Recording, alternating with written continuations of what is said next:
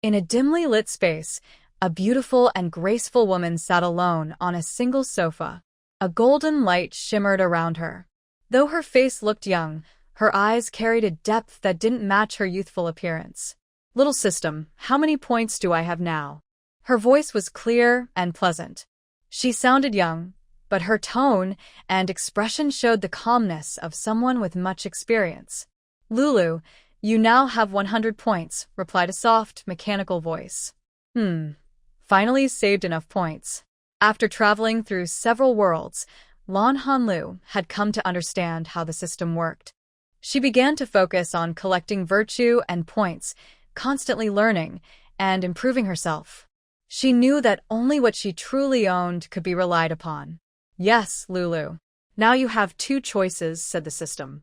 "The first choice is to spend 100 points to return to our main world. With the virtue you've gathered, you can choose a good identity. Your personal space will follow you, but only 10% of the items you collected will remain." Even 10% was a fortune. After all, Lan Hanlu had lived through more than 10 worlds. Though she hadn't gathered much in the first few, she had become very wealthy in the later ones. Even 1% of her possessions would make her one of the richest people in any world. And the second choice?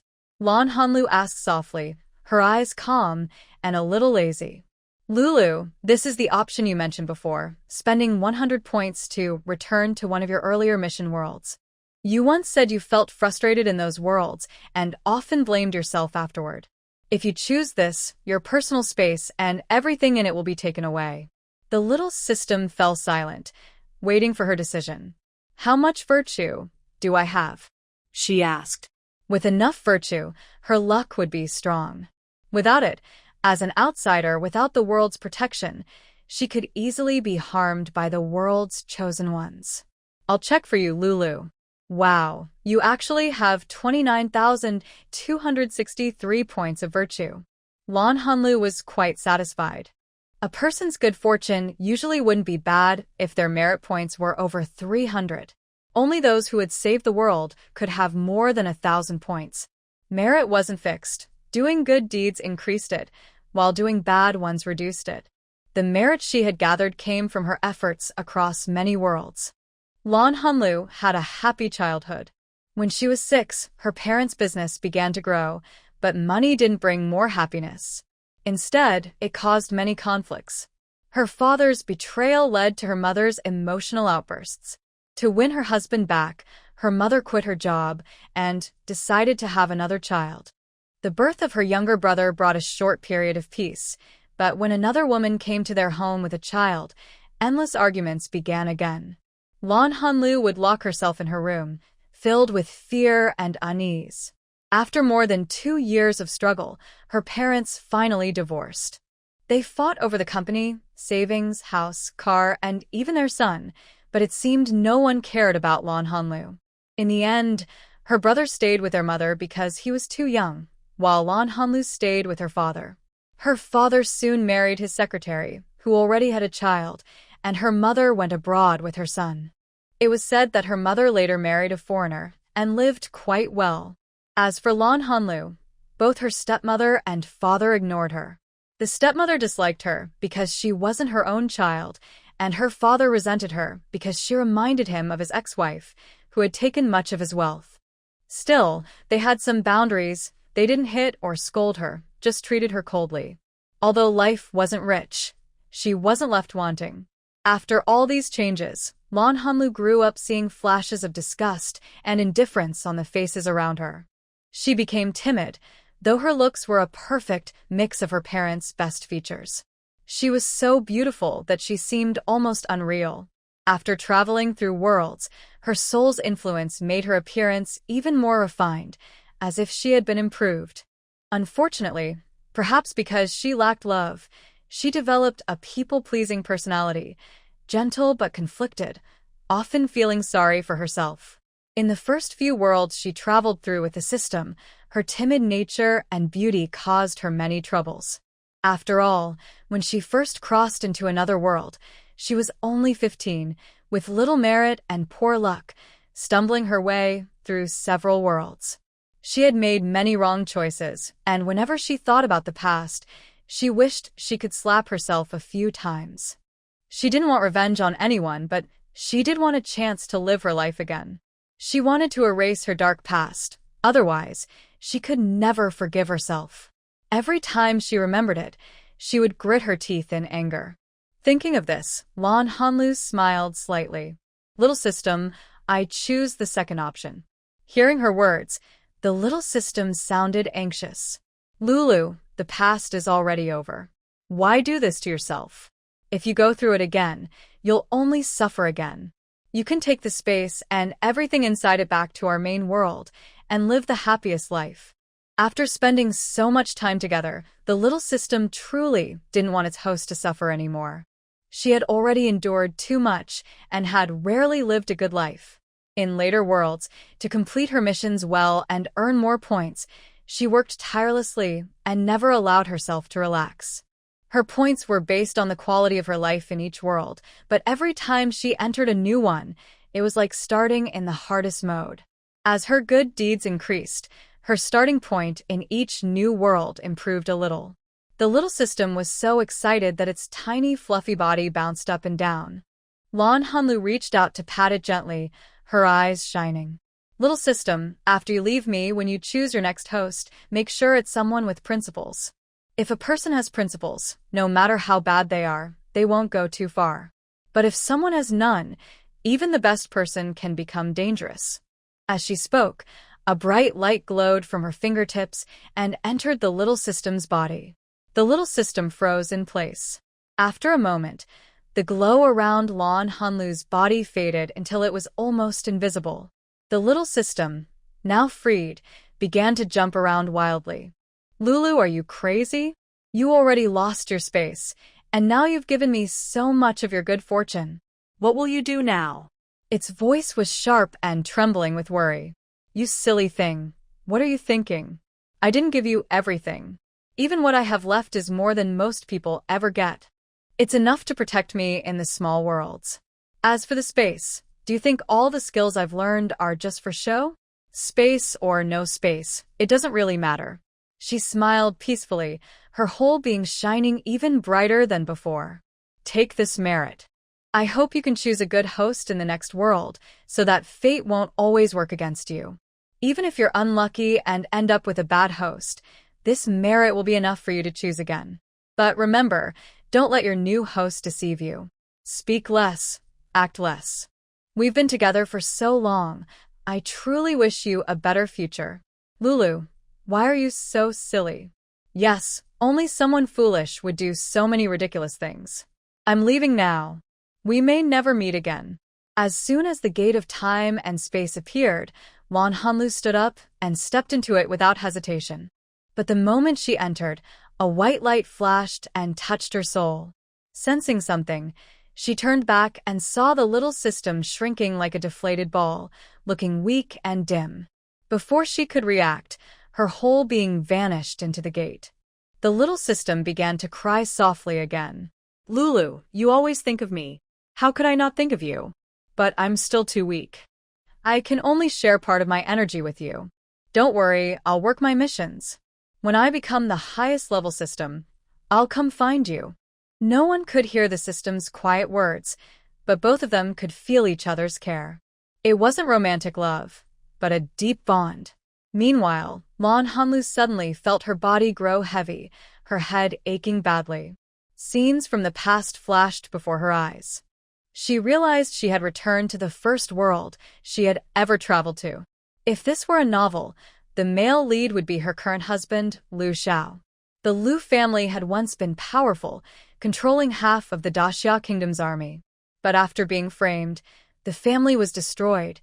Many died, and Liu Xiao, the youngest, was taken away by a loyal servant to live in a mountain village. Lan Hanlu was the daughter of a scholar. Her parents had died in a landslide, leaving her alone. Her family had no strong roots in the village, but because her father was a scholar, people believed they had hidden wealth. Now that her family was gone, many began to covet what they thought she had.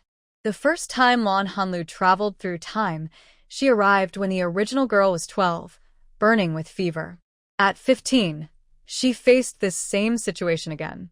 The real Lan Hanlu had been young and frightened, and in her fear, she turned her attention to Lu Xiao, the person who had the most contact with her family. Thinking back now, Lan Hanlu realized that she had truly liked Lu Xiao at that time. She was the one who suggested marriage, and after thinking for a moment, Lu Xiao agreed. He promised to treat her well in the future. After all, Lan Hanlu had always been attractive, and after 3 years of peaceful living, she had become even more beautiful. Now she felt that she had been too influenced by romantic stories. Lu Xiao's affection was shaped by the times. He was never going to be completely devoted to one person. After they married, no one dared to approach her again. Although Lu Xiao was just a hunter without much background, his martial skills were impressive. What Lan Hanlu didn't know was that Lu Xiao had always kept someone else in his heart, Qiao Chuxue, the daughter of the prime minister. They had grown up together, and if not for what had happened, they might have been a perfect match. Lan Hanlu's rebirth happened because of this very woman.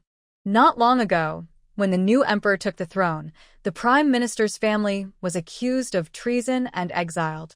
When they passed by the village, Lu Xiao saw them. The two might never have met again otherwise, but fate brought them together in this way. Unexpectedly, he gave all his savings to Qiao Chuxue. Among those things was a gold bracelet he had just bought for Lan Hanlu the day before. Naturally, she refused to accept it and argued with him, but he stayed silent. The only thing he said was, "I'll buy you another one later." How could that be the same? Lan Hanlu cried so hard that she nearly fainted, and that was when her new life began. Enduring the pain in her chest and the pounding in her head, she recalled what was about to happen. In 2 years, the Great Xia Kingdom would suffer a terrible drought, followed by an invasion from the northern tribes. Countless soldiers would die, and Lu Xiao would be called to lead the army. Whether it was his family's strength or his own determination, he would turn the tide and become a celebrated general within a few years. By then, Hanlu had given birth to a son. But when Lu Xiao returned to the capital to report his success, he brought another woman with him, Qiao Chuxue. From then on, Lan Hanlu's life was filled with endless household conflicts. She passed away in her 20s, worn down by anger and sorrow. Even her son, Lu Mingxiu, whom she had raised with love, eventually sided with Qiao Chuxue. He often told her she was too emotional and troublesome, saying that every man had more than one wife, and that Aunt Qiao was gentle and never caused trouble, so she should learn to be the same. When she first came here, she was only 15, raised with a modern education. She couldn't understand the way Lu Mingxiu and Lu Xiao thought. But in this life, she had lived in frustration and had become the kind of person she never wanted to be, very much like her mother from her past life. Lan Hanlu looked at her hands. She had just married Lu Xiao. After more than 2 years of managing the household, being cared for by the scholar and his wife, and 3 years of soul growth, she had changed a lot. She wanted to take out a mirror from her space to see what she looked like now. It had been so long that she had almost forgotten, though she remembered she was beautiful. But when she opened her hand, she realized her space and everything in it were gone. Yet, in that instant, something like a display cabinet appeared in her mind. Although she rarely used her space later on, she recognized it immediately. It was the small system's original storage space, like an inventory in a game. There were 30 slots, each able to hold up to 99 items. From her experience with the system across different worlds, she knew there was a small trick. As long as the containers were of the same size and material, each could also hold 99 items. Even though it was empty now, she still felt content. The small system giving her this much was already a great effort. Thinking of it warmed her heart. She was no longer the girl who longed for love.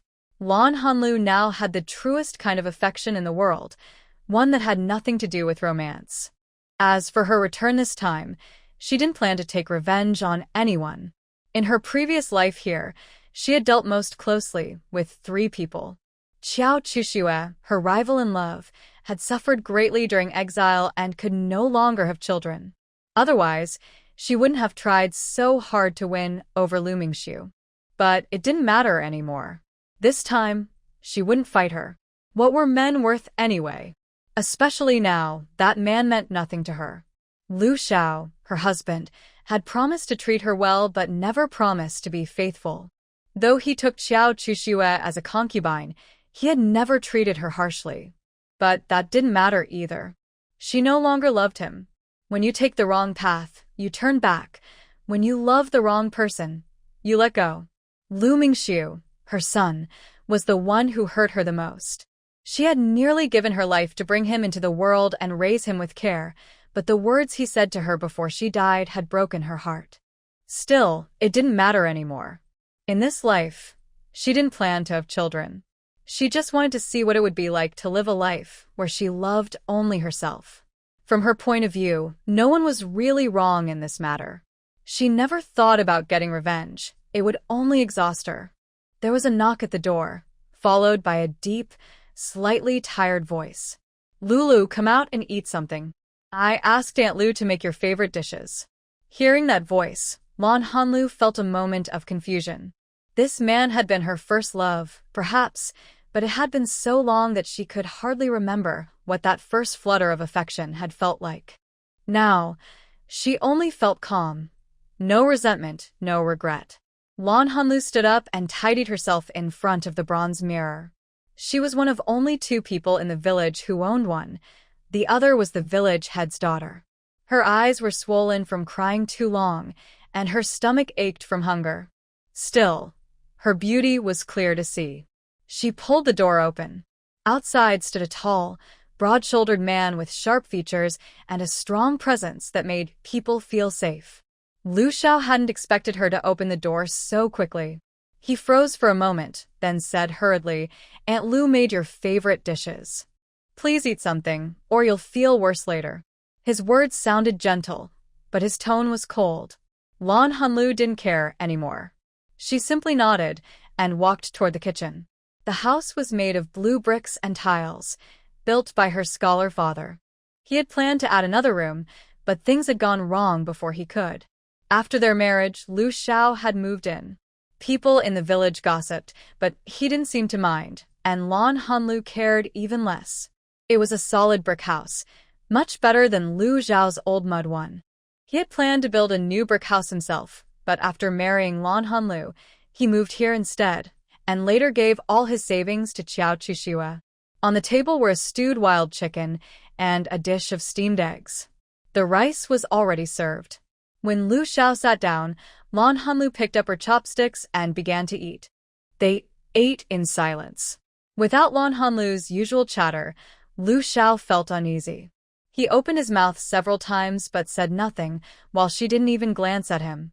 Finally, as Lan Hanlu set down her bowl and chopsticks and prepared to return to her room, he spoke. "Lulu, I'm sorry. I shouldn't have taken that money without asking you. I'll buy you another gold bracelet." Since he brought it up, Lan Hanlu sat down again, wanting to make things clear. "Brother Lu, since you mentioned this, I'll say it too. Before, I was overthinking things. You are the head of the family, and everything we have was earned by you. Of course, you have the right to decide what to do with it. It was my fault for losing my temper before. From now on, I'll do my best to fulfill my duties as a wife." Yes, only her duties. As for what those duties meant, after all, they were from different worlds, with different values and morals. Some differences could be forgiven. What Lan Hanlu didn't say was that she had already let go of her unrealistic hopes. If it weren't so hard for a woman to live alone in this world, especially when the government didn't even allow single women to register households, she might have chosen to live independently. Rather than marrying someone else, it was better to stay with Lu Xiao. But from now on, they would live respectfully, like polite acquaintances. She would treat him as her superior. Hearing her words, Lu Xiao frowned. You. He felt something was off, but couldn't describe it. "Those things I gave to Xiao Chuxue were because of our childhood friendship. I know you felt uncomfortable about it, and I didn't think it through. From now on, I'll discuss things with you first. Don't say such distant words again."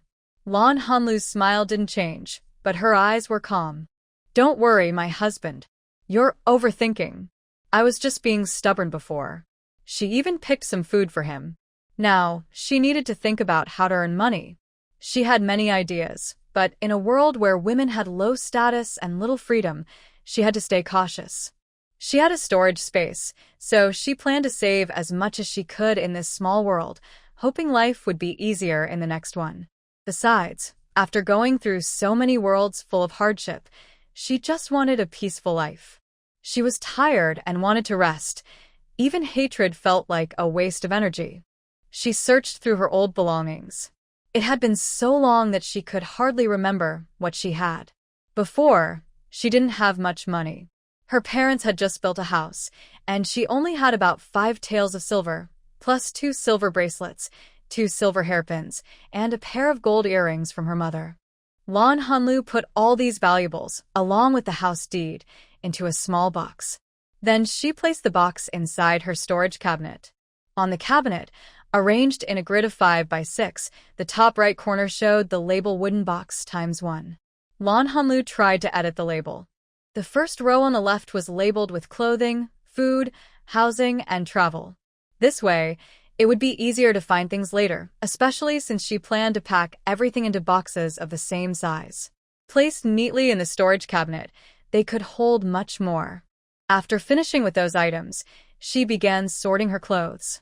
She had both winter and summer outfits, all in good condition, not even one with a patch. Just then, Lu Xiao came in and saw her organizing her things. After thinking for a moment, he said, "Lulu, I'm going hunting in the mountains tomorrow. I might not be back early." Lan Hanlu responded casually with a simple "oh" and didn't say anything more. Lu Xiao grabbed her arm and turned her around. Before he could speak, Lan Hanlu quickly pulled her arm free. "What are you doing? You hurt me, you know?" Lu Xiao froze for a moment, his eyes showing a bit of panic. "I'm sorry, I didn't mean to. I just didn't control my strength." "All right, what's the use of apologizing? Does that make it hurt less? Just say what you came to say." Lan Hanlu sau đờ im Pha tin. She had just accepted her role as a worker here, and already she was feeling frustrated. Lu Xiao was confused by her attitude. After all, Lan Hanlu used to like him, and she had never spoken to him this way before. When he saw the calm look in her eyes, he felt uneasy and blurted out, "Lulu, please don't be upset. If there's something you don't like, just tell me and I'll change." Seeing him like that, Lan Hanlu suddenly smiled. Her bright, gentle smile made it hard to look away. Her clear, soft voice followed. "It's fine. You just used too much strength. Try not to touch me in the future. I bruise easily, and it really hurts." Right now, her most important goal was to save money. In 2 years, when he went off to lead troops in battle, that would be the best time for her to stock up on supplies. Turning away, she noticed the embroidery hoop her mother had left behind. Lan Hanlu decided to earn her first bit of money through embroidery. After traveling through several worlds and learning from many hardships, she knew she had to improve herself. She had learned many skills along the way. After all, if she didn't grow wiser or learn new skills after traveling through so many worlds, how could she ever earn more points? Her mother had taught her some embroidery before she passed away, but the lessons had been short, and her skills were still rough. Now things were different. Having realized how important knowledge was, she had worked hard to master it. At the same time, she began practicing the old meditation technique again. It was slow to improve, but it helped to strengthen her spirit. Lan Hanlu also tried to practice some techniques, but her body was weak, so the results were poor. She picked up the half-finished embroidery hoop and began stitching slowly. After 2 or 3 days, she finally regained her skill, moving from clumsy to skillful. During these days, Lu Xiao went hunting early every morning and worked in the fields in the afternoon. Lan Hanlu's father had left her 4 acres of land, which Lu Xiao now managed. Today, Lu Xiao caught a deer, a valuable prize. He carried home with a happy smile.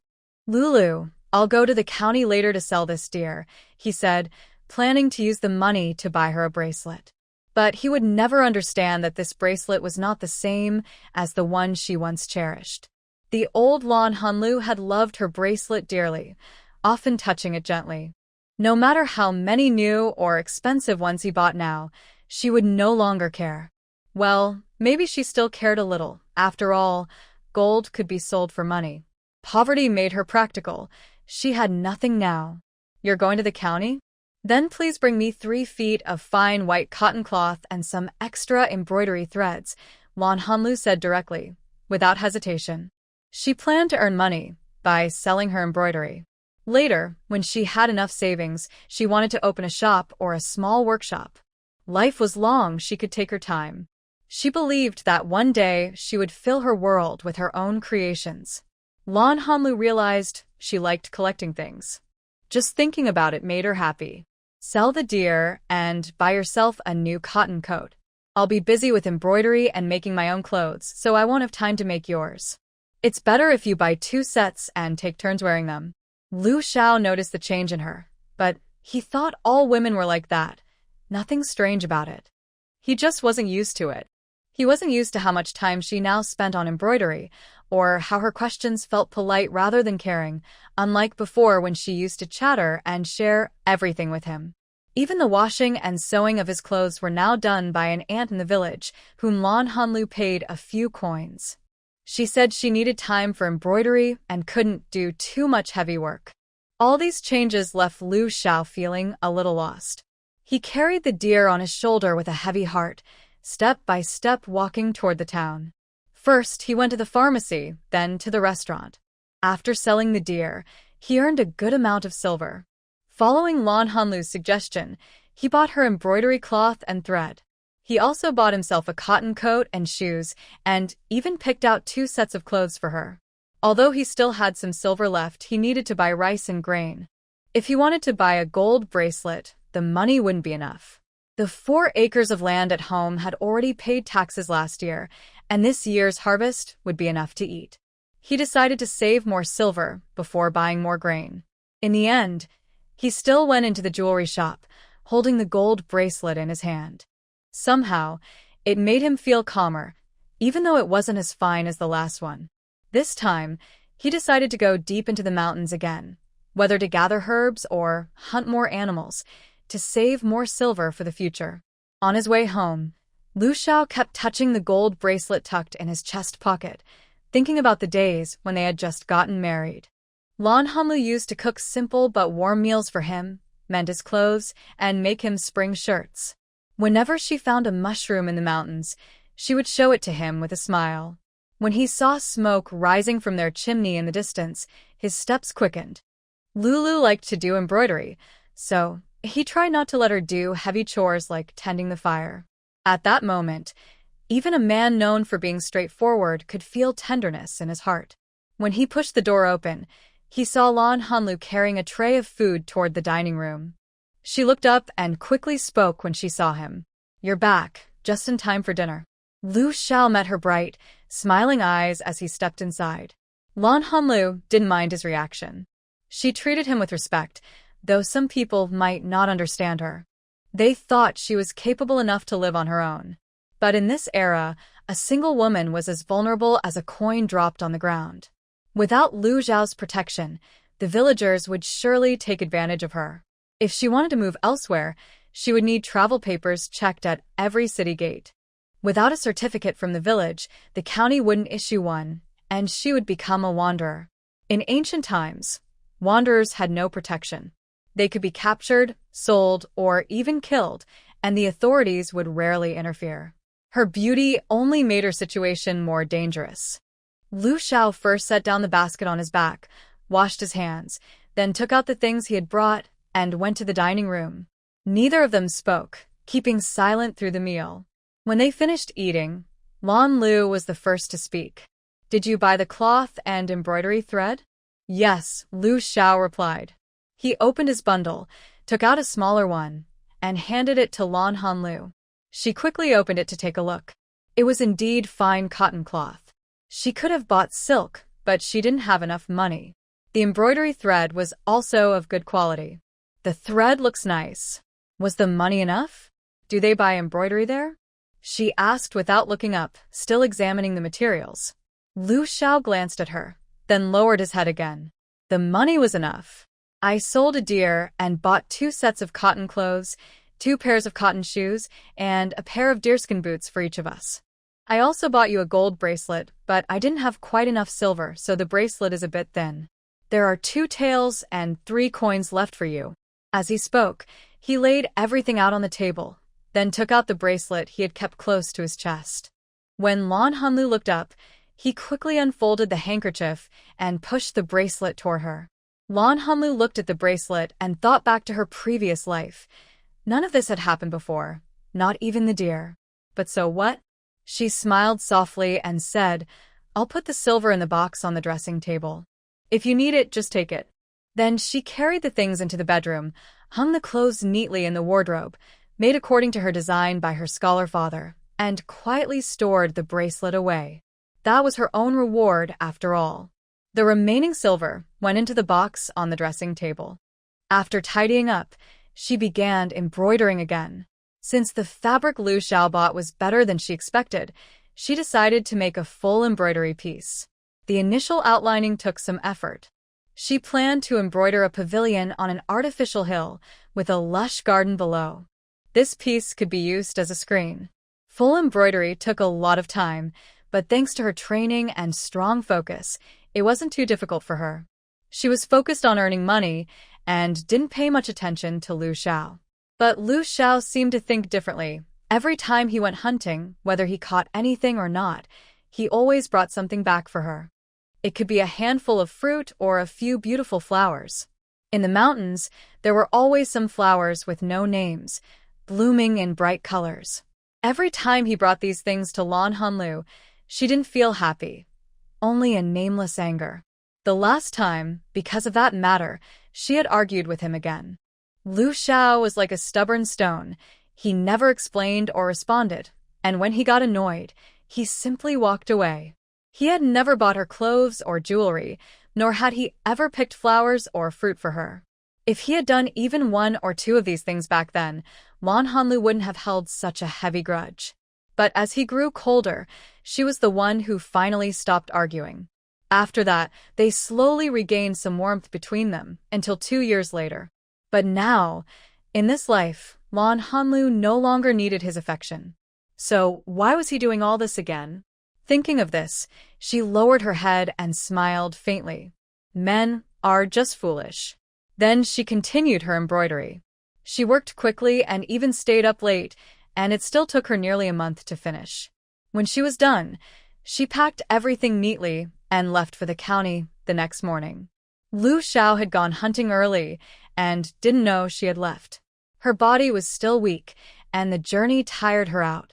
The people who had started the trip to the county with her had already arrived long before, while she walked slower and slower. But at least she made it there in the end. She went straight to the embroidery shop. Although it was called an embroidery house, it was quite large. One side sold fabric, the other sold and bought embroidery pieces. A woman in her 30s greeted her. "Sister, are you here to take embroidery work?" It wasn't strange for her to ask. Lan Hanlu's clothes were quite simple. Although she wasn't afraid of trouble, she preferred to avoid it when possible. Lan Hanlu brushed her hair aside and smiled shyly. "Sister, I'm here to take embroidery work and also to sell some." She carefully took out her finished piece from her basket and unfolded it. The woman quickly leaned closer to take a good look, studying it for a long time. "The stitching is excellent, and the colors are bold and bright. It's truly a fine piece. It's just a pity that the fabric and thread aren't of the best quality. Otherwise, the price could be at least 10 or 20% higher." She clapped her hands regretfully. "It's an honor to receive your praise, sister.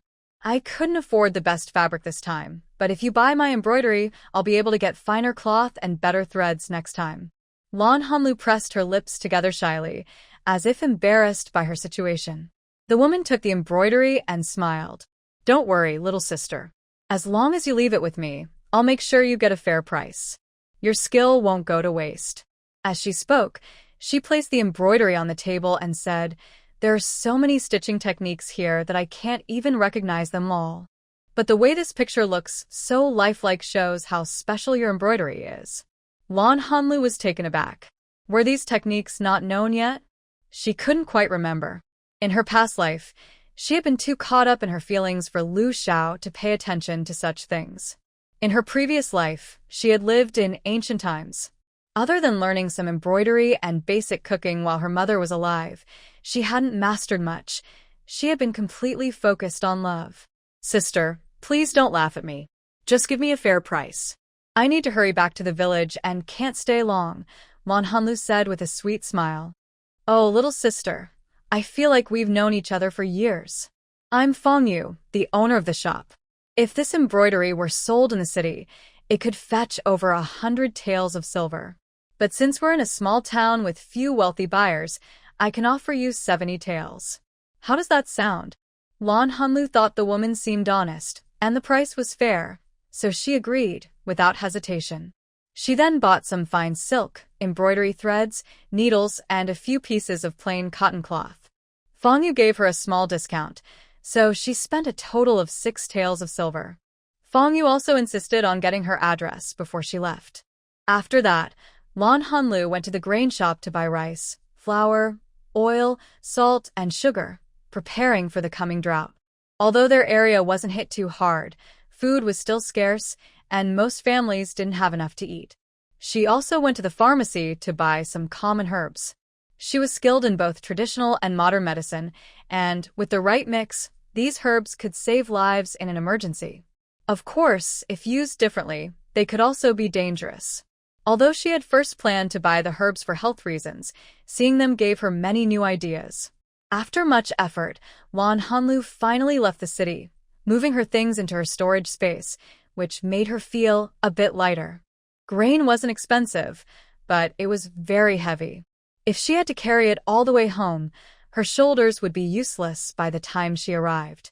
She hadn't gone far when she saw someone hurrying toward her. It was Lu Xiao. Quickly, she used her mind to take some daily necessities out of her storage space, including embroidery cloth and thread. The added weight made her shoulders sink, but before she could react, Lu Xiao had already taken the basket off her back. Feeling the weight in his hands, Lu Xiao frowned. "Next time, let me buy things for you. How could you carry something this heavy?" "All right," she nodded honestly. "I didn't think such a small amount would be this heavy." Lu Xiao carried the things and walked home with her. Once they arrived, Lan Hanlu washed her hands and started cooking. In her previous life, she hadn't been very good at cooking, but later she learned for the sake of winning favor. Now, thinking back, it all seemed ridiculous. In this world, she had learned a skill, but only to please someone. In her first 2 worlds, her little system hadn't activated yet, so she didn't even know she would keep traveling between worlds.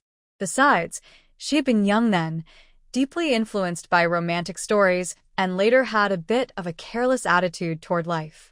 They walked and rested along the way home, mostly because Lan Hanlu's stamina was poor.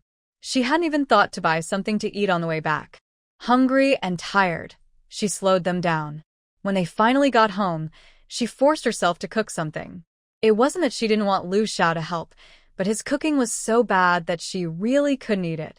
The next morning, her muscles were sore. Her energy practice still wasn't smooth, but it helped a little, easing the pain. After getting up, she made breakfast. Just as it was ready, Lu Xiao came back. He must have gone to the fields early in the morning. Sitting down to eat, he said, "There are mushrooms growing on the mountain now. Do you want to come with me to pick some?" In the past, Lan Hanlu had loved going up the mountain with him to pick mushrooms and wild fruits. But now, she shook her head. "My body's too sore. I'll go tomorrow with sister-in-law Zhao and the others." Sister-in-law Zhao was Aunt Zhao's daughter-in-law. The women here all used their husband's family name. Except for those her own age, whom she called by their childhood names, she didn't really know what the older women were actually called. Everyone was called by their family name and generation title. People of the same generation would say someone was from a certain family, and everyone understood who they meant. Lu Xiao nodded at her words without saying anything. After finishing his meal, he carried his bow, arrows, and water pouch, tucked a fire starter into his pocket, and went straight up the mountain. Lan Hanlu cleaned up, then took a nap. Feeling better in the afternoon, she brought out the new embroidery cloth she had bought. The fine silk shimmered softly in the light.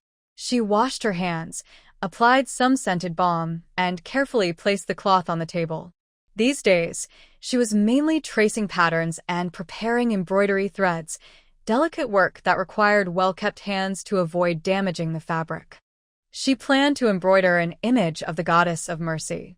Most people in the area were Buddhist, so such embroidery, especially of the goddess of mercy or the child-giving goddess, always sold well. For the past few days, Lan Hanlu had been preparing the cloth. The animals Lu Xiao brought back were all small, wild chickens, rabbits, and bamboo rats. The live ones were kept for now until there were enough to sell together. Otherwise, it wasn't worth the trip. After all, these small animals didn't fetch much money. The ones that had died, Lan Hanlu either cooked or dried for storage. She had even traded a dead wild duck for some eggs earlier. As for other things, she had Lu Xiao clean the rabbit skins and store them for later use. Whatever Lu Xiao brought back, Lan Hanlu decided how to handle it, and he never objected. One day, he returned with 5 stunned rabbits and 3 wild chickens. When Lan Hanlu stepped forward to help, Lu Xiao quickly moved back to avoid her. "Don't touch them, they're too dirty. We've gathered quite a bit already." On my way down the mountain, I met the village head's youngest son. I gave him a chicken and borrowed their donkey cart. "I'll take everything to the county to trade. If you need anything, tell me now." Hearing that, Lan Hanlu hurried inside and came back with a burlap bag. "These 3 chickens just died. Take them too. If possible, buy some vegetable oil, pork, and some meat." After thinking for a moment, she added, "I'd better write you a list. I want to make some braised meat, and I don't want you to forget anything. It won't taste right otherwise." While handling the animals, Lu Xiao said, "All right, write it down. I'll buy whatever I can find." Lan Hanlu quickly went inside, used a charcoal pencil, and wrote a note for him, handing it over carefully. She reminded him again, a little worried, "Some of the things here can't be found in the grocery store. You'll have to ask at the pharmacy." She was talking about some seasonings. Nowadays, there were many kinds of spices, and people here often treated them as herbs or fragrant materials. Just then, a voice called from outside, "Brother Lu, are you ready?" It was a young boy's voice, rough from his changing tone, but full of energy. "All set. Come and help me carry this," Lu Xiao said directly. The boy didn't mind and ran in quickly. The newcomer was thin and dark-skinned, about 13 or 14 years old. He was the village head's youngest child, named Li Dong. Though his name sounded ordinary, few children in the village had such proper names. Here, girls were usually called things like Big Ya, Second Ya, or Near, while boys were called names like Big Mao, Second Mao, or Godan. Hardly anyone had a formal name. Li Dong's proper name made others a little envious. It was because the village head had studied in a private school for 2 years when he was young, so he gave his children proper names. "Dongzi, sorry to trouble you again. Are you going with Lu Xiao?" Lan Hanlu asked. She had a good impression of the village head's family. After all, when the scholar and his wife passed away, it was the village head who helped arrange the burial. Dongzi scratched his head and grinned. "Sister-in-law, no need to be polite. My brother even gave me a wild chicken. I'm going with Brother Lu today. I've already learned how to drive the cart." He puffed out his chest proudly. There were only 2 donkey carts in the village, and he was the only one his age who could drive one. He was quite proud of that. In the whole village, the people he admired most were his father and Brother Lu. Not even his own older brother could compare. The 2 of them loaded the goods onto the donkey cart. Lan Hanlu reminded them, "It's still early. Drive slowly. It's fine if you don't buy everything, just don't rush on the way back." Lu Xiao felt a warm feeling in his heart when he heard her words. Before leaving, he turned the cart around and said, "When we get to town, the boy and I will eat something first. You eat at home, don't wait for me." Watching the cart sway away, Lan Hanlu closed the door, washed her hands again, and sat down at her embroidery frame, ready to start working. But just as she began, someone knocked on the door again. She quickly put down her thread and stood up, asking as she walked, "Who is it?" "Lulu, it's me," came a bright, cheerful voice from outside. Lan Hanlu immediately recognized the voice as sister-in-law Zhao's. She quickly walked to the door and pulled back the latch. Outside stood sister-in-law Zhao, dressed in a patched blue cotton outfit that was clean and neatly washed. She was thin, her skin slightly dark and reddish, and her cheekbones were high, but she looked energetic. Seeing Lan Hanlu, she spoke right away. "Hanlu, tomorrow my mother-in-law and I are going up the mountain to pick mushrooms. She asked me to see if you'd like to come with us."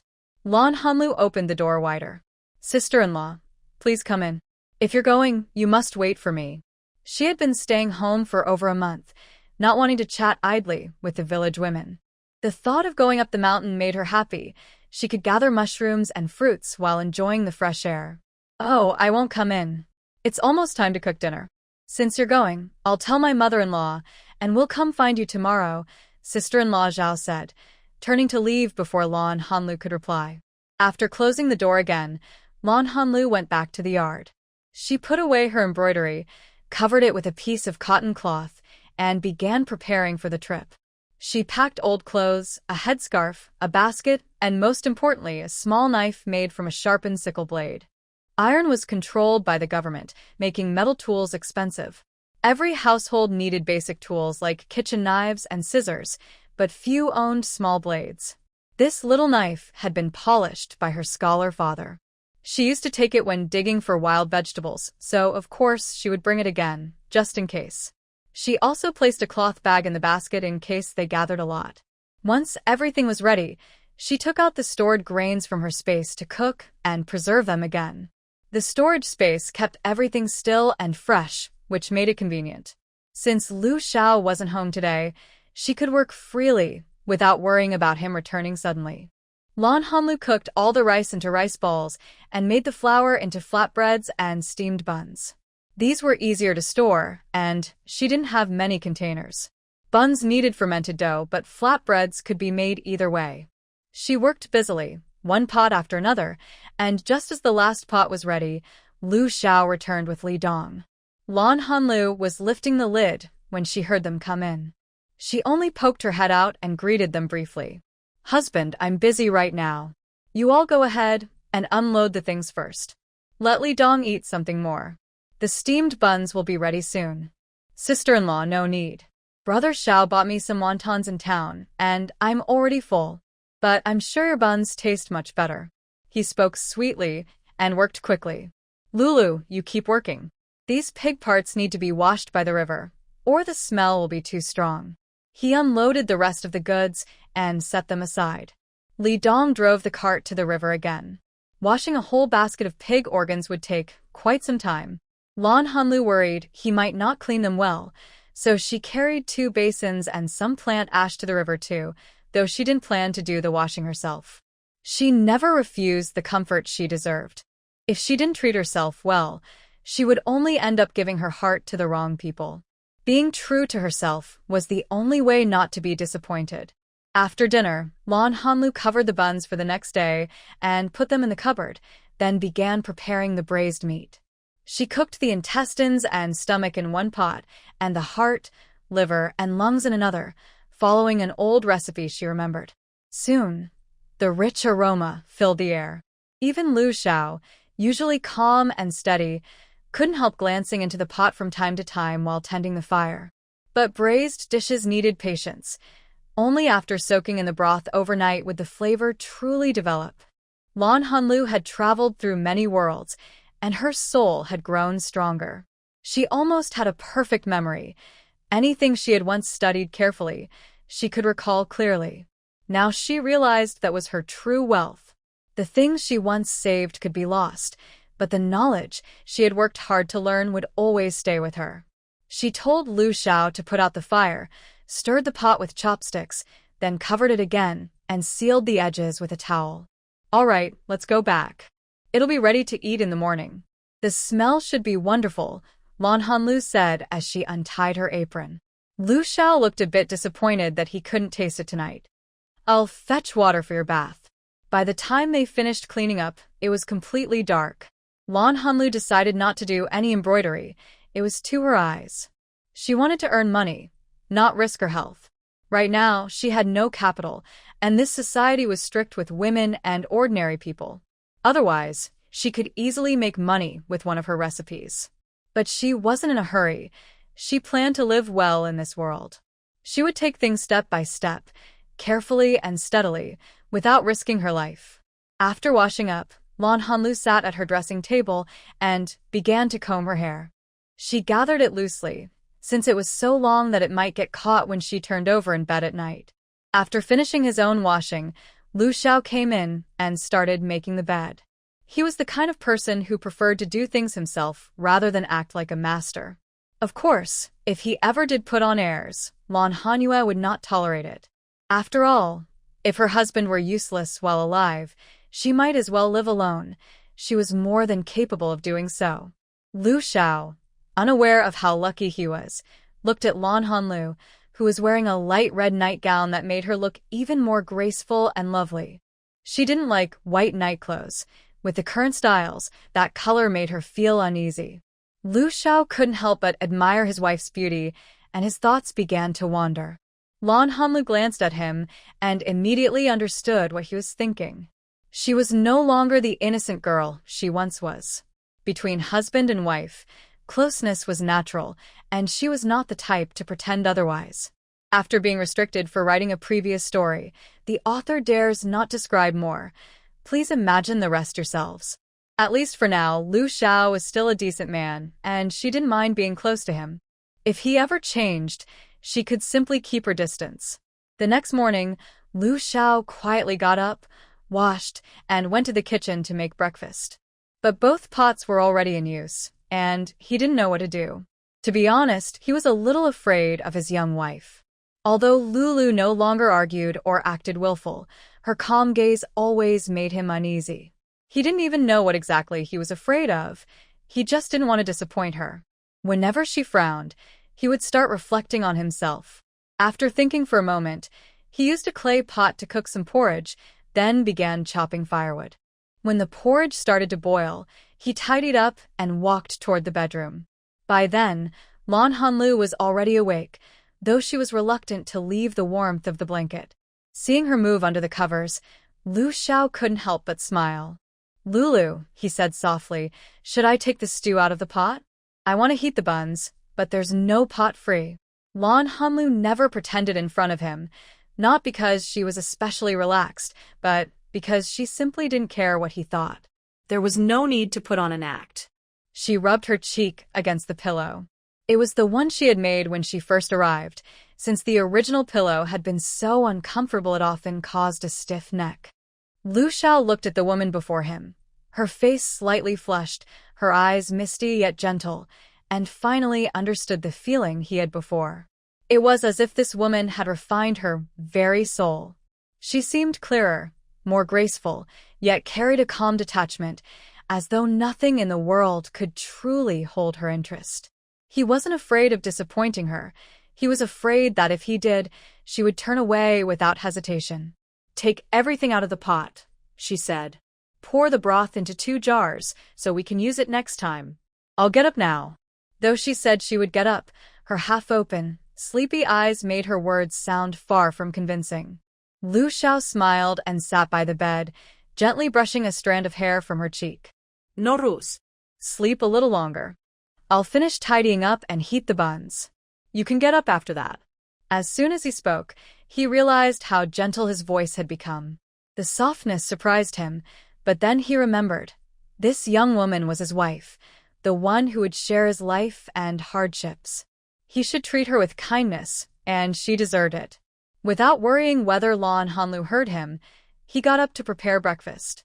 Lan Hanlu was actually awake, just a little lazy after waking up. Once Lu Xiao left, she became fully alert. She sat up slowly and began to practice her breathing technique. Progress was slow, and though it didn't do much to ease her tiredness, it was still better than nothing. Then she got out of bed, dressed, and washed up. She planned to pick mushrooms today, so her clothes were simple, but her long hair still took time to manage. Without a maid, everything felt troublesome. Looking at her reflection in the mirror, she thought that without Lu Xiao, life would be much harder. Lu Xiao brought out the steamed buns, poured the porridge, and even sliced some braised meat. When Lan Hanlu came out, and saw the food on the table, her mood instantly brightened. "You got up so early. How is it? Did you try the braised meat? Is it good?" Seeing her cheerful, Lu Xiao felt happy too. "I tried it. It's delicious, very fragrant, and there's no strange taste at all. People today don't avoid eating animal organs. They just don't know how to make them taste good. But there's no reason to throw them away. They're still good meat. Later, take some to village Chief Zhao's house. When Zhao's wife and I come back from picking mushrooms, we'll bring some to them too," Lan Hanlu said as she tasted the braised pork liver she had made. It was quite good, just a bit salty. But in this weather, a little salt helps it keep longer. "All right, what should I bring?" "I'll slice it up, and you can just take it over," said Lu Xiao. She wasn't great at cooking, but she was good at chopping vegetables and keeping the fire going. It was mushroom season, and the mountains were full of them. Lan Hanlu quickly filled her basket, but she didn't stop there. She picked the best ones and quietly stored them in her special space. By the time she headed home, 3 sections of her space were almost full. She walked back with Aunt Lu and sister-in-law Lu. Aunt Lu had a basket and a back basket full. "Lulu, are you coming again this afternoon? While there are still plenty of mushrooms, we should dry some for winter." Lan Hanlu shook her head. She came out to relax, not to gather too much. If she really wanted more, she could just buy them. Her embroidery work earned her plenty. "Auntie, I won't come this afternoon. I have an embroidery order to finish, and I promise to deliver it on time." That's right. Mushrooms don't sell for much, just a few coins for a big basket. But embroidery is important. You'd better not go up the mountain too often. Rough hands would ruin your work. Aunt Zhao often went to the town's general store to sell eggs and baskets, so she knew how important it was to keep one's hands smooth for embroidery. "If you want mushrooms, just tell me. My daughter-in-law, and I can bring you some when we pick them." She wasn't just being kind. She admired Lan Hanyue's embroidery skills. Her granddaughter was 2 years old now. In a few years, she could start learning to sew. It would be good to build a connection early, so she could ask for help later. She didn't expect the child to become a master, but even earning a little pocket money would make her future family respect her more. "Oh, I couldn't trouble you like that," Lan Hanlu said politely, not realizing what Aunt Zhao was thinking. "Oh, don't be shy. You and your husband can't eat that much anyway. Each time we pick mushrooms, I'll have my daughter-in-law save you a couple of handfuls," Aunt Zhao said warmly.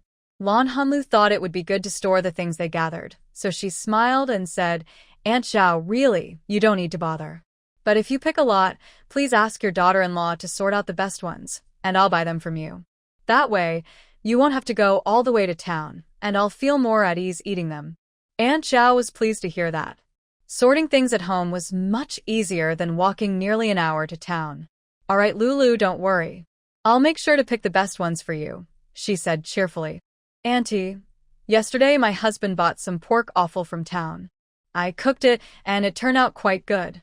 When you pass by my house later, I'll give you some to try." Hearing it was pork offal, Aunt Zhao didn't refuse.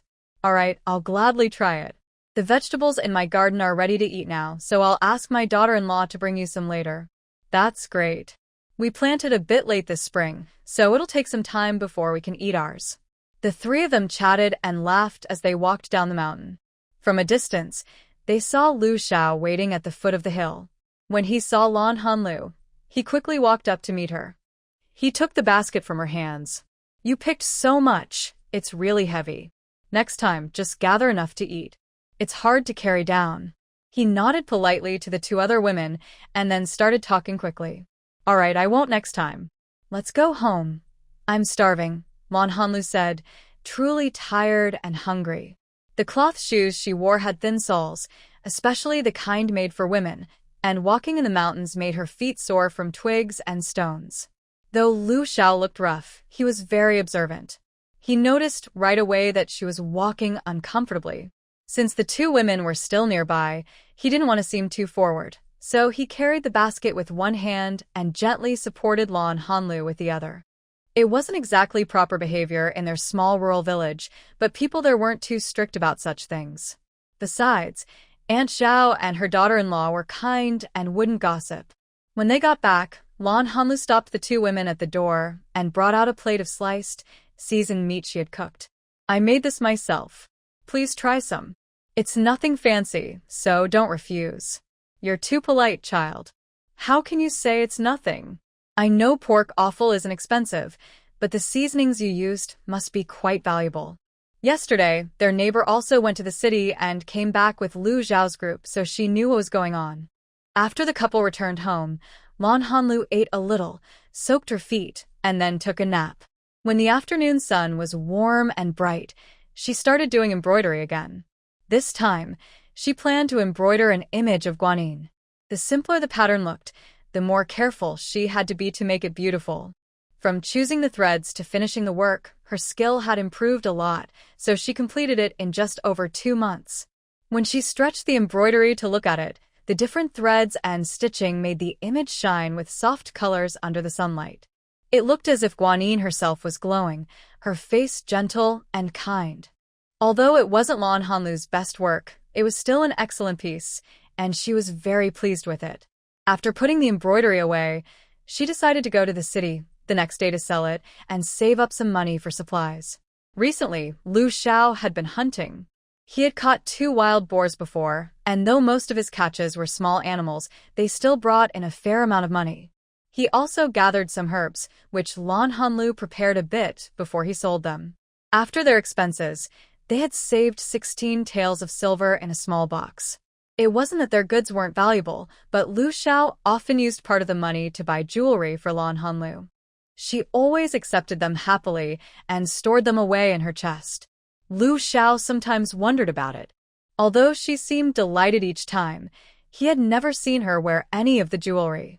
He was curious but didn't dare to ask, afraid she might think he was prying into her things, especially since he had done something similar before.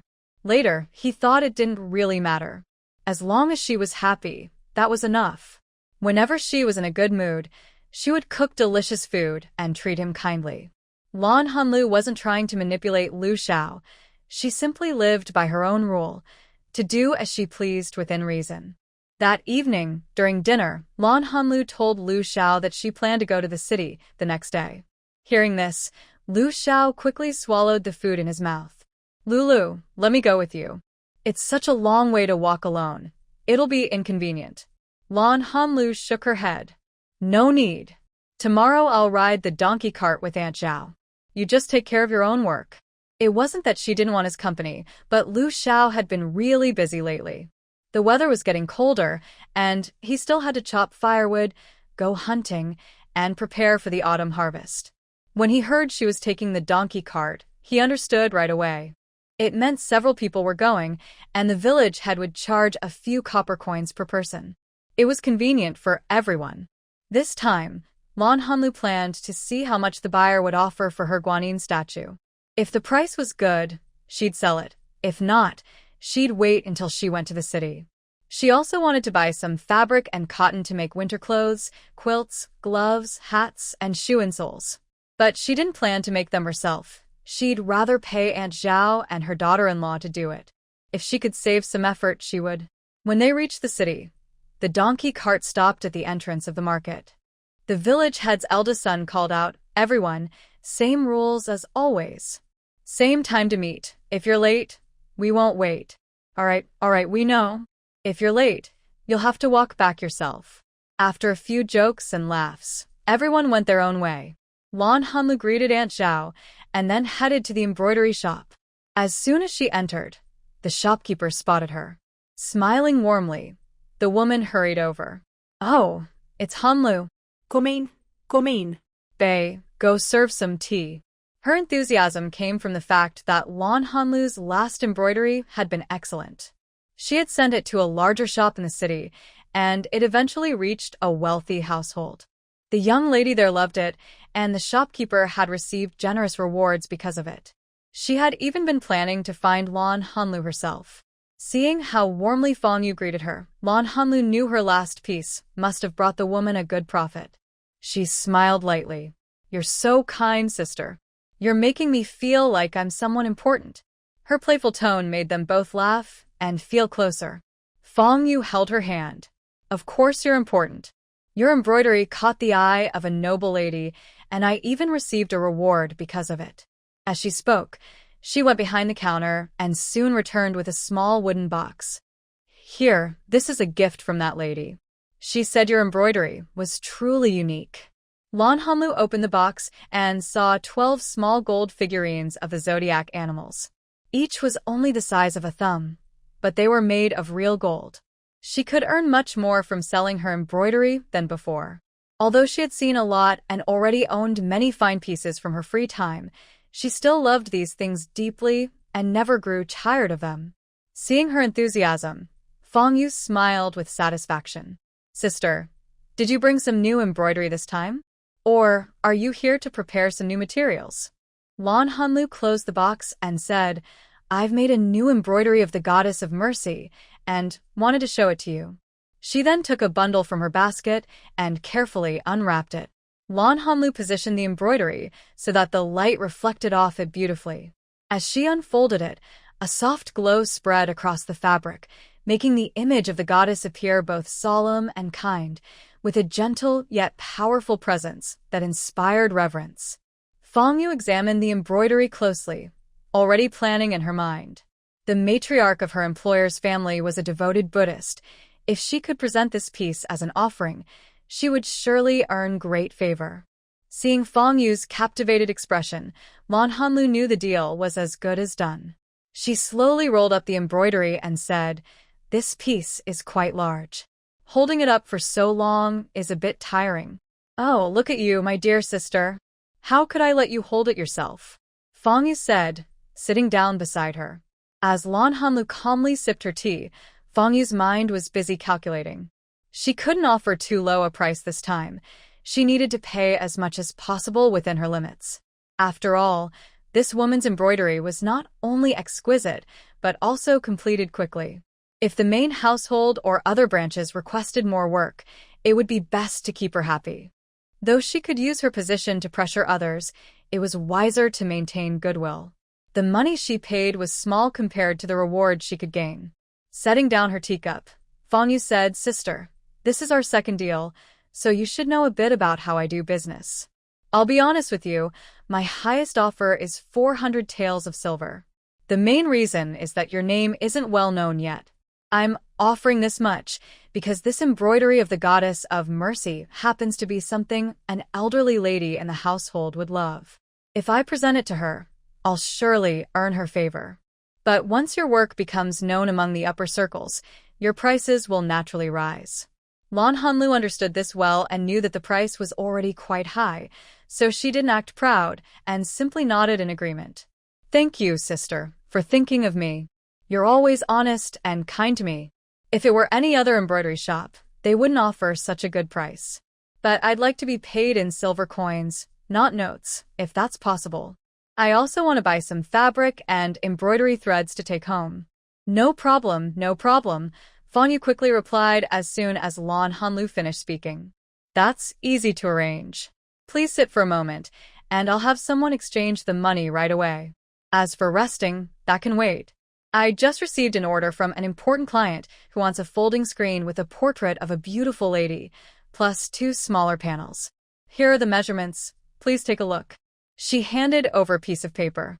Lan Hanlu saw that it was a tall 4-panel screen, and the client specifically wanted a portrait of a lady. That wasn't difficult, but the real challenge was that it had to be double-sided embroidery. Seeing her frown, Fang Yu grew nervous.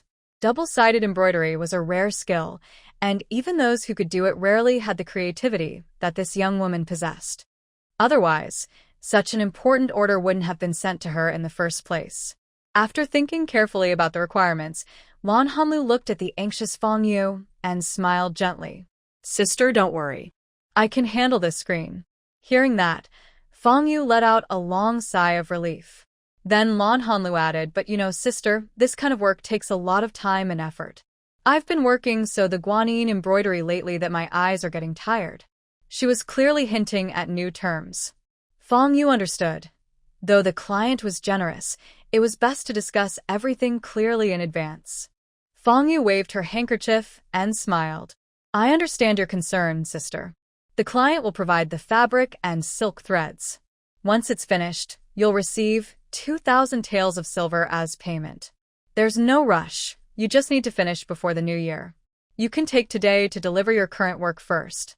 But let me be honest with you, if you do this screen well, the payment will be the least of your rewards. The real benefit will be the gifts and the reputation you'll earn. Once your name spreads, your embroidery will be worth even more. Fong Yu's words were sincere, and Lan Hanlu was very pleased. She quickly stood up and bowed in thanks. Sister Xia has always treated me sincerely. I'll still need your guidance in the future. Even if she might become a general's wife one day, she couldn't act proud now. After all, she still needed others to help her earn money. Polite words had to be said properly. Not only that, she planned to make some small gifts for Fong Yu's child. Fong Yu placed the fine embroidery cloth and silk threads from her employer on the table. Lan Hanlu had seen much of the world and was no longer as naive as in her past life. At a glance, she could tell that the cloth and threads were extremely valuable. It seemed Fong Yu had spoken truthfully, so she would need to be extra careful with this screen embroidery. The lady said the small screen should match the large one, but it doesn't need to be as elaborate, Fong Yu reminded her, worried Lan Hanlu might forget about the smaller screen. Lan Hanlu nodded to show she understood. Then she began choosing fabric, cotton, and some extra embroidery threads. After picking everything, she looked at the large pile beside her and frowned slightly. Don't worry, Fong Yu said quickly, noticing her concern. Didn't you say you came by the village donkey cart? I'll have the servant load these things onto it for you. You're so kind and generous, sister. I've really taken advantage of your help today. Don't worry, I'll finish the embroidery as soon as I return. I won't let you be embarrassed in front of your employer. Fong Yu was pleased with the promise and told the servant to take away the leftover materials to the market. As for the items Lan Hanlu had chosen, she put them into her basket and, after finding a quiet place, stored them in her secret compartment. Next, she went to the carpenter's shop, selected the wood, and ordered 20 large boxes of the same size and material. The old carpenter was thin and had a pipe in his mouth. His voice was rough as he said, "Miss, are these for a dowry? Don't worry, I'll make them exactly as you asked. The quality will be top-notch. These boxes will last you 50 years without breaking." Lan Hanlu had been storing everything she could find, and now only 3 spaces were left in her storage compartment. She wanted to order more boxes, but was afraid it would look suspicious, so she held back. Unexpectedly, the old man had already given her a perfect excuse. "Then I'll trouble you with this, sir. If the quality is good, I'll order more before the new year," Lan Hanlu promised. All right, don't worry. Just come and take a look when the time comes. If there's anything you're not satisfied with, I'll personally fix it for you," said old Mr. Zheng warmly. He wasn't being so enthusiastic because of the money he'd earned from making those boxes, but because he knew that if this family was preparing for a daughter's marriage, they would surely need more furniture later. After leaving the carpenter's shop, Lan Hanlu went to the leather goods store. She wanted to order 2 pairs of deerskin boots, warm, waterproof, and slip-resistant. Unlike cloth shoes, which always had to be dried by the fire after a short walk outside, these would be much more practical.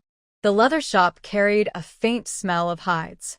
Since it was already autumn, the right side of the shop displayed all kinds of fur products, while the left side had whole pieces of fur stacked neatly on racks. As soon as Lan Hanlu entered, her eyes were drawn to a bright red fox pelt. The fur was in perfect condition, soft and full, its color a vivid red rather than a dull one. Clearly, the shopkeeper had placed it in the most eye-catching spot on purpose. Lan Hanlu sighed quietly. A pelt of that quality was far beyond what she could afford, at least for now. So, under the clerk's guidance, she ordered not only 4 pairs of deerskin boots but also hats, gloves, scarves, and 2 cloaks. She could make these things herself, but they took too much time and effort. So she made sketches and asked the shop to produce them according to her designs. At first, the shop owner was reluctant, but after she offered extra payment, he agreed. However, once he saw her drawings, his eyes lit up. After some discussion, he decided not to charge her for the custom items at all, treating the designs as a kind of design fee. It was quite a sum she would have spent otherwise. She then pulled out a few hat designs and said, "Boss, these can be made for children too, both boys and girls." After all, women around here rarely wore furry hats. At most, they used headbands or earmuffs. After being warmly seen off by the shopkeeper, she went on to other stores to buy and order more supplies. She was preparing ahead because next year was expected to bring drought. In years of famine, refugees would be everywhere and many shops would close. Without proper preparation, not only would prices soar, but some goods might not be available at all. Grain, oil, and salt were essentials. Without enough stored up, she couldn't feel at ease. When Lan Hanlu went to the street corner to find the donkey cart, her storage box was completely full. She had bought so many things that she lost count. Because of the box's special design, each slot could only hold one type of item, and each item had a limit. Carrying the freshly bought pork, she walked to the donkey cart, where two women were already waiting. They placed their baskets beside them, resting one hand on top, while chatting. When they saw Lan Hanlu coming, they quickly greeted her. "Mrs. Liu, how did it go? Did you sell your embroidery?" Yes. "How much did you make?" "You're so skilled, you must have earned quite a few coins." The two women asked one after another.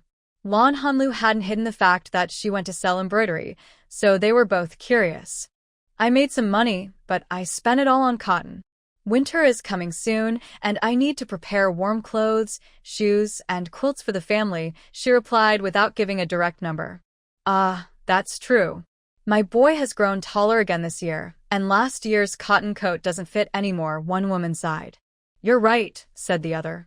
"The old couple in my house still use those stiff quilts. They're as hard as wood. This year, I must add more cotton and have them redone. Otherwise, the two elders will suffer through the cold." She seemed to be calculating whether they had enough money for it. "That's so thoughtful of you. It takes a lot of cotton to redo quilts properly." "You're really generous," the first woman said. The two kept chatting, their conversation drifting from one topic to another. Just then, a shop assistant from the embroidery building came over with the items Lan Hanlu had bought. The pile of goods drew quite a few curious glances. "Madam Lan, here are your things. Please check them," the young man said cheerfully. Lan Hanlu looked them over and found nothing missing. "Thank you, young man. Everything's here. Please also thank your shopkeeper for me." "You're too polite, Madam Lan." "Don't worry, I'll be sure to pass on your message," he replied with a smile before leaving. As soon as the stranger was gone, the waiting women hurried closer. "Mrs. Liu, how much silver did you spend on all these things? These few silver coins are quite valuable. Just look at that fine cotton cloth. Its color is bright, and the texture is very delicate. Hey, you women, why are you crowding forward? If you know these things are precious, don't touch them. Your rough hands might damage the items, and can you afford to replace them?" Aunt Zhao and Sister Zhao protected her belongings and argued with the women and older women who came closer. When the donkey cart returned to the village, everyone else got off at the village entrance and took their things home. But the village chief's eldest son drove the donkey cart and delivered Lan Hanlu and her things to her door. Lu Xiao heard the noise and hurried over to help unload the items.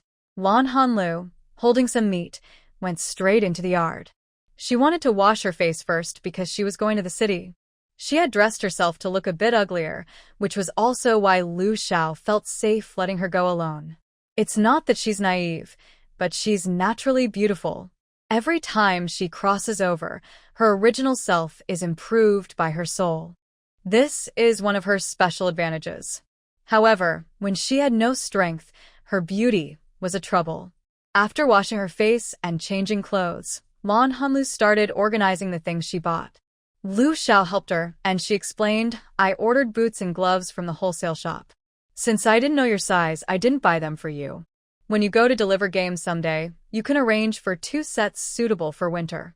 "Oh, those things aren't cheap. If you want to use money, just take it from the box. The money is all there anyway." Lu Xiao paused slightly and nodded. "Okay, I'll remember that. These don't need to be packed anymore. Last time, you only bought some autumn clothes. Later, Sister Zhao will take these back and make some winter clothes for you." Lan Hanlu pointed to the nearby fabrics and cotton. I also ordered a big screen from Shiolo. I want to embroider it before the new year. It'll be busy then, so I won't have time to make these for you. Alright, I'll go cook. What do you want to eat? Lan Hanlu said as she brushed off the dust from her skirt.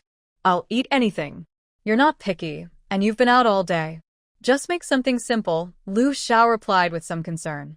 Okay, I just bought new rice today, so I'll cook some rice. It'll be quick to fry a couple of dishes. Do we still have eggs at home? When the grain was stored, people had already started moving around outside. Lan Hanlu kept saying that this year was cold, so Lu Xiao should store more firewood. Lu Xiao also felt that the weather was unusual. No snow, just dry and cold, making people feel cold to the bones. He hired a few people in the village and spent 2 days filling his own wood shed and backyard. Lan Hanlu also bought some mushrooms and dried fruits collected by villagers. He originally wanted to buy some grain in the village. Every year, villagers grow grain, pay taxes, and sell some to get money for daily expenses. He planned to buy grain there, which would be convenient for both families. But later, he thought it might be better not to. If there was a drought again like in the past life, he was worried about how his family stored all that grain. So, she had no choice but to tell Lu Xiao during dinner, this cold weather is unusual. I'll go and bring back the shoes and things we made. You go buy some oil, salt, seasonings, and grain. Seeing her frown slightly, Lu Xiao knew they had enough grain to last a year. But since Lulu wanted to buy more, he decided to buy extra. I'll go to the village chief's house tomorrow to rent a donkey cart. We can go together, so you can buy as much grain as you want and bring it back, he quickly added, worried she wouldn't let him go. Lan Hanlu looked up at him. Alright, that way we can buy separately and save time. It's really cold outside. I don't want to stay out long. Hearing this, Lu Xiao relaxed. If you don't want to go, I can go alone. Just write me a note about what you want. Lan Hanlu couldn't agree with that. She pouted slightly and said, your taste is all for things that 7- or 8-year-old girls or women in their 30s and 40s like. Seeing her cute expression, Lu Xiao couldn't help but smile. Alright, we'll go together tomorrow. You pick out your things and I'll buy the rest. Lan Hanlu rolled her eyes. You're just here to spoil the kids. Lu Xiao couldn't help but laugh this time. Lulu, you just turned 21, not a child anymore. I'm 5 years older than you. Isn't it my duty to spoil you? Even kids can be tough, and you're really a beast, Lan Hanlu said habitually, but she was thinking that men's words are often lies. Lu Xiao was stunned for a moment after hearing her, then burst out laughing. Yes, I'm a beast. Lulu, can you give your husband a chance to make amends? Due to recent practice, Lan Hanlu has regained her previous skills. As I always say, having lived through many worlds, even if her intelligence hasn't grown much, her knowledge has definitely increased. Otherwise, how could she handle her luck, which even Heaven's way seems to reject? Lan Hanlu doesn't feel as deeply for Lu Xiao as she once did, but she doesn't deliberately give him the cold shoulder either. She doesn't hate him. In fact, after so much time has passed, her feelings of dislike have faded quite a bit. Her desire to return is just a faint sense of regret, something she can't quite let go of. The next morning, Lu Xiao got up early to rent a donkey cart. Lan Hanlu prepared breakfast at home and packed her things to leave. Since it was cold and the cart had no cover, Lan Hanlu wore her old cotton coat from last year. Lu Xiao even took out an unwanted quilt. Lan Hanlu was practical and simply wrapped herself in the quilt. At this point, who knew who would catch a cold? She didn't dare show her face when leaving, worried that covering herself with a quilt might attract attention. Lu Xiao thoughtfully filled a water pouch with hot water for her to hold. It felt just like a hot water bag, except this was safer. Walking alone took about an hour to reach the city. The fish cart in the city was a bit faster, but only slightly. When they arrived, Lu Xiao helped Lan Hanlu down from the cart, and she felt her legs go stiff. Maybe you should sit at the tea house and wait for me. I'll go buy some things, Lu Xiao suggested, worried about her. Lan Hanlu wasn't as helpless as she seemed. Her legs just felt stiff. Although her progress in practicing martial arts was slow due to her weak constitution, she had made some progress. Her body was stronger than before. She moved a bit and then picked up the basket on the donkey cart. Did I bring the note I wrote for you? You go buy grain and pick up things from the pawn shop. I'll go to the embroidery shop. Lu Xiao was thinking about whether he could buy something that would satisfy Lan Hanlu, so he didn't hear her clearly. In Lan Hanlu's sight, he was just standing there blankly, standing outside in the cold, lost in thought. Wasn't that strange? She took a step back, thinking it was better this way, so she wouldn't have to look up to see his face. But just the small move made Lu Xiao react. He immediately saw Lan Hanlu give him a dismissive look with her eyes. What? Got frozen stupid. Just as Lu Xiao turned around, she was struck by Lan Hanlu's slightly cold and disdainful gaze. At this moment, Lan Hanlu's face was calm, and she was dressed in a thick cotton coat. Overall, she looked like a young woman with no special features. But when her clear, beautiful eyes swept over with a look of contempt, Lu Xiao couldn't help but cover her chest with her hand. Coupled with her cold and slightly disdainful words, Lu Xiao thought she might be sick and decided to rest well during this winter. Hurry up, let's stick to our plan. It's too cold, and I need to go home quickly to keep warm, Lan Hanlu said. Without waiting for his response, she turned and headed toward the embroidery building with her basket. Just after turning a corner and making sure no one was following her, she went in another direction. She needed to retrieve her custom-made box. Because she had secretly hidden many things this time, she knew this wasn't a long-term solution. Lu Xiao wasn't careless. If she didn't pack things away quickly, she would soon be discovered. As she reached the door of the carpenter's shop, a young man of about 12 or 13 ran in hurriedly. Master! That young lady came to pick up her box. Lan Hanlu heard his shout and smiled slightly. When the old man came out, she had already entered the shop. Old Zheng, sorry for coming 2 days late because of the cold, she said. She was a few days late from the original plan, mainly because the cold made embroidery difficult, slowing down her work. She had planned to deliver the embroidery and pick up her box at the same time. Being late by 2 days was unavoidable. Not late at all. Where should I send the box? Old Zheng looked a bit nervous. His donkey cart was taking his wife and son to visit relatives in the countryside. If the destination was too far, she might not be able to deliver today. And if she didn't deliver, she was worried they wouldn't pay. Just deliver it to the fork in front of the embroidery building.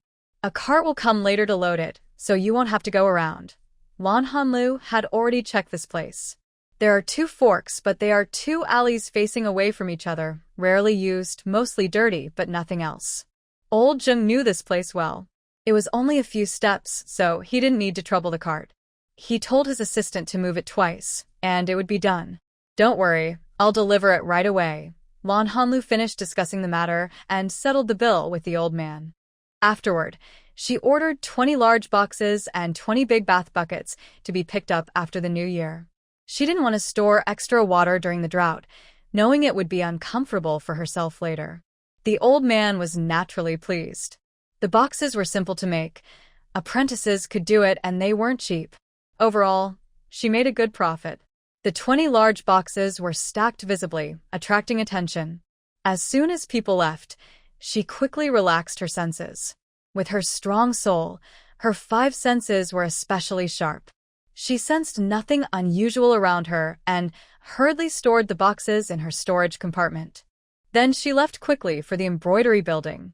When she entered, the shop owner was busy entertaining others. Lan Hanlu nodded politely to the guest and went inside. Soon, the owner personally brought a tray with 2 cups of tea. Girl, I didn't expect you to come so early. It's really cold today. Have a hot cup of tea. Lan Hanlu quickly stood up and took the tea. Sister, you're too polite. The weather is getting colder, and I can't work on embroidery comfortably. It's hard to draw well, so I wanted to finish quickly and bring it to you. She took a sip of tea and then pulled her basket closer. She took out a cloth bag and slowly opened it. Inside was a beautiful picture of a lady. With the help of her assistant, she carefully unfolded it. The embroidery depicted the 4 great beauties she had heard of in another time and place: pearl fish, falling goose, hidden moon, and shy flower. It was double-sided embroidery, each side showing a different beauty. The women looked as lovely as peach blossoms, with graceful figures. Fong Yu watched in amazement. Lan Hanlu didn't disturb her admiration. She then took out a few small embroidered screens she had made. To match the large screen, the small ones also depicted beauties. These were based on legendary stories of immortals from this era. Fong Yu came back to her senses and saw her unfolding each small screen one by one. After looking at them all, she swallowed hard. She felt the payment from her employer was a bit too little for such creative and exquisite embroidery. Everyone, my new book is out. Please kindly follow, tip, urge me to update, and add it to your bookshelf. Thank you so much. This girl was improving so fast. Last time, she had already improved a lot compared to her first attempt, but this time, she was truly reaching perfection. She is quite experienced. She has seen embroidery works from the palace's weaving bureau, and comparing them, she can see the difference. This is not just talk. When the system started later, she discussed with the small system. She complained that the small system was not capable, and the small system complained that she had bad luck. They argued and joked through many worlds and experienced many things, but suddenly they were separated. Even now, Lan Hanlu feels a heavy, uncomfortable feeling in her heart when she thinks about it. Fong Yu finished examining the embroidery pieces. She carefully folded them and placed them in a wooden box. She asked the servant to take the box to her room. When she turned around and saw Lan Hanlu sitting and drinking tea, she was a bit excited and grabbed her hand. Girl, honestly, the money from the noble is a little less, but don't worry. The noble family is not stingy. They will surely reward generously later. I promise I won't take a single coin. I will deliver it to you honestly. She wanted to build a good relationship. With Lan Hanlu's skill, she would have opportunities to borrow her help in the future. If this person becomes successful because of her craft, she would definitely be a good judge of talent. She hesitated and looked at Lan Hanlu. That girl, this time the silver and money are quite a lot. Do you still want silver coins? Lan Hanlu patted her forehead. Look at my memory. Take some silver coins now, and the rest can be in banknotes. Fong Yu smiled and quickly went to the next room through a small door. After a moment, she brought out 300 taels of silver and 1,700 taels of banknotes. Lan Hanlu didn't say anything. She took the money and put it away. She then took out a small cloth bag from her basket, opened it, and inside were her handmade dolls, one pair of fake rabbits made of rabbit fur and one pair of fake dogs made of wolf fur. People in the village said that the sister has a pair of twin children, so I prepared these. I was worried they might fight over different ones, so I made them exactly the same. The villagers said that Fong Zonggue's youngest children are 5 years old this year. According to the age calculation of this era, they have only celebrated their 3rd birthday. After the last reward, she gained quite a bit of benefit, so she wanted to show her appreciation. Sister, I have nothing much, just these needlework skills that I can be proud of. I hope sister won't mind. Fong Yu examined the dolls carefully. She had never seen such dolls before. She had only seen cloth tigers before. Now, seeing these, she found them adorable and novel. Hearing Lan Hanlu's words, he quickly took her hand and said, Sister's kindness really makes people happy, much more than those common things others give. Since it's you, Auntie, giving this to the children, I won't refuse. But once the weather warms up and they see you, you must thank them properly. Lan Hanlu immediately showed a bright smile, as if happy because of her praise. They're just small things, just some effort. As long as you like it, sister. Next time, I'll think of something else. She also took some fabric, cotton, needles, and thread from the shop. She planned to do some embroidery during the winter, and after spring, selling her work would bring in some money. When she arrived at the agreed spot, carrying her basket, Lu Xiao was already there, packed and waiting. The table was full of things. Seeing her walk over with a happy smile, Lu Xiao felt like her smile was directed at the things on the cart, not at him. Since they often saw each other, he had never seen her smile so brightly. On the way back, something was wrapped around her, and Lu Xiao thoughtfully bought her a small copper hand warmer. It was made of pure copper, filled with warm ashes or charcoal. This was much safer than the old water bag. They traveled bumpy roads back to the village. Lu Xiao first unloaded the things, then lit the stove. Lulu, you rest first. I'll deliver the donkey cart to the village chief's house. I'll come back later and help with the rest. Lan Hanlu nodded. Although she was a bit puzzled by his overly attentive behavior, she didn't mind. Go ahead. I'll boil some water and make some food. We've been busy all day and haven't eaten much. They had planned to eat in town, but after finishing their work, she wanted to go home quickly. It was already late, and the small breakfast in the morning was long gone. After Lu Xiao returned from delivering the cart, he quickly tidied up. When he finished, the meal was ready. Hot sliced noodles with some pickled vegetables. Not very fancy, but at least they felt warm. After eating, Lu Xiao cleaned the dishes in the kitchen, and Lan Hanlu sorted through the clothes, shoes, and hats he brought into the house. She tried each one. Except for some loose boots, everything else fit well. It didn't matter. Lan Hanlu planned to ask Lu Xiao to get some rabbit skins so that Aunt Zhao and Sister Zhao could make a few insoles. Lu Xiao went hunting. Their family still had plenty of animal skins, but few of good quality. Many skins had tears, but that didn't matter since they didn't need perfect ones for making insoles. When Lu Xiao returned home, she asked him to try on his shoes. Lan Hanlu pressed her finger against them and found they fit about the same. She then gathered some scraps of leather, bits of cloth, and a few ounces of cotton. She wrapped them in cloth and handed them to Lu Xiao. Your shoes are a bit loose and don't fit well. Take these materials to Aunt Zhao and ask her to make some insoles for us. Also, give her 2 pounds of coarse grain as payment. Lu Xiao obediently took the items and left with the grain. Although Lan Hanlu no longer made clothes for him, she still took good care of him. Lu Xiao carried the things happily, thinking about how Lu wanted to do embroidery. Of course, he couldn't do such delicate work. He's also very sensitive to cold, so he planned to rest well this winter. This winter was cold and dry, with only 2 small snowfalls. Having farmed in the village all his life, everyone was worried about spring planting next year. Some families, with plans in mind, had already started saving food and cutting expenses. If a drought came, it could be deadly. No one wanted to be caught unprepared, so everyone tried to store more grain. To prepare, the village chief organized people to buy grain in the city. But when they returned, everyone was disappointed. Grain prices had tripled. Some families bought a little grain, but others didn't buy any at all. Lu Xiao used all his money to buy grain. He moved a jar into the cellar and stored the grain inside. As he worked, he said, I exchanged all my money for grain. If we don't buy now and it doesn't snow soon, prices will go up again. He added, when prices rise, it won't matter much. I'm just worried that someday, even with money, there won't be any grain to buy. It seemed the drought was really coming. Lan Hanlu felt uneasy. The suffering of the common people is the greatest hardship. When disasters strike, it's always the villagers who suffer most. She remembered a past drought when many refugees fled to their village and the capital. The situation back then was chaotic. Lu Xiao had stored a lot of grain, but coincidentally, she was pregnant. Lu Xiao had to go up the mountain to hunt for meat. Before he left, he always locked her in the cellar for safety.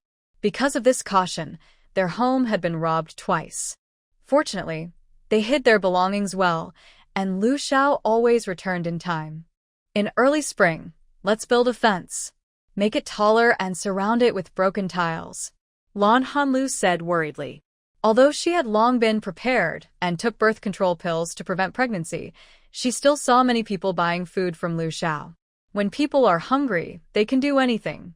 So, she needed to be more careful. Lu Xiao paused when he heard her words, then continued working with a nod. All right, in spring I'll get someone to fix it. Don't worry, with me here, you won't be in danger. He believed this.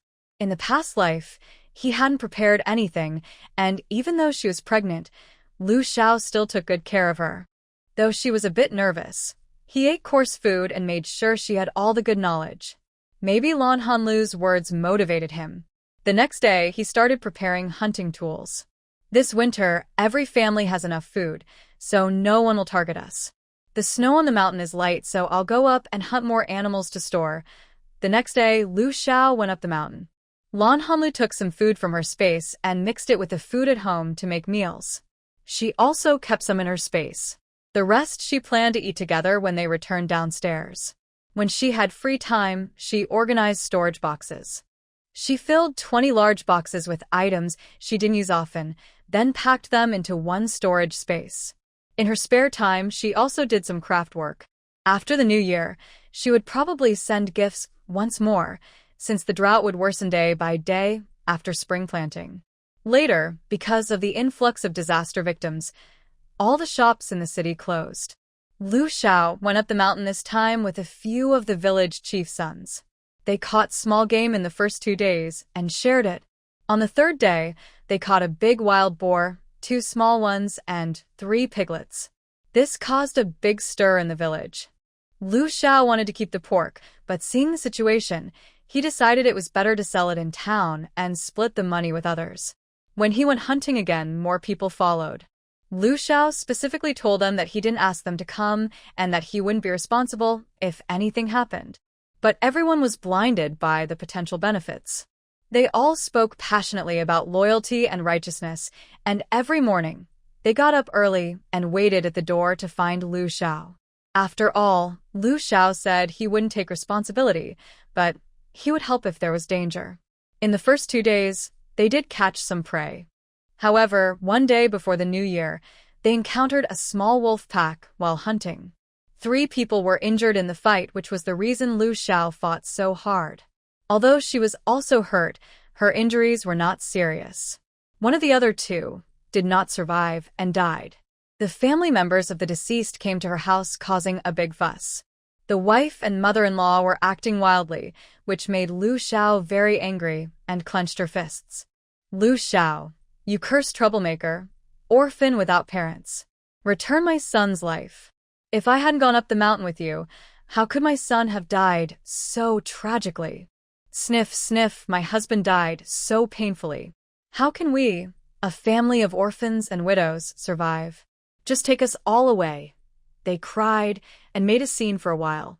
Soon many people gathered around. No one tried to stop them. Instead, everyone pointed and stared as the couple came out. When Lu Xiao and her husband appeared, Lu Zhang's wife and mother-in-law tried to rush at them. Lan Hanlu pulled Lu Xiao forward and stepped in front, kicking the 2 women away with 1 kick each. Lu Xiao couldn't step forward to stop them, or they might cling to her. How dare you act so rudely? Trying to attack my husband. Look at your faces. You're like needles full of holes and patches. The 2 women were knocked down and took a long time to recover. Just as they caught their breath, they started crying loudly. Heaven has no eyes. The Lu family is cursed. My son's life was taken by them, and now their daughter-in-law wants to take mine too. Mother, I can't go on living. My husband just died, and now enemies have kicked me again. Are they trying to force me to die? Lan Hanlu crossed her arms and sneered. Ha! Your simple-minded family went out hunting. Didn't you tell them to be responsible for their own safety? Besides, when wolves come, they face them head-on. If he turned around and ran, who else would the wolves attack? Honestly, this guy has no strength or courage. If he doesn't get into trouble, who will? Who do you think you are, coming to blame us?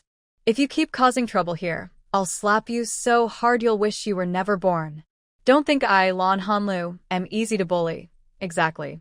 My husband said Lu Xiao organized people to fight back, but he didn't listen. He was too scared and ran away, and the wolves caught him. That's why he got into trouble.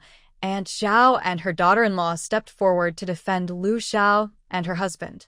It's also Lu Xiao's fault. If he hadn't died, it would be my second son who was killed. The daughter-in-law of the second son stepped forward and retorted. Lan Hanlu did not scare the 2 people. She directly grabbed the collar of the fool's wife and slapped her twice. Such a person is as disgusting as a troublemaker. Just because of what you said earlier, I could have beaten you to death. And you still dare to curse my family member Lu Xiao. You should think about your own strength. At this moment, the village chief arrived late. All right, what's all this fuss about? When Lu Xiao went up the mountain to hunt, he made everything clear. Why are you 2 arguing now? The fool's mother couldn't be dismissed with just a few words. That's not what the village chief said. We went up the mountain together, So why is it only my son who got lost? It must be because the Lu family doesn't like my son and is targeting him. Target him? How is that? They're just trying to make a living. When your son sold game, why didn't he give my family some money? If something went wrong, it's their responsibility, not yours. I tell you, Lu Zhongshe, both of you, stop causing trouble in front of my house. Otherwise, it won't just be a slap, it will be worse. After speaking, Lan Hanlu looked around. It wasn't Lu Xiao who led you up the mountain. This time, Lu Xiao was the one who fought the wolves and even got hurt. If you don't appreciate that he saved your lives, that's one thing. But to have the nerve to complain now, that's ungrateful. She looked around again. Don't accuse the Lu family girl of anything. We're just here to watch the fun, not to settle scores. Exactly, we didn't say it was Lu Zhao's fault. Everyone was talking loudly. Lan Hanlu sneered at everyone. You're not just here to settle scores. You're also here to cheer. When you falsely accused Lu Xiao, you didn't say a word. But when he protected you, you didn't hesitate at all. Did you pay him for protection, or did you give him some of the game you caught? Then she turned to Lu Xiao, standing behind her. In the future, be more aware. Not everyone is grateful. When something happens, you can see who's close and who's distant. She was subtly criticizing the village chief. Usually, their relationship seemed good, but when trouble came, he would side with his own village and family. Lu Xiao listened and nodded with a smile. Got it. From now on, I'll listen to my wife. He thought that Lan Hanlu was shining like a bright star right now. Her angry and fierce look made people feel a thrill of admiration. She looked up with an attitude that seemed to look down on everything and everyone. It made people feel a crazy desire to get close but also fear to offend her. Just know that, don't worry about this or that, as if our family has so much meat we can't finish it, she said, pleased with Lu Zhao's cooperation. After saying this, Lan Hanlu turned to look at everyone again. All right, since the matter is settled, everyone can go now. From now on, if you have ideas, try them out, but don't come to my house looking for Lu Xiao. He can't handle such a big responsibility. Hearing this, some people felt guilty and left quietly. The ones without conscience kept muttering and complaining. The Zhao family saw the people leave and quickly gathered around. How are you, Lulu? Did these people hurt you? Since their homes were close, they should have come first. But last time, Zhao Dazhuang was injured. His injury was serious enough that he had to stay in bed for a few days. Zhao Daniu was also sick and lying in bed, feeling upset. They just came out after hearing that a group of people from the village was surrounding the Lu family, demanding explanations. The Zhao family had only just come out. Lan Hanlu, who was kind-hearted, wouldn't let anyone feel hurt. Aunt Zhao, it's fine. What's wrong with you? Are you letting your sister-in-law help you? Dezhuang got hurt, and I just have a bit of a headache, she said, shaking her head lightly, showing she wasn't worried. Then go back and rest. It's so cold today, don't catch a cold, Lan Hanlu said. Then she looked back at Lu Xiao and said, go pick a few eggs for Aunt Zhao to take back. Let Dazhuang and Aunt Zhao both have some to help them recover. Lu Xiao nodded and turned toward the yard. There weren't many eggs at home, but there were quite a few in the space basket. After leaving, Lu Xiao carried a basket covered with a cloth and handed it directly to Zhao Laosan. Zhao Laosan quickly waved his hands and looked at his mother. Lulu, what are you doing with these? Eggs are so precious now. Take them back and eat them yourself. Dazhuang, and I will just rest and recover. Auntie, why are you so polite? Take them. Today you stood up for us. Even the second and third brothers are here to support us, Lu Zhao's wife said. Hearing this, Zhao Er and Zhao Sen chuckled and scratched their heads. They were in their early teens, at an age where pride mattered. Their mother often scolded them, but now that Lu Zhao's wife praised them, they felt happy. Grandma, please go back. It's too cold. If you stay a little longer, I might get sick, Lan Hanlu said as she took the basket and handed it to the two older children. She then turned and headed into the yard. It's time to prepare lunch. She shouldn't punish herself because of others' mistakes. She doesn't want to die young and plans to take good care of herself. However, After just losing her temper, she felt surprisingly happy and clear-minded. While cooking, Lan Hanlu opened the cupboard and saw a neat row of eggs. She quickly looked at the person cooking fire. He knew there were probably only about 11 or 12 eggs left at home. She counted again and found only 8 remaining. That meant Lu Xiao could have taken at most 4 eggs. Lu Xiao, who had just lit the fire, saw her counting eggs. "I saw there are only 12 eggs left. I thought you like eggs, so I took 4 for them. I also cut some of the meat you previously marinated." Lan Hanlu nodded and smiled while looking down. "Thank you, dear, for thinking of me. It's so cold that the chickens aren't laying eggs anymore. There won't be any more in the future." Lu Xiao didn't reply but lowered his head and smiled quietly. The next day, Lu Xiao planned to go up the mountain alone. He thought no one would come looking for him again. But when he opened the door, he saw 2 children about half-grown, sitting at the door. When Lu Xiao opened the door, they heard it too, and quickly stood up. Old Xiao wiped his nose with his sleeve. Hee hee ha. What's so funny? If you have something to say, just say it, Lu Xiao said sternly, which made the 2 children stand straight quickly. Brave Xiao hurriedly said, "We want to go hunting with Lu. Go up the mountain." Lu Xiao frowned at them. "You 2 came here? Do Aunt Zhao and the others know?" Seeing his reaction, both children lowered their heads again. "All right, go back, quickly. You know how dangerous it is to go hunting up the mountain. Your older brother is still in bed, remember?" Hearing this, the children became anxious. "Lu Ge, I don't need to tell my mom. We can decide for ourselves." "Oh, really? What decisions can you make?" "Say it again, I want to hear," a sinister voice said. The brothers instinctively took a few steps back. But Aunt Zhao, clearly wary, swung her wooden stick left and right, ready to defend. "Are you 2 trying to make me angry? Your older brother is still lying in bed, and you 2 come out to cause trouble for me." He said this while smoking, and the 2 guys quickly ran back home. Lu Xiao shook his head and, carrying his quiver, headed straight up the mountain. Along the way, he met a few people, but he didn't want to talk to them and kept walking deeper into the mountains. Animals are very sensitive to their environment. Lu Xiao already sensed that there were no animals outside the perimeter, and inside, there were large animals that ordinary people wouldn't dare to approach. But Lu Xiao was different. He believed he could run away easily if needed, as long as no one slowed him down. Winter quickly passed. At home, they stored a lot of animal pelts, dried meat, and bacon. Spring is the time for animals to reproduce, so it's not good to go hunting in the mountains then. Lu Xiao was busy tidying up farming tools at home, because planting would start in a few days. Lan Hanlu mainly sorted her embroidery works from this winter. She embroidered 2 large pieces, and the rest were small items like screens and handkerchiefs. She remembered that after spring began, there would be a heavy rain, very heavy, but after that, there would be a real drought. During summer, it only rained lightly twice, wetting the ground briefly. Seeing that someone already gave a 5-star review and tips, it really motivates me to keep writing. But everyone was watering the fields, so they still harvested some crops. However, some areas yielded nothing at all. After the new year, more people started fleeing to escape poverty. That was the hardest time. On top of internal problems, the borders of the Great Summer Kingdom experienced war. Due to drought, the soldiers couldn't resist the attacks. They lost 2 cities in a row, with many casualties. Lu Xiao was called back to lead the army because the main Lu family army was unable to command effectively, and other troops lacked strength. Honestly, Lu Xiao's situation was quite tough.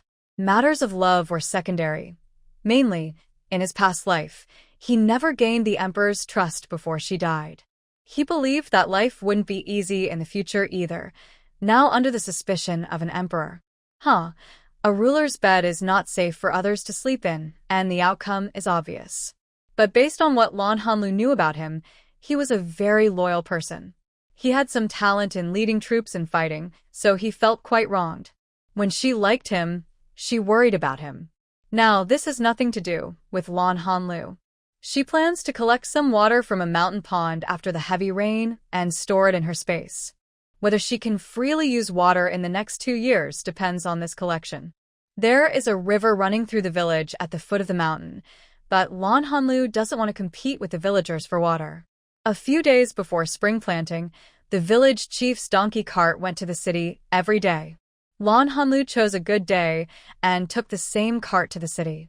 First, she went to the carpenter's shop to pick up her purchased items. Then, she ordered 30 large bath buckets, delivered her winter embroidery to the embroidery shop, and gave small dolls to Fong Yuer's children. Not only did she receive Fong Yuer's warm hospitality, but she also got a subtle reminder. Girl, you're making quite a bit from selling embroidery, but money isn't just for spending. Since you can still buy food, it's better to prepare more now. Big sister, why do you say that? It makes me nervous, she said, looking surprised. Fong Yuer patted her hand. You're young and don't know much about the village. My husband told me that since last autumn, it hasn't rained at all. This spring, we can't plant crops properly. The weather here is abnormal, but we can still manage life for now. It's better to prepare early. Lan Hanlu quickly stood up and bowed. Thank you, sister, for your reminder. I will remember your words. Fong Yuer helped her up. It's fine if you don't think I'm talking nonsense. Lan Hanlu pretended to be angry. What are you saying, sister?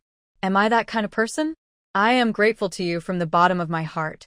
Her words made Fong Yu chuckle. Your mouth is really... Anyway, I have good news to tell you. She turned around and took a tray from the cabinet. This is a reward from the master. Your embroidery not only caught the master's eye, but also gained favor from above. The reward is generous. I'm even envious just keeping it here. Thanks to you coming, take it quickly, and don't let me keep it all to myself. She placed the tray on the table and uncovered the red cloth. On it was a set of 6-piece headpieces made of pure gold lace with plum blossom patterns. Lan Hanlu, being knowledgeable, immediately recognized that this set of headpieces was made for the imperial court.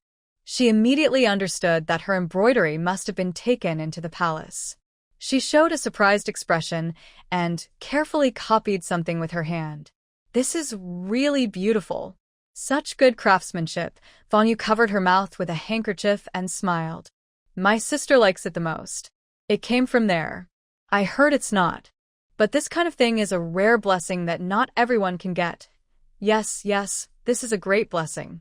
It's something that can be passed down as a family heirloom, she agreed. Fong Yu then took out a tray. This was given to you by a noble person. You can keep these for decoration. Listen to your sister and buy some food supplies. Lan Hanlu moved away from the tray and looked at another one. It held a 10-ounce gold bar arranged in 2 rows, with a total of 10 pieces. Lan Hanlu's eyes squinted happily. This is also very beautiful.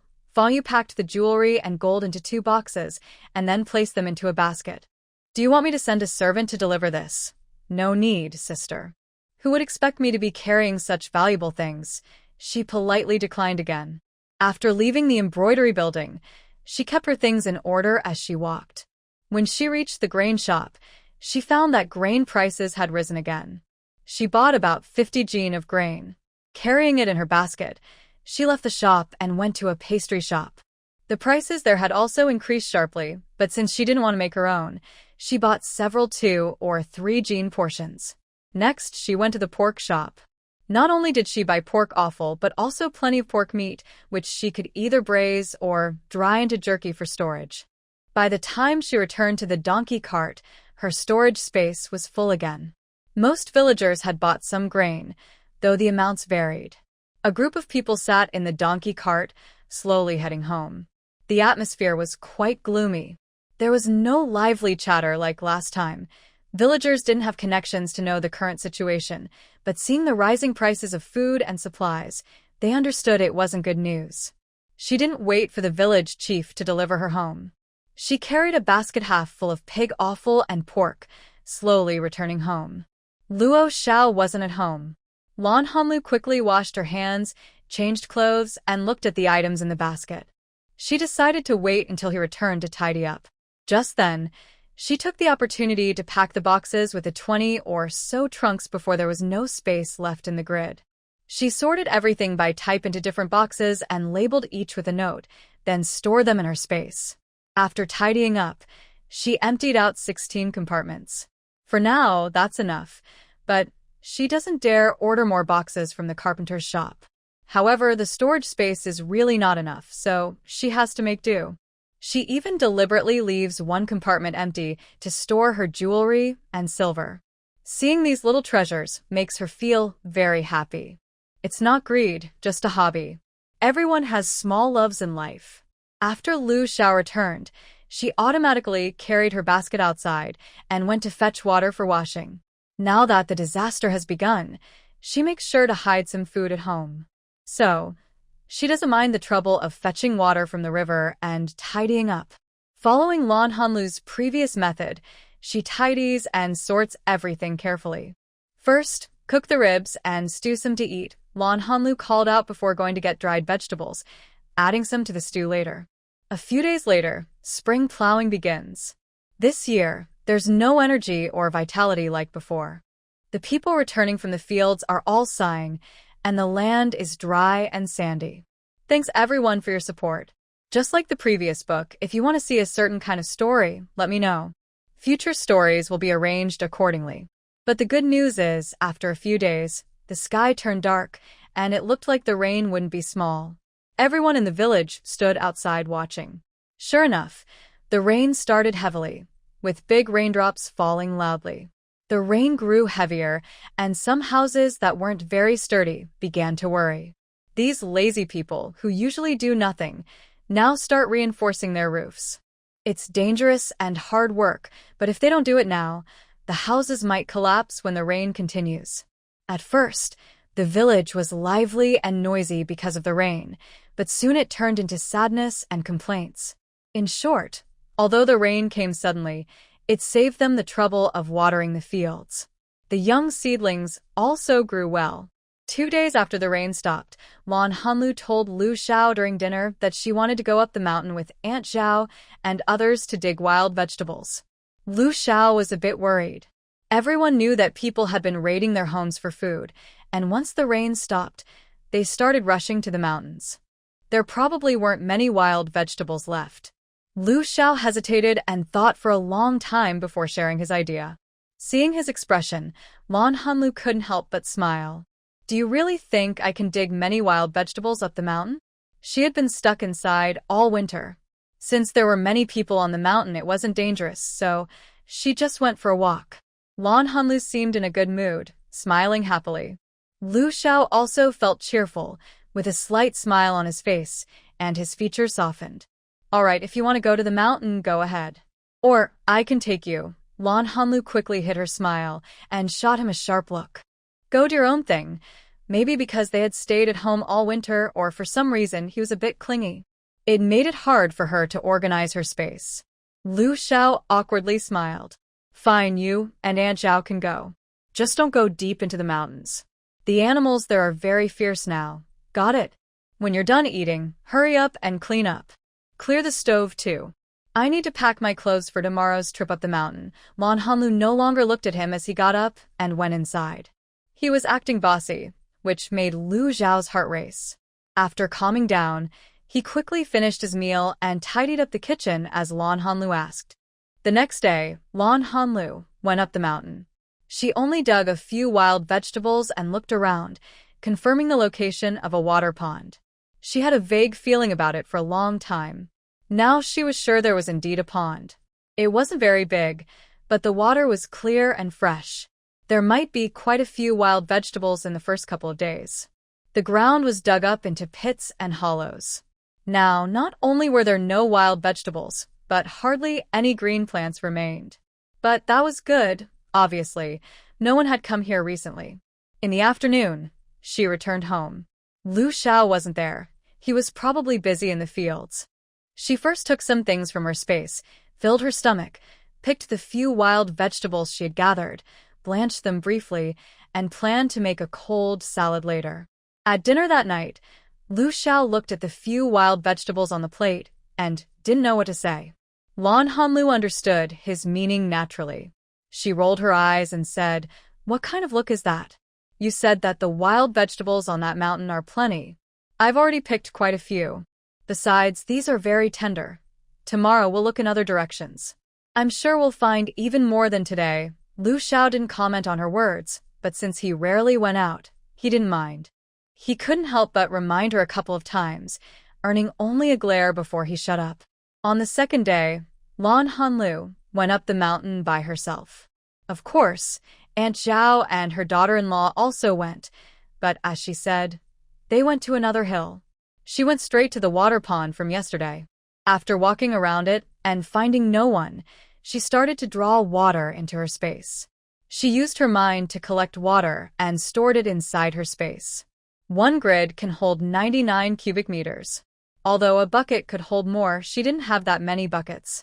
However, she kept the buckets for hot water and boiling water. She remembered that before she had her baby in her previous life, Lu Xiao used to come here to fetch water. At that time, the water level in the pond was very low, making it hard to draw water. She had to walk up and down the mountain path repeatedly, but there was no choice. Everyone needed water. Many people came to fetch water, and some even slipped and fell down the mountain. Most of all, people were weak from not eating, carrying full buckets of water up and down the mountain. It was very easy for accidents to happen. She collected water in 3 grids when she heard voices. She quickly climbed up and crouched to pretend she was picking wild vegetables. Lu family, are you picking wild vegetables here? Lan Hanlu looked up at a few young wives. Their faces looked unhappy, and compared to her, who had makeup on, her face looked surprisingly fair and smooth. It's not easy to pick. Although they all knew each other from the same village, they didn't interact much and weren't very familiar. It's not that hard to pick. The stony area over there doesn't have much, but if you go deeper, you can at least find some. One of them said, some with a good personality, some with a sharp tongue. There was also someone who mocked with a cold smile. Lu family, why are you out here? Isn't Lu Xiao pretty good at hunting? Why are you coming up the mountain to fight over a few wild vegetables with us? Lan Hanlu didn't want to bother with them, but since they were already pushing her, she had to respond. Otherwise, she would look weak. She put down her basket and stood up directly. What's the matter? You envy, jealous, or hate that I can eat meat. So what? You still have to hold it in. Still fighting over wild vegetables with you? If you bought this mountain, fine. Without it, what are you pretending to be big for? If you're incapable, just shut your mouth. Stop talking nonsense in front of me. I don't even need Lu Xiao to deal with your husband. I'll slap you myself. In the village, 2 women argued and pulled at each other. Men usually don't get involved. If they do, it could turn into a conflict between 2 families. However, sometimes one woman loses a fight, and the man from the other family comes to settle the matter. Seeing Lan Hanlu ready to act, the woman became a bit scared, remembering the last time she kicked someone and was present. The young wife who was talking to her quickly stepped in between. Lulu, you're a learned person. Don't argue with her. She just doesn't pick enough wild vegetables and is afraid her mother-in-law will scold her. She's in a bad mood and just says whatever comes to mind. All right, there aren't many wild vegetables here either. Let's walk a bit further and look around, she said, then pulled the other woman away. They were nearing the deep mountains, so these people probably wouldn't go far. Lan Hanlu couldn't pretend to be indifferent anymore. She picked a few more wild vegetables and then turned to go down the mountain. Since that heavy rain 2 months ago, only a small rain had fallen in between. It was very light, just enough to wet the ground. Lu Xiao now gets up early every morning to fetch water and irrigate the fields. Lan Hanlu doesn't stay at home just watching. Fetching water is really tiring. After finishing her chores, she goes to the fields to help with watering. Most villagers do the same. Many women start fetching and carrying water for their fields. People with connections outside have heard about this. Some places have no seedlings left to plant. Going to the city to buy grain is very expensive, and it's not easy to buy. With household registration, each person can buy 5 jin of grain every 10 days. Their family has stored quite a bit of grain, enough to eat, but every 10 days, Lu Xiao goes along to buy more. By autumn, the harvest and taxes have drained most family supplies, leaving barely enough to survive. Despite this, life remains uneasy. More and more refugees pass through their village. 2 days ago, 2 women from a nearby village were killed. After hearing about this, the village chief organized a meeting to discuss safety. They even set up a roadblock at the village entrance, with someone watching at all times. Regarding the people on the road, the village chief collected some grain from each household to pay them. Their family also contributed grain. Additionally, Lu Xiao started guarding at the village entrance. His strength is well known in the village, and it's only fair he contribute his effort. However, as people's hearts become more restless, Lu Xiao always reminds Lan Hanlu carefully every night before she goes out on duty to lock the door securely. Although he has seen his wife kick someone for him, he doesn't think she has much fighting skill. Instead, he notices her delicate, fair skin and her stunning beauty, which she usually tries to hide. But her graceful figure and elegant demeanor can't be concealed.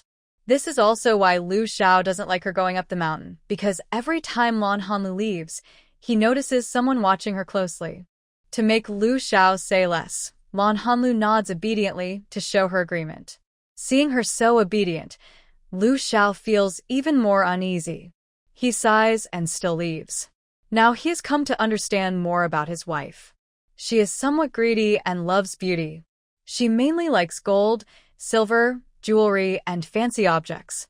As for her love of beauty, he thinks that when summer comes and she wears lighter clothes, she'll be more focused on him. She is also quite stubborn. Usually, she doesn't care much about things. He can say or do anything. But once she decides on something, not even 8 oxen can pull her away. If he dares to argue with her, Lan Hanlu will definitely kick him out immediately because her look says it all. So now his habit is that as long as Lan Hanlu doesn't mind something, he makes the decisions. Once she decides on something, he doesn't dare to argue. Seeing her nod obediently but with a hint of impatience in her eyes, Lu Xiao quickly keeps quiet. He watches her close the door and go back inside. Then he leaves. This winter is destined to be turbulent. Some people hold onto false hope and don't prepare enough. When the disaster finally arrives, these people will be among the first to starve or freeze to death. More and more refugees come passing through. If they're just passing by, it's fine, but many have malicious intentions. In this winter alone, there have been over 10 attacks on their village. Although no one has died, a few have been injured. Because of Lu Xiao's outstanding performance in these conflicts, he has gained both respect and fear from the villagers. Yes, fear. After all, he is tall and strong, usually with a serious face, giving off a cold aura. When conflicts happen with outsiders, his powerful body, excellent fighting skills, and ruthless attitude make him a formidable figure. This made these unwise villagers feel very scared. Actually, Lu Xiao also did this on purpose. If they really caused chaos, it would be less likely for others to target them since their family is small and they have to be careful.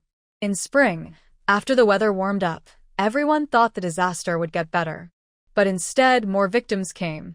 Some even died from hunger, and because the bodies weren't cleaned up quickly, a disease started. The drought was already very serious, and with the disease, it was hard to breathe. Thinking back to the past, when he was caring for his children during childbirth, Lu Xiao never told her about the outside world. Fortunately, the new emperor was brave and quick to act. He ordered quarantine, prevention, and treatment all at once. By late summer, they finally managed to control the situation. But things often happen like this. Bad luck comes in pairs. They thought the heavy rains in autumn had ended the 2-year drought, but then border wars broke out. Because of the drought, soldiers couldn't get enough food, and the enemy was secretly infiltrating. This war was definitely lost. Not only lost, but it was a very fierce defeat, with 2 cities taken over in a row. At the same time, the Minister of Officials submitted a report to clear the name of the former general's house. When Lan Hanlu heard this, she knew the time was near. Lu Xiao was silent for 2 days. Lan Hanlu understood how he felt. Now, with just one word, the house was cleared. But back then, it was also just one word that left only him from the general's house. If Lan Hanlu were to say, it's because the generations before him were brainwashed too deeply. If it were her, she wouldn't leave a single member of the emperor's family alive. But Lu Xiao was raised to value loyalty, filial piety, and kindness. He couldn't oppose the emperor's dynasty. If the general's house really wanted to rebel, it would have happened long ago. There's no way the modern emperor could have taken the throne peacefully. Lan Hanlu knew what he would choose and didn't try to persuade him. Because in a past argument, she once said, "Lu Xiao, I feel sorry for you going out to fight, while I stay at home taking care of the children and managing the general's house, preparing supplies for you. And yet, you brought back a woman." What did Lu Xiao say back then? "Oh," he said, "my grandfather raised me to be loyal to the country. When I see the nation in danger, how can I stay indifferent? As for Chuxue, I've already made it clear. She won't compete with you. She just needs a place to stay. She would never shake your position as the lady of the general's residence. Why are you so petty and unkind to others? TSK, what's the use of thinking about these things? When I liked him before, those words were like sharp swords that hurt. Now that I don't like him, I find him utterly ridiculous. Some supplies stored in the dry space over the past 2 years have been used up. But since they had plenty of food, the consumption was limited. Knowing what was about to happen, she reorganized the space. While Lu Xiao was not around, she prepared some ready-to-eat food. As expected, Lan Hanlu was right. A month after news of losing 2 cities came, a group of well-dressed guards and light cavalry arrived at their village on tall horses. They must have done their research beforehand. They went straight to the house where Lu Xiao and the others lived, with loud hoofbeats. Lu Xiao, who was chopping wood in the yard, looked up and watched. The yard gate was open. The group stood outside the gate, bowing politely. Their weapons and armor clanged as they moved. The sounds were orderly but powerful, giving a strong impression. "I am Wei Jian, a top-ranked guard in the imperial court. I respectfully greet the young master of the general's residence." Lu Xiao paused slightly with his axe, then continued chopping wood vigorously. It seemed the visitors had expected this scene. They stood outside the gate and greeted in unison. Hearing this, Lan Hanlu came out. Her small movement caught the attention of those outside. A young woman with her hair styled in a traditional bun stepped out, lifting the curtain. Her eyebrows were like blue ink, and her nose resembled distant mountains. Though dressed plainly, her appearance was stunning. It might be an exaggeration to say she was breathtaking, but her beauty was undeniable. At this moment, the young woman's brows were slightly furrowed, and her lips parted lightly. Her clear, slightly impatient voice said, "All right, let them come in quickly. What can they say standing outside? They'll just attract more people." Lu Xiao stopped chopping wood because of Lan Hanlu's voice. He looked back at the group outside the gate. He was wearing a short outfit, slightly sweaty from chopping wood. He held an axe in one hand, with veins bulging on his arm. His presence was strong, his brows furrowed, and his face serious. If a child had passed by, they might have been scared to tears. However, the people across the way are not ordinary. Although I admired General Lu's successor, this young man was probably around 10 years old when his family had an accident. He grew up in this mountain village, and his commanding presence must have come from General Lu. "Come in," he said in a deep but strong voice. A few people were surprised, but quickly entered the yard. They were surprised because they didn't expect such a powerful person to listen to a woman's words. Seeing the leaders enter, the others stayed outside to guard. Lu Xiao waved his hand, and his axe flipped a few times before sticking into the wooden block used for chopping. He then grabbed a nearby towel and casually wiped his face and body. Afterward, he repeated the same movement, placing the towel neatly back in its original position. His series of actions made it clear to everyone that this young man, the only heir of the Lu family, had fully inherited General Lu's qualities. Lu Xiao went to the yard and sat down at a table with chairs. He poured himself a glass of water, drank it, and then lazily looked at the people across from him. He transformed from a fierce military man into a relaxed country gentleman. The general's residence has not existed for 12 years, so don't call me the young master. It would just make people laugh. The leader of the group quickly stepped forward and bowed again. The emperor has already issued an order to clear Lu's name and restore the original general's residence, along with the land deeds, houses, and treasures like gold, silver, and jewelry. Of course, The estate's finances are not as good as before, so the emperor specially granted you a village near the capital as compensation for the previous deception of the late emperor. He also allowed the Liu family's 3 generations of ancestors to enter the ancestral temple. Liu Xiao didn't care much about the previous compensation, but when he heard about the permission to enter the ancestral temple, his hand clenched tightly. The tension in his chest eased, and he exhaled. It just goes to show that the education of loyalty to the emperor in ancient times was quite effective. Lan Hanlu was leaning at the window, listening to their conversation and silently complaining. Although she was criticizing, she knew Liu Xiao would happily accept this deal. He would also follow through without hesitation and take up his new position. After 2 or 3 years, once the border was stabilized and the enemies pushed deep into the grasslands, the silent agreement with the emperor would be fulfilled. So she stopped listening to the others and began packing her belongings. Her valuables were stored in her spatial pocket. While he was busy packing, the door to the house was opened. In a moment, a large shadow covered Lan Hanlu. She unsurprisingly turned around and made eye contact with Liu Xiao. Liu Xiao looked at her with deep eyes and a hint of apology. His hands clenched at his sides, and his lips trembled slightly. He didn't say a word for a long time. Lan Hanlu couldn't help but roll her eyes. Such a person. What did she like about him in her past life? If you have nothing to say, please move aside, so I can see clearly. Lulu. Seeing his stumbling words, Lan Hanlu felt angry. She threw the folded clothes onto the bed. Liu Xiao, if you have nothing important, go out. Don't disturb me. If you have something to say, just say it quickly. Why are men so slow? It's annoying. She hated this man the most when he was like this. Always decisive in everything, but when he was with her, he acted like a silenced gourd. Even when he spoke, it was unpleasant. Liu Xiao was stunned by her scolding, then took a deep breath. Lulu, the emperor has summoned me back to lead the troops. After saying this, he carefully watched Lan Hanlu's expression. Seeing she wasn't surprised, he relaxed a little and continued. The emperor has returned part of the general's estate's funds. You can go back with the guards accompanying the emperor. What's wrong? The emperor wouldn't keep you from sending me back. Would he? Making me a woman, follow a group of men rushing to the capital. Liu Xiao, you really don't care about my reputation. It's not that Lan Hanlu was nitpicking. In her previous life, because their relationship was relatively good, she overheard these people's conversations. They said they wanted him to reach the border quickly. But the emperor didn't say he couldn't send his wife home. He simply thought the situation was urgent and entrusted his wife and children to a group of men. Not that these men were bad. On the contrary, they took good care of her.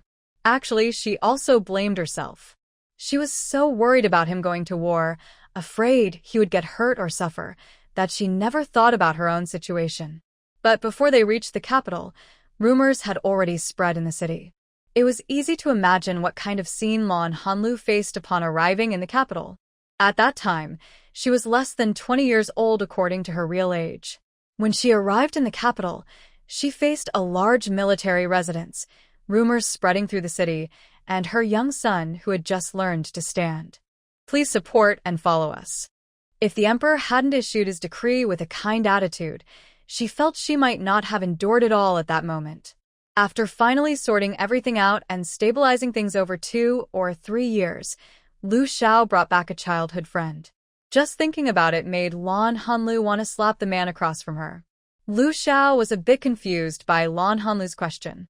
Clearly, he hadn't expected this. Seeing her half-smile expression, his face remained cold, but his eyes were calm. He didn't know where his emotions came from, but suddenly he felt nervous. He hurriedly took a step forward. Lulu, I didn't mean for it to happen like this. Don't worry, I will handle everything properly. You won't suffer any unfair treatment. Lan Hanlu's face showed a hint of sarcasm, but her expression was calm. She was planning to go to the capital after all. The title of general's wife was still very useful. With the title of general's wife, she could take over the general's residence, using the assets returned to the estate as a foundation, and protect the reputation of the residents. This would help her quickly grow her own resources. In this world, She needed to fill her space with enough storage to increase her capital for the future. She wasn't in a rush. She had more than 2 years, almost 3, to prepare. When Lu Xiao returned with his childhood friend like in her previous life, she could finally free herself. For a better future, she decided to endure a little longer. But she knew she would slap him someday. Lu Xiao held her hand. Lulu, when I return, I will give you a noble title. Lu Xiao, you know I don't care about those things. During these 2 years in the village, I felt happy and safe. After saying this, she looked at Lu Xiao with deep affection. Husband, I hope you return safely and sound, and then we can come back here with the children, living peacefully under the southern mountains. Hearing her words, Lu Xiao was deeply moved. He embraced her tightly. Lulu, rest assured. When I return from the battlefield, I will talk about life and love with you. Hearing this, Lan Hanlu smiled, not because she was happy about his promise. With this promise, she could stand on the moral high ground and criticize him when she decided to leave. Thinking of this, Lan Hanlu hugged him a little tighter. Go peacefully. I will take good care of the general's residence and wait for your return to fulfill our vows. If he didn't come back, it wouldn't be a big problem. Giving her a widow's status was also acceptable. That day, Lu Xiao took the emperor's decree and left with the soldiers. Meanwhile, Lan Hanlu was at home packing her belongings. When Aunt Zhao and others came to check on her, she gave them some items she didn't need immediately but couldn't leave behind. The next day, the guards arrived with 4 carriages, accompanied by 2 maids and 2 older women. They handed her the contracts of sale for these people, saying Lu Xiao arranged it. The carriages carried Lan Hanlu and some of her luggage, heading toward the capital. They left early in the morning, just as the first sunlight rose. The whole village looked like it was covered in a layer of gold. Although Lan Hanlu didn't feel much sadness, she still felt a bit lost. She knew that life in the capital wouldn't be peaceful, but that made it more challenging, right? She was no longer the uncertain person she was in her past life. Thinking of this, she slightly smiled. Even though the guards had seen her before and she had been surrounded by many beautiful women in the capital, her smile still made them pause. As the curtain slowly fell, hiding her beautiful face, the guards nearby felt a little regretful. They all wondered if they could leave together with her. Maybe they were worried about her, but they couldn't be sure. In this life, she had no children and was no longer timid. Her demeanor and elegance had improved a lot.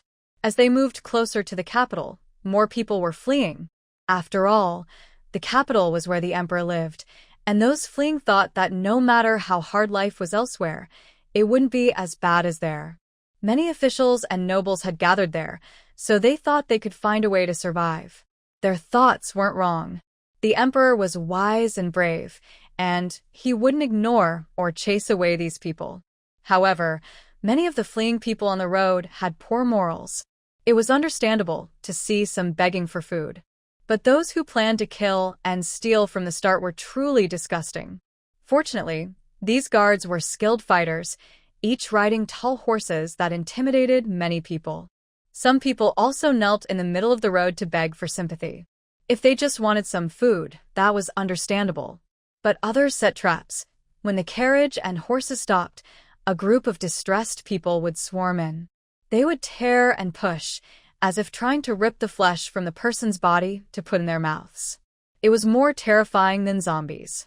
Not far from the city gate, they encountered a woman holding a child and carrying another on her back, kneeling in the middle of the road begging for food.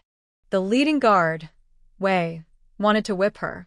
But after leaving the city, they saw a large group, probably from a wealthy merchant family, more than 20 carriages and over 30 guards. Seeing their impressive guard team, some of the people with them wanted to join for safety. Lan Hanlu and the others didn't care about these people. If they wanted to follow, they could. The road wasn't their home. Suddenly, a delicate voice from among the crowd shouted, "Stop." Wei Jian thought it was Lan Hanlu calling out. He paused, but then a head appeared from a carriage window behind them. It was a girl about 16 or 17, pretty and charming. When she saw Wei Jian looking, she shouted again, "Please stop. You look so capable. Why are you so cruel? You don't have to whip people just because you're reluctant to share your food. This family was from the famous Zhou merchant family in the city. Their eldest son was an official in the capital. Wei Jian was amused by her words and was about to reply when he saw Lan Hanlu lift the curtain of the carriage. If this young lady wants to help him, Wei guard, let someone go and find him. Let's hurry and move on. We're not idle people with time to argue, she said, deliberately lowering her voice to sound colder. Wei Jian nodded at her words, then pointed his whip at the kneeling woman. Your benefactor is on those carriages behind. Hurry and go find him. The woman bowed several times and then scrambled to run back. Lan Hanlu and the others didn't bother with the others. They shouted to the horses and moved forward. Meanwhile, a guard standing between the carriage and the woman held a sword, trying to keep her away. But a knocking sound stopped him. The bodyguard tried several times to stop her, but the girl, feeling embarrassed, stomped her feet and waved her sleeves in frustration. An older woman in the caravan spoke up, giving her some silver and dry food to send her on her way. The girl finally showed a smile. Although the journey was slow, they didn't stop much. By evening, they found an abandoned temple to rest. Lan Hanlu finally had a chance to stretch her legs. With the help of the older woman and the maidservant, the guards built a campfire and set up a cooking pot. Lan Hanlu asked the older woman to take out a bag of flour, planning to make some simple dumpling soup. They also added some dried vegetables and cured meat for flavor. The guards had planned to just boil some water and eat dry rations, but seeing the campfire, they couldn't help but smile and packed their food away. Because they were rushing, they rarely stayed at inns and often slept in the carriage, so their supplies were running low. They didn't expect the journey to be so slow, especially with the added difficulty of the increasing number of refugees, which made it hard to get into towns. Getting into a city was very difficult. Even with tokens and promotions, they had to stay low-key to avoid trouble. Usually, they only sent someone into towns to buy supplies, but even wealthy towns didn't have much to offer. They bought what they could, but it wasn't enough. The 2 carts of supplies were like a treasure chest, missing nothing and everything needed was there. This made the guards with her feel a bit embarrassed. Just as the aroma from the cooking pot wafted out, Lan Hanlu quickly arranged for everyone to have a big bowl. The leading guard, Li, hurried over, bowing respectfully. Madam, our brothers should have been taking care of you on this journey, but it seems you've had to look after us instead. It's only because of you that we've suffered less. Wei Jian, what are you talking about? Without you and your brothers protecting me, a woman, I might not have made it out of the village alive. These guards were well-trained and trustworthy, with good backgrounds and skills, and they had the emperor's trust. Madam, you are too kind. Protecting you is the emperor's order and our duty. Looking at the person who was talking and giggling happily, this guard Wei felt a bit nervous and didn't dare to lift his head. Let's not be polite anymore. Hurry up and get moving. The sooner we reach the capital, the better for sending messages quickly. We not only need to rush, but also stay alert for any bad people. We can't relax for a moment. She slightly frowned her eyebrows, and her tone carried a faint sense of worry, making others want to comfort her. Fortunately, Wei, the guard, had been close to the emperor for a long time, so he was very calm. But secretly, he thought that women like her would cause trouble once they reached the city. However, that didn't matter to him. He decided to focus on his duty. At least, women like her weren't someone he could dream about. He then urged everyone to eat and drink quickly so they could rest soon and avoid delaying their journey tomorrow. Just as the food was served and he was about to eat, a loud crackling noise came from afar. The group quickly put down their bowls, stood up, and held their swords with one hand on the blade and the other on the hilt. They looked cautiously outside the door. The guards outside also drew their swords and checked the path they had taken. In the distance, dust was flying, and the convoy that had been following them earlier was visible. But now, the convoy looked very different from before, disorganized and hurried. Some vehicles were missing, and many people were injured. From afar, they could hear women and children crying. The people in the broken-down temple came out and saw the convoy in a terrible state. "Let's hurry inside and gather our things, make some space, so these people don't cause more trouble if they come in," she said. It wasn't out of fear, but to avoid conflict. Wei quickly ordered people to prepare.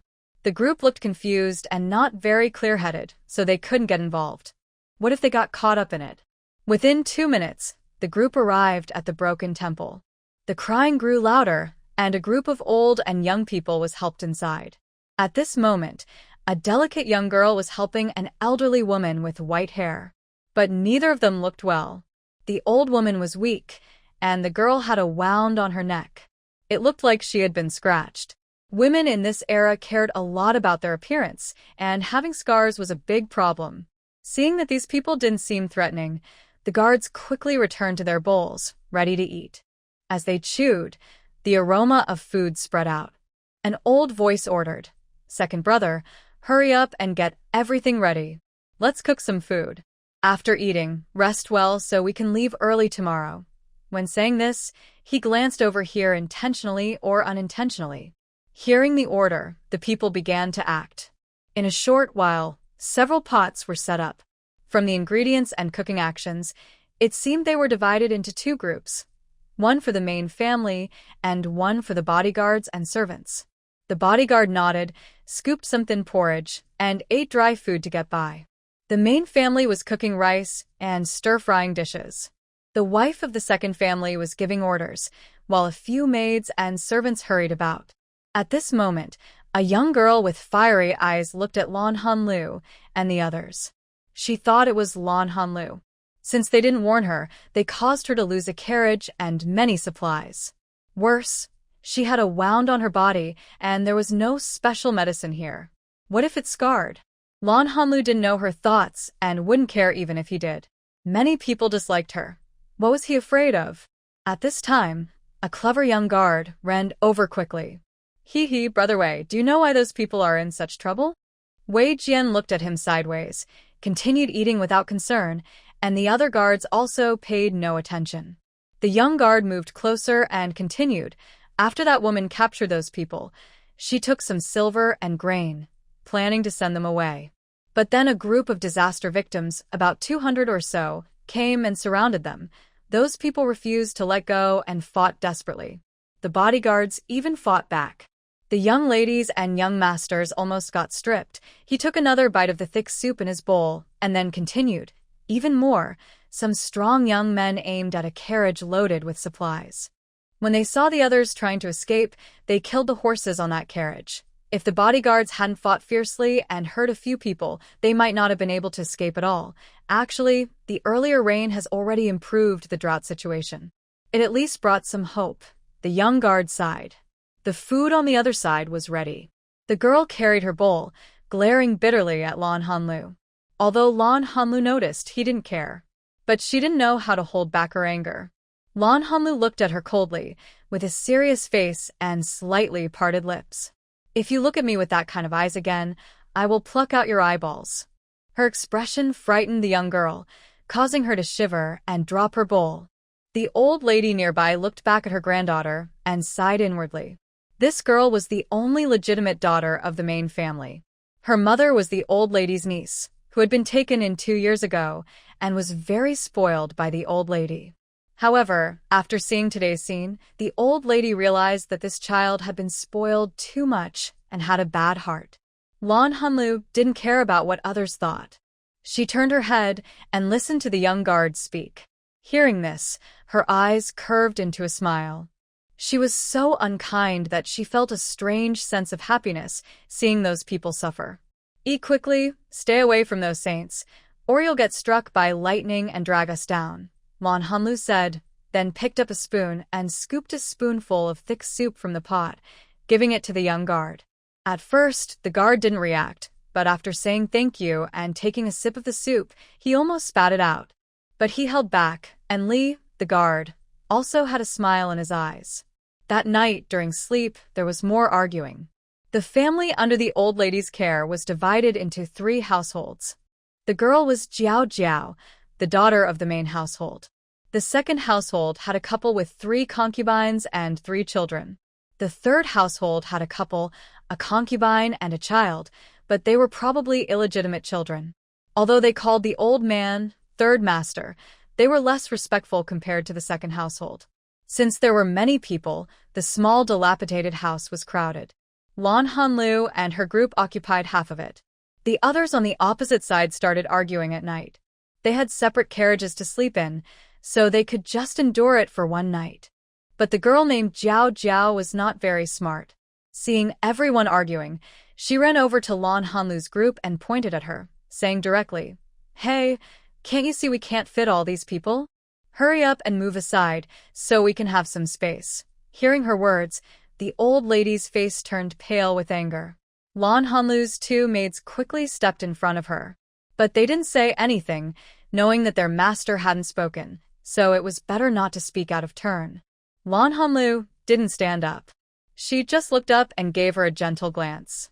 "Without manners, go back and learn properly. Don't embarrass yourself here." When Jiao Jiao heard this, she reached out to scratch. She had long been annoyed with this woman, who, relying on her good looks, flirted with people everywhere.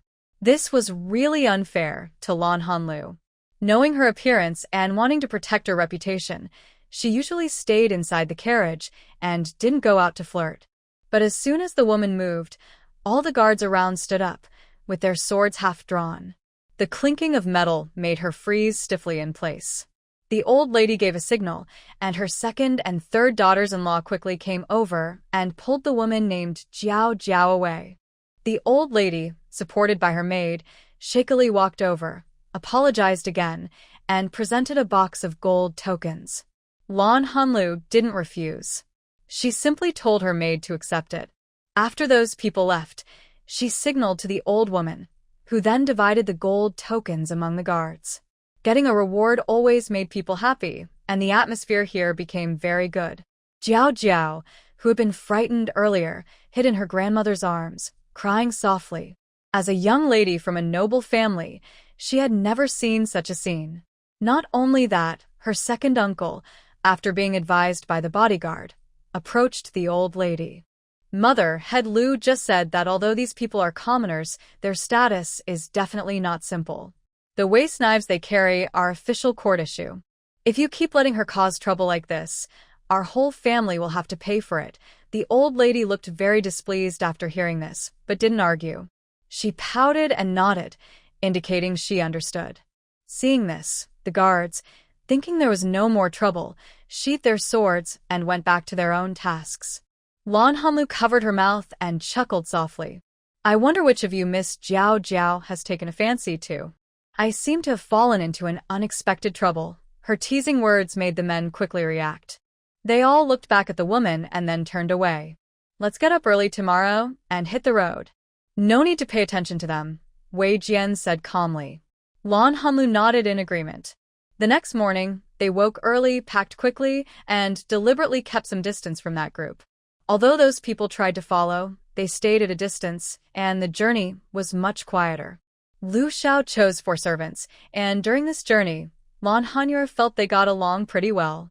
There were 2 young maids, one 13 and one 14 years old. One was called Grape. She was lively, but knew her manners. The other was called Lychee.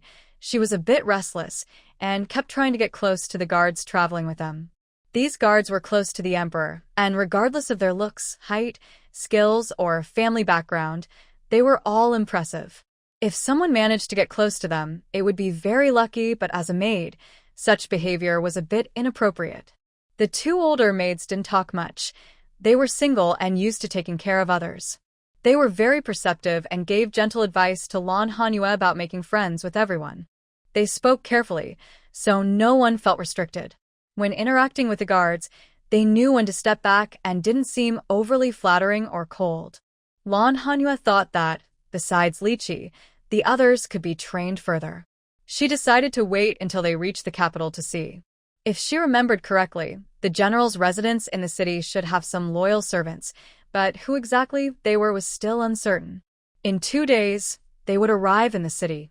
Everyone felt relieved and wanted to travel quickly to get there sooner. However, on that noon it started to rain. The group finally reached an inn, which wasn't very big or fancy, but at least they wouldn't get soaked. The journey hadn't been too dangerous, but there had been many small troubles. Although the rain wasn't good for traveling, it helped end the drought, especially after the previous rain. Since it had been a while, Manhwa couldn't remember exactly when it rained, or she wouldn't have gotten so wet. They say enemies often meet again, and by nightfall, the family they encountered earlier arrived at the inn, despite the rain. The inn was small, and their large group filled up the rooms. When they all gathered in the main hall, they ran into Lan Hanyue's group, who were busy arranging food. Seeing how disheveled they looked, Lan Hanyue secretly nodded to herself. She felt a bit happy that her enemies were having a hard time. But since there were others around, she didn't show her feelings openly. She discussed with Wei Jian and others, offering them 2 rooms. Although the other group was probably unhappy, they had to accept it because of what had happened before. There was nothing much said, just some muttering behind their backs. Lan Hanlu didn't mind. She and the maid and nurse shared a small room, and she was used to it. It rained for 2 days straight. The people at the relay station were very annoyed, complaining and arguing loudly. Because there were too many people, they had run out of food. Luckily, everyone had brought some grain for emergencies. Although the food was not great, it was bearable to get through the journey. They also happened to meet a family whose 2 children were sick, and the old lady was coughing a little. At least they could endure it, waiting until they reached the capital. But the children got worse. Both children, aged 12 and 6, started to have fevers. In ancient times, a fever was very dangerous, almost life-threatening, especially in this environment, with no doctors or medicine. The children's aunt was holding them and crying. "When we left, didn't we bring medicine? Why didn't we give it to the children?" The old lady was also anxious. "Yeah, we did, but maybe it wasn't the right kind, so it didn't work. Now the children have a high fever. Can someone send a fast horse back to the capital?" The second son started to speak, but then hesitated. The journey to the capital was 2 days away, and it was pouring rain. How could they go? It was the girl named Jiao Jiao who spoke to the old lady. "Grandmother, the people from that family should have medicine, and someone there should know medical skills. I saw her maid making medicinal food for her." Although she didn't dare do anything to Lan Hanlu, she kept her as a rival and secretly watched her. The old lady coughed lightly twice, then patted the bed. "Second son, take a gift and go ask over there. Our family doesn't have many people, and we've already come this far. Losing 2 more would be risking my wife's life." "Mother, don't worry. I'll go ask. If I bring a proper gift and lower my stance, they won't turn me away," the second son said, comforting his mother and planning his move. "Good, good. Be careful and steady, second son. I trust you. Take the pearl hairpin set from Nurse Du and some silver.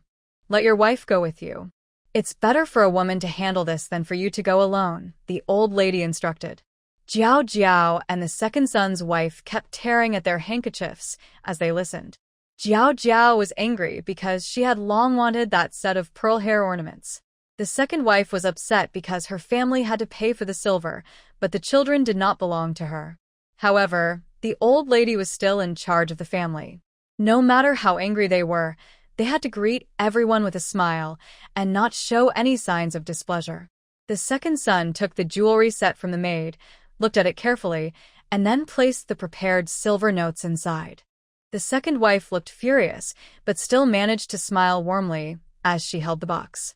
They heard the maid relay the old lady's instructions, telling them to be polite and not do anything inappropriate. The second wife quickly politely addressed the maid next to the old lady. "Rest assured, mother, my husband and I will sincerely ask that person. We will not let the mother-in-law down." Then she carried the box and headed toward Lan Hanlu's residence. In front of the inn was a small 2-story building.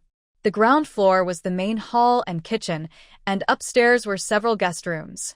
Behind the building was a courtyard, with a 3-room house opposite. This was usually where the inn staff lived. There was also a toilet, storage room, firewood shed, and a water well in the middle. The group lived in the back courtyard, while Lan Hanlu and her companions stayed in the upstairs guest rooms. They crossed the courtyard and entered the main hall, then went upstairs along the stairs.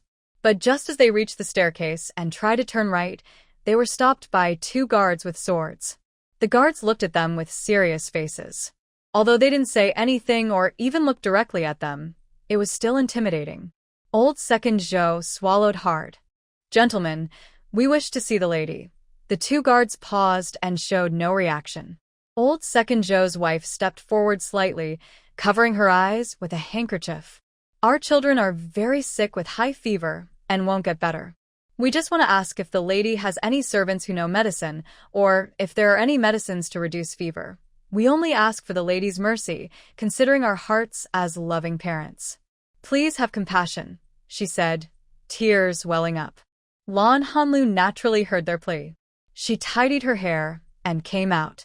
The woman wore a greenish-blue dress, and with the gentle rain outside, it was like fresh spring after the rain, making everyone feel refreshed. Hearing the noise, Wei Jian came out from the corridor and sighed inwardly. This woman is not only beautiful, but also has a graceful demeanor. I really wonder what kind of waves she will cause once she enters the capital. But this is not without reason. In her previous life, Lan Hanlu's beauty was so striking that it caused jealousy among the women in the inner court, leading to rumors spreading about her. Zhou Laowa silently watched the graceful woman approaching.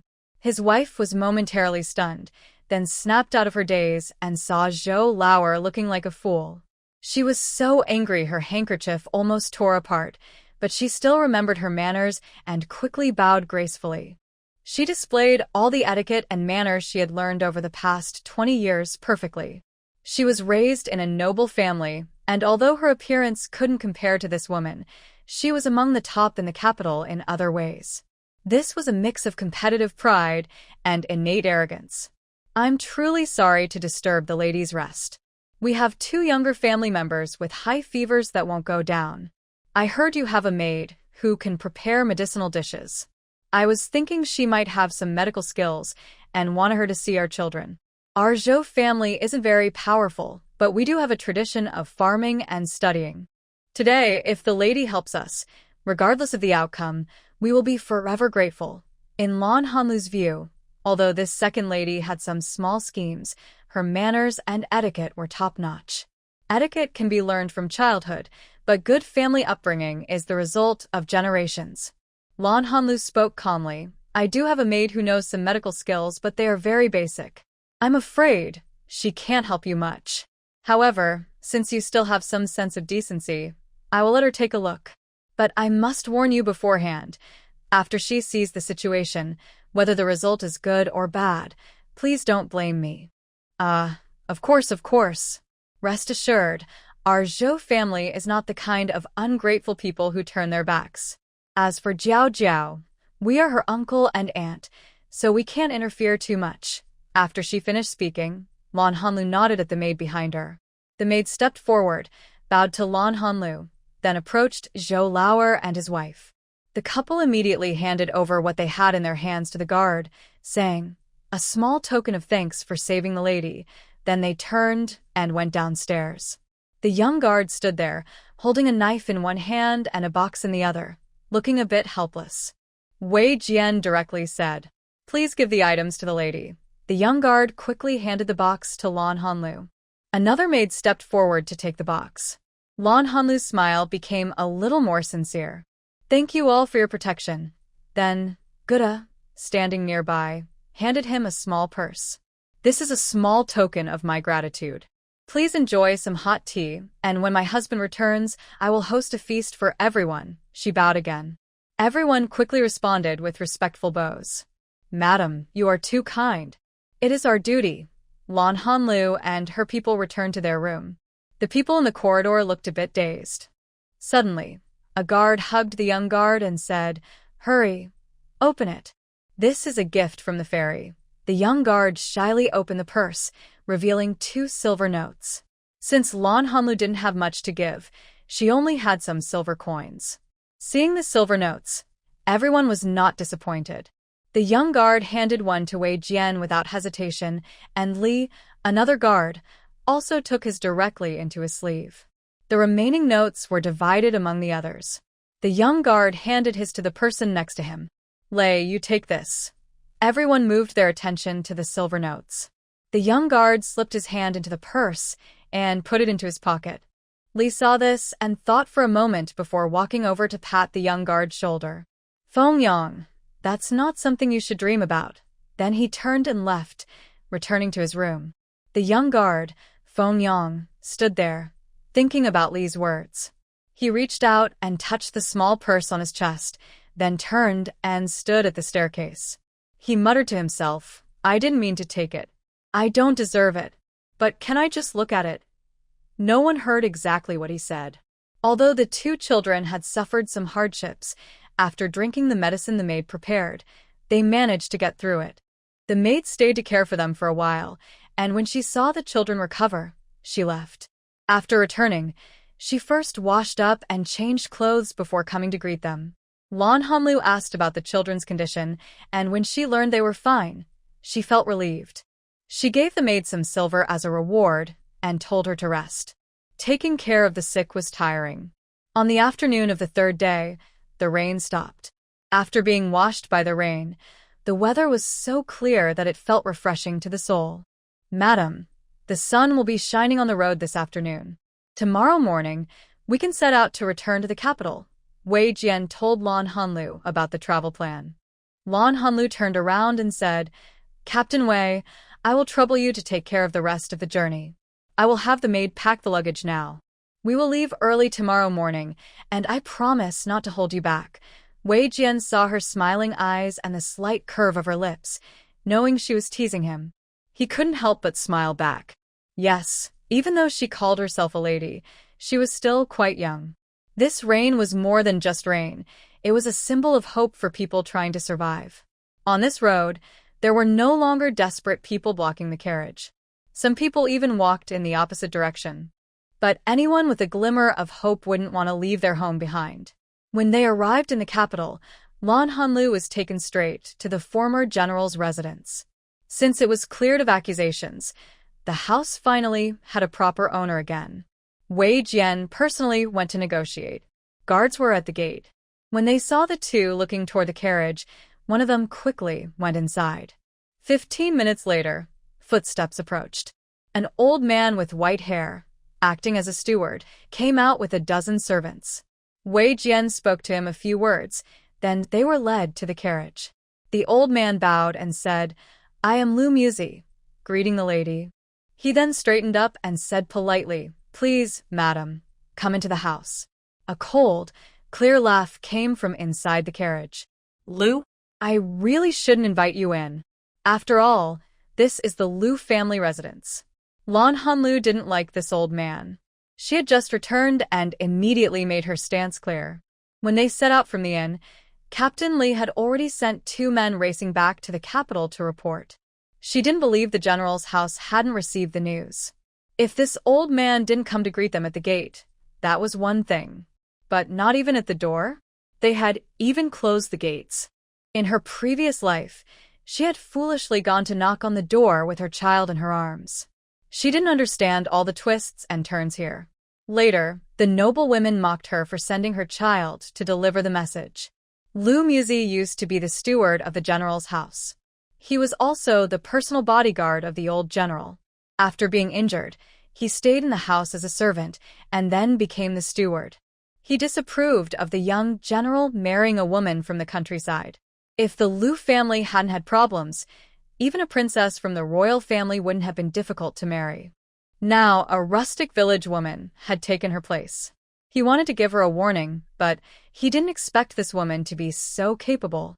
Just as he was about to argue, another voice rang out. Guard Wei, go directly to the palace. I need to report to the emperor and empress. Also, if the Lu family does not acknowledge my identity, you should bring me to the capital. The emperor should also make arrangements for me. Lan Hanlu sat in the carriage, adjusting her sleeve cuffs and dress, paying no attention to the butler and servants outside. Their faces turned pale and stiff after hearing her words. Wei Jian, also from a noble family, understood the situation well. He quickly stepped forward and whispered, General Lu told us many times to take good care of you when he left. Since that's the case, I will go into the palace first to report to the emperor. The emperor will surely summon you once he knows how much General Liu values you. As he finished speaking, the butler reacted and hurried forward without hesitation, lifting his robes and kneeling. The other servants also knelt on both knees. They then touched the ground with their hands and bowed their heads. Old servant welcomes the lady back to the residence. We failed to greet you properly earlier. Please forgive us. The others echoed, Please forgive us, madam. At this moment, the curtain of the carriage was slowly lifted. Lan Hanlu was about to step down when she saw a hand with visible veins reaching out. She looked up at the person. Seeing the anxious maid nearby, she slightly shook her head. The maid quickly blinked to hide her expression. Lan Hanlu smiled at Feng Yang, then gently placed her delicate fingers on his arm and slowly stepped down from the carriage. She lowered her hand, took a handkerchief, and walked steadily toward the butler. In his eyes, first appeared a pair of embroidered shoes with a beaded design, then a red and black patterned skirt. The cold voice she just heard came from above her. Butler, you are highly respected in this residence, and everyone here is under your management. You should be careful with your words and actions. Otherwise, it won't be me who is embarrassed, but the general's house. Do you agree with what I said? The butler bowed his head again. Madam, you are right. I am old and sometimes handle things improperly. Please forgive me for my mistakes. This time, his voice was colder, with a hint of seriousness. Butler, while what you say makes sense, no one is perfect. We just took over the general's house, and some mistakes are understandable and forgivable. But some things cannot be repeated. After all, there are laws of the country and rules of the family. Whether you agree or not, that is the truth. It's not that Lan Hanlu is unforgiving, but if she doesn't discipline this old man now, he will become even more arrogant in the future. Lu Muzi, in front of so many people, has had his dignity completely stripped away by Lan Hanlu. He responds somewhat defeated. Madam's lesson is very wise. Good, that's good. Grape, help the steward to his feet quickly. He's quite old now, and after kneeling for so long, his knees must be uncomfortable. This person is loyal to the Liu family, so everything owed to him outside has been returned, and his reputation shouldn't be further damaged. With Grape's help, the steward stands up, his hands hanging at his sides, standing beside Lan Hanlu. She looks at the remaining servants and waves her hand. Everyone get up. We can discuss anything else back at the house. Everyone quickly responds in unison. Thank you, madam. They all stand up, hands at their sides, standing neatly by the gate. Lan Hanlu turns around, her cold expression softening into a gentle smile. She looks at Wei Jianying and bows slightly. Thank you for sending everyone. Since I have arrived in the capital, it's inconvenient for my family to be alone. In the future, the general's residence will surely host a banquet for everyone. Wei Jianying bows, with clasped hands. Madam, you are too kind. Since you have arrived safely, we must report to the emperor. Then I won't delay you any longer. After speaking, she watches them turn their horses and ride off gracefully, flicking the reins, and the horses' hooves clatter on the stone pavement as they leave. Lan Hanlu, supported by her maid and maidservant, slowly walks toward the courtyard gate. The servants standing on either side follow behind, along with the maid and maidservant. Everything is completely different from her previous life.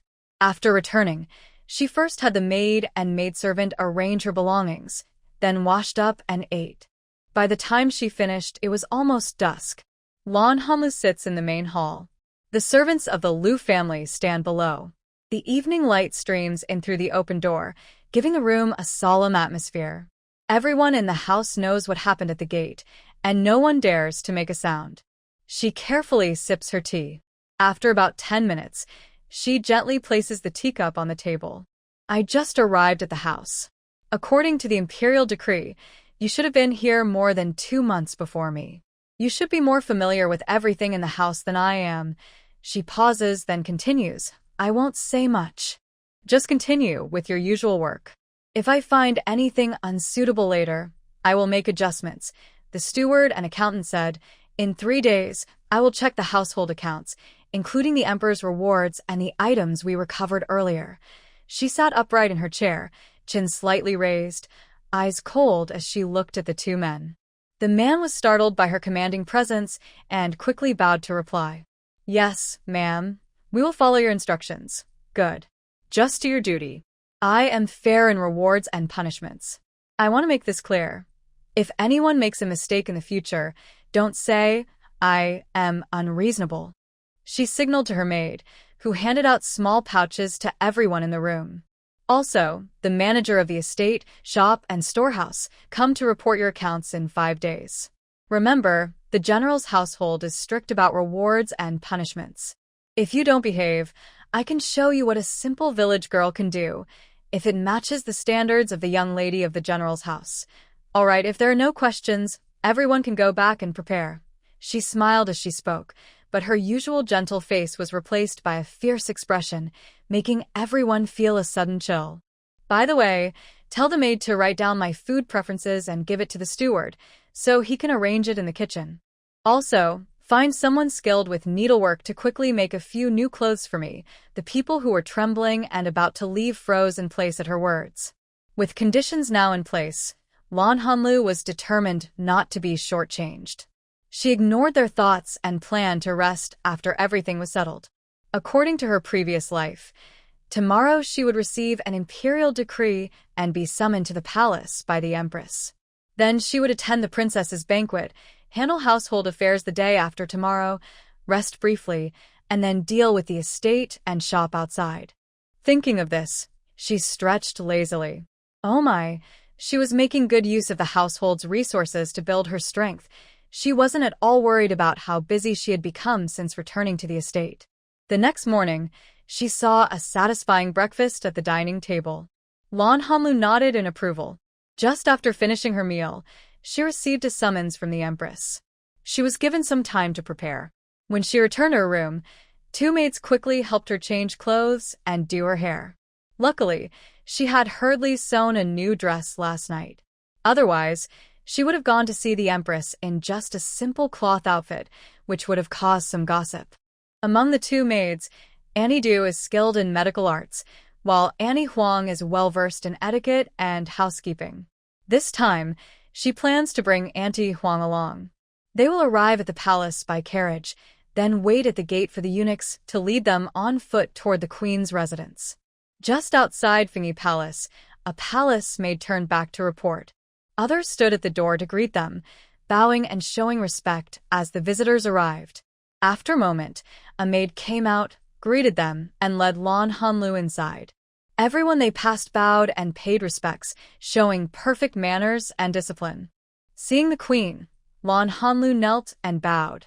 Although Lu Xiao is now officially made a general by the emperor's decree, Lan Hanlu was not given a formal title, so she still needed to kneel.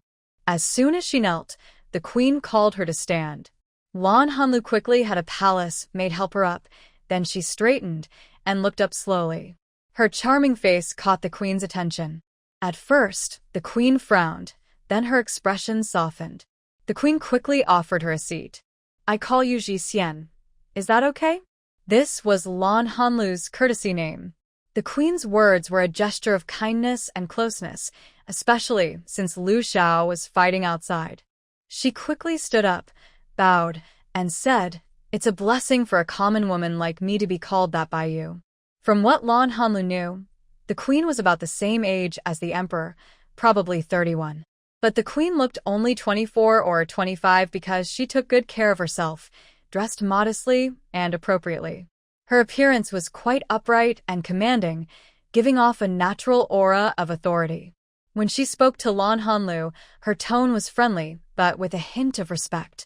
Lan Hanlu understood this was a favor from seeing Lu Xiao fighting outside. She dared not be too presumptuous. Seeing that Lan Hanlu understood proper manners, the queen relaxed a little. After all, even if she was just a scholar's daughter, she was still a country girl.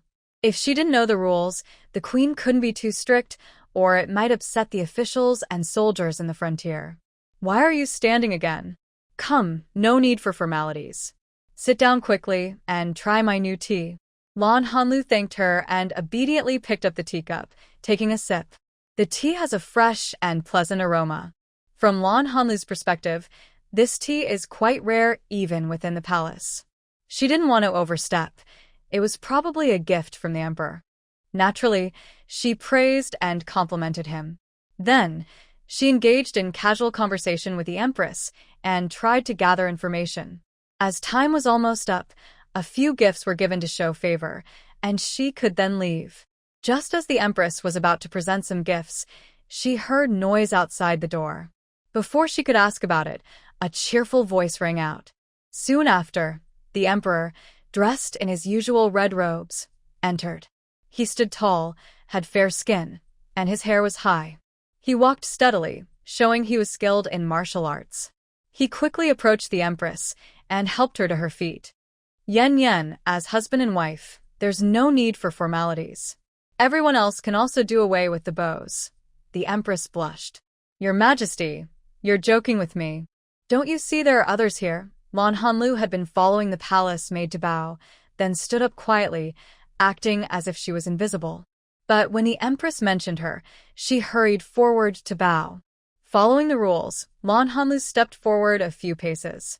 When she was still some distance from the emperor and empress, she quickly knelt and bowed. Your servant, Lu Zhao's wife, Lu Lanshi, bows to the emperor. Long live the emperor, and 100,000 years. The emperor seemed to realize there was an outsider present.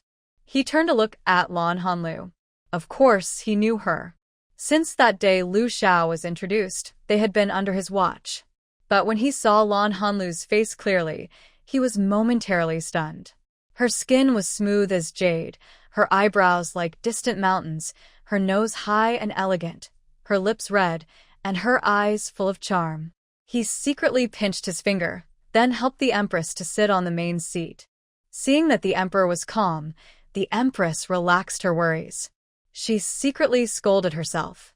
The emperor was usually wise and focused on state affairs, often cold toward the harem. She must have lost her mind to think so poorly of him. Though she had many thoughts, they only lasted a moment. Stand up quickly, no need for formalities. Please take your seat. After rising, Lan Hanlu sat at the lower seat, her face calm and smiling. Inside, she was cursing. Her legs felt weak from kneeling, but she still stood up and sat down, pretending to be relaxed. Today, I see the emperor is in a good mood.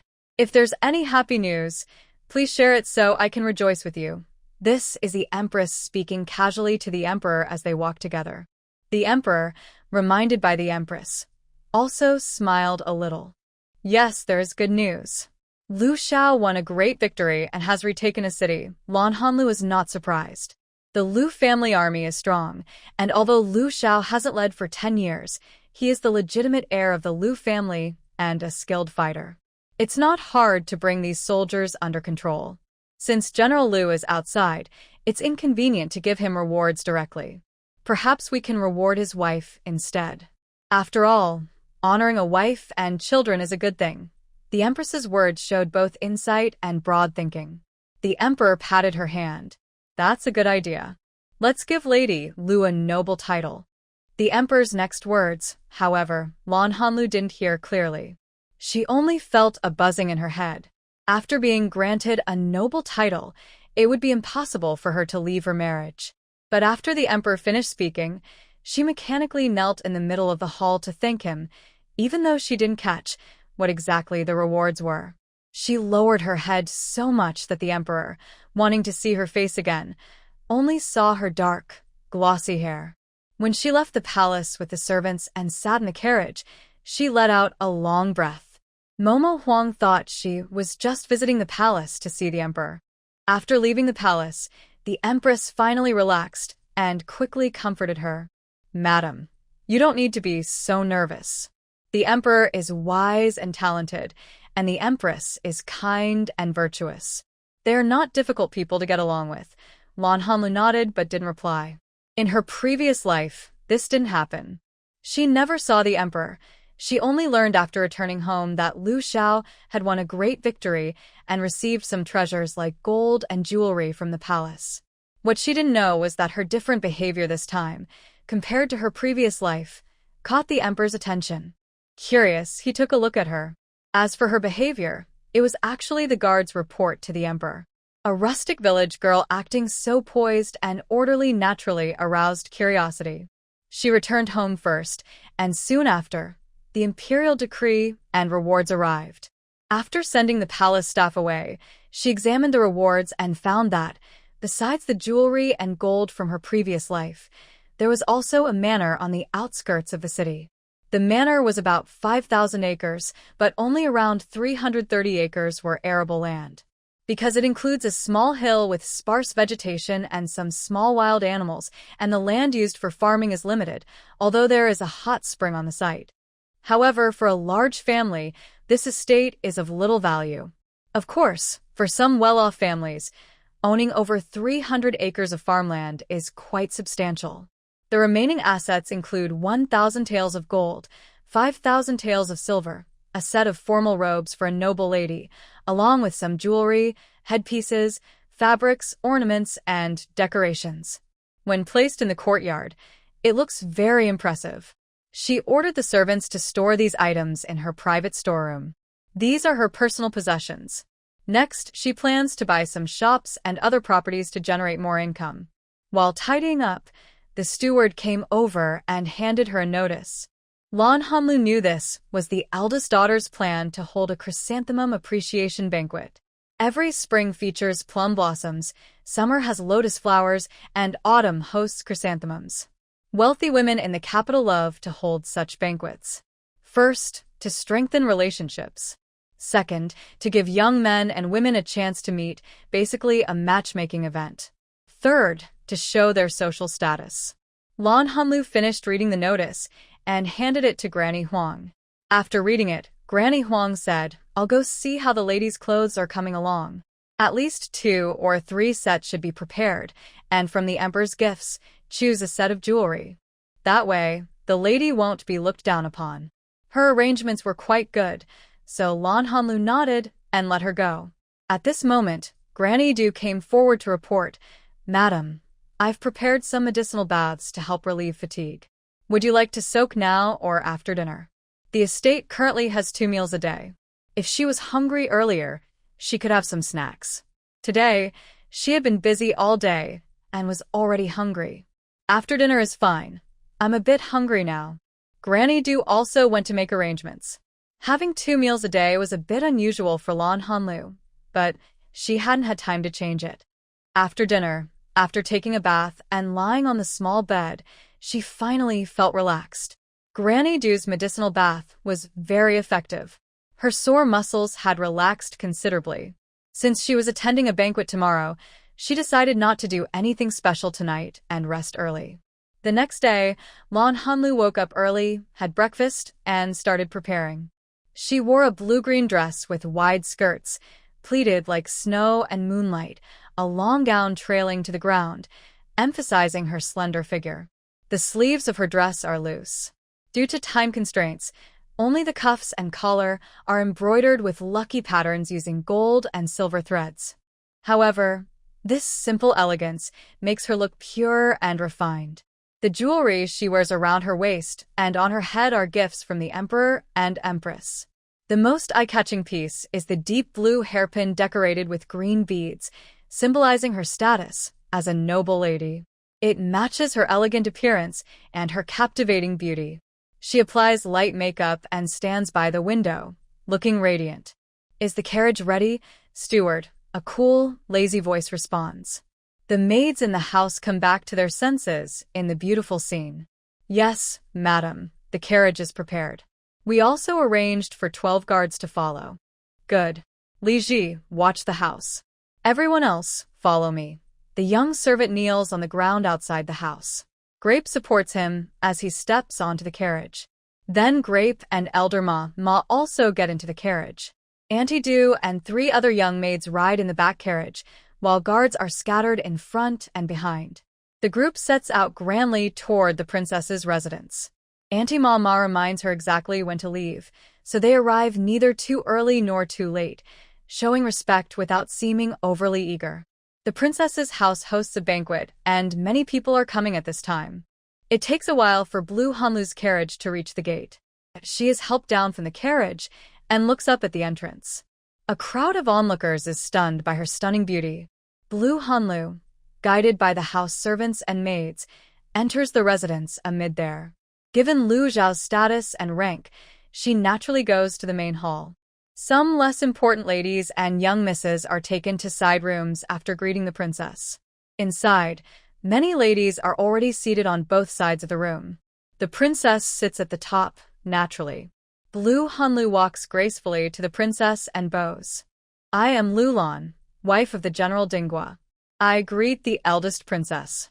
May you be safe and well. Just then, whispers suddenly fill the room, breaking the quiet she felt upon entering. Oh, so it's Lu Zhao's wife. Truly a beauty. If you weren't married, you'd be the most beautiful woman in the Great Xia. But it's a pity that this delicate flower was plucked early by Lu Xiao, the warrior. The eldest princess says this while taking her hand and inviting her to sit at her lower side. Lan Hanlu looked shy and lowered her head. If others praise me, I would accept it. The Princess Chong is bright and elegant. She is truly a beautiful woman. Being praised like that makes me feel embarrassed. The Princess Chong was indeed very beautiful, with a bold and striking look, which matched her personality. Oh, look. Not only is she beautiful, but she also has a sweet tongue. During the previous emperor's fight for the throne, the Princess Chong had helped a lot. Because she supported the emperor's side, she naturally wouldn't let her wife suffer any unfair treatment at her banquet. In the last life, Lan Hanlu was whispered about by other ladies at the banquet. As a teenager, she couldn't defend herself. It was the Princess Chong who stepped in to discipline them. But rumors are hard to stop just by punishment. Instead, they spread even more privately. Thinking of this, she covered her mouth with a handkerchief and curled her lips. She thought, today, I must not let anyone do what they did last time, or else. At this moment, a maid whispered something to the Princess Chong. The princess smiled, greeted everyone, and then left. Her status was obvious, and no one dared to ask too much. A group of people talked about their children, clothes, jewelry, and outfits. Sitting next to her was the wife of the Minister of Personnel, who looked to be in her 40s, but was well-maintained. She appeared to be in her early 30s. She looked slightly wealthy but friendly with a faint smile. She asked Lan Hanlu a few questions, and they started talking. Although they were chatting, everyone was secretly watching Lan Hanlu. Her makeup was light and delicate, her clothes elegant and appropriate, her movements proper, and even her tea drinking had a graceful charm. People's opinions of her gradually improved. Of course, some feelings changed for the better or worse. For example, Sun Yi, the granddaughter of the Minister of War, had disliked Lan Hanlu at first. When she saw how outstanding Lan Hanlu is now, she felt jealous. In her mind, this was a clear slap in her face, making her wonder how she could stand out among her peers in the future. With petty thoughts, she didn't go to play with her friends in the side room. Instead, she stood behind her mother, who was sitting near the door, and stared fixedly at Lan Hanlu. Lan Hanlu was very perceptive. She had already noticed her and knew who she was. After all, they had interacted in the last life. But in this life, they didn't know each other yet, so she paid little attention. Mrs. Liu, I see your makeup is clean and clear, yet very delicate. Do you have any secret tips you could share with us? The speaker is mostly the Grand Tutor's wife, Lady Gu, who, despite good skincare, has dull skin. Such skin makes it hard to apply makeup. Thick or thin layers of powder look awkward. Most powders now are still quite coarse, not fine enough, and applying them looks unappealing and uncomfortable. Of course, she isn't the only one with this question in the main hall. Yes, Lady Liu is young and beautiful, and her makeup looks even more charming in the sunlight. People eager to learn or build closer relationships praise her openly. Lan Hanlu doesn't hold back and shares her own makeup tips and how she applies powder at home. Everyone benefits from this, and their tone and attitude soften. Lady Liu, your homemade powder is really good. Are you planning to open a shop? We are all your secret customers. This woman is the wife of the Minister of Rights, around 21 or 22, lively and cheerful, showing she is well loved by her family. Otherwise, she wouldn't have such a lively personality. Everyone calls her Madam Chen. Lan Hanlu covers her mouth with a handkerchief and smiles softly. Since you're so eager, I'd be foolish not to open a shop and make some small money. She puts down the handkerchief and becomes more serious. You know, I just returned home, and I need a couple of days to settle things. Opening a shop will have to wait a little longer. Some of the eager people's eyes dim slightly. Women want to look good for themselves and others. Who wouldn't be happy to look beautiful? But it's okay. I still have some water-based powder left. I'll divide it into small boxes and give them to everyone. Try them out. If the results are good, when I open my shop, I hope you'll support me. But I only have a few, so each person will get just a small box. Oh, even beggars don't dislike good things. Just send someone to deliver them. When you open, I'll definitely support you and help you earn lots of money, Madam Chen said happily, waving her handkerchief. Lan Hanlu stands up and bows politely. Thank you all for your kindness. At that moment, a maid enters, bows first, then speaks softly. Ladies, my princess invites you all to the garden to enjoy the flowers. Everyone naturally followed along. Each person, supported by maids and nannies, slowly walked toward the garden. The garden was already decorated, with various chrysanthemums blooming brightly. There was a pavilion with a tea table nearby, where the ladies sat enjoying the chrysanthemums. The young ladies from the inner chambers gathered in small groups, either admiring the flowers, reciting poetry, or painting calligraphy. This event was a display for the head ladies of each family. In the future, marriage proposals would consider their social status and wealth. It was also an opportunity for the ladies to get to know the young women in their households. Lan Hanlu, who was married and of good status, naturally sat in the pavilion with the other ladies. The gathering was informal, with maids and nannies nearby every few steps. It was quite difficult to do anything secret here, as you never knew which fake mountain or pavilion might be listening. So, while some young women might try to scheme or trap others, few outsiders truly understood what was happening. Most were experienced in household disputes, and their intentions were often clear at a glance. Some people, like Qiu Yi, had previously been hurt by Lan Hanlu's confident attitude. When they saw her sitting there, they felt betrayed and started to distance themselves. They used this as an opportunity to belittle her. Thinking about it, anyone who could associate with such people couldn't be a good person. Qiu Yi, feeling wronged by her peers, looked over and saw someone sitting in the pavilion eating fruit and enjoying the flowers. Her anger boiled over, and an idea suddenly formed. She watched a few people competing in composing poetry. Slowly, she approached them, joining their discussion about whose poem was more meaningful and better suited to the scene. Just as she was about to speak, the crown princess arrived. Some people stood up to bow, but the crown princess kindly told everyone to sit down. Then she walked over to the group of young maids. What are you all so excited about? What are you discussing? The other ladies also stepped out of the pavilion and gathered around.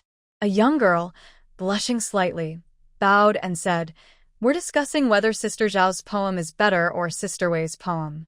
As soon as she finished, a clever girl quickly presented both poems to the crown princess.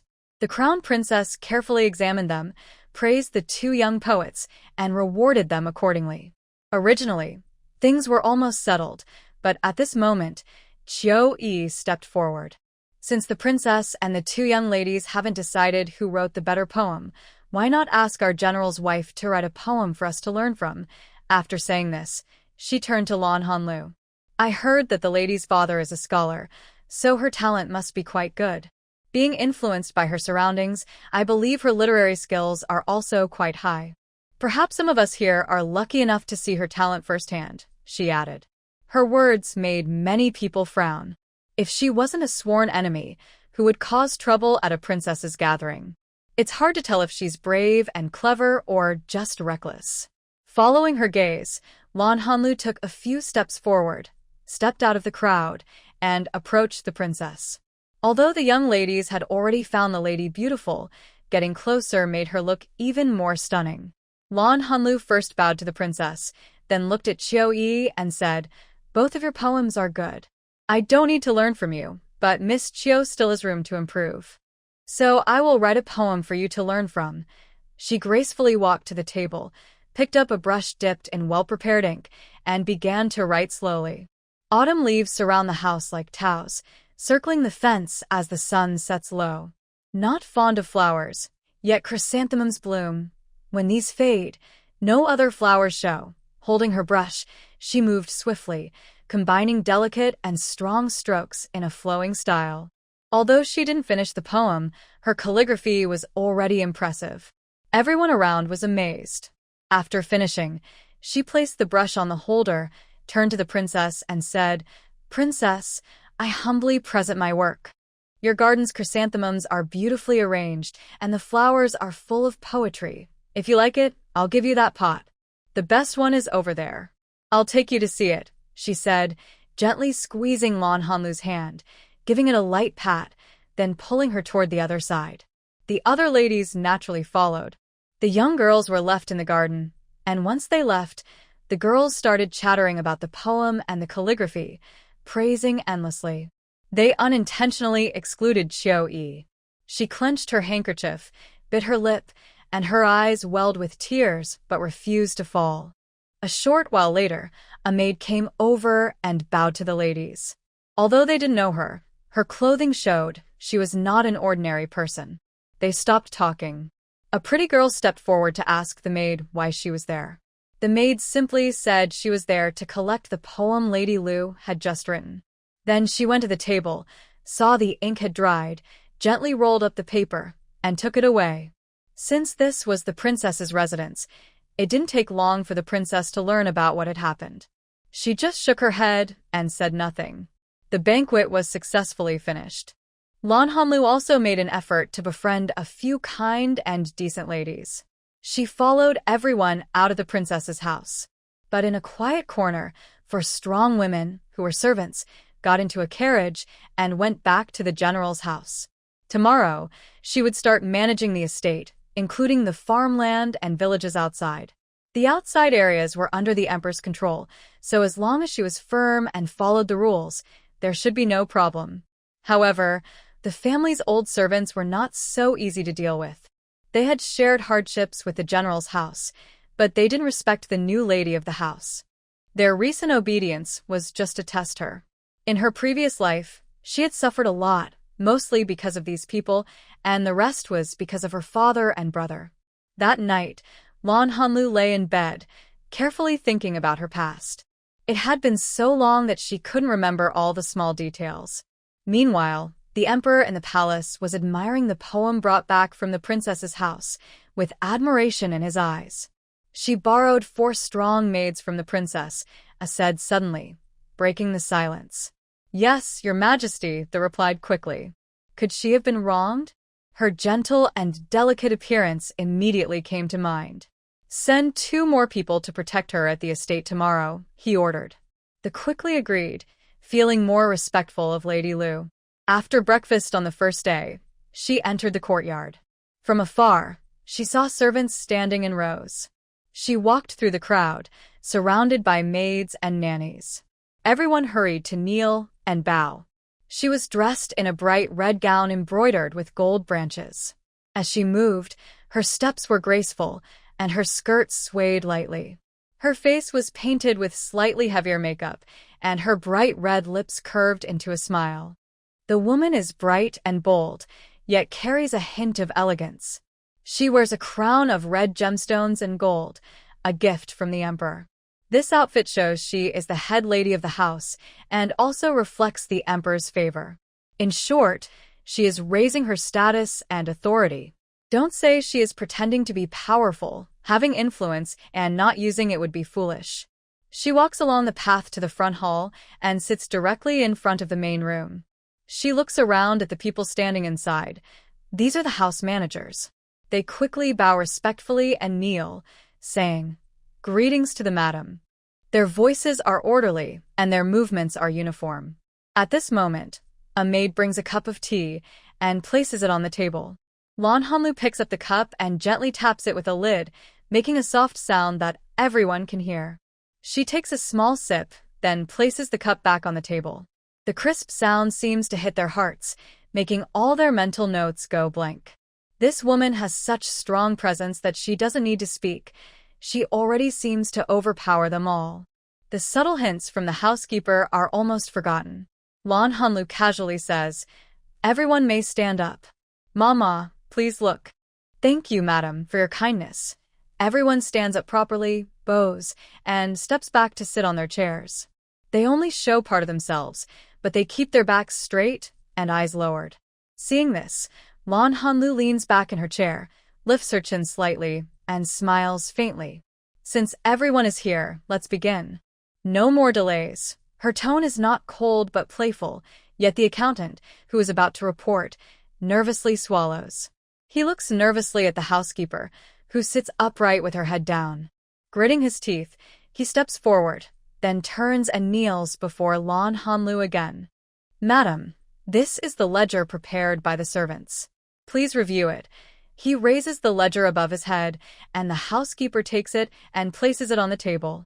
Although there have been many transactions in the past 2 months, the ledger mainly records household accounts. Lan Hanlu flips through it carefully. These people are loyal to the Liu family.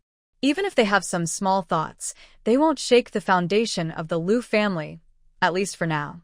She doesn't know if people's hearts will change in the future, so she just glances and sets the ledger aside.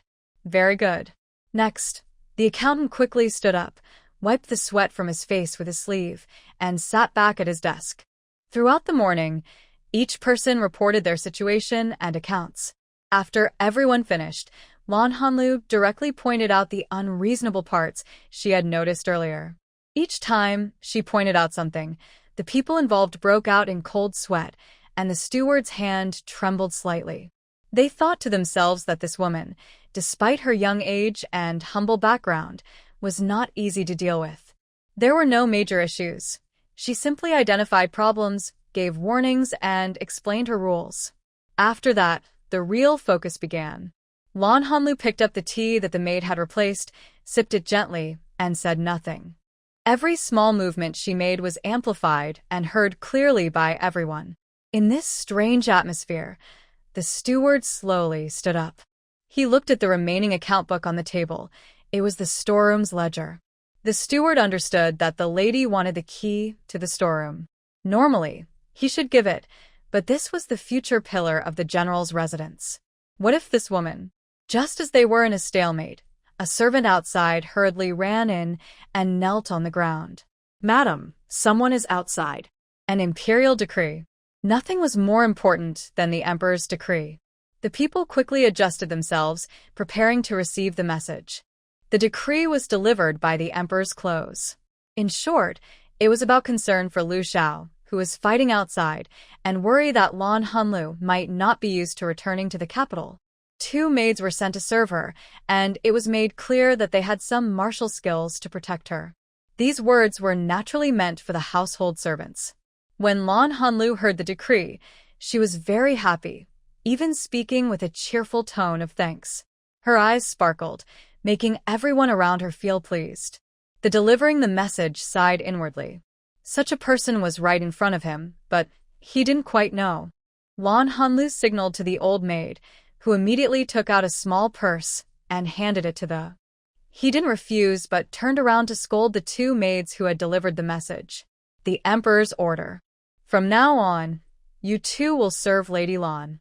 Later, I will hand over the contract of sale to Lady Lan. You'd better not cause trouble, or else." Looking at the 2 maids, they were somewhat sturdier than other women, but not overly so.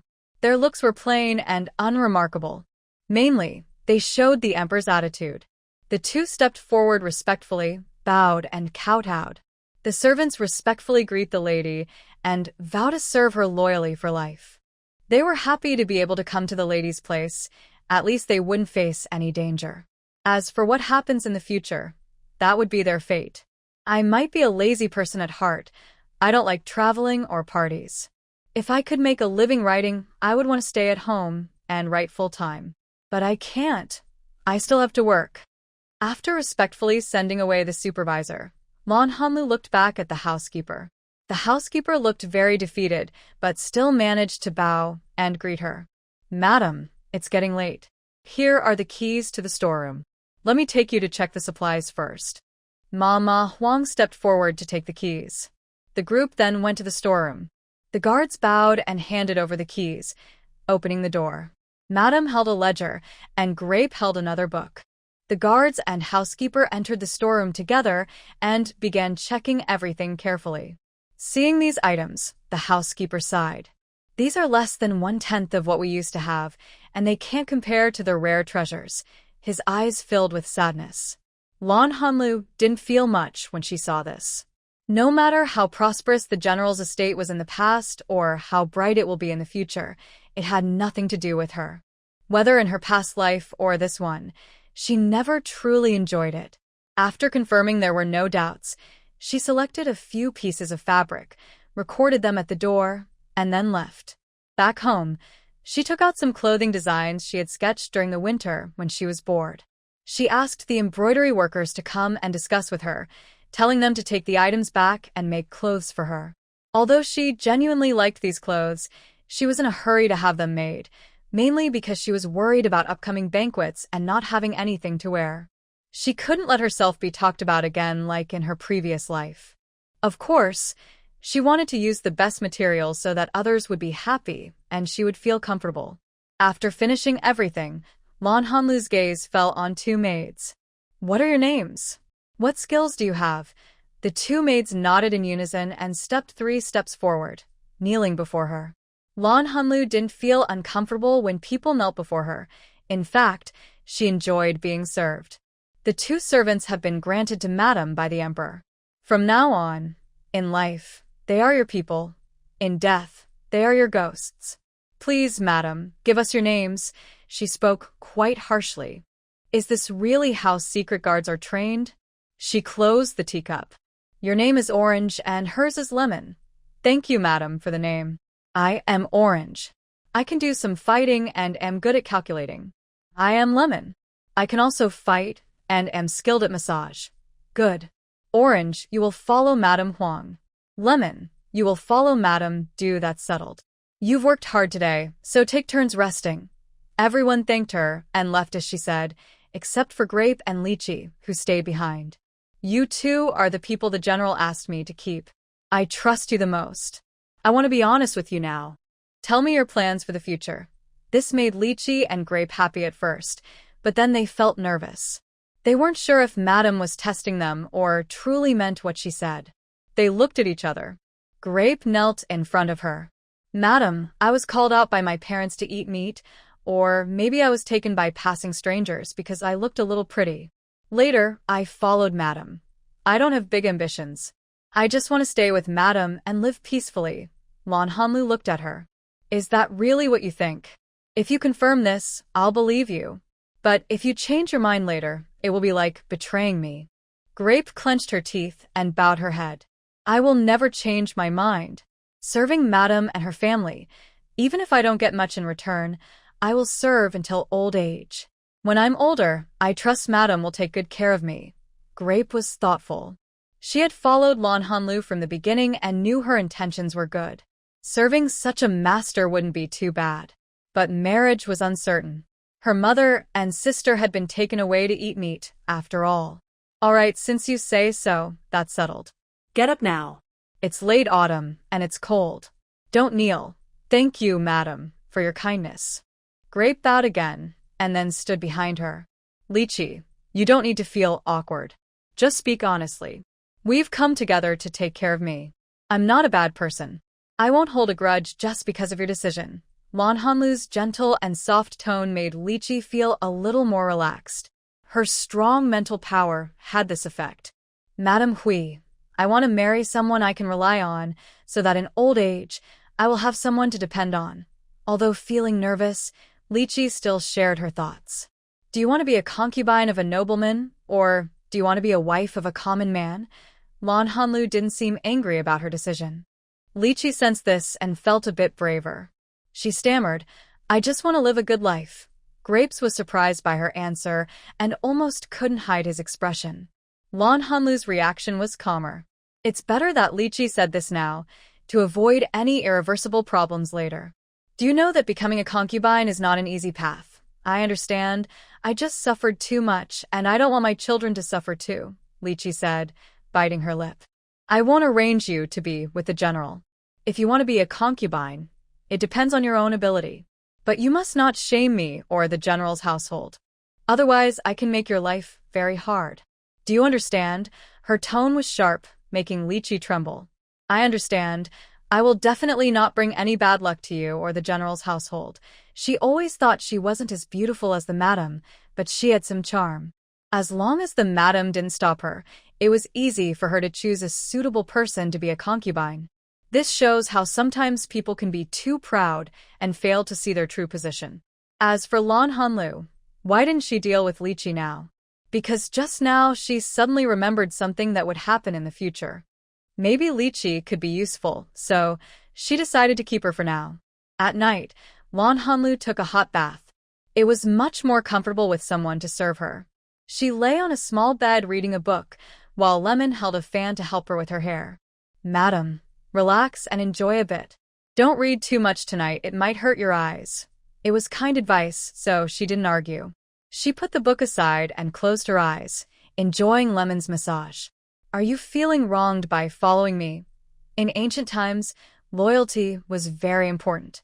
Since they followed her, even if they returned to the emperor, they wouldn't be highly valued. The hand massaging her head didn't stop. Madam, what you're saying is not true. Being able to follow you is a blessing for me and Xiangqing.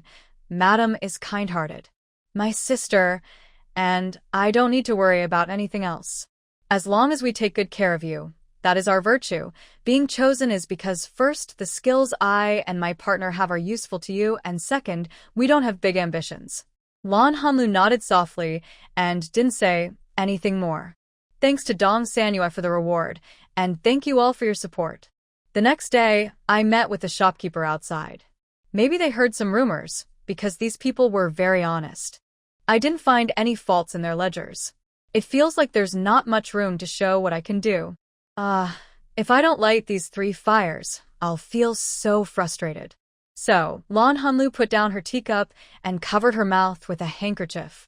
I can see from the ledger that all of you shopkeepers are experienced and loyal to the Liu family. These qualities are worth praise. However, 2 shops have been open for almost 3 months, and their income and expenses haven't balanced. If this continues for another 3 months, I think. The shopkeepers' faces turned red as she hesitated to finish her words, but since they were capable shopkeepers, they quickly calmed down. One man, in his 40s and a bit thin, clasped his hands in front of him and bowed. Madam, you might not know, but in the capital, there are many restaurants and taverns, each with its own style and background. I just took over this restaurant. The chef was taken by the previous owner. I managed to hire this chef after much effort, but his cooking is quite average, so. Since you know your weaknesses, have you thought of solutions? And why didn't you report this to the main family? She asked calmly. That person seemed to regain confidence from her words and started talking more confidently. Good chefs are hard to find, and each has their secret recipes. We don't have those. As for not reporting, it's mainly because you just returned and are not familiar with this place.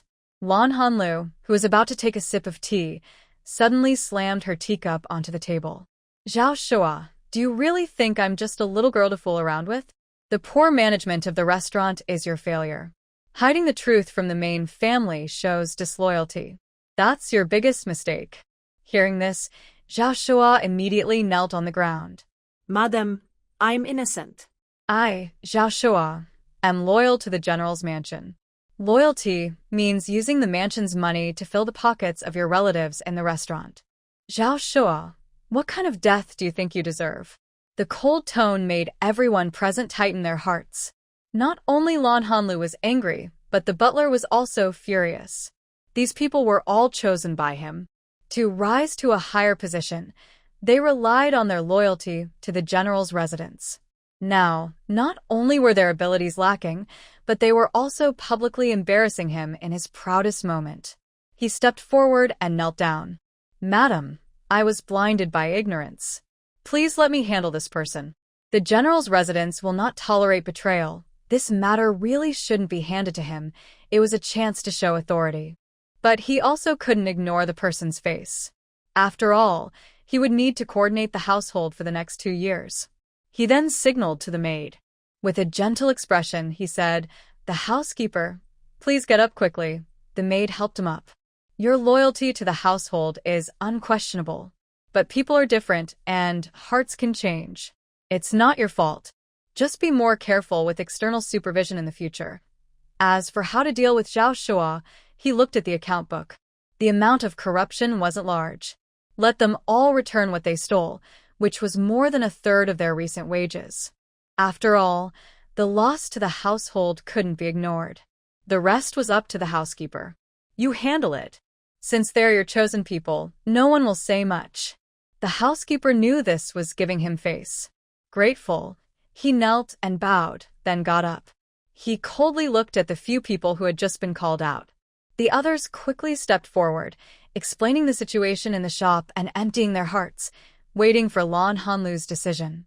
Seeing their sense of propriety, Lan Hanlu nodded. In the next 2 days, I will give you some instructions for improvement. When the time comes, someone will notify you. From now on, keep a record of the accounts every month. I will inform you if there are any issues. Suddenly, Zhao Shua seemed to have gone mad. He stood up abruptly and rushed forward to Lan Hanlu. You wicked woman. You just want to intimidate me and cut off the Zhao family. He knew he and his family were doomed. The housekeeper Lu hated betrayal the most. The Lu family had fallen into ruin because of an alliance betrayal. Lan Hanlu wanted to establish authority, and Lu Muzi also wanted to show strength. The Zhao family would definitely suffer. Unexpectedly, he suddenly exploded, who had been kneeling all along. The housekeeper shouted at him with rage, but it only fueled his anger further. As she was about to reach Lan Hanlu, she saw a young maid standing beside him. The maid stepped forward and kicked out with her foot. Manager Zhao was immediately knocked backward out the door, falling onto the stone path, clutching the area that was kicked and spitting out a mouthful of blood. Send someone to take him away. I don't want to see this family anymore, Lan Hanlu said calmly, her face unchanged. But her words made everyone present break out in cold sweat. Rest assured, madam. The servant will handle this properly and ensure there are no future problems for the general's residence, the steward replied, signaling 2 young men to come over. They dragged Zhao out. It's not that Lan Hanlu is heartless. Actually, she is quite firm. The last time Zhao was caught, he was using the general's money to support a tavern. At this time, the general's residence was not wealthy. By the end of the year, when the gift-giving festival arrived, it would be clear that many of the emperor's gifts could not be used as gifts. The remaining resources had to support the household and outside shops and farms. To generate income, they needed more time. Zhao's actions had worsened the financial situation of the residents. In the following days, Lan Hanlu reviewed several shops that made little or no profit and proposed reforms. The last was a leather goods shop. After thinking for a while, Lan Hanlu decided to write a letter to Lu Xiao. She planned to buy furs from his side and sell them here, as well as import fine fabrics, grains, tea, and salt to sell on his side. Her main idea was to form a merchant team with soldiers injured in the war. Such a team would be capable in battle and could also help soldiers worry less about their future. She also wanted to revitalize the shops to help the general's residents earn some silver and survive. After finishing the letter, she handed it directly to Xiang Cheng. Find someone to deliver this for me. Also, take the medicinal supplies prepared for the general and bring them over. These things are useful during wartime, and they won't be too many, she said. Xiang Cheng looked at Lan Hanlu's calm expression and immediately knelt down. She didn't blame her. She just waved her hand and said, I understand. Go now. That evening, the letter appeared in the emperor's hands. Along with today's events, it was placed on the imperial desk. Qilimu looked at the letter and showed an interested smile. At first, he thought she was just a beautiful woman who caught Lu Zhao's favor. He didn't expect her to be insightful, smart but not showy. The supervisor listened to the emperor praise her and simply nodded in agreement. He knew he must not say anything that sounded biased. Recently, the data for the novel has dropped a bit. I kept talking to my husband about it. He looked at me and said, "Honey, are you talking about the 11.9 cents for food or drink? If it drops or rises, just go with it. You get upset over small things, and if you get sick, adding a couple of zeros at the end won't be enough for your medical bills. This kind of worry only makes me more anxious." He threw the letter back onto the desk. "Send it as she requested, and tell them to take good care of this person. No more of what happened last time, or else." Although he didn't finish his sentence, Lu Su, the chief, was already sweating from shock. "Yes, I will notify them immediately." Chi Linmu waved his hand. Under the bright light, his sharp features looked a bit more refined. Suddenly, he smiled, softening his face a lot. "It seems I need to handle Prince Chi's matter before the new year. Otherwise, Lu Xiao won't be able to win for a while. To have a good year, I guess I have to work hard." Knowing the letter had been sent, Lan Hanlu started organizing people to recruit men and women to handle the animal pelts and turn them into finished products. These were all arranged at Lu's estate, which had been returned to her. Then she began drawing plans. Besides occasional banquets, she was very busy. She knew there was a hot spring on her small estate, and after the first snow, she took people to visit it. She planned to check out her entire estate, including Lu's mansion, to prepare for spring farming next year. This was the advantage of having no parents-in-law, no children, and no husband around. She could leave whenever she wanted. She just gave some instructions about her home and shop. She took her maid, a nanny, and guards, and they traveled in more than 10 carriages toward the estate. The estate was not far from the capital, about a day's ride by carriage. The journey was uncomfortable, but thinking about visiting her own estate made her very happy. When she arrived, she found her estate had little farmland and was not very fertile. It was mainly used as a leisure estate, so the houses and walls were especially beautiful. There were 3 hot springs. One was enclosed in a courtyard, with a pavilion built over it. Another was just left outside without anyone taking care of it. On a small hill inside the estate, there was a creek winding around half the mountain's base. The farmland relied on this creek for irrigation. The person in charge at the pier bowed and looked after the workers as they checked the farm. Lan Hanlu really liked this place, but she thought it needed better planning. "Can we start digging now? I want to enclose that spring. The water is warm enough to build a heated house, so we can grow winter vegetables there. If we have extra, we can sell some." The farm head frowned and thought for a moment. "It might be hard to dig elsewhere, but this place should be fine. The hot spring water is warm and the area isn't frozen. Then find someone smart to check it out. If it's suitable, go to Grandma Huang for some money and hire more workers to finish quickly. I'll stay here for a while. If anything comes up, just tell me directly." The farm head quickly agreed. After giving instructions, Lan Hanlu returned to her main courtyard, where she had settled before. She had dinner and then went to soak in the hot spring with a few young maids. While she enjoyed the warm bath, Chi Linmu and his secret guards secretly left the city. 61 men rode horses dressed in black, with most of their faces covered by red gold masks, only showing their mouths and chins. They looked very serious and intimidating from afar. Lan Hanlu loved her life here. She often strolled in the garden, soaked in the hot spring, or practiced calligraphy, embroidery, and writing, feeling relaxed and happy. During this time, Lu Xiao sent a letter. First, she asked about her family, then said she had finished the tasks she was told to do, and finally sent some caring words. Letters are hard to send back and forth. Every time, Lan Hanlu would include a poem about longing and love. When the first batch of furs was shipped back, the green vegetables in her greenhouse were already growing. She was worried because the sky was getting dark, afraid it would delay the work. One night, Lan Hanlu was writing. She thought that if she didn't practice her writing, she would forget it. She was bored and wanted to learn or review something. Practicing calligraphy helped her improve and also review old poems. 10 miles away from their farm, a group of people was fighting fiercely. A group wearing red gold masks, all injured, some couldn't fight at all. "Master, we are protecting you. Hurry and ride back to the city. a hoarse voice begged. Stop dreaming. If you want to go back, you'll have to leave your life here. Your souls can go back. Another group, fighting fiercely, warned them harshly. Mu-e, there's no need to say more. Today, I can't let them return alive. We must fight to the end here. As the leader, I will gather more people so we can hold on a little longer, the person called the master replied, quickly taking down one enemy after another. At the same time, he was struck on the back shoulder, blood splattering. Falling snow mixed with the blood created a scene both tragic and beautiful. Meanwhile, another group was getting closer to the capital city, and their attacks grew more fierce. Although they knew these enemies would never let them return to the city, they still fought while retreating. Lan Hanlu arrived at the village with guards, all of whom were former members of the Lu family, mostly veterans from the battlefield. They heard that the older guards were slightly injured, but they were still quite effective in battle. When the enemy approached the village, they were already spotted. The leader of the enemy was called Zhang Shu, and Lan Hanlu quickly entered the study room.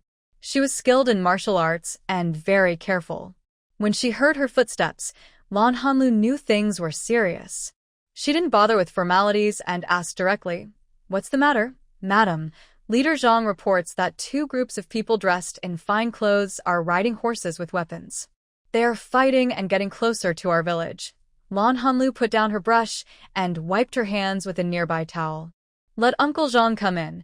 She frowned, thinking about whether anything major had happened during this time in her past life. It seemed nothing special had occurred. But then again, during the new year, the emperor was seriously ill and nearly passed away, which caused some unrest.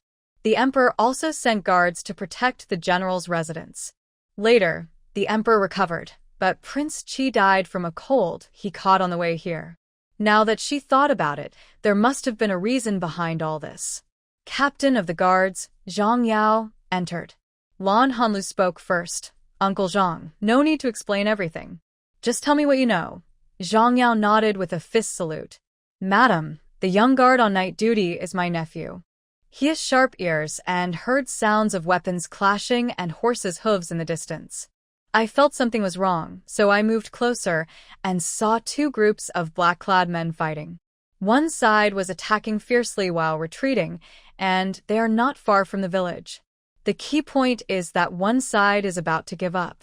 I'm worried they might attack the village to silence everyone. Especially when I saw the support from my loyal readers for this book, I felt very warm inside.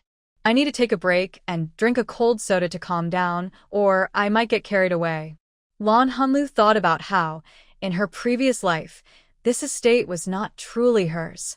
She didn't know if anyone had really died there. Due to rumors and gossip, she didn't have anyone to teach her the truth, and she was very uninformed. Her thoughts were fleeting. She knew her main goal was to respond quickly to protect herself and the people on the estate. So she threw aside a towel, walked outside, and gave orders.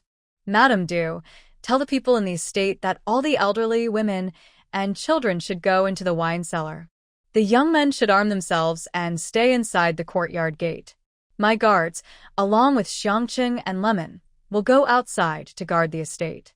Huang Mama and Lizzie, go change my clothes first, then also go into the wine cellar." As she spoke and headed toward the bedroom door, she saw everyone kneeling on the ground in response to her orders. "Madam, you can't act impulsively. Please go to the wine cellar with Xiangqing. Zhang and I will stay outside to guard the estate." Lemon, usually quiet, spoke up to prevent her from risking herself. Others also tried to persuade her. Lan Hanlu turned halfway around, looking at the kneeling people with a cold expression. "You don't need to persuade me. I am not helpless.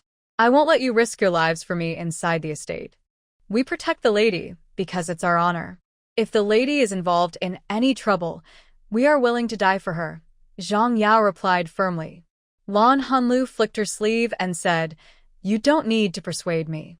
Use this time to prepare. The more prepared we are, the less danger we face." She then went into the room. Zhang Yao hesitated but remembered her words and quickly went out to make arrangements. Inside, Lan Hanlu first took off her hair accessories, pulling her hair up high and tying it with a silk ribbon. She then began to remove her dress. Grape, who came in behind her, immediately took out a neat riding outfit to help her change. She kicked off her shoes and put on boots. Next to her bed, she took out a short dagger. It was a gift from the emperor, decorated with gold and jade, very ornate. She kept it with her for self-defense and because she liked it. Today, it finally came in handy. Grape and Grandma didn't have time, so they quickly went to hide in the wine cellar, not wanting to distract me outside. Grape and Grandma, tears in their eyes, nodded and held hands as they ran to the backyard. Blue Hanlu stepped out with a short sword and saw a guard waiting for her. She nodded to the guard and moved forward. Orange and Lemon followed closely, hurrying along. The guard quietly explained the situation outside. Blue Hanlu responded with occasional nods or soft replies. When they reached the gate of the estate, they could see a group of people. Each was very skilled in martial arts and fought fiercely. Two groups faced each other, one wearing delicate masks, the other covered with cloth masks. The masked group was clearly weaker. Some had lost their fighting ability. They didn't attack, but watched from the gate. Suddenly, a masked man swung his sword wildly. Blue Hanlu's pupils shrank. Orange and Lemon shouted anxiously, "Madam," confirming she hadn't made a mistake. She clenched her short sword, pulling it from its sheath with a swift motion. Guard the general's residence. Target those masked people. They didn't care about the butler's concerns. They listened to Blue Hanlu's orders without question or disobedience.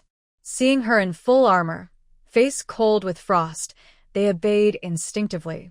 One by one, they drew their swords and charged into battle. They had been prepared for this group.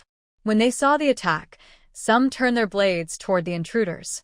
The masked leader saw Blue Hanlu's face when he turned his head, his pupils shrinking slightly.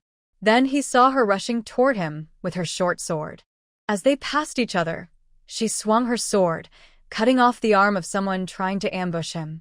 Blood splattered on her face, making her usually calm and solemn face look more fierce and striking. With their help, the situation quickly turned around. More enemies were killed, and Orange and Lemon, both elite guards in their prime, fought fiercely, blocking and killing enemies. Seeing the situation was hopeless, two of them turned to jump out of the fight. The masked leader shouted loudly at Blue Hanlu, "Madam, we can't let them go back." Lan Hanlu heard the sound but did not respond. Instead, she quickly jumped up and blocked the two people trying to leave. She reached out without hesitation. Although she was injured, she managed to hold her own against them, but soon others came to help. Clearly, in the end, only bodies remained. Uncle Zhang hobbled over. "Madam, we have 2 seriously injured and 5 lightly hurt. Those who are injured, go back quickly to treat your wounds. Those uninjured, work harder. Lead the villagers to handle the bodies and bloodstains. If there's an accident, the government will give compensation. The elderly will be cared for, and children will be raised until they grow up." Uncle Zhang nodded and went to make arrangements. Lan Hanlu walked to the leader and knelt on one knee. "Sorry for arriving late, Your Majesty. Please forgive me." Everyone else knelt down when they heard her. A light laugh came from above her. "Madam, you are as brave as a man." Then, a pair of cold yet strong and graceful hands lifted her up by the elbows. "Madam, your effort in saving the Emperor is appreciated. But now I need your help again. Please arrange a place for healing. Please follow me to the village to rest and recover." A group of injured people, covered in blood and wounds, returned, and the village quickly became busy. Qi Linmu, as emperor, was taken to the main hall. Mo from the palace prepared medicine and herbs. The others who were hurt were also taken care of. Lan Hanlu took out her medicine box, planning to let Lemon treat the wounds. But unexpectedly, Qi Linmu turned around, took off his outer robe, and softly said, "Thank you, madam." Usually she called him Your Majesty, but now that title felt strangely intimate. In ancient times, a woman helping a man with medicine was quite a delicate matter. She didn't say anything, just slightly smiled. She washed her hands first, then went behind Qi Linmu.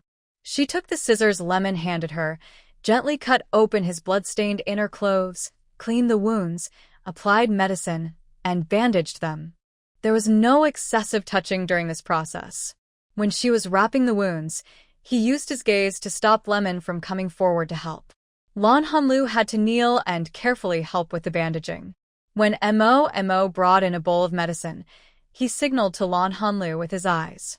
Lan Hanlu gently touched the medicine bowl and softly said, "The temperature of this medicine is just right. Your Majesty should drink it all to avoid more pain." Qi Linmu looked up at her, not showing any humility but a sense of disdain for the world. When their eyes met, he lowered his gaze and whispered, "I know I am here healing, and I trouble the lady. But if my movements are noticed and the people arranged to help don't come to rescue me, it means it's not safe to return to the capital now." He looked innocent and spoke softly, as if asking for understanding. Haha, she was sure now that he was teasing her. But why? He was the emperor, with 3,000 beauties in the palace for him to choose from. Although she was beautiful, she was just one among many princesses and noble women. To him, what was a beauty? Besides, Lan Hanlu was already married. Maybe he was just curious. But she didn't want to get involved in love affairs, fighting over a man who belonged to everyone. "Your Majesty, the land under the heavens belongs to the king. Moreover, this estate is a gift from you. Where do you want to go?" "It's just a thought, a word, and it can be done," she spoke calmly. Qi Linmu looked up, a hint of sadness and surprise flashing across his eyes. "I will go wash up now. Rest assured, Your Majesty. If anything happens, someone will come to inform you." After getting his approval, she left the room. But as soon as she turned the corner in the corridor, she leaned on a pillar and started to. Seeing the orange blossom, she hurried to support her, patting her back and asking, "Madam, what's wrong?" Lan Hanlu raised her face, her eyes moist. "Xiangqing, I have killed someone," she said, trembling, raising her hand. "My hands and face are covered in blood. It's warm and sticky, and it's on my skin." She then bent over and vomited again, tears falling one after another. Xiangqing took out a handkerchief to wipe her tears and softly comforted her. "Madam, you're still young and haven't experienced much. It's your first time hurting someone. It's normal to feel uncomfortable. I'll help you go back, soak in a hot bath, and have Lemon give you a massage. You'll feel better after a good sleep." She gently supported her and slowly led her toward her own room. After she was completely gone, a figure flashed by and entered the emperor's chamber. He lowered his head and recounted everything that had just happened. Qi Linmu fumbled with his prayer beads. He is still young, so it's understandable that he was a bit shocked when he first encountered this. "Lemon, go back and take good care of Our Lady with Orange." "Yes." Lemon walked out steadily. "How is it? Has everyone arrived?" He was about to stand up when the person responding quickly stepped forward to help him straighten his clothes, then knelt down to put on his boots. "Master, everyone has arrived. Should we leave now?" Although he was speaking, his hands kept moving without pause. "Don't rush. Let those people rest for a while. Wait another hour before we leave. Don't make too much noise or disturb the people here." He thought that by then, the woman should be asleep. Since she was already restless because of this matter, disturbing her again would be bad. Once his shoes were on properly, he looked around the room. The room was decorated very elegantly and luxuriously, unlike the simple style the Empress preferred. Because he loved the Empress, the people in the harem also started to imitate her. Everyone's clothing and daily routines leaned toward simplicity, making the entire harem look like they were attending a funeral. No lively atmosphere at all. He bypassed the main room and went to the next room. He had no sense of being a guest. After all, he believed that the land under heaven belonged to the king. This was a tastefully decorated study. 2 calligraphy and painting scrolls hung on the wall. Opposite the desk was a folding screen, both of which were exquisite works of art. They weren't antiques, but he knew they were all made by that woman. He bypassed the screen and looked at the desk. The writing tools were scattered, probably because the owner had been interrupted while using them. There was a double-sided embroidered folding screen. He touched it. One side depicted a cat pouncing on a ball, and the other showed a koi fish swimming. Qi Linmu circled the desk and looked at the calligraphy on it, a short poem. Spring has 100 flowers. Autumn has the moon. Summer has cool breezes. Winter has snow. If you have no worries on your mind, this is the best time of year. He gently touched the dried ink on the paper, a faint smile appearing on his face. Then, he carefully rolled up the paper. He took a scroll from a nearby flower vase, placing the rolled-up paper inside. After thinking for a moment, he also took down one of the folding screens on the desk. He showed no hesitation, acting openly and confidently, and handed it to the man dressed in black beside him. "Take it back to me. If there is any loss, I will take your life. Rest assured, Your Majesty. The person is here, and the object remains." Qi Limu nodded with satisfaction. "All right, no need to be so serious. Let's go now." As he finished speaking, a fox fur cloak was draped over his shoulders. With a red gold mask on his face, he looked noble and mysterious. After being well cared for, Lan Hanlu lay on the bed, and the curtains fell layer by layer. She closed her eyes peacefully and began to recall the events of the day. She had traveled through many worlds. Killing was not new to her. She did it just to show weakness. Gentle people are less likely to be guarded against than strong ones. Since the emperor did not kill her to silence her, her effort to save the prince was successful. As long as she didn't make big mistakes, she could live peacefully until old age. What did the man's greedy heart have to do with her? She was beautiful, charming, and pursued by men. That had nothing to do with her. She didn't flirt with him. When Qi Limu returned to the palace, he announced that he was seriously ill. The atmosphere in the palace became tense and serious. Lan Hanlu stayed peacefully at the estate, planning her next year. With such a strong backing, she could take bigger steps. One day, she felt in a good mood and asked a servant to bring a pipa. She sat on a chair and played with it.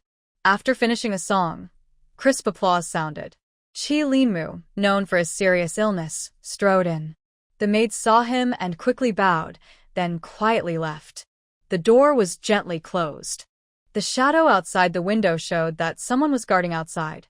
Lan Hanlu was dressed in smoky purple, illuminated by the yellow light, looking dreamy and fairy-like. She slightly bowed and said, "Your servant greets the emperor. Wishing you peace and good health." Her greeting interrupted the visitor's thoughts. "Madam is truly talented," he said, reaching out to help her up. At this moment, a soft knock came from outside. Qi Limu said in a deep voice, "Come in." The door was opened again, and a noble person carried a tray and entered lightly. They silently set down the teacup, then slowly retreated with the tray. When they reached the door, they turned and left, and the door was closed again. Lan Hanlu couldn't help but admire their good sense. Blue Hanlu stood properly in front of Qi Limu at an angle. "Madam, there's no need to be formal. Please sit down." Blue Hanlu quietly sat on a nearby round stool. "What's wrong? Not saying anything? I thought you'd have a lot to tell me." Qi Limu used his eyes to examine her features. "Tsk, just one look and she seemed even more beautiful." Blue Hanlu slightly lowered her gaze. "I didn't expect you to come in person. I was worried it might delay your plans. That would be my fault." Because Qi Limu had intentionally indulged her, news of his nearly dying was spreading wildly. Of course, it wasn't without reason.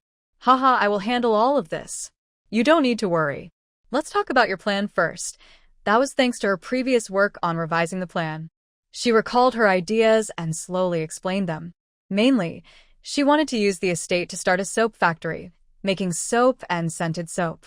She also planned to produce glass, cement, and strong liquor.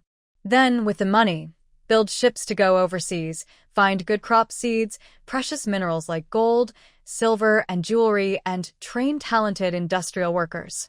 Her plans were many and detailed, but she tried to explain each idea clearly. Although Qi Limu appeared calm on the outside, inside, he was excited. Blue Hanlu's grand vision was so inspiring that it ignited his ambition. But he quickly calmed down. "Madam, if you have any requests, just tell me directly." He believed that only a fair exchange would earn her loyalty. After all, she wasn't one of his secret guards he raised since childhood. But he trusted that with his high status, he could meet her needs. When Blue Hanlu heard his question, Her eyes immediately sparkled as she looked at him. What she wanted was freedom. She wanted to live freely and happily until old age. She had no power to oppose or change the rules, so she aimed to give herself the greatest freedom and the best care within the existing rules. "I want to live happily, freely, and wealthily until I die," she said. Her shining eyes and the slight smile on her lips showed her longing. Mu didn't expect her to answer like that. These conditions seemed simple, but were actually hard to achieve. On the surface, they seemed easy, but in reality, they were quite difficult. But who was he? He was an emperor of a country. He stood up and took a step forward, reaching out to hold her chin. "To die peacefully, I can give you a special medal that grants immunity from death. Fortune and wealth, everything you propose can be shared with you. Soon, you will become the richest person. Freedom. Within the bounds of morality, etiquette, national laws, and family rules, you are free. Happiness. These first few points are the foundation of your happiness." After saying this, he lowered his head and got very close to Lan Hanlu's face. "Or perhaps you want. I don't want that." The emperor didn't hear me clearly. I want to be alone." She emphasized the words, "be alone," feeling that the other person understood, and then she continued. "I hope the country becomes strong and prosperous. I hope the great Xia welcomes guests from all over. I want women to no longer depend on men to live." Her eyes grew more determined as she spoke. "I will create the formulas. Everything else is up to His Majesty.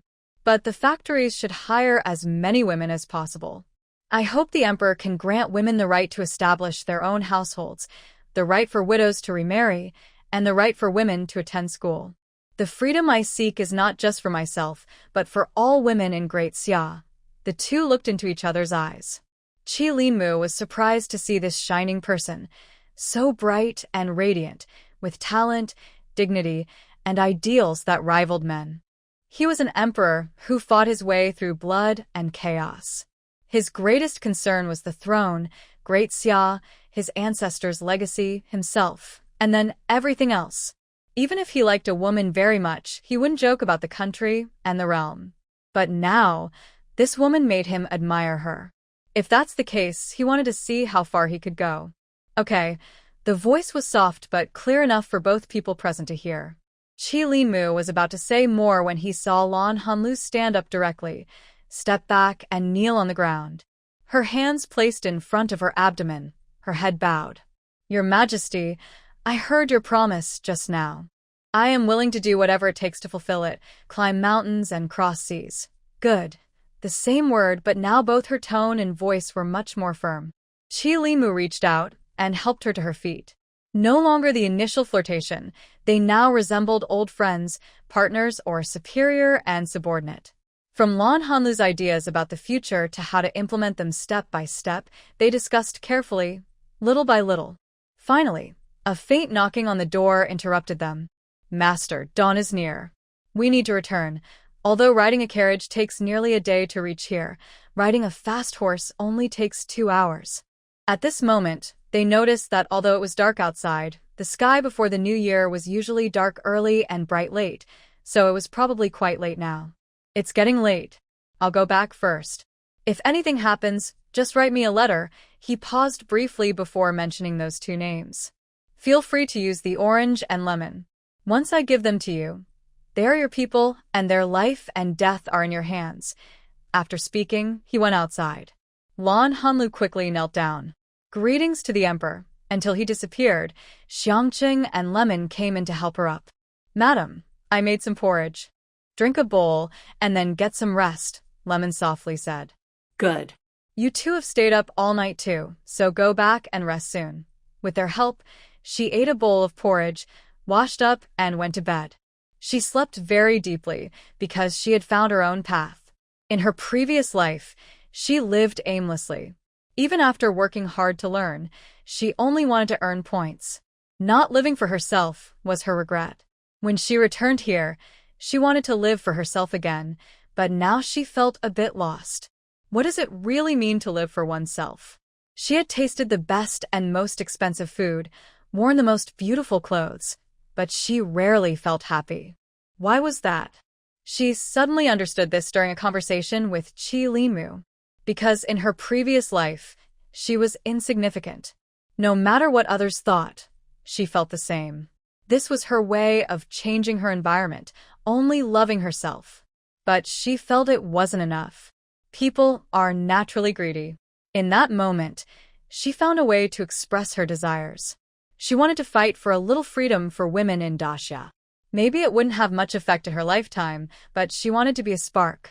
To become a spark that would give women future equal and independent rights, and someday ignite a revolution. A few days after this, King Qi entered the capital. News came that the emperor had not eaten or drunk anything for 3 days. Lan Hanlu also told her servants to pack up, preparing to leave. After King Qi's matter was settled, it would be the new year. Their household should also send greetings. Every year during the festival, giving gifts is a big event. Although there aren't many visitors to the general's residence now, there are still some, so this matter must be handled carefully. She doesn't aim to strengthen their relationship further, but she definitely doesn't want it to worsen in her hands. This time, on her return to the capital, she brought many ripe vegetables, flowers, her own rouge and powder, along with some valuable jewelry and antiques. It's a very good gift. Coincidentally, she just arrived in the city and hadn't settled the household staff when she was informed that the general had sent many things over, meant for her to use. Because they're not close, communication is difficult. Since they parted, they have only exchanged 3 letters. But Lan Hanlu still knows a little about his situation. After all, military reports always come back, and the emperor sends her small notes each time. She doesn't know how this habit formed, but even if they don't send notes every day, they usually exchange letters every few days. They previously discussed soap, a soap factory, a distillery, and a wine factory, all of which have started production. Glass manufacturing is also being tested. Although some products are out, Lan Hanlu feels they contain too many impurities and are not clear enough, so they're still in the testing phase. Everything is waiting for the end of Prince Qi's matter before starting. Once they have money, they can begin stockpiling supplies.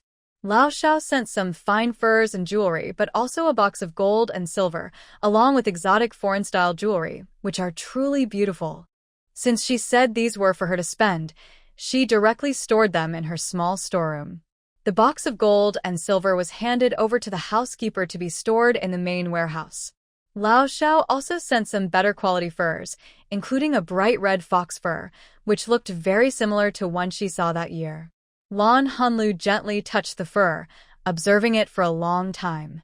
That evening, a secret guard came with a square box and handed it to her. She immediately knew who it was from.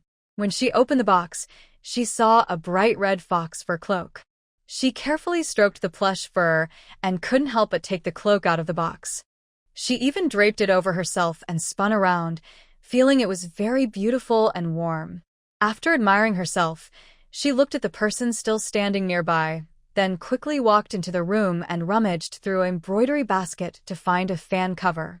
Then she came out and said, "Please thank the emperor for me. I really like this.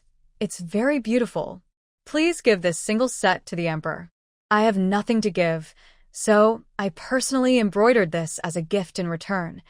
She took the item, comforted herself, and sighed in relief. If he hadn't brought something back, the emperor wouldn't punish him, but his imposing presence made it hard for him to breathe. Indeed, after returning, because the emperor asked Lady Lan about her behavior, he only said he was very happy. The emperor didn't hear any more words for a long time, and his anger showed. He quickly took out the fan cover and placed it carefully, which eased the tension. Seeing the emperor wave his hand irritably, he hurriedly disappeared.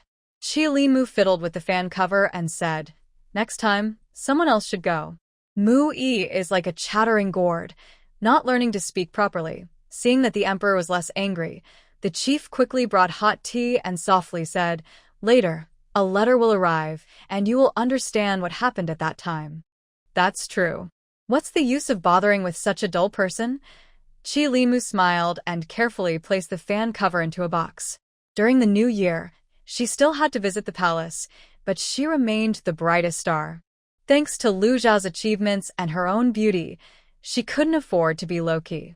Since she couldn't be completely low-profile, she had to be high-profile enough to make others afraid to underestimate her. Otherwise, being in the middle ground might not be a good thing. A banquet made her stomach ache from overeating. The women there all spoke in roundabout ways, trying to uncover some secret about her. But luckily, she gained some rewards from the emperor and the empress. More importantly, both of them seemed to see her as if they understood her heart, and their gifts were very thoughtful. What she didn't know was that the emperor's gifts were carefully chosen, and the empress's gifts were subtly suggested by the emperor himself. But she didn't feel guilty about accepting them, especially since the fragrant soaps she sold before the new year were very popular. Even at today's banquet, people talked about them. Even the glassware she didn't particularly like was displayed, and the expensive pieces made people nervous. Everyone could imagine what the future mirror displays would look like. However, because of many things before the new year, she hadn't yet bought her favorite shop, so her blush and powder couldn't be put on display. After the new year, I will first finish this task. Then I will find someone to make a batch of boxes and organize some supplies. If an accident happens and I die early, these supplies will be my confidence. After the new year, I asked the housekeeper to help check if there are any shops. I also took people to the estate. Spring has arrived, and both my estate and the general's estate need to be redesigned. Knowing that the emperor was going to issue a decree, Lan Hanlu also sent a letter, mentioning family matters. At the end, she added 2 small love poems. She set this aside for now. This year I really have many things to do. My plans are gradually coming true. The factory set up in the court is producing goods that are in high demand. During summer, Lan Hanlu received a profit share, which made her very rich. She hired a carpenter and his apprentices and their families to move into the estate. They made boxes and furniture using the finest wood and craftsmanship. All the boxes were of 2 types, one about 2 meters square, used for storing grains, furs, and similar items. The other type looked like cabinets but was wider, taller, and longer. These were used for jewelry and prepared foods. They divided the inside with partitions to keep things organized and easy to access, while preventing damage. By the end of the year, Lu Xiao had been gone for over a year. She remembered, he left just as autumn was beginning. One day, she received a letter from the fragrant orange, which she knew was from the emperor. She didn't pay much attention and simply opened it. The letter first mentioned recruiting women for the factories. Since women could work and earn money, they gained more say at home and had more choices when getting married. Most importantly, this year, the number of girls drowning had decreased significantly. Lan Hanlu was very happy to hear this, until she reached the last part of the letter.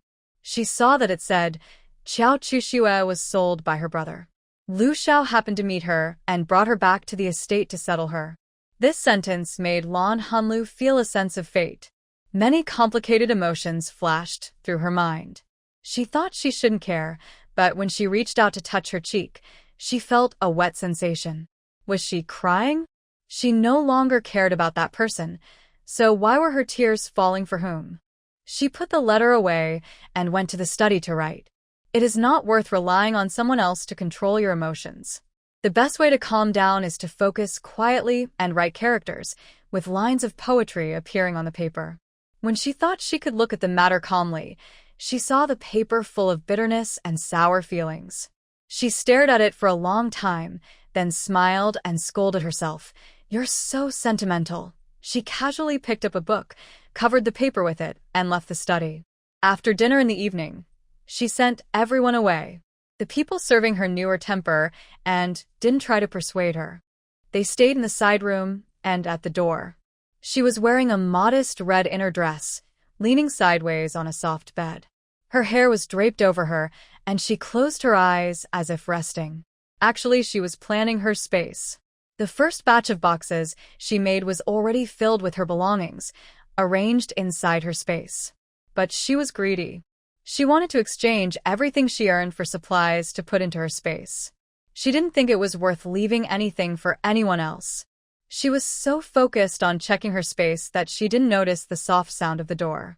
Qi Linmu, dressed in a moon-white robe, quietly entered. Seeing her leaning on the bed, her eyes closed but her eyelashes trembling, it was clear she wasn't asleep. He thought she might still be upset. He didn't rush to disturb her. Instead, he looked around the brightly lit room. The decorations had changed a lot. The canopy was now purple. He gently placed the box he was holding on the table, then moved to the small study nearby. He looked through the papers and books there, stopping at a book with beautiful calligraphy. He softly snorted, and that sound woke Lan Hanlu. She opened her eyes, adjusted to the light in the room, and sat up. Then she looked toward the sound she had just heard. A shadow was reflected in the screen. Lan Hanlu rubbed her forehead. Just this morning, she had been hit with a bomb, and now he was here again? She sighed, but the person spoke first. Why are you sighing? Do you not want to see me? Or do you want to see him right away? He shook the paper in his hand. 3 miles of gentle breeze, 3 miles of road, step by step, spring breeze, no more you. I didn't realize you're still so sentimental. Lan Hanlu wanted to rub her forehead again. The words were written in a burst of emotion, a few bitter lines of poetry. Now that he had read them aloud, she felt a little embarrassed. The emperor specifically came over tonight just to make fun of his wife, but being able to be a joke for the emperor is also a kind of achievement for her. Lan Hanlu didn't argue with him. This person carries the emperor's burden. Sometimes, it's better to go along with him, since this boss has the power to punish people severely. Looks like you're feeling better now, he said, picking up the box from the table and tossing it into Lan Hanlu's lap. Take a look and see if it can make you feel happier. Lan Hanlu opened the box, revealing a pink and white headpiece that shimmered beautifully under the red candlelight. She gasped, wow. Then she stepped on the ground with small, quick steps, muttering to herself, so pretty, so pretty. Oh my goodness, this is just too beautiful. Seeing her so surprised, he couldn't help but smile. Did you see that? That's his good eye for beauty. Just as he was feeling proud, Lan Hanlu suddenly ran out the door. He reached out to stop her, but she was already gone. In a moment, she returned with a little bun and her maid. Hurry up. Come quickly, do my makeup and change my clothes. Wear that pink and white peach blossom dress, she said. She had sewn it herself, planning to make more when she had time, so she could enjoy wearing it in the future. Although it looked a bit girly, she was still quite young. But since her accessories matched so well, why not show them off now? Qi Linmu, knowing when to stay out of trouble, went around the screen to the small study. He was flipping through Lan Hanlu's calligraphy and paintings, even taking some favorites aside. Meanwhile, Lan Hanlu changed into a beautiful outfit, had her maid put on her jewelry and headpieces, then sat in front of the mirror to carefully do her makeup. She had never dressed herself so seriously before coming here. After finishing, she slowly stood up and faced everyone. Everyone was stunned. Even the well-trained Lemon and Orange couldn't escape the impact of her beauty. The lively chatter suddenly fell silent. Qi Limu curiously put down his embroidery fan and walked around the table toward her. Just as he passed the screen, he froze in place. He saw the woman showing off her clothes and jewelry, moving gracefully on the ground. Her smile was charming, outshining all the beauties in the palace. After that night, the fourth emperor of Daxia created a beautiful portrait of a lady in his hidden compartment, which even became his burial item. Following the feeling of deep frustration, he experienced a sense of relief. Since everything was based on established facts, she no longer needed to carry any burden. Overall, this year went fairly smoothly. However, she still had no news about the 2 things she was searching for. Sigh, if only the original space still existed, she wouldn't have to bother with these things.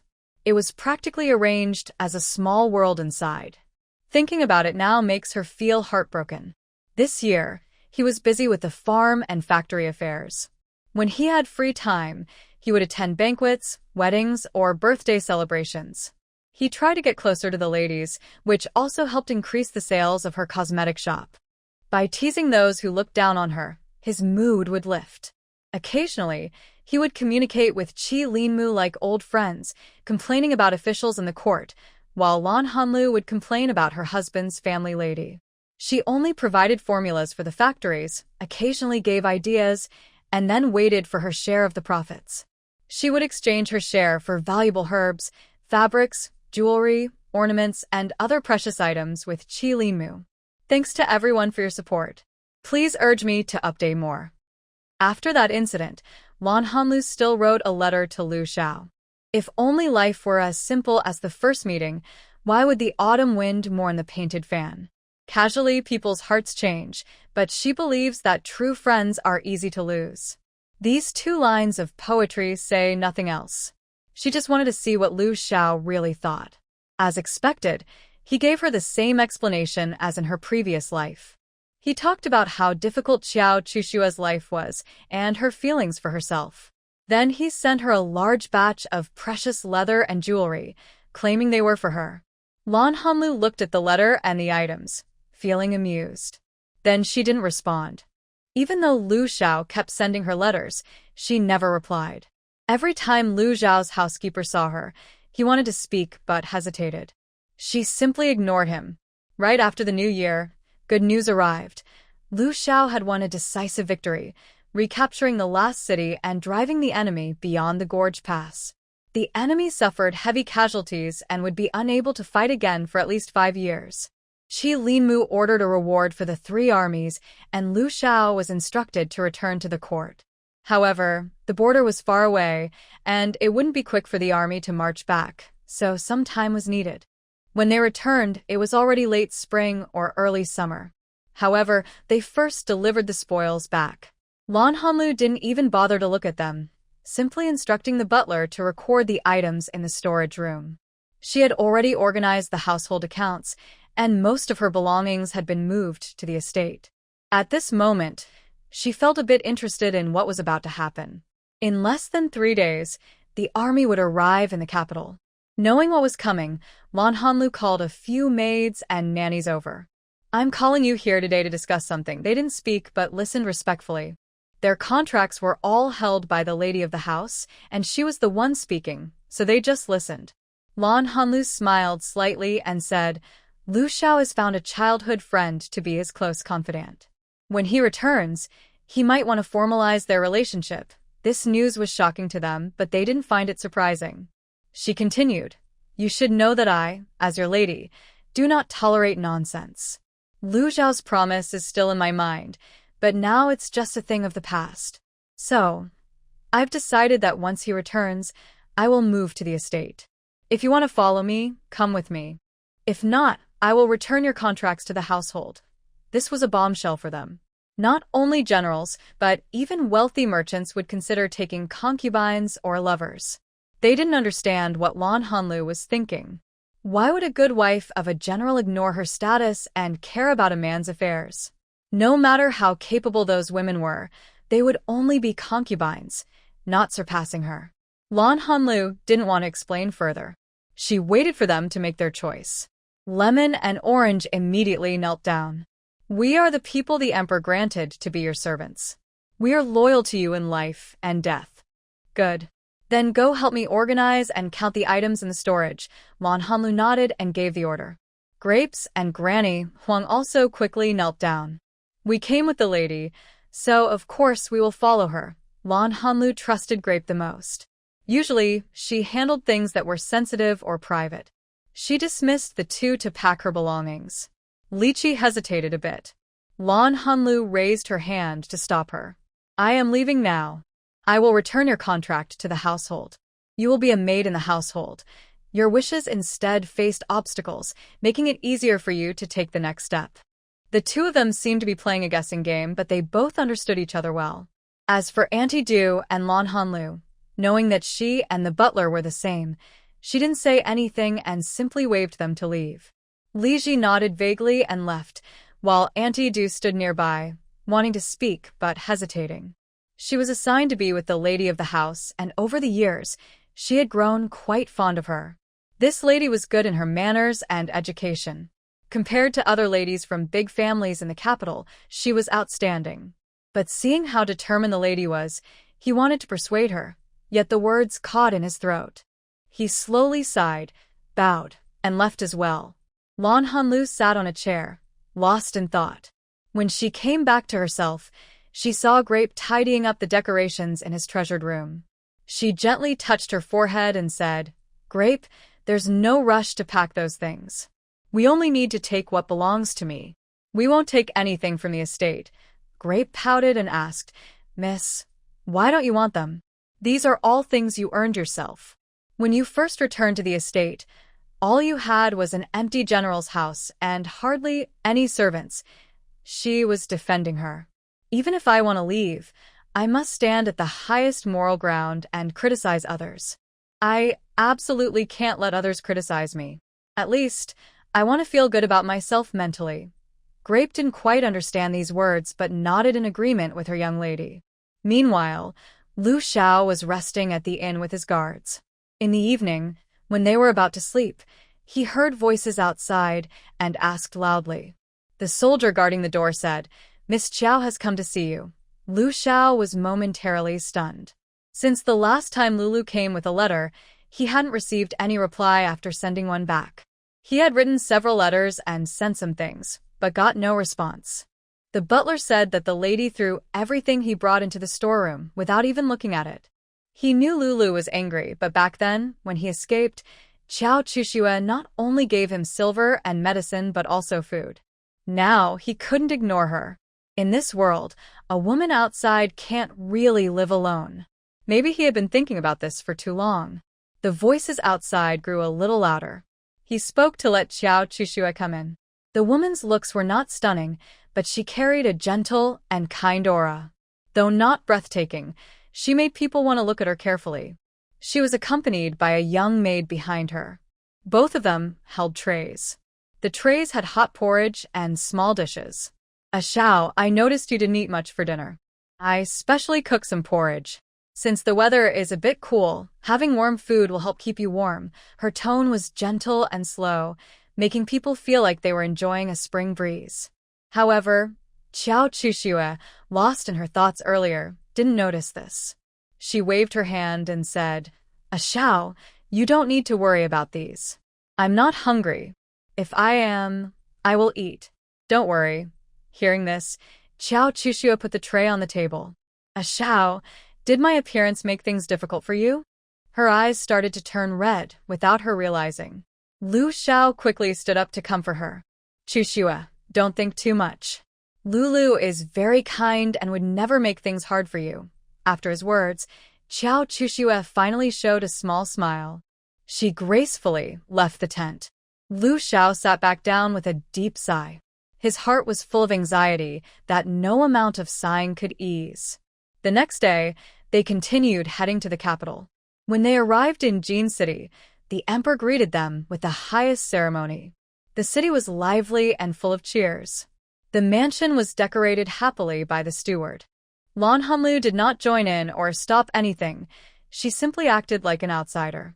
Lu Xiao went straight to the palace first. Qiao Chuxue was taken to a guest house by someone he sent. Maybe because she was nervous about returning home, Lu Xiao even felt a little afraid of going back to the general's house. Since being arranged in the guest house, Qiao Chuxue had been waiting inside her room. When Lu Xiao came out of the palace, his guards followed him on horseback. "General, shall we go to pick up Miss Qiao?" His question surprised Lu Xiao. He had planned to return directly to the mansion, but he felt it wouldn't be right to leave Qiao Chuxue alone in the guest house. So, he decided to go pick her up and return together. When they arrived at the guest house, Qiao Chuxue hurried out to greet them. "Xiao, you're back. How was it?" The emperor. She grabbed Lu Xiao's arm with both hands, her face full of worry. Lu Xiao gently patted her hand. "Chuxue, you don't need to worry. I've made a big contribution. The emperor not only didn't punish me, but also rewarded me generously. All right, it's getting late. I'll take you back to the mansion," he said, turning to leave. Chuxue tightened her grip on his arm. "Xiao, don't rush to leave. Even if we stay in the palace, we won't get a good rest. I've arranged some food at the inn. Would you and the soldiers like to eat something to fill your stomachs?" If it were Lu Xiao himself, he wouldn't mind skipping the meal. But the brothers guarding the palace gate hadn't eaten, so he thought for a moment and nodded in agreement. The soldiers were very grateful. "Miss Chuxue is truly kind and virtuous. Yes, yes. Our general is so lucky to have such a beautiful lady looking after him. Chushue felt shy when they praised her cheeks turning red as she covered her face with a handkerchief. Please don't say such things. Hurry and eat. The general's wife is waiting at the mansion. Hearing this, everyone stopped talking and hurried to eat faster. But even with the rush, they still lost some time. By the time they returned, it was already very late. They arrived at the general's mansion. The housekeeper was waiting at the door. When he saw Lu Xiao, he hurried forward and knelt down, crying loudly. Lu Xiao saw the elders of the mansion with red eyes as well. Just as everyone was feeling emotional, a clear, slightly lazy voice sounded. That's enough. Stop lamenting at the door. Don't cry so others can see and laugh. Lu Xiao looked up and saw a woman illuminated by the lanterns at the door. She was dressed in a red embroidered outfit with floral patterns. She wore few accessories, but each was a fine piece. Her face, framed by her hair, was stunningly beautiful. Seeing her again made Lu Xiao's mood surge. He strode forward and embraced her tightly. He kept rubbing his cheek against her hairline, murmuring, "Lulu, my Lulu, I miss you so much." Lan Hanlu pushed him gently, her tone calm. Enough. Don't make a scene here. Let's go inside quickly. He looked past her and saw a girl about 20 years old standing behind. At this age, she was no longer a girl, but she still wore a maiden's hair ornament. Lan Hanlu simply glanced at her and then turned to lead her inside the mansion. Lu Xiao followed directly behind, forgetting there was still someone behind him. Lu Xiao's heart and eyes are full of Lan Hanlu. His wife has become even more beautiful and charming than before. Even when she gives him an impatient side glance, she looks very alluring. After entering the residence, Lan Hanlu directly said to Lu Xiao, "Let the butler assign you a room. It's getting late, and I need to rest. We can talk about anything else tomorrow. By the way, you have an early court session tomorrow. If you wake up early, please speak softly, so you don't wake me." Then she turned and went to her own courtyard. Lu Xiao was stunned for a moment. He was about to follow her when Xiao Chushue, behind him, grabbed his arm. "Xiao, how should I arrange my stay?" Lu Xiao looked back at her, worried and nervously twisting a handkerchief. He softly comforted her. "Don't worry. The butler will find someone to arrange your place. We can talk more after tomorrow's court." Although these were just a few words, by the time he reached Lan Hanlu's courtyard again, the door was already closed and locked. Lu Xiao looked at the shut door, feeling heavy inside. He lowered his eyes and reached out to knock, but saw his hand trembling slightly. A bitter feeling spread from his mouth to his throat. He stood outside for a long time, knowing that Lan Hanlu was aware he was outside, and she knew he was outside.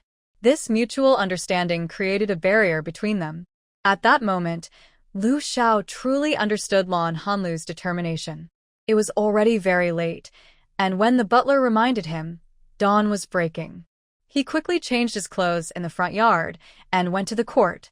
The entire court was filled with joy, except for the general who returned victorious, looking expressionless. Qi Linmu, who had received the news early, appeared calm and smiled slightly. "All right, there's nothing more. Disperse. General Lu, thank you for your hard work these past 2 years. I'll give you a 2-day break. We'll discuss other matters after the holiday." After the court ended, Lu Xiao hurried back to his residence. An hour later, Lan Hanlu finally got up, and her maids, well-trained, helped her wash up. Madame Du quietly entered and said, "Miss Xiao Chushue is outside paying her respects. She's been waiting for an incense stick. Oh, she got up quite early. Grape, go tell Madame Du that there's no need to pay respects. Let her stay in her own courtyard.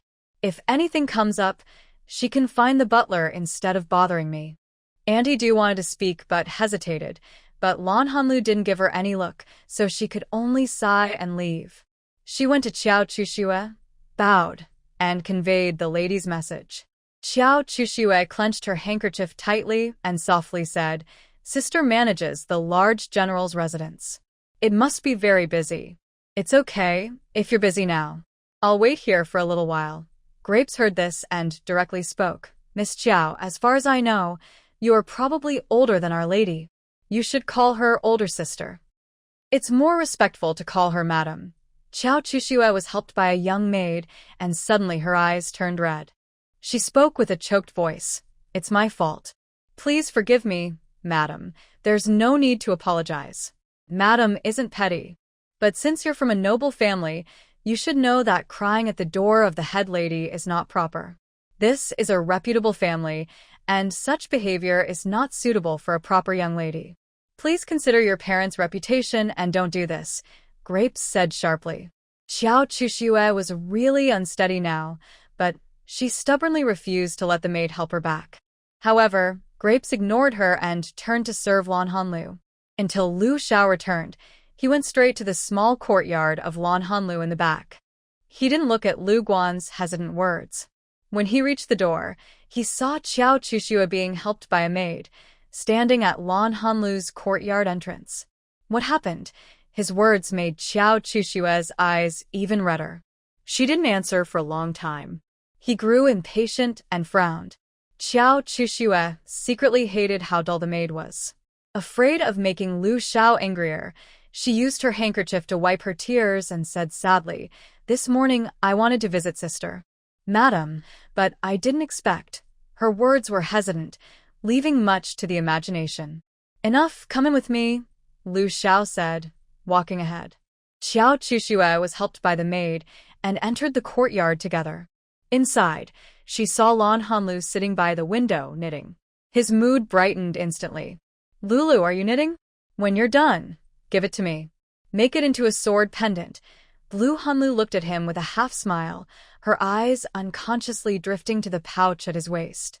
"General, you probably don't lack anything. I won't bother to give you more." Lu Xiao followed her gaze to the pouch sewn by Qiao Chuxue at his waist. His face immediately stiffened. At this moment, Qiao Chuxue took 2 steps forward and bowed gracefully. "Your humble servant, Qiao Chuxue, greets my elder sister. From now on, Chuxue will rely on your care." Lu Hanlu clicked her tongue twice. "Look at that provocation. It just slipped out. If I agree, I'll feel humiliated. If I don't, am I falling into your trap? So you and General Lu can complain?" Her unpredictable words made Qiao Chushue's face turn pale. Before she could think of a response, Lu Hanlu continued. "Actually, you don't need to do this. When Lu Xiao went to lead troops into battle, he promised me something. When you appeared, I knew that promise was broken. Naturally, I have to live my own life. This Lu family estate will be yours in the future, so you don't need to come here to provoke me. Because what you desperately want is something I don't want." Her words made both of them look unhappy, but what did it matter to her? Lu Xiao stepped forward and held Lu Hanlu's shoulder. "Lulu, what do you mean by that? We've sworn vows and shared a wedding bed. What do you mean I don't want you? Do you not want me? Why?" Lu Hanlu pushed him away and looked at him with a mocking expression. "Why don't you know? So, what are you planning to do with that woman?" Hearing this, Qiao Chuxue grabbed Lu Xiao's arm tightly. Xiao, please don't abandon me. I can't live without you." She then covered her mouth with a handkerchief and sobbed. Lu Xiao stared straight at Lu Hanlu, seeing only full of sarcasm in her clear eyes. His heart ached painfully. He swallowed hard and, with a strained voice, said to Lu Hanlu, "Lulu, I'll take her in as a concubine and give her a small courtyard to stay in. I promise I won't bother you." His words made Qiao Chushue's face turn pale, but she could only bite her lip and endure. Lu Hanlu examined him from head to toe with her beautiful eyes, finally stopping at a critical spot. "Lu Xiao, I don't want anything tainted. I'm afraid I'll feel disgusted myself." Lu Xiao was chilled by her knowing gaze.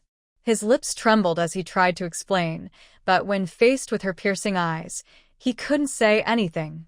As for how Lan Hanlu knew, it was obviously because Qi Linmu informed her. The letter at that time showed no regard for her as the main wife, and her malicious joy was almost overflowing. What time did Qiao Chuxue enter the tent? When did she leave? Describe everything in great detail. All right, you don't need to look like that. I have an imperial decree, and divorcing me is very complicated. Let's just divide our property and live separately. Without paying attention to others' reactions, she ordered the servants to pack her things. Lu Xiao watched her turn to leave and quickly grabbed her arm. Lulu, can you forgive me this time? I promise there won't be a next time, or I won't die a good death. As a general who leads troops into battle, his vow was very serious. He stared fixedly at Lan Hanlu, despite feeling faint. Lan Hanlu pushed his hand down. Lu Xiao, I believe betrayal only happens once or multiple times. How did you promise me back then? You probably haven't forgotten. Since you've broken your promise, you should accept the consequences. Although you protected me before, these past 2 years I managed the general's residence and handled social affairs, which wasn't easy. So, let's consider ourselves clear. Let's not make things ugly. From now on, you walk your own path, and I walk mine. Let's just pretend we don't know each other. The maid and the wet nurse seemed to have practiced this many times. In just a few words, they had packed everything up. They brought the guards from the outer courtyard and loaded all the boxes onto the carriage. Lan Hanlu tidied up and was about to leave when Lu Xiao blocked her again. I will send Xuxue to the village. Lulu, please don't go, okay? Lu Xiao's eyes reddened, and the veins on his arms and hands were throbbing. Lan Hanlu sighed. Lu Xiao, you still don't understand. I am not leaving because of what might happen in the future, but because of what has already happened. You are now a young general, and once you succeed and become famous, many beauties will compete for your affection. So, you don't need to cling to me. She pushed him away and quickly walked out of the house. With the maid's help, she got into the carriage. Lu Xiao was pushed and staggered, looking like he had lost his soul. Xiao Xuxue stepped forward to support him. Xiao, don't be sad. Sister was just angry. Once she cools down, I will personally go to apologize and admit fault. I believe she won't be mad at you anymore. Lu Xiao smiled bitterly and shook his head. It will never happen, never. You don't understand Lulu. Once she makes a decision, even if she's wrong, she won't turn back. He pushed away Xiao Chushua's hand, which was supporting him, and staggered toward the front yard. He saw Lan Hanlu's carriage gradually disappear down the street. His heart felt like it was being squeezed, and a cold wind blew through him. After the carriage left the town, Lan Hanlu sighed in relief and felt her mood lift. Looking at the bright blue sky outside, she felt completely clear and refreshed. Because they left late, their carriage was moving very fast, worried about arriving too late at the farm and encountering trouble. But not far into the journey, she heard the sound of hooves behind her. The road was narrow, and the driver, hearing the noise, hurriedly guided the carriage closer to the side. Unexpectedly, the riders stopped their horses in front of the carriage. 2 familiar people dismounted. They bowed and greeted Lan Hanlu. Greetings, Lady Lan. We are Wei Jian and Feng Yang, sent by the emperor to you back to the farm. Lan Hanlu lifted the curtain and smiled warmly at them. Wei Jian, Feng Yang, so it was you too. Then, the rest of the journey will be easier with your... Feng Yang scratched his head, feeling a bit embarrassed by her words. Wei Jian looked more relaxed. No need to be polite, lady. Since there's nothing else, let's continue. The farm is still quite far. That's right. Let's go quickly. When we arrive, I'll treat you to some delicious food. He wasn't joking. Over the past 2 years, the pastries, makeup, and perfumes produced on her farm had become famous. The entire small mountain was filled with her flowers, used for making pastries, cosmetics, essential oils, and flower viewing. Nothing was wasted. Seeing how well she managed everything, Qi Limu even gave her another farm, but also used the opportunity to win her over and gain the loyalty of the soldiers. While Lu Xiao was returning to his position, the emperor's people had already gone to the border to a monument for the soldiers who sacrificed their lives there. This kind of mutual benefit was best, with less psychological burden. Since everything had been planned before, and the farm was built according to her preferences, it felt like home. Nothing was different. Just arrange the items brought here for registration and storage. Since the matter has finally come to an end, Lan Hanlu turned at this fork in the road and would never become the resentful woman she was in her previous life. She deliberately ordered her subordinates to set up a table, and with a few close maids and servants, she drank a little wine. Originally, she had invited Wei Jian and Feng Yang, but they didn't come because of their personal boundaries. Because the weather was just right, not too cold or hot, she directed people to set the dining table in the yard. The maids quickly and efficiently burned mugwort around the area.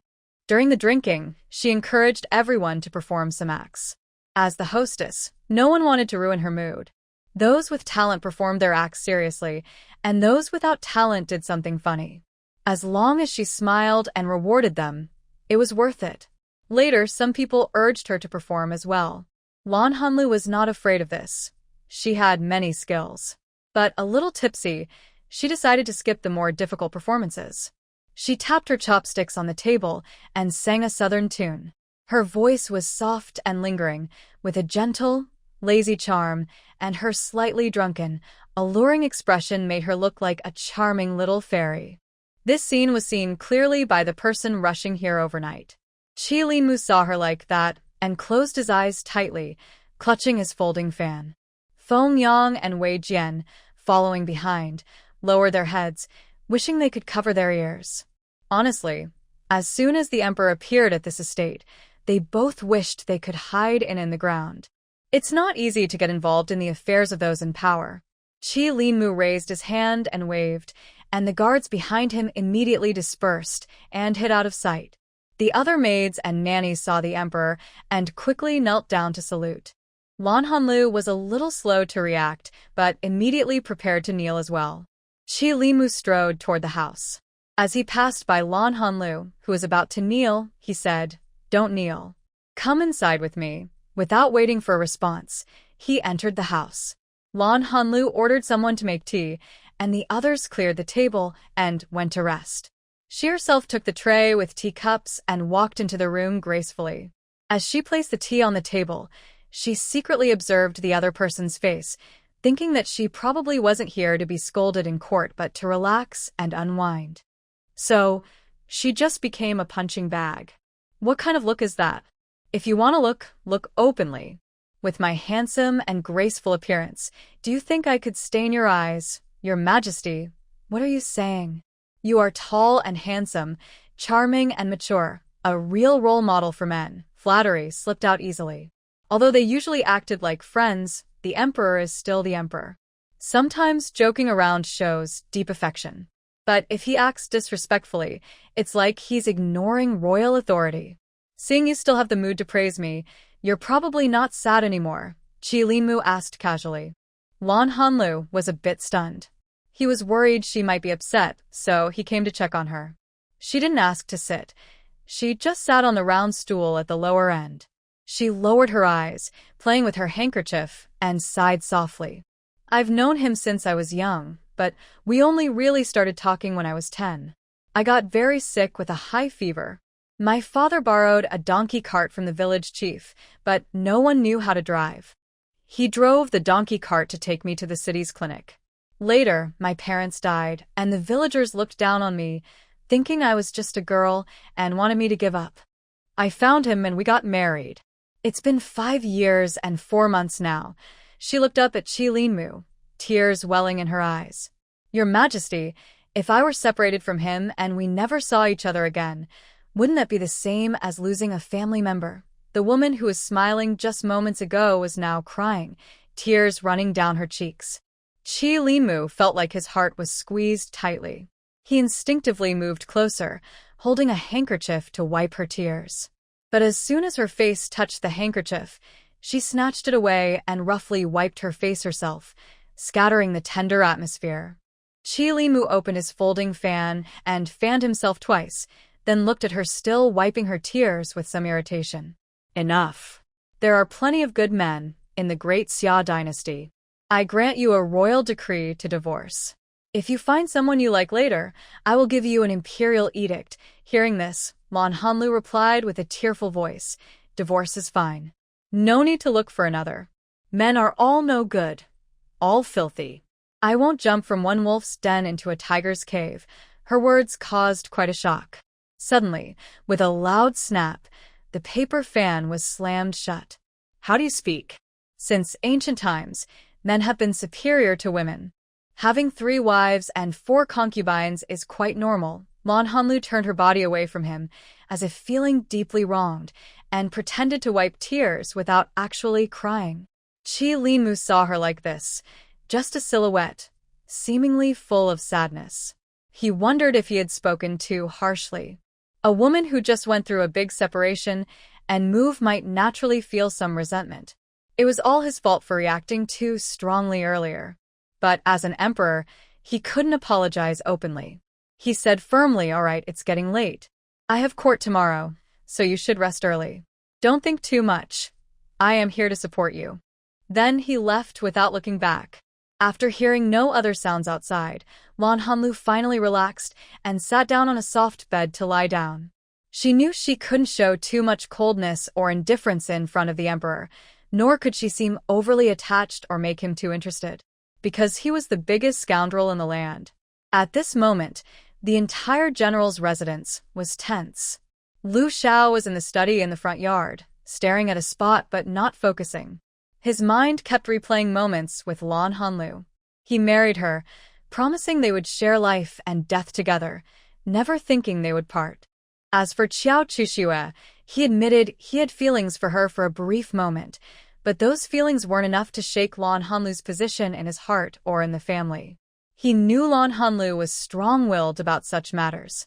He thought she might get angry or upset, but he wanted her to know that he loved only her. Her status as the general's wife wouldn't change. He originally wanted to stop Hanlu from leaving, but her words, "Lu Xiao, I don't want anything dirty. It makes me sick," cut him deeply. He knew that was the most honest way she could express herself, as her eyes showed clear disgust. Suddenly, Lu Xiao chuckled softly, and as he laughed, his eyes turned red. Outside, voices could be heard. "Is the general inside? I want to bring him some hot soup to warm his stomach. It's been a long day, and he hasn't eaten much." Qiao Chushue's gentle voice came through. However, Lu Xiao showed no reaction. The young guard at the door spoke up at this moment, saying, "Miss Qiao, the general's study is off-limits to everyone without the general's permission." His voice was calm and flat, and he used a respectful but distant way of addressing her. Since Qiao Chuxue had not yet been officially accepted into the household, she was only called Miss as a sign of respect. But hearing this respectful title now felt like a real insult. If she couldn't establish her status in the capital by tomorrow, it would be very hard for her to make progress. This was also why she was holding the soup, trying to get into the study. Once she had a proper status, a little hardship wouldn't matter.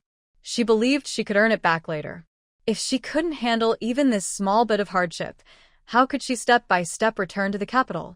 She didn't want to stay in that remote village, suffering under her sister-in-law and second sister-in-law. She had to stay alert all the time, afraid they might sell her out. She didn't want to see those unpleasant men staring at her with disgusting looks. Thinking of this, her heart hardened even more. "Young master, I really am just bringing soup to the general. Could you please tell him for me?" Her gentle tone carried a hint of tears and pleading. The young guard at the door repeated his words. "The general has ordered that no one is allowed near the study." Qiao Chuxue knew that even if Lu Xiao was sleeping, he would have heard her. His silence now was a refusal. But some things could only be resolved by meeting face to face, little by little. If they didn't meet, she was afraid Lu Xiao might push her out for Lan Hanlu. She saw the affection in Lu Xiao's eyes when he looked at Lan Hanlu, different from how he looked at her. She felt jealous, but she was also clear-headed. A man's feelings are never reliable. She didn't need Lu Xiao to love her deeply, only a little affection and guilt. With that, she could leverage her position in the household. That was what she wanted and what she was aiming for. She was very clear about her goal. Then she pretended to sigh softly. "If the general comes out, please let me know. I want to go see my sister with him." Women always talk more easily among themselves since they understand each other better. "All right, I'll go back now." She turned to leave, but at that moment, a hoarse voice came from inside the room, saying, "Come in." Although only 3 words, they made Qiao Chuxue, who was facing away from the door, smile. She quickly adjusted her expression, turned around, and slowly walked toward the study. The next day, news spread that the general and his wife had separated their property, and even the reason, about the general wanting to take the former prime minister's youngest daughter as a concubine, was revealed. Most people said that Lan Hanlu was overreacting, but two close friends still wrote her comforting letters. When Lan Hanlu received these letters, her smile was the most genuine. She had always said she didn't need others to understand her, but when someone truly does, the joy is beyond what anything else can give. She looked at two gift boxes on the table, containing jewelry she liked. She gently touched them, planning to put them in her space. "Madam Huang, how are the people I asked you to train doing?" she asked casually, fiddling with the beads on her hair ornament. Madam Huang immediately bowed slightly. "Miss, the people have been chosen. They've only had initial training so far, but all the young girls are quite clever and learning quickly." "Good. Thank you for your hard work, madam. You're getting older, yet you're still busy for me. I will make sure you have a good life in your old age, but I think you should have a kind companion by your side. All right, I will choose someone to be my adopted daughter, to build a close relationship and take care of you when you're old," Lan Hanlu said slowly, turning to Madam Huang. Hearing this promise, Madam Huang quickly knelt down. "Thank you, miss, for your kindness. I've been too bold. I want to adopt Grape as my daughter. Please, miss, grant my wish." She bowed her head. Lan Hanlu saw some signs of this, but both women had their concerns. Since she was the one in charge, she made the decision, and everyone was happy. She reached out and helped Madam Huang up. "Madam, you know I trust you both the most. As long as you don't betray me, I am not a cruel person. Old servant will be loyal to Miss forever. I used to be a second-class palace made in the palace of the late Emperor Yao Zhao. After she passed away, I was released from the palace. My nephew said he would take care of me, but after I spent all my money, he sold me off for grain." Actually, Lan Hanlu had long suspected she was someone from the palace. At first, she even thought she was the emperor's person, but it turned out to be something else. Although she didn't say everything clearly, the main idea was probably true. So, Lan Hanlu decided not to investigate further. Maids and Grape, work hard and speed up the training of these people. In a few days, I want to invite the ladies from the capital to come over. Will it be ready by then? Lan Hanlu turned to look at the chrysanthemums in the yard. Another autumn had arrived. Rest assured, young lady, these girls have been carefully chosen. They are clever and skillful. I will supervise them closely, and with Lemon's guidance, I believe we will have a satisfactory result in half a month. Good. First, train two of the best. In 10 days, I will invite two ladies to come and experience it. You need to pay attention to this. That's all. You may go now, Lan Hanlu waved her hand. She planned to invite two ladies who had written to her. One was the wife of the Minister of Personnel, named Liang Yaxian. Although she was nearly 40, she had a lively personality. Her family was easy to manage because her two sons and daughters-in-law were quite obedient. She lived worry-free, so she was cheerful and tolerant. The other was the wife of the Minister of Rights. She was a young wife, only 24 years old, named Mi Lily. The Mi family was unusual. No one held official positions, but everyone was learned. Her grandfather was the dean of the largest academy in Daxia. The Minister of Rights was also quite young, only 33, but he was already over 30 and had married such a lovely wife. Naturally, she was pampered and spoiled. This wife was very straightforward. In her letter, she scolded Lu Xiao badly, calling her all sorts of names. Lan Hanlu had invited these two women early to bring them into her plan. She wanted to set up a women's club, a place for relaxation, beauty, food, and entertainment. It would be a place where the host could fully relax, rest, and enjoy herself. This way, she could make money and also win people's hearts. The guards at the estate were a bit complicated. Some came from the general's residence, some were given by the emperor, and two were martial artists, she found herself. It wasn't exactly her own choice. The location of the estate might be related. They went to seek revenge, killed their enemies, but were badly injured and fell into the woods near the estate, where she rescued them. The two brothers had been injured for nearly 20 days before they could go outside. Their revenge was complete, and they were no longer young. Suddenly, their longing for each other disappeared, and they felt like they had no reason to keep going. It was Lan Hanlu who suggested hiring 2 more people so they could stay as guards. When Qi Linmu found out, he sent a few more guards. Lan Hanlu didn't say anything because she wasn't short of people. She wrote 2 notices asking someone to send them back. She then asked the emperor's guard, Peach, go ask guard Jiang to deliver these 2 notices. Pick 2 beautiful double-sided fans from my storage and put them in a box to send together. Peach was a maid recently promoted. As for why she asked guard Jiang to deliver the notices, she had her reasons. During the day, guard Jiang went to deliver invitations to the 2 ladies' homes. At night, a letter from the emperor and a box of gems arrived. The letter said that Lan Hanlu was a little woman with a small mind who often got angry, but he was a man and the emperor of a country. He said that true greatness is intolerance, and he had sent a box of the best gems as a gift, just like other tributes. The person delivering the gifts was Mu Wu, who was quite eloquent among them. After reading the letter, Lan Hanlu muttered, "The emperor is truly a grand man, generous and brave." She opened the box of gems. Inside were colorful stones, rubies, sapphires, emeralds, and diamonds. She looked closely under the light and realized they were black jade, carefully chosen to match the colors. Wow, so beautiful. I really like them. The colors are so bright and shiny, she muttered happily. Later, Muwu told Qi Linmu in detail about everything he saw, even mimicking Lan Hanlu's small movements and tone of voice. The emperor didn't show much emotion, but his presence was lively. Lu Su, go to my small storage and pick a good weapon for Muwu. Lu Su quickly agreed and was about to take Muwu downstairs when he was called back.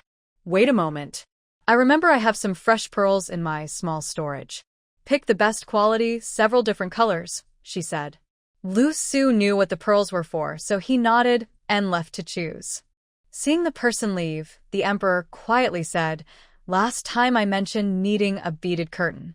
Since I haven't collected enough pearls yet, it should be close now." However, things didn't go as planned. Lu Su had just returned when he encountered the empress and a senior palace maid bringing soup for the emperor. He quickly stepped forward and greeted, "Greetings, Your Majesty, the noble Lu Good. I personally cooked a nourishing soup and brought it hot to serve the emperor.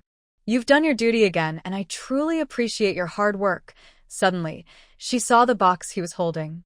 "Is this to fetch something from the inner treasury for the emperor?" "Oh, Your Majesty, this is a great help. Serving the emperor is my honor," he replied, choosing to answer her previous question.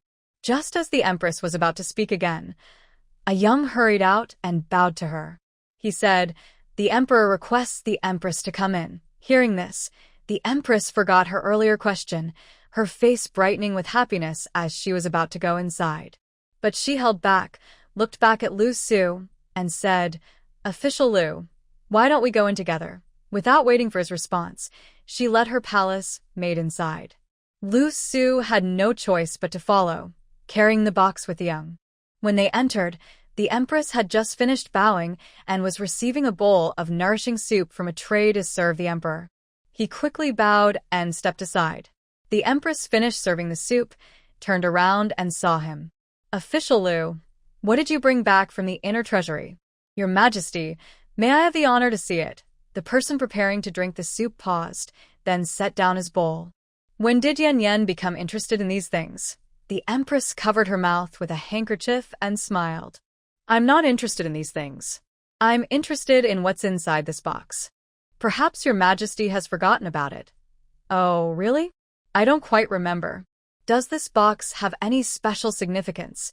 She walked over to the box and gently traced its surface. "This box was given to me by the late emperor as a reward for giving birth to the little princess.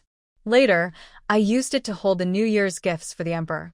The pattern of orchids painted on this box is very special, so I recognized it at once." After saying this, the empress looked at the emperor.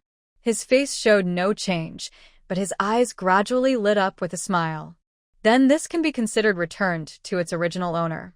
In just over a month, it will be the little princess's birthday. I asked Lu Su to find some pearls in the storeroom to make a gift for her. Unexpectedly, he chose this box. Haha, our father and daughter really have a special connection. The Empress quickly looked touched. Your Majesty cares about the little princess. It's a blessing for both me and the little princess.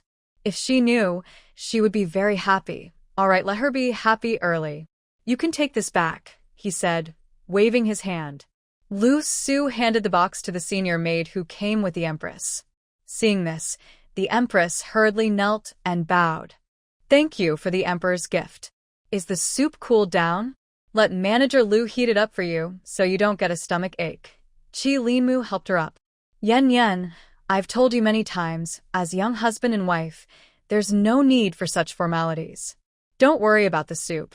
I'll have Lu Su heat it up for you later. It's getting late. You should go back quickly, or the little princess will wake up and look for you. The Empress shyly lowered her head. Thank you for your concern, Your Majesty. I'll go back now. If you have time, come see the little princess. She misses her father very much. The Emperor smiled warmly and nodded until the Empress and her maids disappeared at the door. Lu Su suddenly knelt heavily on the ground. Your servant is guilty. Please punish me, Your Majesty. Qi Linmu looked at him calmly. It's good that you know you were wrong. I will punish you with half a year's salary. If this happens again, you know the consequences. If such a thing happens again, I will die to atone, Lu Su said, knocking his head the ground. Meanwhile, the Empress hurriedly left for Fengyi Palace with her maids. The young maid said caring words, Your Majesty truly values you and loves the little princess. She has already prepared a gift for her. What was meant as a compliment, but the Empress's expression grew darker. Suddenly, she let out a sneer. You really think this is for my little princess? I wonder which fox spirit this is for. I happened to meet her just by chance. But once she is in my hands, she belongs to me. I will see who dares to take her away. The palace maid behind her quickly flattered. You are the mother of the nation, the mistress of the harem. Who dares to compete with you? Even if it is concubine Hui, what difference does it make? They all must bow and pay respect to you. The Empress was clearly very happy upon hearing this, smiling slightly as she glanced at the box the maid was holding. Concubine Hui will be so angry this time. The palace maid hurriedly moved forward a bit, asking, Is this for concubine Hui? Who do you think it is? Don't forget, her birthday is in 3 days, the Empress said dismissively. Lan Hanlu had no idea that, because of the Emperor's series of actions, the two women in the harem were fighting happily. Even if she knew, she would just curse the other woman as a big fool. A few days later, Lan Hanlu, with her maid and guards, went to a small estate near the outskirts of the capital. Tomorrow was the day she would host a gathering for her two close friends. She decided to go a day early to prepare, so her guests wouldn't feel neglected. When she arrived near the estate, she saw Madame Du and a group of people waiting at the gate. When her maid helped her down from the carriage, everyone quickly bowed. Greetings, lady. Wishing you good fortune. Everyone get up. Let me in to see the place. I want to check for any issues before the guests arrive so I can make quick changes if needed. Lan Hanlu led her group confidently into the estate. Because of the estate's special nature, all the guards and servants were not allowed inside. Outside the estate walls, there were several rows of houses for resting. Inside, all the maids wore different clothes based on their roles and ranks. Their outfits had their names, roles, and numbers embroidered on the chest. The maids inside looked pretty and neat. They weren't stunningly beautiful, but they weren't ugly either. The main thing was that they looked pleasing to the eye. Lan Hanlu was very satisfied with their appearance. Seeing her happy, Madame Du also relaxed. She then looked at the various rooms, which were decorated delicately according to her instructions. She checked the skincare products, clothes, and jewelry she would need. She signaled to a maid to come over and introduce everything to her so she could get a feel for it. The maid was clever, lively, and spoke briefly. The scene feels lively and vibrant without being overwhelming. Are the maids in the entertainment area skilled in all the projects? Will they need to be taught later? Make sure you understand everything yourself, Lan Hanlu asked while watching and inquiring. Rest assured, madam. We've made sure they all try everything as you requested. Any questions can be answered promptly, Du Mama replied confidently, ready for anything. What about the library I asked to be built? Don't think women can only stay in the back courtyard to show off and have children. From what I've seen, many young ladies in the inner chambers are quite knowledgeable, not less than talented scholars. Madam, don't worry. Everything is prepared. The books you brought have been carefully copied by skilled scribes. It just takes a bit more time, Du Mama said, clearly busy with such matters. Speeding up isn't easy. That's fine, no rush. We'll handle it later. But within our limited resources, we should do as well as we can. I've opened this place, and your monthly profits are tied to its success. She looked around at the maids following her, and everyone quickly bowed in respect. Understood, madam. All right, go back to your rooms and rest. You'll see how it goes tomorrow after experiencing it, she said, turning to leave with Taozi, heading to her residence. The next day was clear and cool, perfect for a trip. The two madams, along with maids, servants, and guards, arrived in a grand carriage. Lan Hanlu naturally went out to greet them. They all got off the carriage with help, exchanged greetings, and bowed to each other. Mi Lily stepped forward and took their hands. Yaxian's sister, Hanlu's sister, it's so good to see you. I was almost going crazy at home. Attending banquets once or twice is fine, but too many is tiring. Yaxian Liang patted Mi Lily's hand gently. Why are you so impulsive? Her tone was full of patience. Oh, I missed you all, especially Sister Lan. It's been so long since we last saw each other. Mi Lily pouted and acted cute. In an era where women could be grandmothers by age 30, she was in her 20s and still so affectionate and playful. Lan Hanlu envied her carefree happiness. Let's not talk at the door, come inside quickly. Today is not just a casual visit. I want to show you something new. Lan Hanlu pulls the two of them into the estate. Lanlu's sister, don't boast. If you don't show me something new, I might have to punish you. Lily is right. I've seen a lot at my age. If I can't learn something new today, I won't let you get away with it. Maybe because they are old friends who are young at heart, Liang Yaxian also starts teasing them. No way. I'm the youngest. As the smallest, I shouldn't miss out on benefits, and I definitely won't accept punishment. They chat and laugh as they walk inside. First, they arrive at the hot spring bath, where three women soak together. The pool has a strong smell of wine, and the water looks bright red, which is a bit scary. Lan's sister, why is this hot spring different from the ones I've seen before? Mi Lily kneels by the pool, gently touching the water, then brings her hand close to her nose to smell. Liang Yaxian also notices a wine scent. Good sisters, this is our Mountain Villa's red wine hot spring, Lan Hanlu explains as she takes off her clothes. Red wine? Is it grape wine? Liang Yaxian knows a bit more. Not just any grape wine. It's a very expensive kind. Mi Lily is surprised. She's seen wine before, but her grandfather received it as a gift from the former emperor. Her grandfather treasures it a lot, so she only saw it once. Lan Hanlu casually says, yes, that kind of wine. Soaking in it is good for your health and skin. Can it really be good? Think about how expensive it is. Mi Lily, though talkative, always speaks directly. I know it's good. Now, you two should get in quickly. Why are you hesitating? It's not like you don't have it. Lan Hanlu leans against the pool, fully immersed in the water. For the two women who are in charge, it's their first time seeing Lan Hanlu soak so openly. They exchange a glance, suppress their shyness, blush, and then get into the pool. At this moment, the attendants come in, bringing various fruits, drinks, and pastries. Hot springs shouldn't be soaked in for too long. Let's enjoy a cup of tea first, then rinse off and have someone give us a massage. These people can introduce different skincare methods. You can choose and try them. Remember, this is a free opportunity, so don't miss out. The two of them were soaking in a steaming hot pool, feeling more relaxed. Hearing this, they didn't mind at all. If it really is that good, it's a small matter.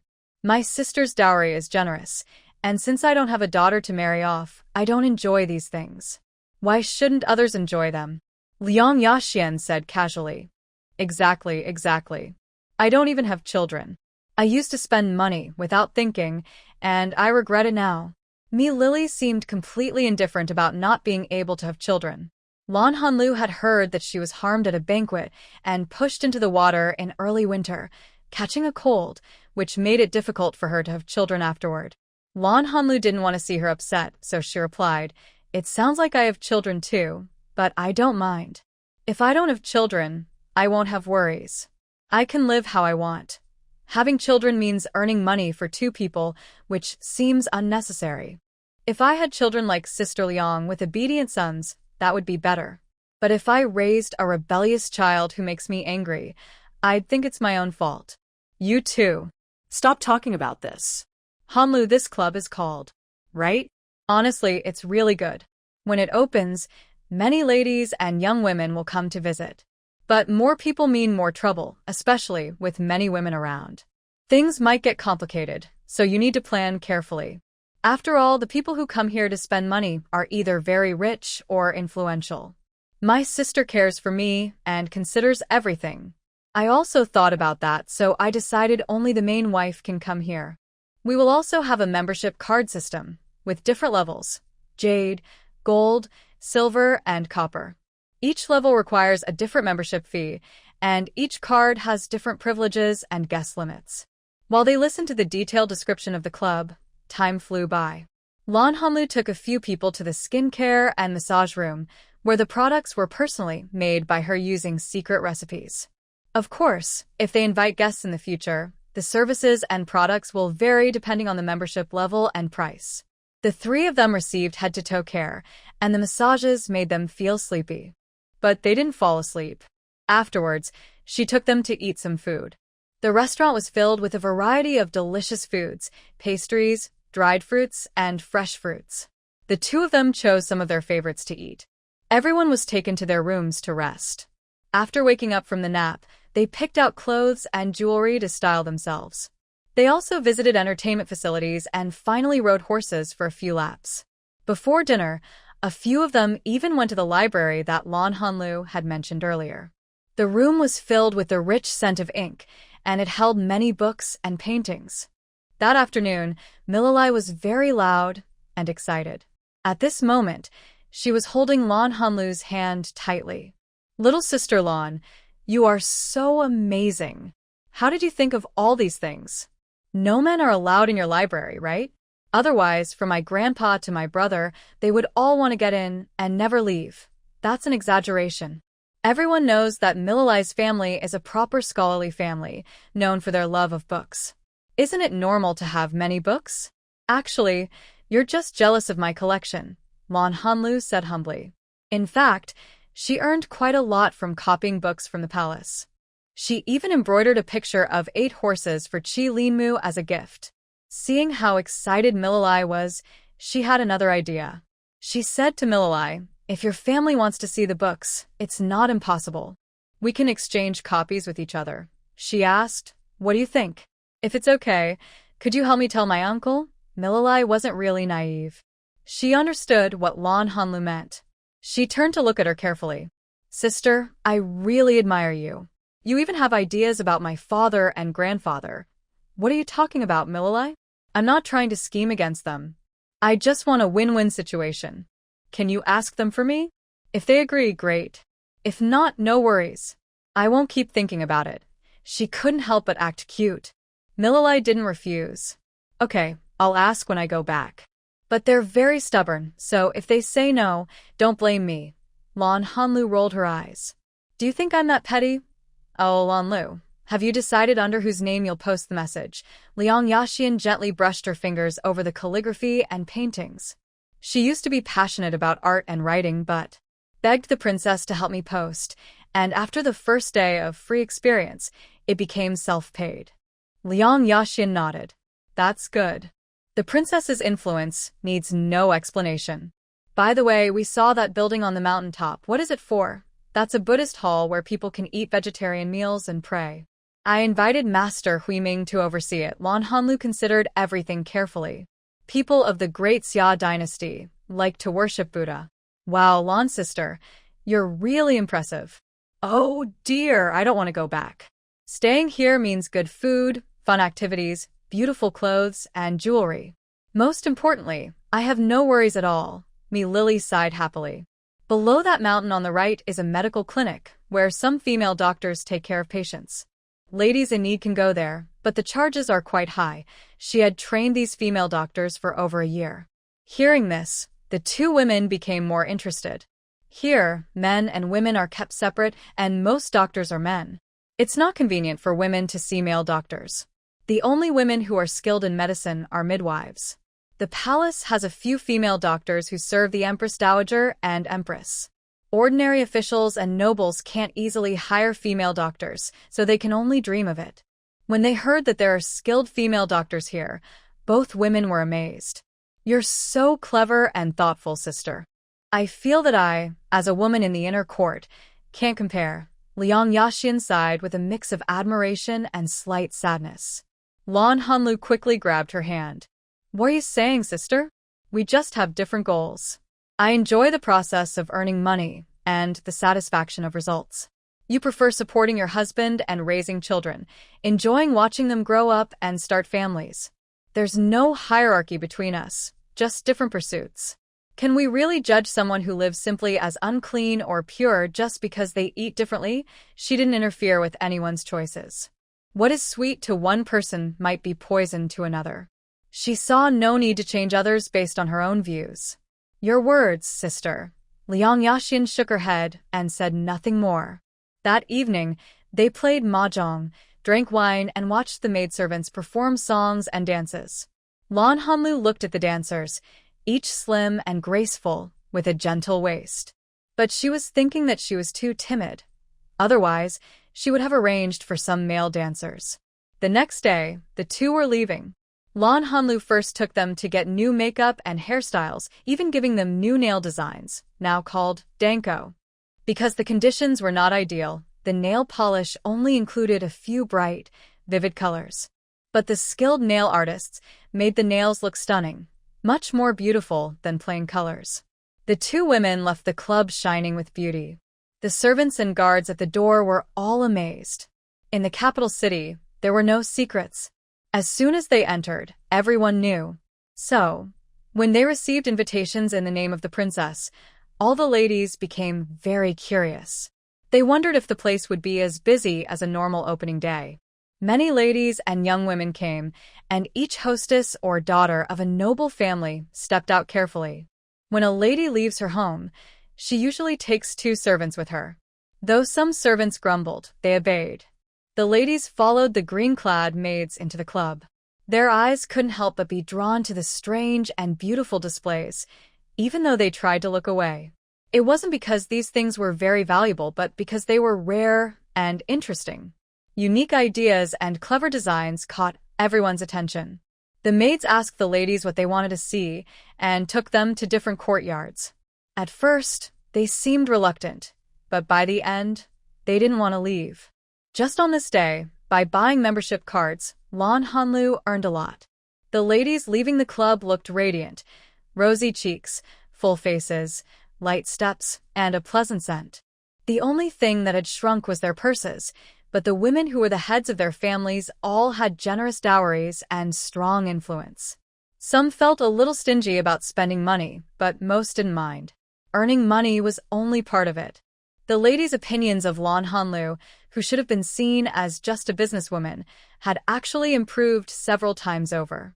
There was another gathering, a banquet, where the ladies talked about the South Garden Club. If someone hadn't bought a membership or shopped there, they seemed to look down on them. Some even refused to talk to others, feeling there was no common ground. They thought, isn't that? There is a place called Daxia, which has the most complete collection of books. It is both simple and refined. There is also the highly respected master Huiming at Daxia, who has many scriptures to help clear your mind and fulfill your spiritual needs. This place is also elegant and refined.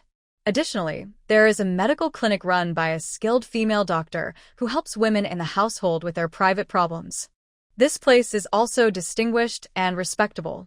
Because of this, Whenever someone objects, the ladies at Nanyuan Guildhall often respond with cold words and criticism. At Nanyuan Guildhall, the best food, wine, cosmetics, jewelry, clothing, scenery, and beautiful women are all top quality. The ladies come from top families. Can't they do these things at home? They can, but gathering everything together and having someone to eat, play, and enjoy with makes it more special. The ladies and young misses come here to relax and have fun.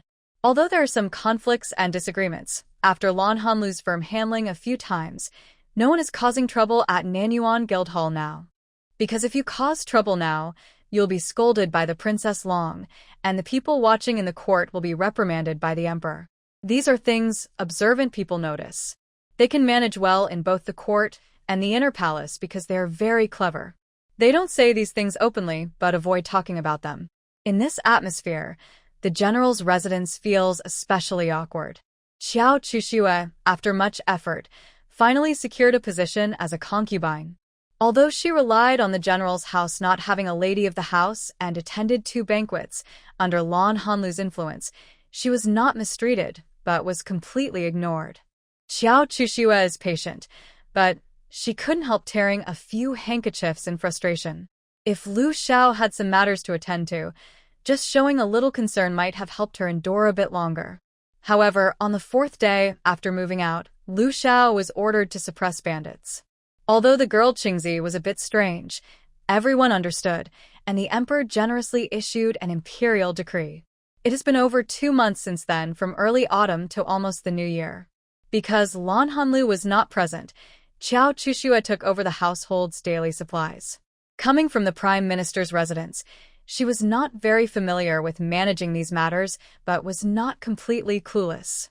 Due to her previous cold attitude, she worked hard to handle the New Year's gifts well, determined not to let the noble ladies of the capital look down on her. There was also someone sent to deliver some silver money to the 2 brothers' places. She didn't do this out of kindness to help them. Instead, she wanted to keep them under control. Not only them, but also their descendants, so they could never come to the capital and cause her trouble. This kind of action costs a lot of money and effort. Lu Xiao brought back many spoils of war, and Lon Hanlu managed the household well during the 2 years she stayed at home. However, the general's household had limited resources, as they had only started 2 or 3 years ago. Because of Xiao Chushua's meddling, the general's household suddenly became empty. Although some items were valuable, they couldn't be sold for money. Some items with family symbols could be sold, but doing so would be like losing face and being looked down upon. Items given by the emperor must not be sold. Doing so would be a serious crime. At first, Xiao Chuxue, because of the value of the New Year gifts, also tried to win some people's favor. After all, even noble families didn't always live comfortably. But when spring planting began, the household was struggling financially. To make matters worse, Lu Xiao was injured while fighting bandits. His injury wasn't serious, but he fell into a coma. When he was brought back and bandaged, he hadn't woken up yet. The imperial doctor examined him and prescribed some medicine, which was very rare and expensive. After taking 3 doses, the household ran out of money. Xiao Chuxue had estimated well. If Lu Xiao hadn't been injured, and if they had lasted 10 more days, the shops would have settled their accounts for the season. With that money, they could have eased their current difficulties. Having a new lady in the house was not just about adding more chopsticks, but since Lu Xiao was injured, the expenses for the doctor and medicine quickly drained the household's savings. Seeing Lu Xiao just waking up, the medicine couldn't be stopped. Xiao Chuxue decided to sell 2 jade ornaments from the household, asking a maid to take them out to sell. However, Li Ji discovered this. She had initially wanted to take advantage of the general's injury to get closer and build some friendship. But Xiao Chuxue was very cautious and didn't let her get close. Still, she kept trying to approach, like a cockroach that wouldn't die, and eventually found out about this. Li Ji took this matter to Madame Huang and sold it for a good price. Once Madame Huang knew, Lon Hanlu also found out. Lon Hanlu thought for a moment and asked Madame Huang to take 5,000 silver coins and pack the 2 boxes. Then, She also had the 2 jade ornaments packed and arranged for someone to deliver them. Luo Xiao, just waking up, felt a wave of dizziness and confusion. His mind flickered with images of Lan Hanlu's wedding to him and her death. He also thought about his son's guilt over his mother's death. He wondered if he felt the same guilt himself. The woman who had always cared for him had ultimately been let down by him. Then another memory flashed through his mind.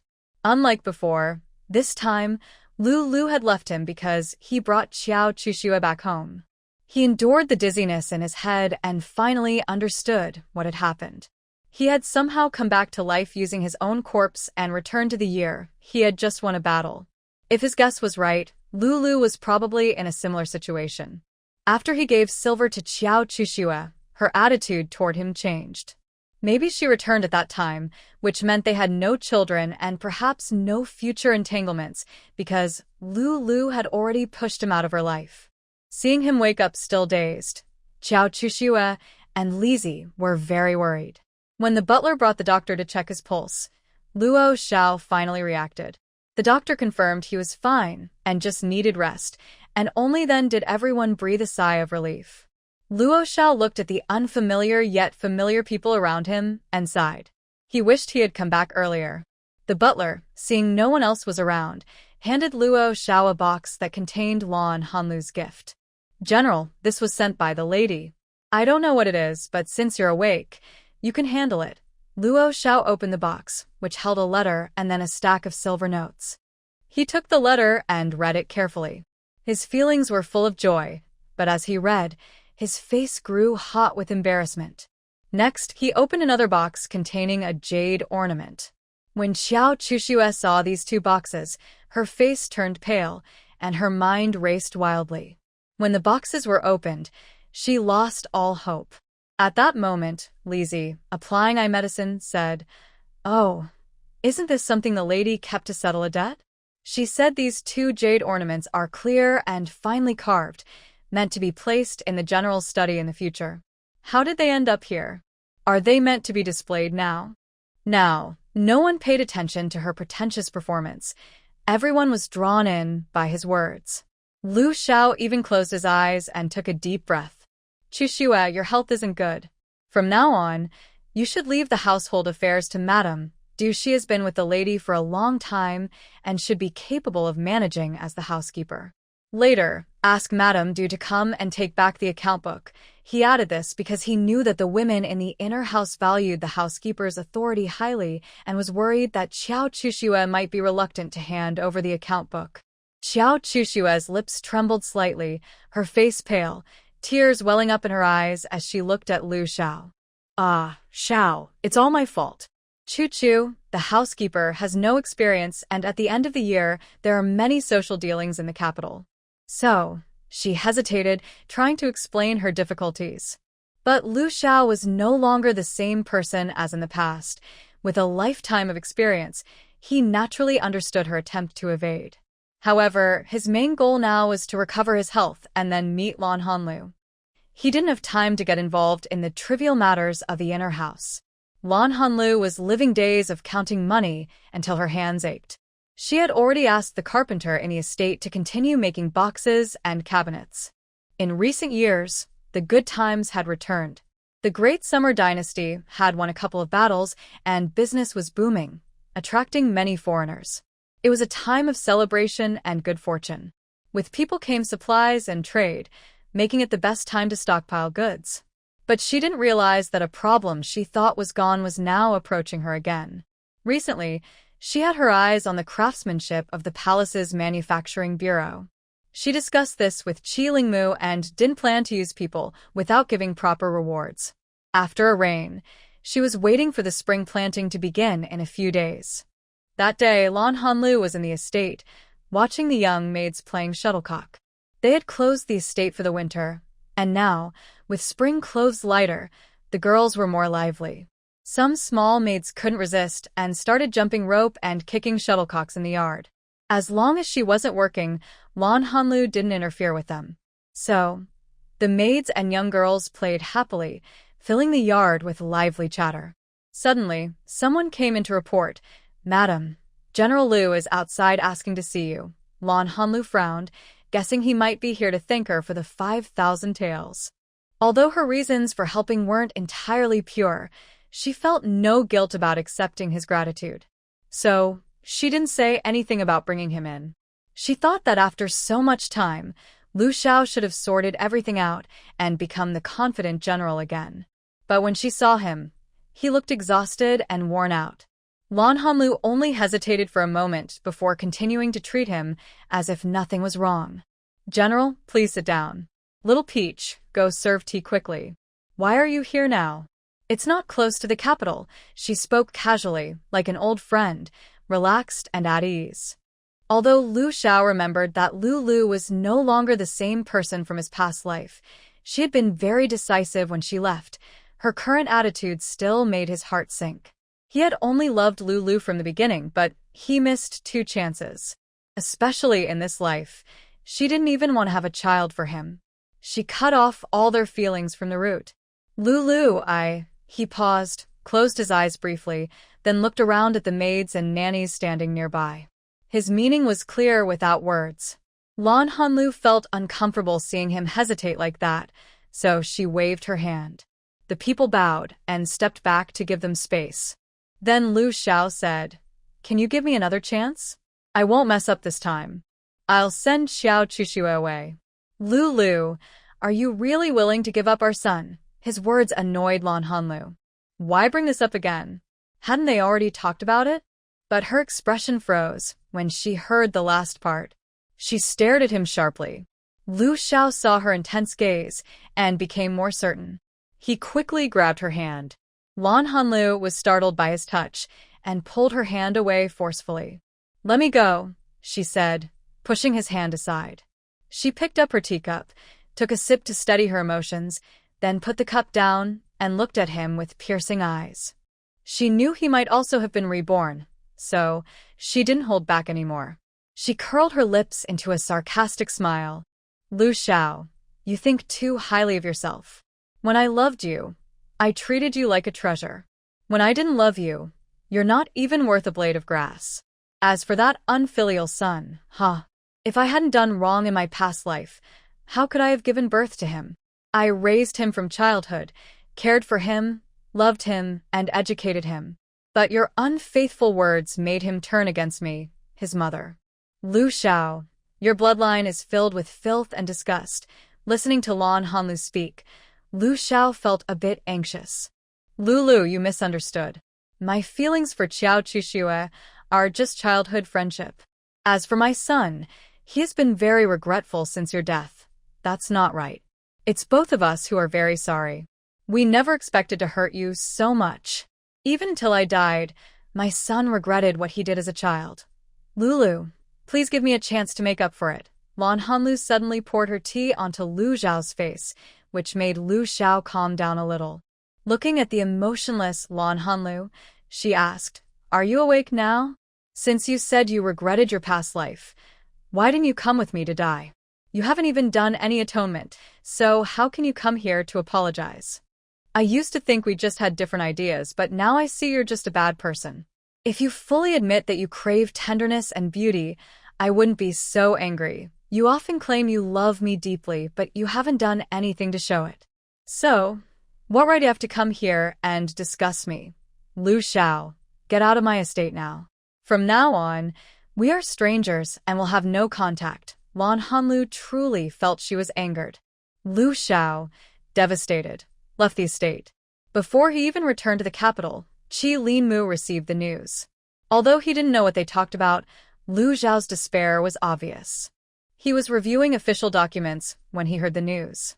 He threw his red ink brush onto the table and said, "There's nothing to do, so I have too much free time." After saying this, the room fell silent. As soon as night fell, he took a set of red coral jewelry and secretly left the capital with his people, heading quickly to Lan Hanlu's small estate. When the cold evening wind hit his face, he cursed himself silently for being sick. It took nearly 4 hours to make the round trip. If he wasn't sick, why would he go out in the chilly spring wind? His mind was tangled with thoughts, but he kept walking without stopping. When he arrived at the estate, It was just his turn to guard the estate, so he waved his hand and entered without waiting for a report. As he approached Lan Hanlu's room, he heard loud noises inside. "How is it? I told you I was right. I told you. This is my ideal man, handsome and wealthy. If I had to describe it in one sentence, it would be, please, your majesty, love and cherish me." Blue Hanlu's clear and charming voice rang out, but the content of the picture made Qi Linmu's face turn dark, and his teeth clenched with a grinding sound. From the scene outside the window, it seemed Blue Hanlu was showing a portrait to the servants. Everyone who came with her lowered their heads and quietly stepped back. Blue Hanlu was still testing Qi Linmu's patience. "What do you all think? Am I wrong? Who wouldn't love someone with such status and beauty?" She then turned the portrait toward herself and gently stroked it as she spoke. Everyone behind Qi Linmu secretly sighed. They were all trusted followers and naturally understood that the emperor had feelings for this lady. But for some reason, she hadn't been brought into the palace yet. Now, this lady was openly praising another man so boldly. Sigh. The emperor's face was beyond black. "Please don't take it out on us. We really want to stay alive." Qi Linmu couldn't hold back anymore. He took a step forward and pushed the door open with a bang. "Let me see who is so outstanding that the lady praises him like this." Although he spoke with a gentle tone and tried to sound calm, his sinister expression was obvious. The servants inside all knelt down low in unison. Blue Hanlu was stunned, and the portrait in her hand fell to the ground. Qi Linmu strode over to her. Realizing this, Blue Hanlu quickly knelt and bowed. Usually, a simple bow would suffice, but she thought that this man was clearly angry now, so it was better to be more respectful to avoid provoking him further. However, she didn't realize that her respectful attitude only made him angrier. So her politeness was in vain. Qi Linmu normally wouldn't make her kneel for so long, but this time he didn't call her up. Instead, he squatted down and picked up the portrait. He completely ignored the kneeling people, which made them feel very nervous. He gently shook the portrait and said, "Let me see what kind of handsome man is so admirable that the lady keeps thinking of him." He emphasized the words, "handsome man," very strongly. His tone and expression made everyone kneeling tremble with fear. Lan Hanlu didn't understand why he was angry, but she was also afraid, because this person might really hurt someone. Then Qi Linmu turned the portrait around. In the picture, the person looked kind and friendly, dressed in fine clothes with a jade belt, holding a gold ingot in his left hand and a scroll with the words, "Bring wealth and prosperity," in his right hand. "Ah, isn't this the god of wealth?" He thought it was, and couldn't help but chuckle softly, easing the tense atmosphere. Qi Linmu sat down on a nearby stool. "All right, everyone get up. I've been here for a long time, and I don't even know if tea has been served." Although his tone and action softened, the people in the room still didn't dare make a sound. They quickly served tea, and then stepped back. Only Lan Hanlu stood quietly to the side, not daring to move. She knew that when the emperor was angry, he could be deadly, so she tried to stay out of sight. "What's wrong? Did I scare you?" Qi Linmu's voice was gentle and friendly. But Lan Hanlu felt even more nervous. They say that serving a ruler is like serving a tiger. People with weak hearts shouldn't stay close to the emperor. "All right, sit down and talk with me. It's okay if others are afraid of me, but why are you?" "I've never lost my temper with you," he said softly. "You say you love wealth, so why say things that cause misunderstandings? And you want me to spoil you? You should be asking me to love you. I've given you plenty of rewards." Qi Linmu felt a bit frustrated. Lan Hanlu knew she shouldn't keep arguing, so she quickly sat down on the stool. "Your Majesty, just tell me which words I said are false. Some people don't believe in Buddha or Taoism, but I've never heard of anyone who doesn't believe in the god of wealth." She thought to herself that it was better to visit less often in the future. If they could avoid meeting, that would be best. But Qi Linmu thought she was caring about him, and his good mood lifted even more. "I heard you were angry, so I specially picked out a gift to cheer you up." Lan Hanlu felt annoyed. She wondered what this person was really thinking. Should she just be honest? That might make things more complicated. So she quickly said, "What am I angry about?" It's just a big pig's trotter. Men are always thinking about having 3 wives and 4 concubines, and they tell women to be generous. If women each try to persuade men to be generous and tolerant, can they really handle it? Without experiencing others' hardships, don't advise others to be kind. People who encourage kindness are often those with vested interests, pretending to be noble. I don't fall for their empty promises. Living alone now is much better. I avoid many troubles and conflicts. I can wear whatever I want and bring what I like without many rules. Basically, I don't want to enter the palace or wear red clothes. In short, I am politely refusing. Qi Limu looked up at her as she sipped her tea, then sighed and gently pushed the box toward her. This is a new coral hair ornament I brought for you. I thought you'd like the color, so I got it for you. Take a look. Lan Han immediately smiled happily. The emperor has excellent taste. She opened the box. Her eyes lit up instantly. It was very beautiful, with fine craftsmanship. The blood-red coral was smooth and full, and the color was very appealing. She picked up a string of beads and held it up, saying, "Look how this color suits me. It's because I'm pretty that I can carry such bright, vibrant colors." She was secretly saying she didn't want to be a concubine. Qi Limu wasn't stupid. He understood her meaning behind the words. Inside, she felt a bit frustrated but also secretly happy. What is the emperor thinking? Lan Han carefully placed the jewelry back in the box and turned to see Qi Limu lost in thought. Maybe I should send Lu Xiao back to lead the troops, he suddenly said. Lan Han looked at him confused. Is this the right time to ask about such things? But when she saw his serious eyes, she couldn't help but think more deeply. The atmosphere became a little tense, and the crackling sound of the candles made it feel even more heavy. Qi Limu felt a bit self-mocking. Just as he was about to stand up and leave, Lan Han spoke. If the emperor plans to consolidate military power, there's actually another way. Before he could say anything, she continued, what do you think about implementing a system of shared command and decentralizing military authority? Decentralizing? Tell me more about how that would work. Qi Limu was suddenly very interested. The main point is to strengthen central authority by managing both civil officials and military forces. Power should be divided between central and local governments for deploying and moving troops, with regular rotations of soldiers. Ideologically, loyalty to the ruler must be emphasized, and the distinction between family and country should be clear. Lan Hanlu gradually shared her knowledge of military management from both Chinese and Western traditions, analyzing and explaining it to Qi Limu. However, since she hadn't studied this topic in depth, her explanations were quite simple. Despite her simplicity, her words made his eyes light up. Qi Limu was talented, and even her basic insights allowed him to see the bigger picture. Over 100,000 words now. Please follow, encourage updates, and show appreciation. Once he had a workable idea, he couldn't hold back and suddenly stood up. All right, I need to think carefully. I'll go back first. If there's any news, send me a message. If this works out, you'll earn a great reward. Without waiting for others' reactions, he turned and left. Lan Hanlu watched him walk away, a faint smile forming on her lips. Lu Xiao, since you came here to bother me, don't blame me for shaking the foundation of your general's house. Oh, I am so naughty.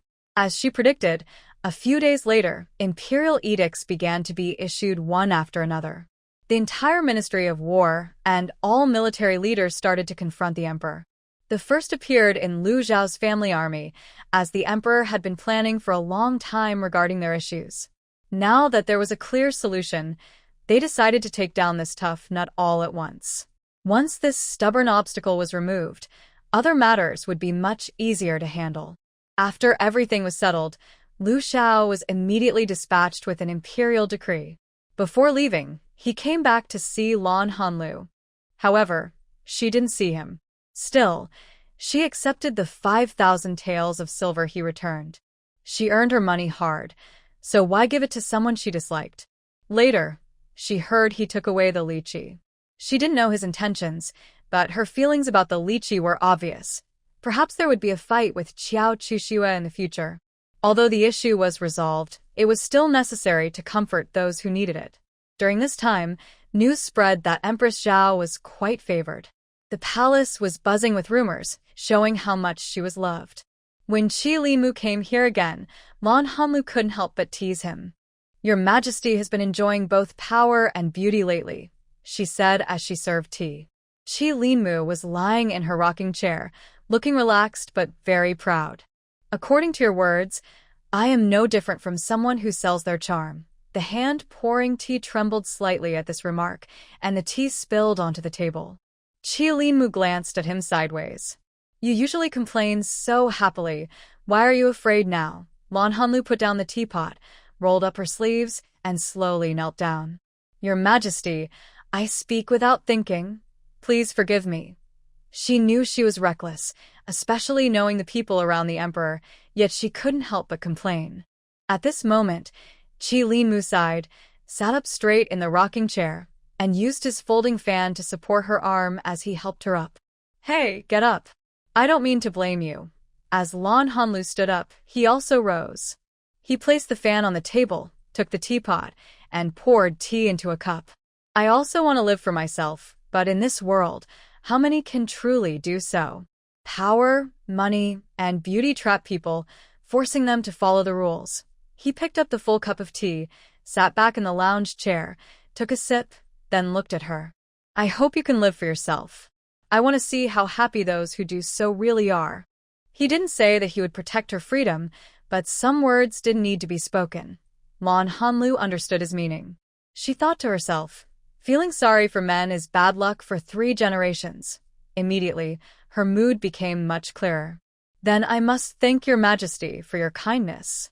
I also have something I want to discuss with you. I want to start a girls' school, mainly to teach girls some common characters. Older girls can learn skills based on their talents and interests." She continued, "There will be 2 options. One is charging different fees for different classes. The other is free, but after finishing, they must work for me to pay off their debt. What do you think?" Qi Limu loved her current look, as if she was shining, making people want to get close like moths to a flame. But she simply wouldn't give him a chance. He also thought about using force, but he knew there were only 2 possible outcomes. First, that the woman would wither away like a flower. Second, that he would go mad and perish together with her. Thinking of this, he suddenly chuckled softly.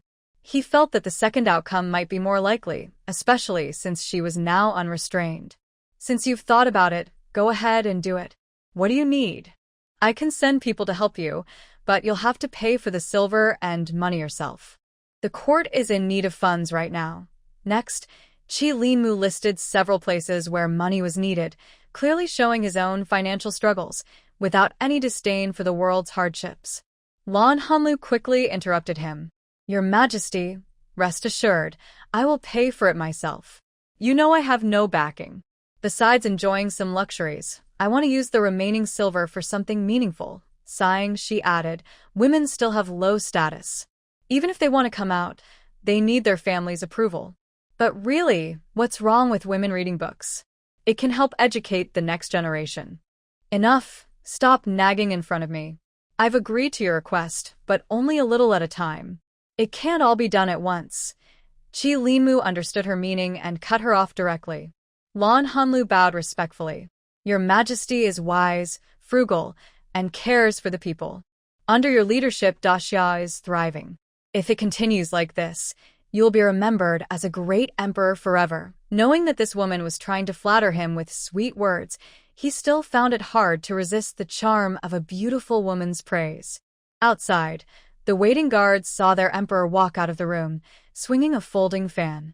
He looked like a beautiful branch of jade, standing among black mountains and white waters, shining like glass. In the darkness around him, they could see the slight upward curve of his lips. Seeing that the emperor was in a good mood, the guards also relaxed. After all, if he was unhappy, he wouldn't bother with that lady, and they might suffer some minor trouble. The next morning at court, the emperor proposed that, after years of war, the population of Daxia had decreased. So he issued new laws allowing widows to remarry, women to be independent, and other related policies. This naturally touched on the interests of men, causing quite a debate in the court. But after several years of various events, the emperor had become able to make decisions independently. There was initially some opposition to this matter, but also support. After a few days of noisy debate, official edicts were issued. One of the edicts even detailed policies on how women could reasonably remarry. This decree saved many women who were close to despair. Blue Hanlu's school also opened in several provincial capitals.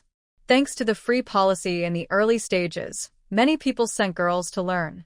However, most of the students were children from her own charity orphanage. Now, everyone is waiting to see the results once the first group of girls completes their studies. With the opening of the charity orphanage and the girls' school, Blue Hanlu's reputation spread across the great Xia dynasty. Not everyone was happy, and most of the jealous people were men. As a woman, she received more accusations and criticisms in official reports than many male officials. Someone suggested that the charity and girls' school should be taken over by the government. Qi Limu responded sharply, saying, "What? The money for the charity came from you? If you want it back, you should pay for it yourself. Even common workers know not to spend a bride's dowry. You men, instead of working to create a prosperous era for the country, are just eyeing a woman's savings." Tisich, his sarcastic words and tone made everyone present blush with embarrassment. But Qi Limu kept going. "Counselor Chao, I heard you recently married a pair of sisters as concubines. You even held a banquet for the marriage, spending quite a bit. Now that the money is gone, you're looking elsewhere for funds. General Liu, I hear you spent a fortune buying an ice-patterned jade screen. Such generosity is shocking. But with your salary, it would take you 10 years of saving to spend that much." At this point, both men were sweating nervously, trembling. Although others weren't directly accused, the emperor's gaze swept over them, and everyone understood what it meant. Some clever officials quickly stepped forward, passionately criticizing the previous speakers, praising Blue Hanlu highly. Those who had looked down on her because of her separate residence and rumors were silenced, afraid to speak further. Meanwhile, Liang Yaxian's two daughters-in-law, talking with their mother-in-law, also mentioned this matter. The eldest daughter-in-law said, "Madame Blue is truly noble. She used all her wealth to fight for a little hope for women." The second daughter-in-law also nodded in agreement. That's right. When she first separated from her family and moved out, no noblewoman in the capital didn't mock her. But now, look, none of them are doing better than her. Liang Yaxian smiled as she looked at her two daughters-in-law. Everyone has their own fate. In this city, every man is counted. If a man has some ability, he usually has 3 or 4 wives. Their main wives all have strong backing from their families, but many women still live very hard lives. There are many reasons for that. Mainly, they lack the courage of Lady Lan or the ability she has. People think the higher-ups will protect her for no reason. But they don't realize. Those factories that make money are all based on Lady Lan's ideas. She explained everything clearly because she was worried the two daughters-in-law might believe rumors and become too proud. Both women were smart and understood her meaning. They quickly bowed and promised her they wouldn't be swayed by gossip.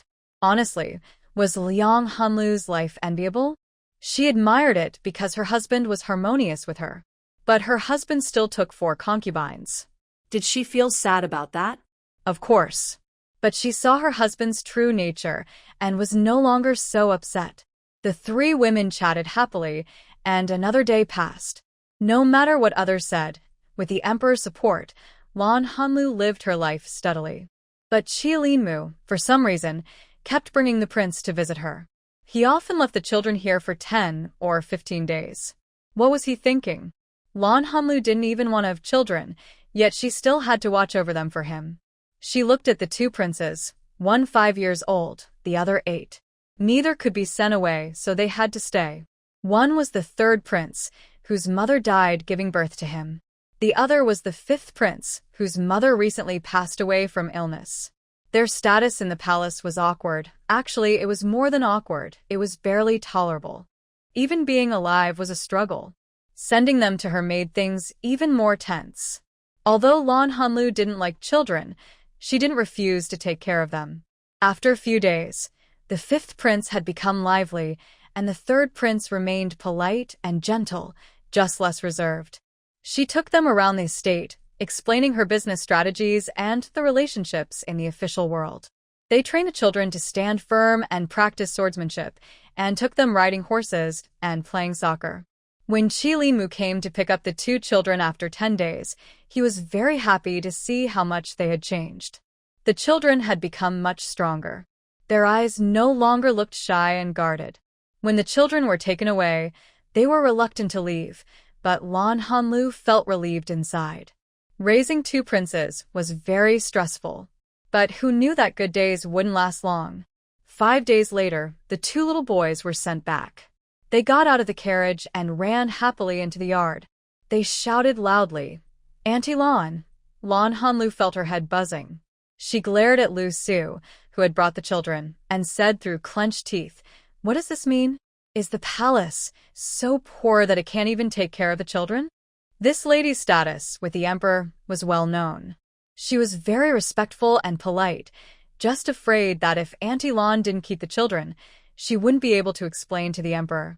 "Madam, what are you saying?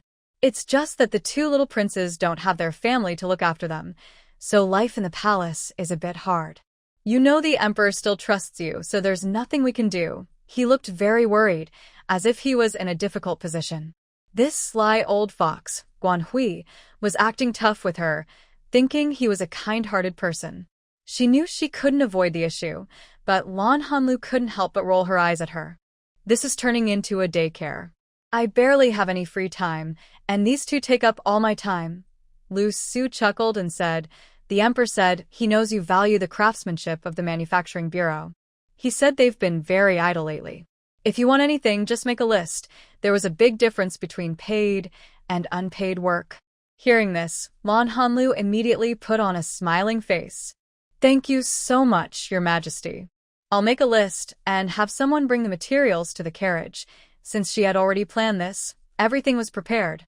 She called for grape and gave instructions. Then, the items were loaded onto the carriage, and she happily sent Lu Su back to the palace. However, she decided to keep Feng Yang behind. As the martial arts instructor for the two princes, she knew some skills herself, but she couldn't seem too capable or it would be tiring. Lan Hanlu had become a legend of her generation. Even in later history books, she was seen as a symbol of women's independence. Many TV shows, movies, and novels were based on her and the emperor. The emperor, on his deathbed, asked Lan Hanlu if she would have been willing to enter the palace if they had met earlier. He wondered if, after leaving the palace, they could still be harmonious together. "Tomorrow is a new story," Lan Hanlu said at that time. "If the emperor had asked me to enter the palace then, I couldn't have refused. But after I entered, only 3 things could happen.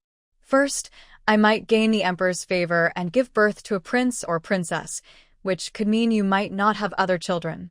Second, I might gain the emperor's favor, but have no children. In that case, most of the concubines in the harem would be gone, and I don't know if that would affect you. I am not worried about myself. Third, you might favor me for a while and then ignore me. If I live happily, I will keep going. If not, I will stay with you until the end." The key point is, I am not worried about anything. Many people heard her words, so for the next few decades, no one dared to challenge Lan Hanlu. She raised 2 princes. One continued the prosperity of the Great Summer for over 100 years, and the other expanded the territory, reaching an unprecedented size. Lu Xiao, after leaving, did not return for 10 years. Although he sent beautiful leather and precious gems every year, Lan Hanlu initially responded with a letter telling him to stop sending gifts. She never replied again. Rumor has it that one of his concubines gave birth to a son, but the child was average and lacked special talent. Lan Hanlu used the bug in her spatial grid to stockpile items frantically. The current limitations were too great, but it would be better in the next world. When she had free time, she would look at her storeroom, touching and examining everything. She couldn't part with anything and wanted to take everything with her. Before she died, she left her assets to the 5th prince. She took all the jewelry she could, leaving only what she couldn't take as part of her burial. Her funeral was very grand. The most stunning item was a set of phoenix crown and bridal attire, all made according to the empress's standard.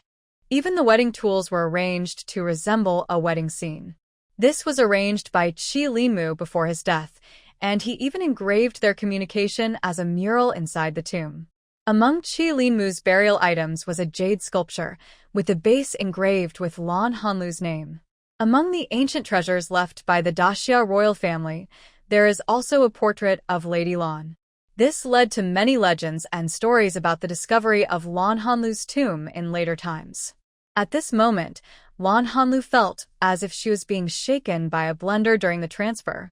Besides feeling strange physically, she experienced many sensations from different worlds, recognizing this as the feeling after her first romantic experience.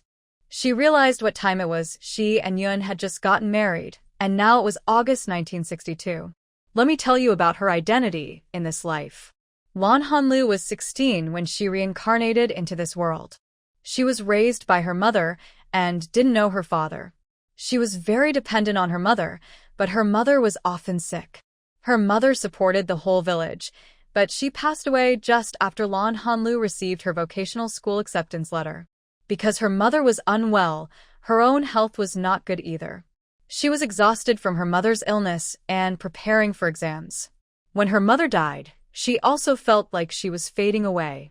When Lan Hanlu first came here, she was relieved that the original owner had been accepted into vocational school. If she had tried to take the exam herself, she would have only been good at roasting sweet potatoes. After arriving, she quickly adjusted her health. She knew of 2 herbal recipes from the general's residence, but the ingredients were rare. Her mother had left many valuable things, but good medicinal herbs were hard to find. After gathering enough for 2 sets of medicine, her health improved. The new school term was about to start, so she packed up and went to school. However, when she registered, she found out that the original owner had signed up for a mechanical engineering major. Lan Hanlu knew almost nothing about this field. Only 9 out of 10 of her senses were clear, but one was completely unfamiliar. At this time, students were very competitive. Her energy from her previous life was mostly useless now, but her memory had improved a lot, helping her graduate after 3 years of effort, even though she was at the back of the class. These 3 years coincided with a natural disaster. While others became thin and pale from hunger, she remained beautiful because her soul was nourished, and the support from the whole village helped her stay healthy. After graduating from vocational school and waiting for her assignment, she and a good friend went to a high-level matchmaking banquet organized by the government and the military. It was said that only those who passed strict screening could attend. The man was a senior officer in the military, and the woman was chosen for her excellent family background, personal qualities, and proper lineage. Lan Hanlu was brought here by her classmate Chao Hongdang, who had been living with her grandmother since childhood. Her grandmother even named her. She has 2 older brothers. The eldest is Red Army, and the second is Red Flag. When she was born, her grandmother simply named her Hongdang. Her father initially disagreed, but her grandmother retorted that the people's lives in New China are as sweet as honey. Chao Hongdang only returned home after passing her vocational school exams. Now in her 20s, her parents were worried about her marriage, so they strongly ordered her to attend this matchmaking event. She didn't have many good friends, so she dragged Lan Hanlu along out of necessity. She was afraid that if she came alone, she wouldn't have anyone to talk to, which would be too awkward. As for Lan Hanlu, she had experienced a strong dislike for marriage in her past life. Now she just wanted to feed herself well and keep herself full. Although she had money these past 3 years, she had nowhere to buy grain. Luckily, the village occasionally gave her some fine grains. She lived in a rural area in the northeast, in a place with mountains and water. Although remote, no one there ever went hungry. The land was large, and almost every household had a small garden beside their home. The village leaders were flexible. If you secretly farmed some land to grow melons or potatoes, no one would bother you. With some cleverness and hard work, they could get enough to eat, though eating too much of certain things could cause stomach upset.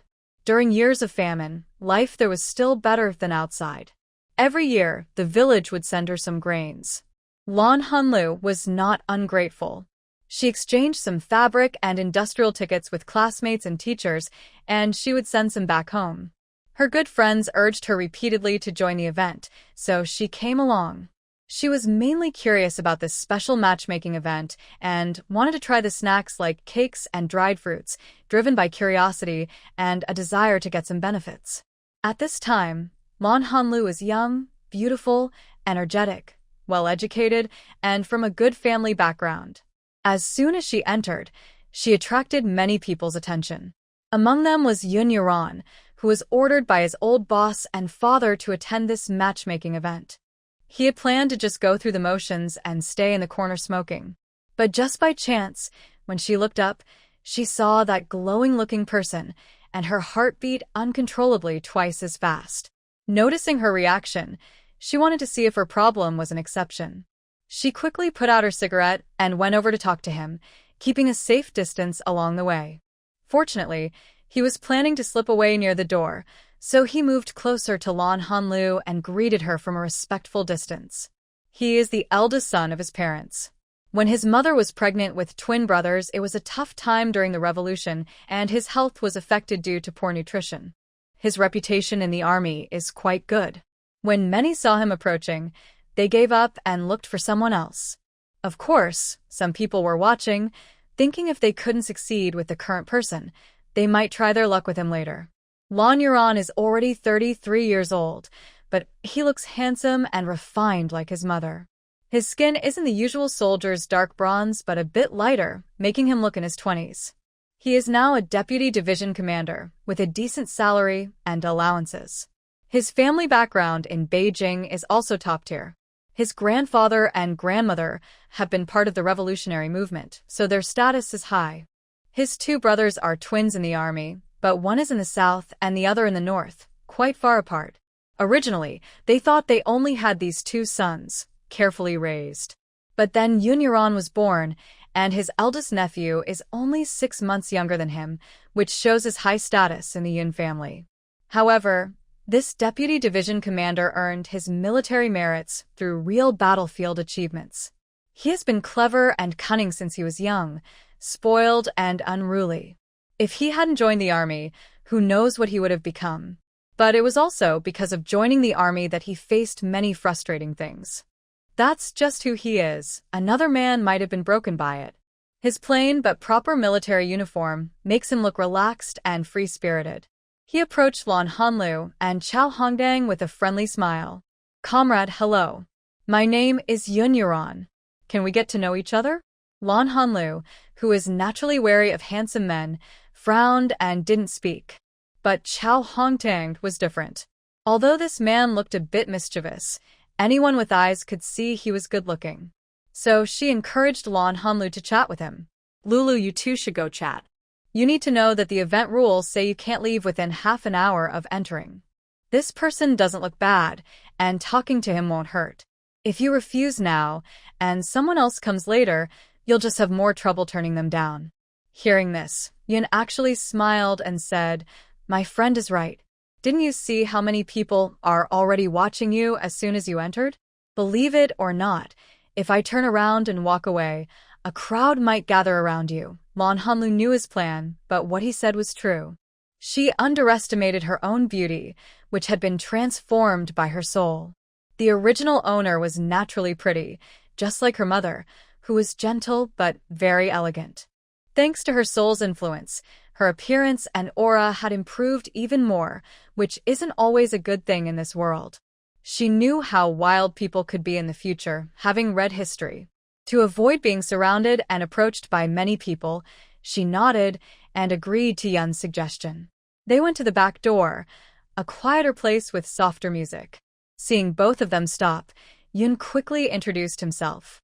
"Hello, I'm Yun Yuran, currently the deputy commander of the Beijing Guard. My monthly salary plus allowances are." He intentionally leaned closer to Lan Hanlu, hoping to impress her, but he didn't feel the expected reaction, which made him very happy inside. Seeing that he was trying to show off his background, Lan Hanlu smiled warmly and interrupted him. "Hello, Comrade Yun. Let me introduce myself. My name is Lan Hanlu. I was brought here by my friend today. I have no intention of dating or matchmaking. Yun was a bit disappointed to hear this, but the girl's appearance matched his youthful fantasies. Approaching her now didn't seem strange. Although she was young, her manners were impressive. He felt a little regretful afterward. She was the only woman he met who didn't dislike or reject him. The next day, he was called by Commander Wu, who was also a former subordinate of his father, in Wu's office. Wu Shirtao looked at the man sitting in the chair, holding a cigarette with a slight squint in his eyes, and felt a headache coming on. How did the matchmaking go yesterday? I'll tell you, the old leader has already given strict orders.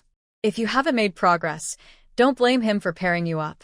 You know, to get this position, your family background is also a factor. Cloud Iran took a puff of smoke, a mysterious expression on his face. His lips, slightly redder than other men's, exhaled smoke that filled the air in front of him. This made him look a bit more intriguing and secretive. However, the old man opposite him was not tempted by his charm. He looked at the enamel cup in his hand, drank all the water in one gulp, and then threw it toward him. Cloud Iran quickly caught the cup skillfully. Instead of putting it back on the table, he held it in his hand and played with it. Tell the old man not to worry. I've set my sights on a girl. Hearing this, Master Wu felt relieved and asked eagerly, what kind of girl? What's her name? How old is she? What's her family background? When do you plan to get married? Just send me the marriage proposal first. I'll have someone check her background. Cloud Iran stood up, picked up his military cap, and shook it. She's not interested in me. I'm thinking of pursuing her. Don't bother me. When the time is right, I'll report it myself. Right now, your main job is to help me handle the old man. The old lady was quite old when she gave birth to him. After giving birth, she rested for 2 years, but her health was still not very good. His parents raised him, so he was not very polite to her. After saying this, he turned and left without paying attention to Wu Shizhong, who was calling out to him several times. Wu Shizhong looked at the closed door and chuckled, cursing softly. You little rascal. Cloud Iran said this to Wu Shirtao, but inside, he wasn't really that obsessed. He was over 30, a man with 3 children from a second marriage. The oldest 2 were twins, 11 years old, named Yun Ling and Yun Tao. The youngest, just 5 years old, was Yun Miao. Although he seemed to have good qualities, he immediately became a stepfather to 3 children. If he were truly an uneducated rural man, he would naturally be happy about this, since it meant a change in his life. However, Lan Hanlu had passed her technical school exam and would have a good job in the future. She could find a decent job easily, so he had mentioned this matter before and then forgotten about it. He still clearly remembers the girl's face and her voice and tone when she spoke. He thought this was in the past, but some people didn't see it that way. That evening, Wu Shirtao came home and saw his wife doing needlework. Don't do this with the light on. It hurts your eyes. His wife, Yan Ernie, tied a knot in the thread and bit it off with her teeth before replying. I'm used to doing this. Just a little light is enough. Anyway, hurry up and eat. Why did you come back so late today? Nothing special. I just talked to my old boss after work. The call took a while, he said, hanging up his coat and washing his hands. Is it because of Yunju, that brat? Is the old boss pushing for marriage again? She used to take care of the old boss. Yes, that's true. But this time it's good news. There are some signs of progress, he said, and then she served the food. What progress? Who does that kid like? Yan Ernie put down her plate and leaned over to find out. Yes, I was just about to tell you. That kid has his eye on a girl. I told the old chief, and he asked me to help match them. We must not miss this chance, Wu Shirtao said directly. Hearing this, Yan Ernie sat down holding her bowl, and they ate and talked. Since the old chief said so, I'll make sure this works.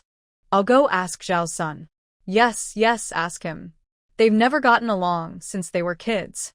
If you ask him, he'll definitely tell you what he knows, Wu Shirtao said, thinking his wife was quick. The next day, Yan Ernie approached Zhao Hongbing. It was true. Sometimes, the person who knows you best is your enemy. Since seeing Yunju at the meeting, Zhao Hongbing had been quietly watching him. He didn't expect Xiao Hongbing to take the initiative and greet a girl, and they even talked for a while. He wanted to wait until Yunju left before going over to chat with her. The girl suddenly disappeared before he could find her. Luckily, he knew the girl's companion, the young lady from the Dong family, and after a little inquiry, he quickly learned who the girl was. Yan Ernie is the director of the Women's Federation in Beijing. When he asked around at the vocational school, he found out all about Lan Hanlu, and the information was neatly in his hands.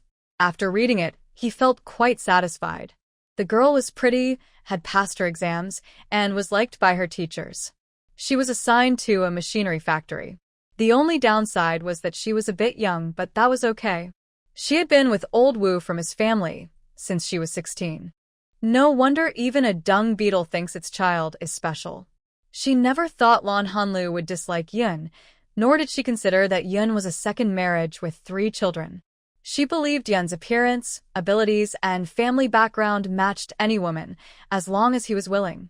First, she contacted Yun's parents, hoping to take credit, but she didn't mention that the girl might refuse. She also thought Yun wouldn't refuse.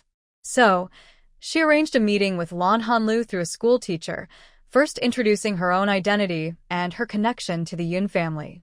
Of course, she didn't hide Yun's situation and told everything honestly. Lan Hanlu took a long time to control her expression. Her years of training in the military almost made her lose composure. Director Yan, I understand what you're saying, but I am still young and not planning to marry now. I just graduated from the vocational school. I want to give back to society and my country as soon as possible, so I don't have time to focus on a family. I'm really sorry, and I appreciate your good intentions. I believe Yun can find a wonderful girl who is more suitable for him to settle down with. Lan, don't refuse just yet. You can go home and think about it carefully. Although Yun has a few children, they are grown up now, and he doesn't need much care. He is now a deputy division commander, and his military achievements are enough. If he stays in his position for another 2 years, my husband's position will be his. Although you only finished vocational school and want to pursue a career as a girl, you should eventually return to family life. These soldiers have sacrificed a lot for our country, shedding blood and sweat, and we enjoy the peace and comfort they bring us. It's only right to sacrifice a little of your own dreams. When your children grow up, you will have time to do your own things. I believe you are searching around Beijing, but it's hard to find someone as outstanding as Yun. You should go back and think more carefully. When Lan Hanlu heard this, was she angry? Yes, she was furious, almost to the point of being mad. She wished she could slap this woman in the face. But she had no power, influence, or connections in Beijing, so she had to hold back her anger. Her carefully planned assignment before coming here had been delayed. She knew everything was in the other person's hands. Former teachers, the principal, and even classmates all tried to persuade her. Her school records were held hostage by the school. Unless she went home to farm, she had no choice. At that time, Lan Hanlu felt helpless. The original owner was the favorite in her village, so Lan Hanlu was not free to do as she pleased. She hesitated between returning home or making compromises. In the end, Lan Hanlu chose to compromise because Yun had a task. The two of them hadn't met for a long time, not even before the wedding, which was arranged by Director Yun. Yun only returned 2 days before the wedding. He was very clever and immediately noticed Hanlu's unhappiness, thinking he had come back late. Before going out on a study trip, Commander Wu insisted he submit a marriage report, saying his wife would persuade the woman to agree. Once he returned, they could get married. He had some hopes, so he wrote the report and went on his mission. When the train was about to arrive, he didn't even have time to see the girl. He still took out his allowance and savings to give to Commander Wu, asking him to pass them on. When he returned, he was told the wedding was in 2 days. He was excited and finally met the girl. He even brought jewelry his grandmother left him, planning to give it to Lan Hanlu. He thought only her delicate beauty could match those jewelry pieces. Because of the pressure in her heart, Lan Hanlu fell ill before the wedding but endured it. After the wedding, just as they were about to be intimate, the army called, and Yun hurriedly left after giving some instructions for his family. Not long after he left, Lan Hanlu developed a high fever. She returned just as she was recovering from her illness. The last time was at Yunling, where Yun Tao took care of her until she recovered. After their wedding, the old master and grandmother went straight to recuperate. After Lan Hanlu woke up the last time, it took her several days to recover, but she still felt upset inside and didn't know how to get along with the children. The children didn't have much affection for their younger stepmother and didn't like to stay close to her. Even the youngest, Yun Miao, stayed with Yun Ling and Yun Tao while they slept. However, Yun Ling and the others were older boys and somewhat lacked experience in caring for children. When Yun Miao had a high fever, Lan Hanlu didn't notice it in time, and her delayed response led to Yun Miao becoming deaf later. At that time, Lan Hanlu felt very guilty and sad. Plus, her health was not good, and she soon fell ill and had to stay in bed. Yun used his connections to find a top traditional Chinese doctor. But part of her illness was emotional, and medicine to recover her health was very hard to find. Both she and Yun Miao needed to take medicine, and with the chaos starting, Yun was too busy to manage everything. At 17, Yun Tao went out to find medicinal herbs and accidentally discovered spies. During the struggle, Yun Tao broke both legs and became disabled. The old lady was very angry and lost her temper, and the old master also became unwell. Despite all this, the Yun family never blamed Lan Hanlu. Instead, they cared for her very much. Even her family wanted to bring her back home, but Yun refused. He told Lan Hanlu, "I don't want them to take you back because sick people in bed are often neglected and the medical conditions there are poor. Rest assured, you are my wife. As long as I am alive, I will take care of you. I have a good income, and the medical and sanitation conditions here are better. The children are filial and will not let you suffer." Because of this promise, she didn't hate her family in this life. Instead, she felt guilty toward the children. However, after receiving many bad news, Lan Hanlu gave up her life and passed away at 69. That means she only lived 10 years in this world. Twice crossing over and not living long. It was also said that she returned after her wedding night, and Yun went back to the army. Now she felt weak and kept shivering. Lan Hanlu closed her eyes, opened the space storage cabinet, and found a box of medicine. She waved her hand and took it out. She picked through and took out 4 bottles of medicine. The bug in the space grid was stuck, making it a little inconvenient to take things out. These are made from good medicinal herbs. As she just took out the medicine bottle, she heard 2 knocks on the door. She waved her hand to put the box away into the space. She softly called out, "Come in." Her voice was gentle and weak, sounding tired and lacking strength. At the same time, the door was opened. A tall, serious-looking boy with a slender build entered, followed by an identical boy behind him. Lan Hanlu knew this was Yun Ling and Yun Tao. The 2 children looked a bit nervous. "My dad said not to disturb your rest, but it's already noon and you haven't gotten up. I came to check on you. If there's nothing wrong, I'll leave." They live in a large courtyard. It's a small 2-story building. The upstairs is divided into rooms for several children. Downstairs are her and Yun Ruan's bedrooms, a study, a living room, a kitchen, a bathroom, and a guard's quarters. Seeing the 2 children turn to leave, Hanlu quickly called out, "Wait a moment. Are you Yun Ling? Could you pour me a glass of water? I might have a fever and a headache. I feel very weak and can't get up." Her voice was faint, showing she was very weak. The 2 boys were frightened by her words. Yun Ling hurried out to pour a glass of warm water. Lan Hanlu drank all 3 medicines with this water.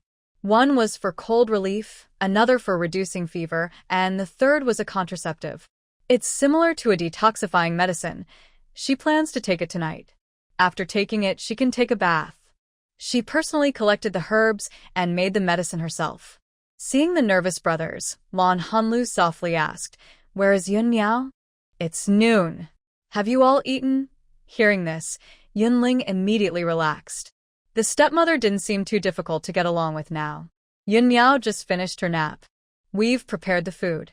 Do you want to eat a little?" Lan Hanlu nodded. "Is there porridge? Please bring me some. I have no strength without eating." I just took medicine and I might need to rest after eating. Yun Miao, take care of her. Once I feel better tomorrow, we can discuss other things. The two brothers nodded and left. After a moment, Yunling came back with a bowl of porridge and a small dish of pickles, placing them in front of her. She originally wanted to go out after opening the door, but after thinking for a moment, Yunling turned back and asked, "Do you really not need to go to the hospital? Can you eat by yourself? Do you want me to?" "No need, you see I've already taken medicine. Later, I will eat some porridge, and once the medicine takes effect and I sweat a bit, I will be fine." Although Lan Hanlu's face was pale, she tried to smile kindly to seem more friendly. All right then, Yunling, as the eldest, was well educated by old Master Yun. He was responsible, brave, and clever. After he left, Lan Hanlu ate 2 pieces of cake from her bowl of porridge, then put down her utensils, took the water nearby, and took a sip. She then lay on the bed to practice the spirit soul technique. After a round, she noticed that the spiritual energy in this world was lower. It seemed she could only focus on simple physical strengthening in the future. Although she only practiced the spirit soul technique once, 2 or 3 hours had passed. During this time, the door was opened twice, and a cool little hand touched her forehead. It was probably Yunling, or Yun Tao. Lan Hanlu didn't move, but she felt comforted inside, as if some strength returned to her. She took out the last medicine bottle and swallowed the medicine. Enduring waves of numbness and pain in her body, she bit her lip until she was pulled out of the water. All her recently gained strength was now gone. Smelling the sour and foul odor on her body, she lay on the bed to recover her energy. The door was gently pushed open again. "Yunling," Lan Hanlu softly called. The sound of the door opening suddenly stopped, and a small voice replied, "I am Yun Tao. Are you looking for my brother?" Seeing him about to turn and leave, Lan Hanlu quickly called out, "Sorry, Yun Tao. I didn't see clearly. I was sweating and wanted to take a bath. It's okay. Big brother has boiled some water for you. I'll go get it now." After speaking, he turned and closed the door, then left. In a short while, Yun Tao and Yunling each brought a kettle of hot water and a thermos, knocking twice before entering. Behind them was 5-year-old Yun Miao. Originally, the 2 others wanted to follow inside, but Lan Hanlu quickly spoke up, "Don't let Yun Miao come in." Although her voice wasn't very loud, it stunned everyone into silence, and no one dared to move. Yunling was even thinking to himself, could it be that this woman is biased against her younger sister? The other 2 children looked visibly upset, and even 5-year-old Yun Miao was biting her hand, tears in her eyes. It was her who insisted on seeing the new mother, and her second brother had carried her over. Lan Hanlu sighed and softly said, "I am currently sick and just finished a fever. Yun Miao is too young and not in good health. Don't come in and risk infecting her again. Later, after I take a shower and tidy up the house, I will open the window and then go see Yun Miao." Hearing her explanation, the children's expressions eased quite a bit. "Yun Tao, you help your little sister down first," Yunling quickly told Yun Tao, who was holding Yun Miao. Then she took her directly to the bathroom. When she came out, she looked at her and said, "If you're too tired, I can ask Andy or Peng to help wash her." Yunling is very thoughtful and thorough, but Lan Hanlu didn't need help. She shook her head and slowly got out of bed, saying, "No need. Don't worry, the fever has gone down, and I have some strength now." Since it's August and hot outside, she took a cool shower and washed her hair, feeling much more relaxed. She checked the time and took out a medicine to nourish her energy. In her previous life, she was eager for the palace's secret recipes, so she found various excuses to get the imperial doctors to make medicines for her. Qi Mu also spoiled her and gave her many secret recipes. Her traditional Chinese medicine skills are very good, so she made a lot herself and stored them. Now they are all useful. She changed into a long yellow dress with red floral patterns that reached her ankles. Remembering Yun Ranjuan's instructions, she searched her room. Her dressing table was newly built. Inside the small drawer, she found some neatly arranged money and a bank book. There was 972 yuan and 13 cents in cash, and the bank book showed 7,000 yuan. She also opened her own belongings. The old couple from the Yun family gave her 1,000 yuan, and each of them gave her 101 yuan as a gift. Grandma Yun privately gave her 2 bracelets, one high-quality jade bracelet and one pure gold bracelet. She took a box from her space, put the 1,900 yuan, the bank book, and the bracelets inside, and stored it away. The 900 yuan included 200 yuan each from her older brothers. The remaining money was gift money and her monthly allowance from Yun Ranjun. Next to it were some receipts and a grain record book. She looked at them, but didn't move anything. She tidied up her belongings, putting her clothes, shoes, hats, and socks into the wardrobe. The rest were study supplies and daily necessities. After organizing everything, she counted her own savings, about 200 yuan. But in total, she had 3 bank books with a combined balance of 18,000 yuan. This was something her mother gave her before she passed away, along with a secret hiding place. Lan Hanlu always felt her mother was not ordinary, especially since the valuable property and the care from the villagers were real. In addition, there were 2 sets of simple jewelry. Lan Hanlu took out an empty box identical to the one she had just used, packed these items inside, and stored them in her space. Since she had just recovered, she felt a bit weak after all the activity and also felt hungry. She brushed her hair, which was just past her shoulders, into a braid from the top of her head to the tips. She picked up her watch from the bedside table, put it on her wrist, and saw it was already past 4 p.m. She pushed open the door and went out. Yun Miao was playing in the living room, while Yun Tao and Yun Ling were busy in the kitchen. Seeing Lan Hanlu, Miao Miao stood up nervously. Lan Hanlu greeted her and asked, "Miao Miao, are your older brothers cooking?" As she spoke, she approached and gently picked Miao Miao up. Yun Miao opened her mouth twice, but didn't say anything. Lan Hanlu understood her hesitation, so she smiled and said, "You can call me Auntie or Sister Lan." She knew the child had only recently started staying with them, her identity was special, and she felt a bit awkward. The child also seemed insecure, always cautious, when looking at people. "Lan, Auntie Lan, my older brother is making porridge," Miao Miao said. "Okay, then Miao Miao, you can play here a little longer." "I'll go see the kitchen," Lan Hanlu said, placing Miao Miao on the sofa and turning to head into the kitchen.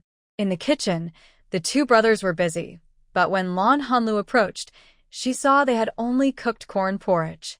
Yun Ling was washing sweet potatoes, so it looked like dinner was ready. Yes, it was a year of hardship. Although Yun's salary was high, food was limited. Yesterday, after the wedding, everyone only received some sunflower seeds, peanuts, and cigarettes. The ceremony was simple and quick. Now, they didn't care much about fancy things. After all, no one could afford to feed everyone well. Seeing her come in, Yun Ling quickly put down the sweet potatoes, stood up, and casually tugged at Yun Tao's back collar. When Yun Tao turned around and saw her, he also put down what he was doing. This time, there was no need for awkwardness. Lan Hanlu directly said, "You can call me Auntie Lan or Sister Lan." She suggested they call her sister because she was only 8 years older than them. Calling her Auntie was fine, but she didn't mind being called sister either. "Auntie, are you hungry?" Yun Ling asked clearly. Lan Hanlu tilted her head and said, "I'm a bit hungry and curious about what you're doing." "I'm cooking porridge." "If you're hungry, I can also make you a boiled egg," he replied. He couldn't cook much, just boiling some porridge, steaming sweet potatoes, and eating pickles. But she was worried that Lan Hanlu might only eat coarse grains and not be able to swallow them. Seeing that both of them had crew cuts and looked shy, she couldn't help but reach out and ruffle Yunling's hair. "If there's an egg, just cook one for Miao Miao to eat. I don't need to make anything special. I'll see what ingredients we have, then cook another dish." "Isn't it just porridge and no stir-fried dishes for lunch?" Lan Hanlu tried to speak gently and chat. "My brother can't cook or do anything else. He only knows how to reheat food and make porridge," Yun Tao mumbled. But after Yun Ling shot him a stern look, he didn't dare say more, since he also couldn't cook. Yun Tao moved aside and Lan Hanlu went into the kitchen to look around. She found that the cabinets were quite well stocked. She took out a cabbage. It looked quite big, but it hadn't reached the core stage yet. Although the cabbage was a little wilted, she didn't pick off the wilted leaves. She tore off a few leaves, sliced the cabbage into thin pieces, washed them in water, and chopped some scallions and garlic to set aside. Next, she took some cured meat, sliced 5 or 6 pieces, while Yunling had already cut open the sweet potato and started steaming it to cook faster. Soon it was time to cook, and there would be some oil smoke. Lan Hanlu asked the two to go outside but decided to wait a little longer before starting to stir-fry. She took out the pickles again, cut them up, and improved the seasoning. The pickles for lunch had only been sliced twice before. She adjusted the knife and added some seasonings to mix. When the sweet potatoes were almost done, she started stir-frying the cabbage. She was making sweet and sour cabbage, which was rare in this era because sugar was precious. Not many people cooked this way.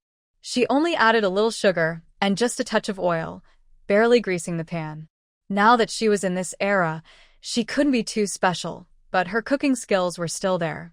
Inside, she had a few slices of cured meat, so when she added the vegetables to the pan, the aroma burst out. The children occasionally looked toward the kitchen door. After a moment, Lan Hanlu opened the door and called out, "Come over and bring the dishes and bowls." Yuntao carefully placed Miao Miao into Yunling's arms and then ran toward the kitchen. Yunling didn't argue and simply held Miao Miao to wash her hands. By then, the cabbage was already served on a clear, beautiful plate, with a side dish of pickled vegetables sliced into thin strips, mixed with scallions, garlic, and chili. Lan Hanu was stirring porridge in a pot with a spoon. She told the children, "You can take those out first," without looking back, then went to check if the sweet potatoes in the pot were cooked. The two children nodded quickly and moved to help.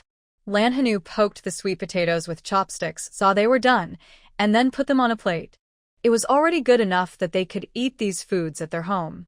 Usually, the porridge was just enough to show a shadow of a person, and sometimes they didn't even have dinner.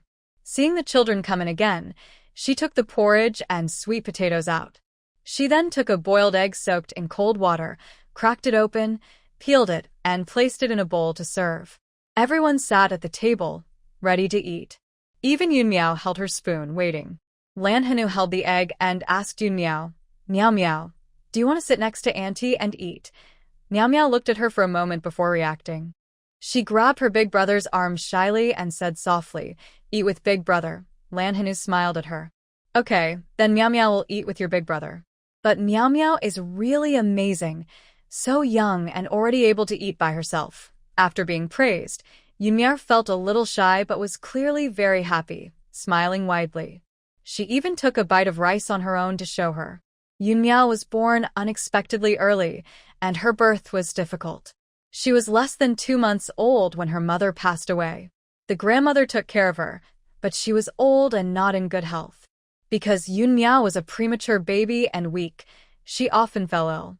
The grandmother was worried and wanted Yunling to marry so she could take care of Yun Miao, as she couldn't manage it herself. They had planned to talk about this during dinner, but seeing the children eating quickly and without paying much attention to her, she decided to eat quietly and wait until after the meal to discuss it. Meanwhile, Yunling and his brother finally enjoyed their delicious meal. Yun Miao was also eating heartily, with no time for anything else. After finishing, Lan Hanlu didn't need to clean up. Yun Tao and Yunling tidied the dishes and the kitchen. It was clear that both of them worked hard but still made some mistakes, yet neither of them refused to help. She has always known that the Yun family educates their children well. When she was sick in bed and Yun Tao couldn't walk properly, Yunling and Yun Miao took care of her. Although the stepmother and the children didn't get along very well, they didn't dislike her. Instead, they took good care of her. Lan Hanlu didn't stop them from doing chores because they were already 11 years old. In this rural area, or in a typical family, even 4 or 5-year-olds start helping with work. Yun Miao isn't helping now mainly because she's not feeling well. In the past, the old master had servants and caregivers for her, and recently her 2 brothers have been taking good care of her. Just now, after dinner, Yunling carried her to sit on the sofa, planning to boil water for everyone to wash up. Lan Hanlu went to the sofa and played with the so-called toys with Yun Miao. Maybe no one had ever really taken care of Yun Miao as a girl. All the toys in front of her were made from bullet casings, like toy guns and tanks. The only toy that could be considered girly was the cloth doll she was holding. Children are naturally cautious, but they are also easy to comfort. After a little while, they started to figure out how to give the doll an injection. They used a cloth tied with bullet casings and played with it. After the brothers finished tidying the kitchen and came out, they saw them discussing whether to give the injection in the left hand or the buttocks. Yunling looked back at Yun Tao and silently sighed. Maybe he was also thinking that this little stepmother might need their care too. Seeing that they had all come out, Lan Hanlu smiled and said, "It's about time. Let Meow Meow walk around the sofa a few times to exercise. Meanwhile, we can chat." The two brothers looked at each other and sat down in front of the sofa. At this moment, Yun Miao was already standing up, encouraged by Lan Hanlu. "Can Meow Meow count? If you walk around the sofa 10 times every day, I will buy you a pretty cloth doll. Okay?" Yun Miao thought for a moment and nodded. Auntie Meow Meow can count. She then started to count on her fingers, from 1 to 10, and looked at Lan Hanlu. "Did I count correctly, Auntie? If I walk 10 times, you will give me a new cloth doll." Blue Hanlu nodded to show she understood. The little one was very clever, so she quickly stuck out her pinky finger to make a promise with her. They shook on it to confirm their agreement. Yun Miao started walking around the sofa with small steps. At this moment, Blue Hanlu turned to look at her two brothers. The brothers both had similar buzz cuts and looked a bit nervous. She couldn't help but smile. "Don't be nervous. I'm only a little older than you. Just treat me like someone your age. But I am also your father's new wife. So I still handle the household chores.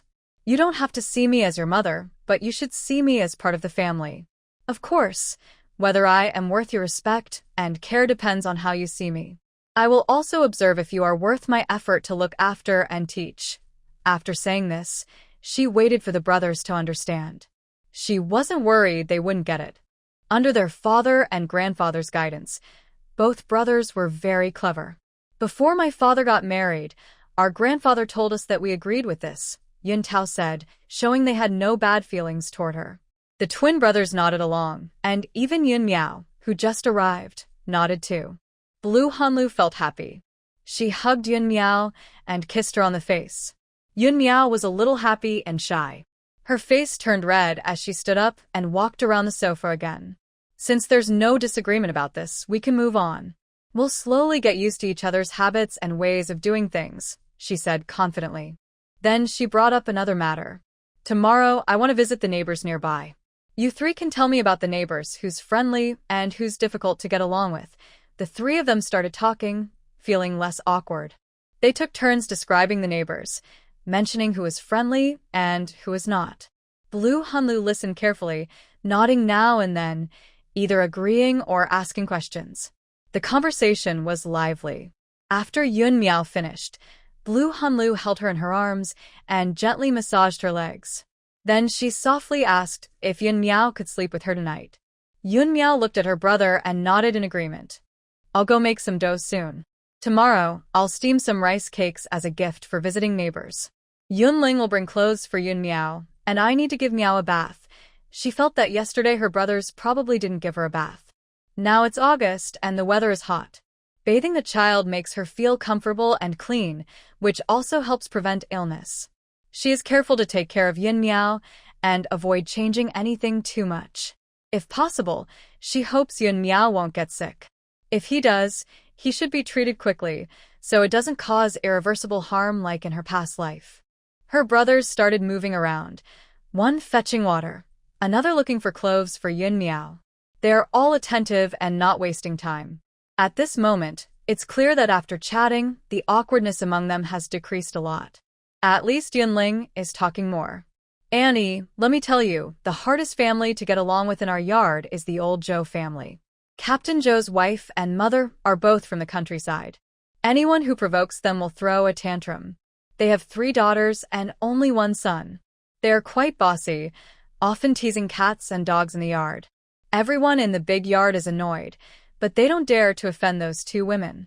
Lan Hanlu, while pouring hot water into the bath, said, "How old is their youngest this year? Did he take your things to eat?" It seems such things happened in her past life, but she was better than then. In the end, Yun actually came back to handle it. Yunling answered. I think he's about 9. He hasn't taken our stuff. He can't fight us, but he did take Meow Meow's. Lan Hanlu nodded. Nowadays, children are raised freely. If they don't go to school, they run out to play all day. Fighting happens often, but incidents like the Zhou family's grandson losing a fight and then crying and rolling on the ground are rare. After preparing the bath, she took off her apron and was about to give Meow Meow a bath. Before leaving, Yunling, worried, stayed at the door and said, Auntie, if Meow Meow cries tonight, you can call me. Seeing his face turn red when he said, Auntie, she didn't tease him further. She smiled and said, Don't worry, I can take good care of her. If I really can't soothe her, I'll definitely come to find you. Yunling now lives alone in one room, while Yuntao lives in another. Yun Miao's room is also ready, but the child lacks a sense of security and refuses to sleep alone. After bathing and changing the child's clothes, she comforted him to sleep and carefully checked his pulse. The child's weakness comes from being born prematurely. It's not very serious, but it's quite stubborn and hard to nurture. It seems that ignoring him is a sign of his inner feelings. Especially in this time period, resources are very scarce, so taking good care of oneself is even more important. Being able to eat enough is already a blessing for many families. Today, Lan Hanlu had a small appetite and only ate about 80%. Yun Miao was full, but the other 2 kids probably ate less than 70%. After all, it's true that small children can make their parents feel exhausted. However, she has some energy pills in her space that she can give to Meow little by little. As for going to the black market, that's out of the question. Everything in her space is carefully chosen, like the green rice and rouge rice. She doesn't even want to give them to others. She has to think carefully before eating them herself. If it weren't for these children being kind to her, she wouldn't even want to share her supplies. She also doesn't want to sell them to others. What kind of dream is that? She isn't short of money, and even if she were, it wouldn't matter. In her previous life, she didn't know how to earn money, but now earning money is actually quite easy for her. She has many ways to make money, but she absolutely won't allow anyone to take her supplies. The children are asleep now. She needs to wash some clothes and tidy up the house a bit. Oh, and she should write a letter to her family to tell them about her marriage. In her past life, many things happened one after another, and she didn't inform her family at the time. Later, she felt ashamed. It was only after 3 years that her family found out about her situation. Despite thinking a lot, she kept up with her chores. Her body was a bit weak, so she moved slowly. Before going to bed, she took a health tonic to strengthen herself. In the middle of the night, she heard the children turn over and whimper. She quickly got up to check if they had a fever, and then took them to the bathroom too. After releasing some energy, the little one was put back on the bed and turned over to sleep again. She slept fairly peacefully that night. Meow woke up early and went to find her older brother. Because she was still weak and had taken medicine, Lan Hanlu was already awake when she got up. Yunling and her younger brother had finished cooking breakfast. It was still porridge, but there were no more sweet potatoes in the morning, and Yun Miao also had no more eggs. According to Yunling, they eat 1 egg a day, and if they eat it in the morning, there won't be any left at night. But if they don't eat well at night, Yun Miao will cry in the middle of the night. Adults can usually control their hunger, but children can't. They have to cry when they're hungry. After breakfast, she started steaming rice cakes. This isn't like the big pots used in the countryside. It looks like she needs to steam them in several batches. Lan Hanlu looked at the 2 young children and said, If you 2 are bored, go out and play. I'll watch Meow Meow today. They had been at home for 2 days and really wanted to go out, but when they thought about Lan Hanlu making steamed cakes, they decided to stay in and not go out. Auntie, I won't go out. I'll watch Meow Meow, so she doesn't bother you in the kitchen. Later, when you visit someone, I'll take you there. I'm very familiar with our courtyard, Yun Tao quickly said, smiling as he picked up Meow Meow and headed to the living room. Yun Ling glanced sideways at his younger brother, secretly amused. No need. Didn't you say you wanted to send a letter? I'll watch over them at home. If you have something to do, go ahead. Don't worry about us. Whether I go or not, it doesn't matter. When I finish steaming the cakes, you can try them. By the way, if only the cornmeal could be ground finer, it would taste even better when steamed. Seeing Yunling helping to pass things, Lan Hanlu started chatting with him. Yunling, what grade are you in now? Yun Tao and I are in 5th grade. My mom doesn't like us, so we started kindergarten early. Lan Hanlu noticed that Yunling spoke about his mother very calmly. She understood the reason but didn't ask further, worried it might upset the child. This story involves Yunling and his family. Their mother is named Tung Jiaonyang. She met Yun Ruan when he was serving in the military among the minority groups.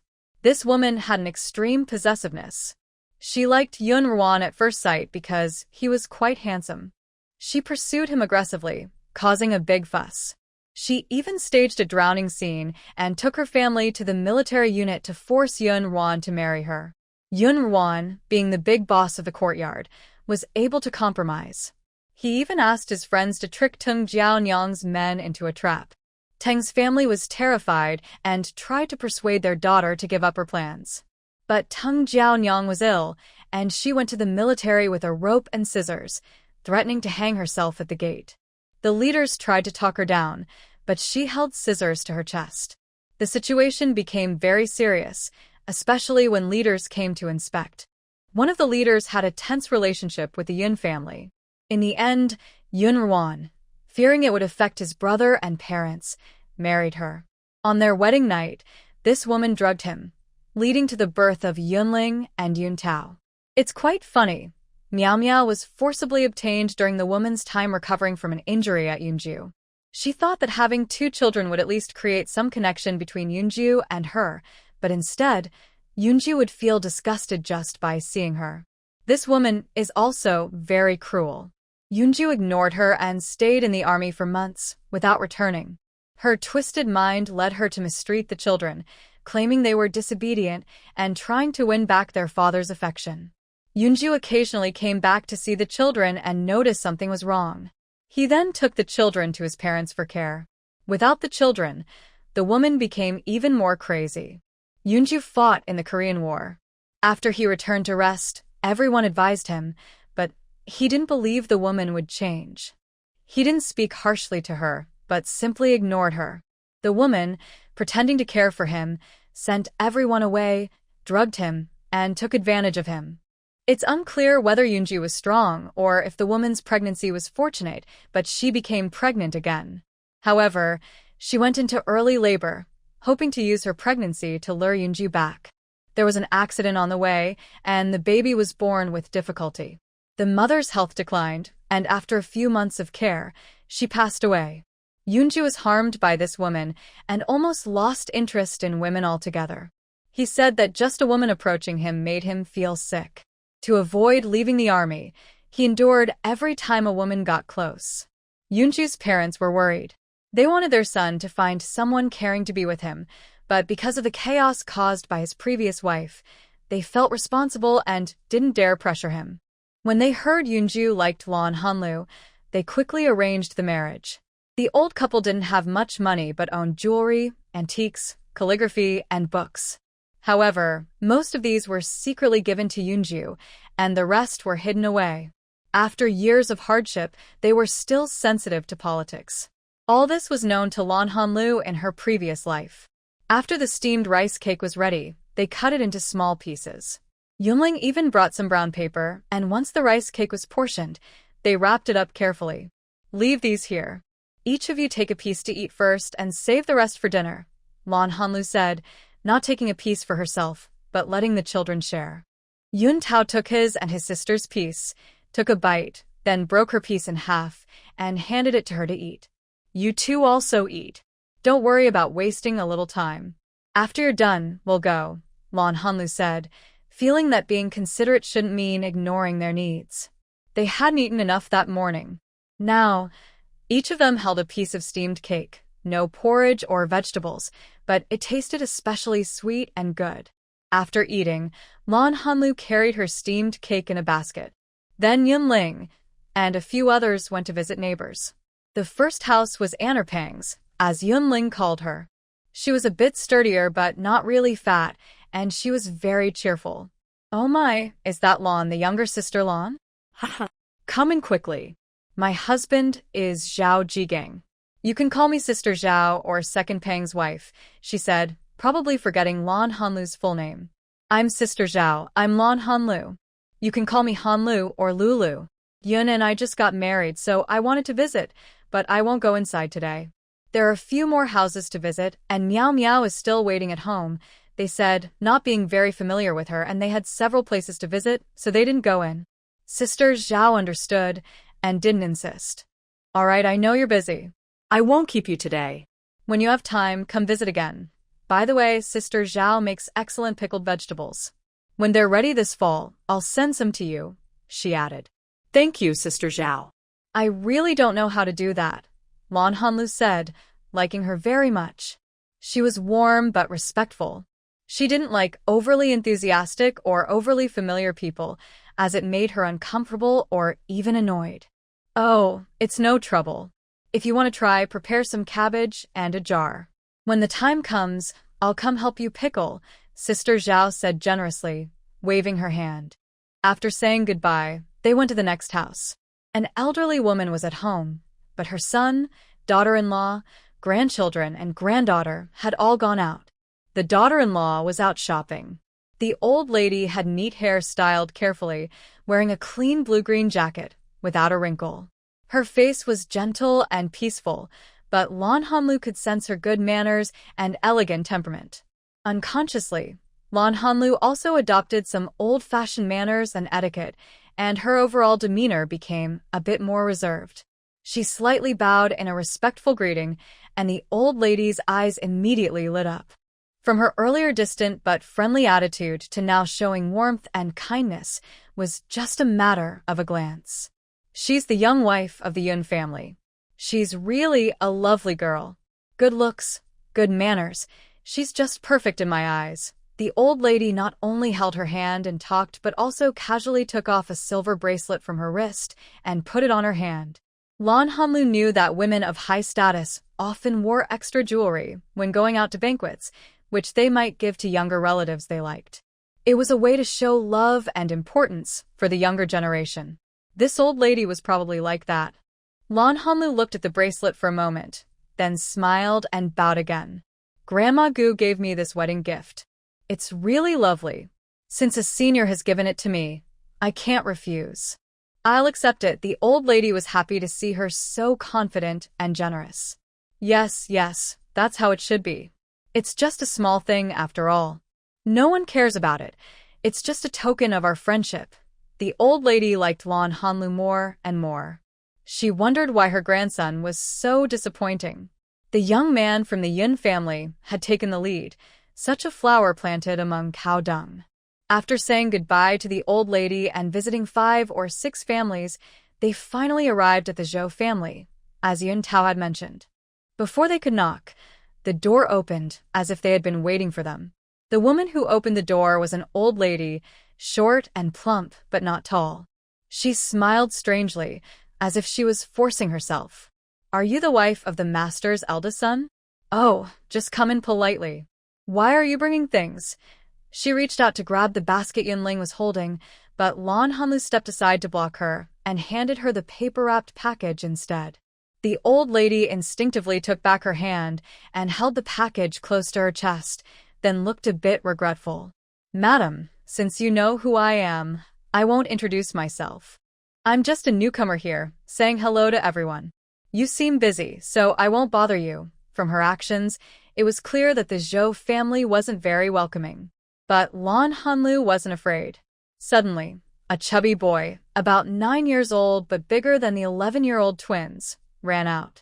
Grandma, you said someone was sending us delicious food? Where is it? Hurry up and give it to me. Behind her was a thin, fair-skinned woman who looked gentle and weak, but her sharp eyes flashed with cleverness. What is Hongqi saying? Quickly say hello to Auntie.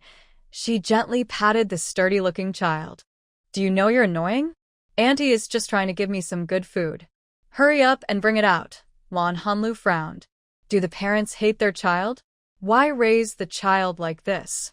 She couldn't understand. Shouldn't loving parents teach their children how to survive in society? This kind of brainless person who easily gets into trouble outside is probably not hated by their parents. They're just raised like this. I gave the stuff to Grandma. Try it when you go home. We need to visit other families, so we're leaving now. The first sentence was to the child, and the second was to the old lady and the woman. Without waiting for their responses, she turned and left directly. After walking a short distance, she earnestly told Yunling, "Stay away from people like that in the future to avoid getting involved." Yunling nodded in agreement. She used to think Zhou Hongqi was just a little bad, but now she saw that not only was he bad, but he was also foolish and clueless. After a round of exchanges, only 4 pieces of steamed cake remained. She gave them to the young guard at the gate. Chinese people's deep respect for the green military uniform was quite evident. Just as they left, chaos broke out inside the Zhou family house. Grandma Zhou opened the door and saw 2 pieces of steamed cake. She wrinkled her nose. "I thought it was something good. It's just 2 pieces of cheap steamed cake, not worth going door to door for." Her words were quite biased. In these times, during a famine, every family was hungry. Giving just 2 pieces of steamed cake was actually quite generous. Moreover, Lan Hanlu used fine cornmeal and white flour for the steamed cakes, with a bit of sugar inside, making them delicate and sweet. Not to mention, Lan Hanlu was skilled at making all kinds of pastries. But now, could she even bring them out? That would just cause trouble. After returning home, Lan Hanlu let out a sigh. She was good at social interactions. Gaining others' approval was easy for her, but she didn't really like it. As soon as she entered the house, Meow Meow saw her and ran over with short legs, then hugged her leg. The child smiled sweetly, but rarely spoke. It wasn't that she couldn't speak, just that she chose not to. Lan Hanlu handed the basket to Yunling and picked up Meow Meow. "Meow Meow, what have you been doing at home?" Cloud Meow still bit her finger and didn't speak. "All right, if you don't want to talk, that's fine. But Auntie will go to the post office later, and you need to stay at home with your brother for a while." After saying this, she looked at the child. Meow Meow thought for a moment, nodded, and pushed her to get down. Lan Hanlu set her down. "Yunling, I'm going upstairs to pack my things. Please help me push the bicycle outside." "I'll go with you." Yunling always called her Auntie. "I'll go with you." Just now, my older brother went with Annie. "Now it's my turn." Yun Tao quickly raised his hand to show he was there. Lan Hanlu looked back at Yun Tao, who was a bit stocky. "Yun Tao, I think Auntie's build might not be able to carry you. Next time, when there's time, I'll take you out for a walk." Yun Tao looked at the slim figure of Lan Hanlu and then at himself. Feeling a bit down, he sat back on the sofa. "All right then." Lan Hanlu tousled his buzz cut. "I'm taking my food notebook to see if there's anything good. If there is, we can cook something nice tonight." Yun Tao, who had never experienced maternal love and didn't get much affection from elders, suddenly felt a bit envious of the weight on his head. But before he could calm down, her hand had already left his head. Watching her go into the room to get something, Yun Tao muttered, "Just be careful yourself. Whether you buy food or not doesn't matter." "I'm not a kid." Lan Hanlu heard this but didn't say anything. She just raised her hand and went inside. In the room, she rummaged through the cabinet and took out some fabric, sticking the letter she had written earlier onto an envelope. She also took her food notebook from the cabinet and pulled out 300 yuan. She wanted her family back home to help buy some good medicinal herbs, like ginseng, deer antler, Codonopsis, Schisandra, northeast red yew, and reishi mushrooms. She could also buy dried mushrooms and other dried goods. These mountain products are abundant in that area, but transportation is difficult now. Shipping costs are very high, but Lan Hanlu didn't mind. If she managed to buy these precious herbs, 300 yuan wouldn't be enough, but that's okay. She also left her phone number. If needed, she could transfer money directly. She packed these miscellaneous items into a shoulder bag, along with the fabric and 2 bottles of pills she took from her space. "I gave some old villagers a letter explaining that it was made with valuable herbs like ginseng and that a doctor was paid a high price to prepare it. I told them to follow the instructions when taking it. This was also the reason I asked them to gather herbs. Once enough herbs were collected, I would prepare some medicine for them. I carried the items on my bicycle and left the courtyard. I had been there twice before, so I was somewhat familiar. It took about 10 minutes to reach the post office. I packed the items and sent them by mail, also transferring the money. Then I took my food notebook and some money to the grocery store. There, I only found 2 wilted carrots. Just as I hesitated, someone bought the carrots. I couldn't send them, so I rode my bike around elsewhere. I bought some soy sauce, vinegar, and a little sugar at the supply store. Then I biked back home. As I was riding, my bicycle handlebar gradually puffed up. When I reached the courtyard, I had a checkup and then went inside. Near the small building, I deliberately pressed the bicycle bell. A few children heard it and hurried outside. "Annie, you really bought something." Yuntao looked at the full bag with some surprise. "Our family isn't short of money or tickets, but it's hard to find things to buy now." But after saying that, Yuntai stopped him. The children quickly shut up and didn't ask more. Yunling took the bicycle and pushed it aside. Lan Hanlu casually took off the strap from the handlebar and patted Yuntao's head as he passed by. "Bought some seasonings. The grocery store outside is so clean, it's almost like a face mask." Inside the house, Yunling placed a water cup in front of her. He didn't refuse and drank eagerly. "Is Meow Meow asleep?" Lan Hanlu saw that Meow Meow wasn't in the living room and guessed she was sleeping. "Yeah, she's asleep. She even slept later than usual today." Lan Hanlu opened the bag and took out some items. "Oh, we didn't get much from the big courtyard shopping. The outside shops probably don't have much either. We traded a dried rabbit at a friend's house. If we traded it for grain, it would last us several days." "Oh, and don't tell anyone outside," she said as she took things out. When Yunling heard it was traded at a friend's house, he felt relieved. He was worried this woman might go to the black market, which was too dangerous with all those reckless people. "Tomorrow, Yuntai and I will get up early to line up at the grocery store in the big courtyard. They should have some supplies there." Cloud Tao quickly told Lan Hanlu about this matter. "That means getting up pretty early," Lan Hanlu said as she took out the dried rabbit. The children all cheered when they saw the rabbit and nodded when they heard Lan Hanlu. "Are we going to stew the rabbit tonight?" Cloud Tao was most concerned about this. "If you want to eat, just stew it," she said, not planning to leave any for Yun Wanyan, since he could still enjoy some meat in the army. "Yeah, we need to get up around 2 o'clock, or else the vegetables will be wilted and left over," Cloud Tao said, feeling a bit helpless. Supplies are tight now, and since the big yard handles the shopping, if they can't even get vegetable leaves outside, it's tough. "Then it's you too." Just now, the side dish book can be collected by you too. Lan Hanlu thought she couldn't get up, so it was better for them to do it. "Oh, I forgot to ask, do you usually have pocket money? How does your dad give you pocket money?" Lan Hanlu was also a bit worried. The family was quite straightforward, and they didn't explain clearly when they made her and the children do things together. "When I go to school, I get 50 cents a week. When I don't go to school and need money, they give me some, but not a fixed amount," Cloud Tao answered honestly, with Yunling adding from the side.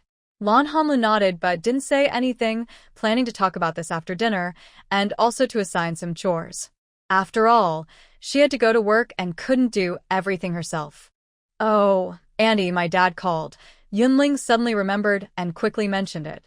"Yes, right after you left. My dad called." Cloud Tao nodded. Lan Hanlu didn't pay much attention. "Oh, what did he say?" "He told us to listen to you and not go out to play so much these days." Cloud Tao was very talkative and quick to speak. "That's all." Lan Hanlu placed things in the kitchen and Cloud Tao followed, carrying some items. "Should be quite a lot, but it was my older brother who answered the phone, so I don't know." "Big brother, tell me quickly. What did Dad say?" "Tell Auntie." Cloud Tao called out from the kitchen. Yunling, who had just returned the side dish book and money tickets to his room, heard Cloud Tao's shout and hurried to the kitchen. "Auntie, what did he say? Is it about cooking? Do you want me to help?" Yunling said as he reached to roll up his sleeve, but he didn't catch exactly what was being said at the end. Cloud Tao quickly grabbed his older brother. "Big brother," Annie asked if Dad called today. "Is there something important?" As they got to know each other, Cloud Tao's lively nature, Yunling's carefulness, and Yun Miao's lack of security all showed in these children. Yunling heard this and turned to glance at Lan Hanlu, then spoke. "Dad called and talked to us. He told us to listen to you, and because you're not familiar with the big yard these days, we shouldn't go out to play. He said your work arrangements are settled, and in a day or two, someone will send you a note. He also mentioned that Meow Meow's kindergarten has been arranged, and she can be sent there tomorrow. He asked us to watch over Meow Meow these days. Yunling sensed that Lan Hanlu was unhappy. He didn't quite understand why, but didn't know what to do. He took over what Cloud Tao was doing and helped with cooking. Lan Hanlu wasn't sure if she had a job in her past life. She hadn't worked a full day, but going to the machinery factory might not be possible anymore since the schedule had already been assigned. The deeper she thought, the more her dissatisfaction and expectations grew. She even tore apart the wind-dried rabbit she was washing. At this moment, even the carefree Cloud Tao sensed something was wrong. But luckily, those were all past events. Having experienced so many worlds, Lan Hanlu wasn't troubled anymore. After getting angry, she simply let it go. Anyway, every bit of her resentment now would come back to her in the future. Dinner was a rare, delicious stew with meat.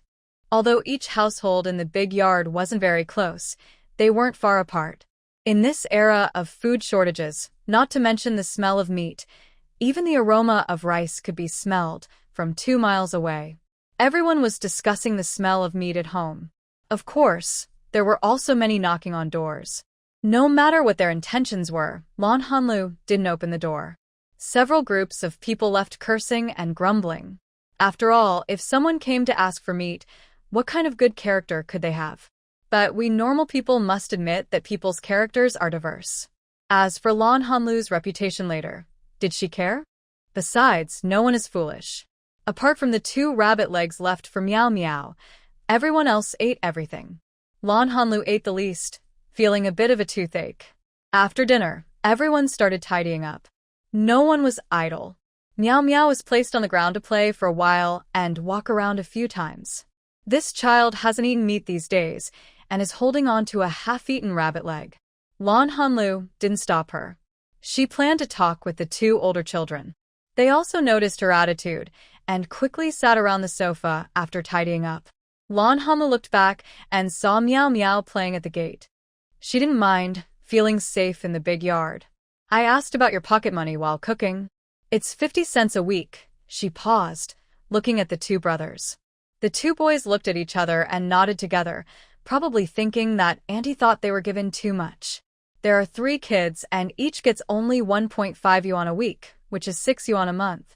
That's like a new soldier's monthly allowance. Okay, from now on we'll follow this rule. Each of you gets 50 cents a week. I'll give it to you every week, whether you're in school or on holiday. If you spend it, that's fine. If not, save it. But if there's an emergency, you can ask me for money. If the family needs to spend it, you can also ask for reimbursement, Lan Hanlu said. She didn't plan to give more but wouldn't withhold money either. The 2 children looked happy, but Yun Miao didn't care and kept playing at the door. Seeing no objections from the children, Lan Hanlu continued. You heard Yun Miao's phone call. I have to work, so you don't need to worry too much about her going to kindergarten. But we need to share the house chores because this isn't just my job, this home isn't just mine, she added. She wasn't here to be a nanny and didn't want to take on everything herself. The 2 children quickly nodded. Honestly, when Lan Hanlu came in looking delicate and weak, they didn't want her to do anything. The brothers even agreed that as long as she didn't cause trouble or bully Meow Meow, she didn't need to do anything else. Things are already very good now. I can do everything. Yun Tao raised his hand to show. Yun Ling didn't speak but nodded in agreement, making Yun Tao a bit surprised. He wondered if they really trusted him with all these chores without asking for a share. After showing his agreement, he looked at Lan Hanlu again, without any sign of arguing with Yun Tao. Lan Hanlu saw this, but secretly pursed her lips and continued speaking. I see that you all are not good at cooking, so I will take care of that. The house cleaning will be your responsibility. You 2 can divide the tasks yourselves. Meow Meow is still young, so she is not included. I will handle washing clothes and bathing for Meow Meow. At night, I will sleep with her. You can take care of your own room and keep it clean. All right, the rest of the chores will be shared by us. Whoever has time will take Meow Meow to school and pick her up.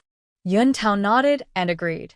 If there is an urgent matter and you finish my tasks, I will pay you. For example, washing clothes for Meow Meow, cooking, or other chores, we will share the work and pay equally. Blue Hanlu spoke softly and happily, showing her youthful, cheerful side. The others nearby were close in age to her, and because she was friendly and approachable, they felt comfortable too. They started discussing household chores, like who would queue for groceries, who would pick up and drop off Meow Meow, and so on. Everyone needs to help with washing the quilts, Blue Hanlu added.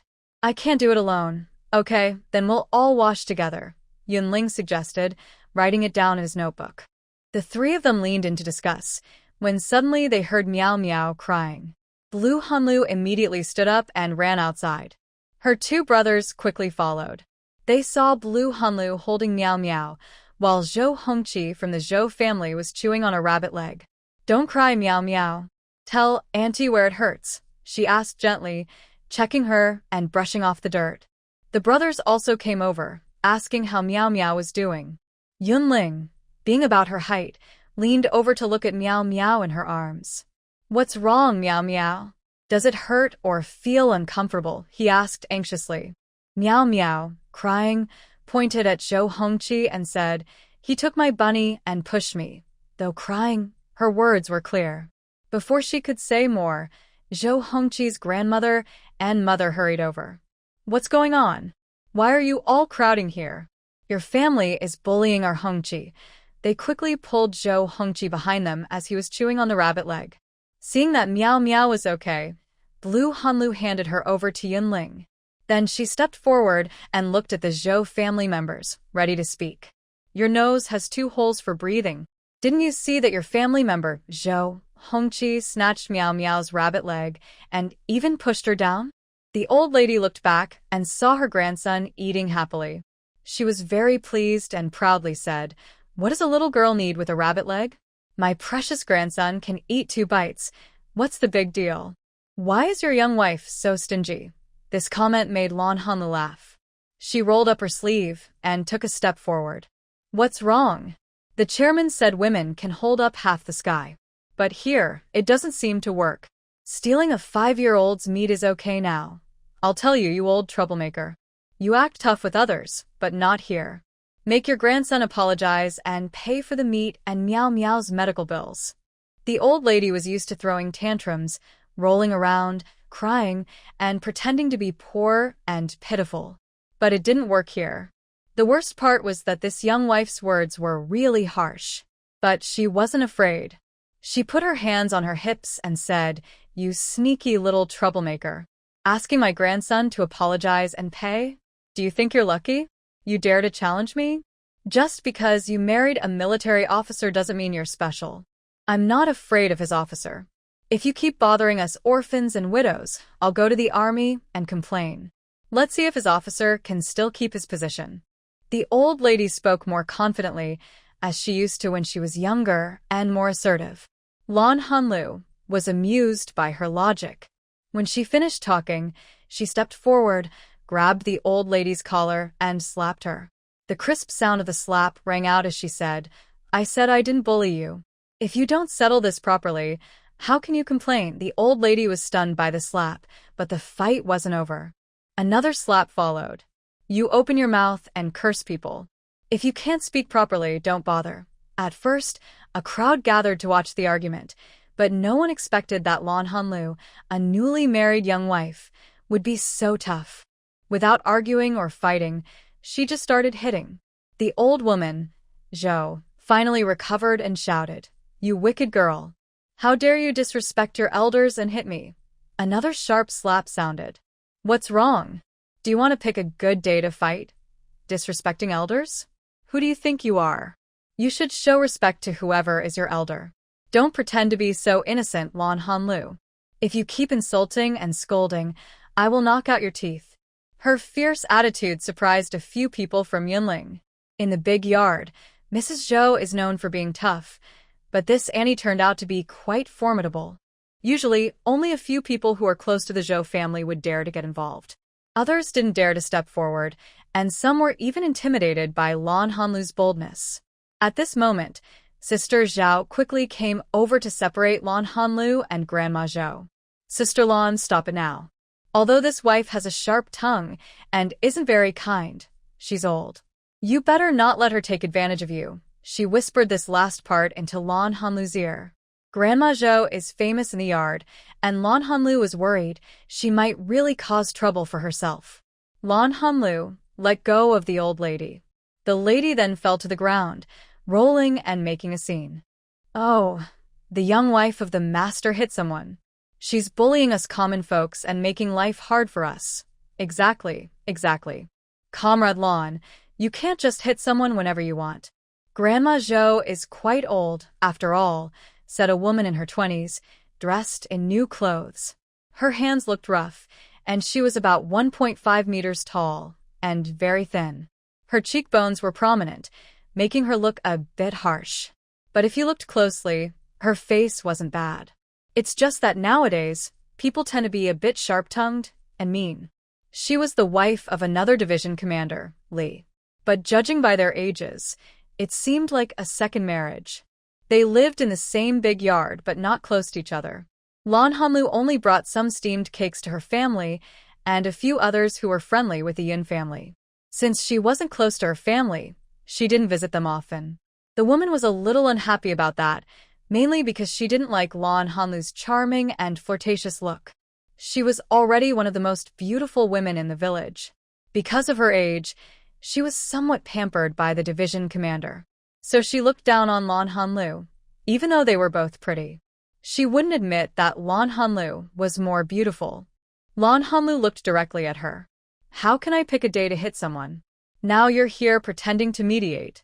What were you doing when that old lady was rolling on the ground and making a scene? Don't act like you're the one in charge. I don't need your opinion. If you want to show respect to elders, just take that old lady home and spoil her. Why are you pretending to be so righteous in front of me? Others either envied her family for eating meat or thought her new daughter-in-law was easy to bully and wanted to speak up, but they were all silenced by her ruthless attitude when she confronted them. Even Captain Li pulled his wife away and left. However, the few words shouted by Mrs. Zhou made the people around change their expressions. After Blue Hanlu finished talking to Captain Li's wife, she looked at Mrs. Zhou lying on the ground and said with a smile, "Go ahead and report me if you want. It seems like you're the one with the loud mouth. You look down on the chairman's decisions and ignore the laws of the country. You keep talking about discriminating against women, military families, and allowing children to steal. Don't tell me you have thoughts of rebellion? Turning children into little emperors. I suspect there's something wrong with your family background. Otherwise, how could you raise someone who disrespects the law and the chairman?" She listed the other person's faults carefully, observing her expressions closely. When she mentioned that her family background was problematic, the old lady's face visibly darkened, her pupils constricted. Blue Hanlu slightly curled her lips. The two men from the families who were friends with Yin turned around and went home, knowing Blue Hanlu wouldn't let herself be bullied. These older women fighting, they couldn't get involved, or things might get worse. At this moment, Zhou Hongqi's mother looked around and stepped forward when no one else spoke. That woman had a low presence when she didn't stand up, but once she did, she looked young despite being in her 30s or 40s. Her slim, delicate figure, combined with her pale face and a hint of tears, made her look pitiful. "Comrade Blue, you've gone a bit too far. My mother-in-law just cares about her grandson and got a little anxious. You coming up and hitting people is a bit overbearing." Her name was Tao Yanmei, Zhou Hongqi's mother, a distant relative from Zhou Laotai's family. People said Zhou Laotai was arrogant and domineering, and her daughter-in-law also had a hard time at home. But Blue Hanlu could tell that this woman was not simple. From her clothes to her grooming, she didn't seem like someone who was easily bullied. Moreover, this woman gave her a bad feeling. Blue Hanlu's scrutiny made her feel exposed. She had to resolve this matter quickly. Before she could speak, her eyes turned red, looking like she had been bullied. Blue Hanlu clapped her hands and said, "Zhou Hongqi's mother, right? Your son has stolen things in the compound before, not just once, even stealing Meow Meow stuff. You should know that, right?" Watching to see what the other person would say, She raised her hand to stop him. Don't say you don't know. Everyone in the courtyard knows everything if they're not deaf or blind. It's unreasonable for you to be disabled. Then he clapped his hands to get everyone's attention. So here's the question. Since you know your child is still like this, it means you haven't disciplined him. Let me analyze why you haven't disciplined your child. If it's because you're too attached, that's not true. Every family in the courtyard is children, and no one is raising their kids by hitting them all the time. So it's not that. It's deliberate. Deliberately allowing your son to act like a troublemaker. What's your goal in doing that? From what I see, there are two reasons. First, you just want to get something for nothing. You're stingy, mean, and not a good person. Second, you're intentionally raising your son this way. Maybe you're unhappy with everyone in the courtyard. If you think deeper, you might be unhappy with all the soldiers' families. That's something to think about. It was 1962. Although not as serious as after 1966, signs of trouble were already there. Everyone knew that once this label was attached, there would be no bright future. The woman, who had looked fragile in Lan Hanlu's words, now looked at her with anger and hatred, forcing a slight smile. Comrade Lan, what are you talking about? Children in the courtyard often play together, and bumps and scrapes are normal. You also know that these past few years have been tough. Kids get hungry and can't resist the temptation of food. But they're still children, and we can forgive that. Besides, you also hit my mother-in-law. We won't pursue that matter anymore, so let's just forget it. Everyone watching knew she was softening, but Lan Hanlu disagreed. I hit your mother-in-law because she was rude. She deserved it. But your son pushing Meow Meow and grabbing her food, that can't be ignored. You also said that during these hard times, having something to eat is a matter of life or death. Now, stealing food from others is like stealing and harming lives. This isn't something that can be settled with just words. Tao Yanmei bit her lip, secretly angry. But she knew this matter needed to be dealt with quickly, or their family's Lao Zhou might get involved and suffer.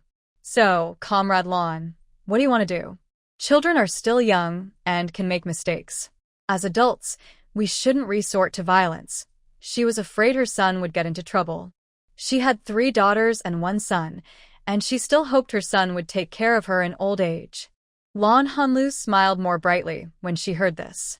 Her already beautiful face looked even more radiant with her big, cheerful smile, making her look shining and lively. This was the beginning of her reputation as the most beautiful woman in the military compound, a title she held for 20 years, never surpassed. However, some people like to look at beautiful women, and others didn't. When Tao Yanmei saw her acting so sly and charming, she was already gnashing her teeth in anger. Mrs. Zhou also thought the same. She believed that even though they were married, her smile was too flirtatious and meant to attract troublemakers. But she still remembered the punishment she had received and stayed quiet, hiding in the corner. Bring your son here to Bao and apologize to Meow Meow. Your family should compensate us with meat coupons and money. As for the oil, salt, soy sauce, and vinegar, just count them in money, so it's easier to settle. When Lan Hanlu was powerless, she could swallow all her grievances as long as she had hope for revenge. Otherwise, she would have fought to the death. But if she ever gained strength, no one could make her suffer. Tao Yanmei gritted her teeth and said, "Fine. Tell me the amount. We'll pay." Some people nearby whispered excitedly, while others looked on with interest.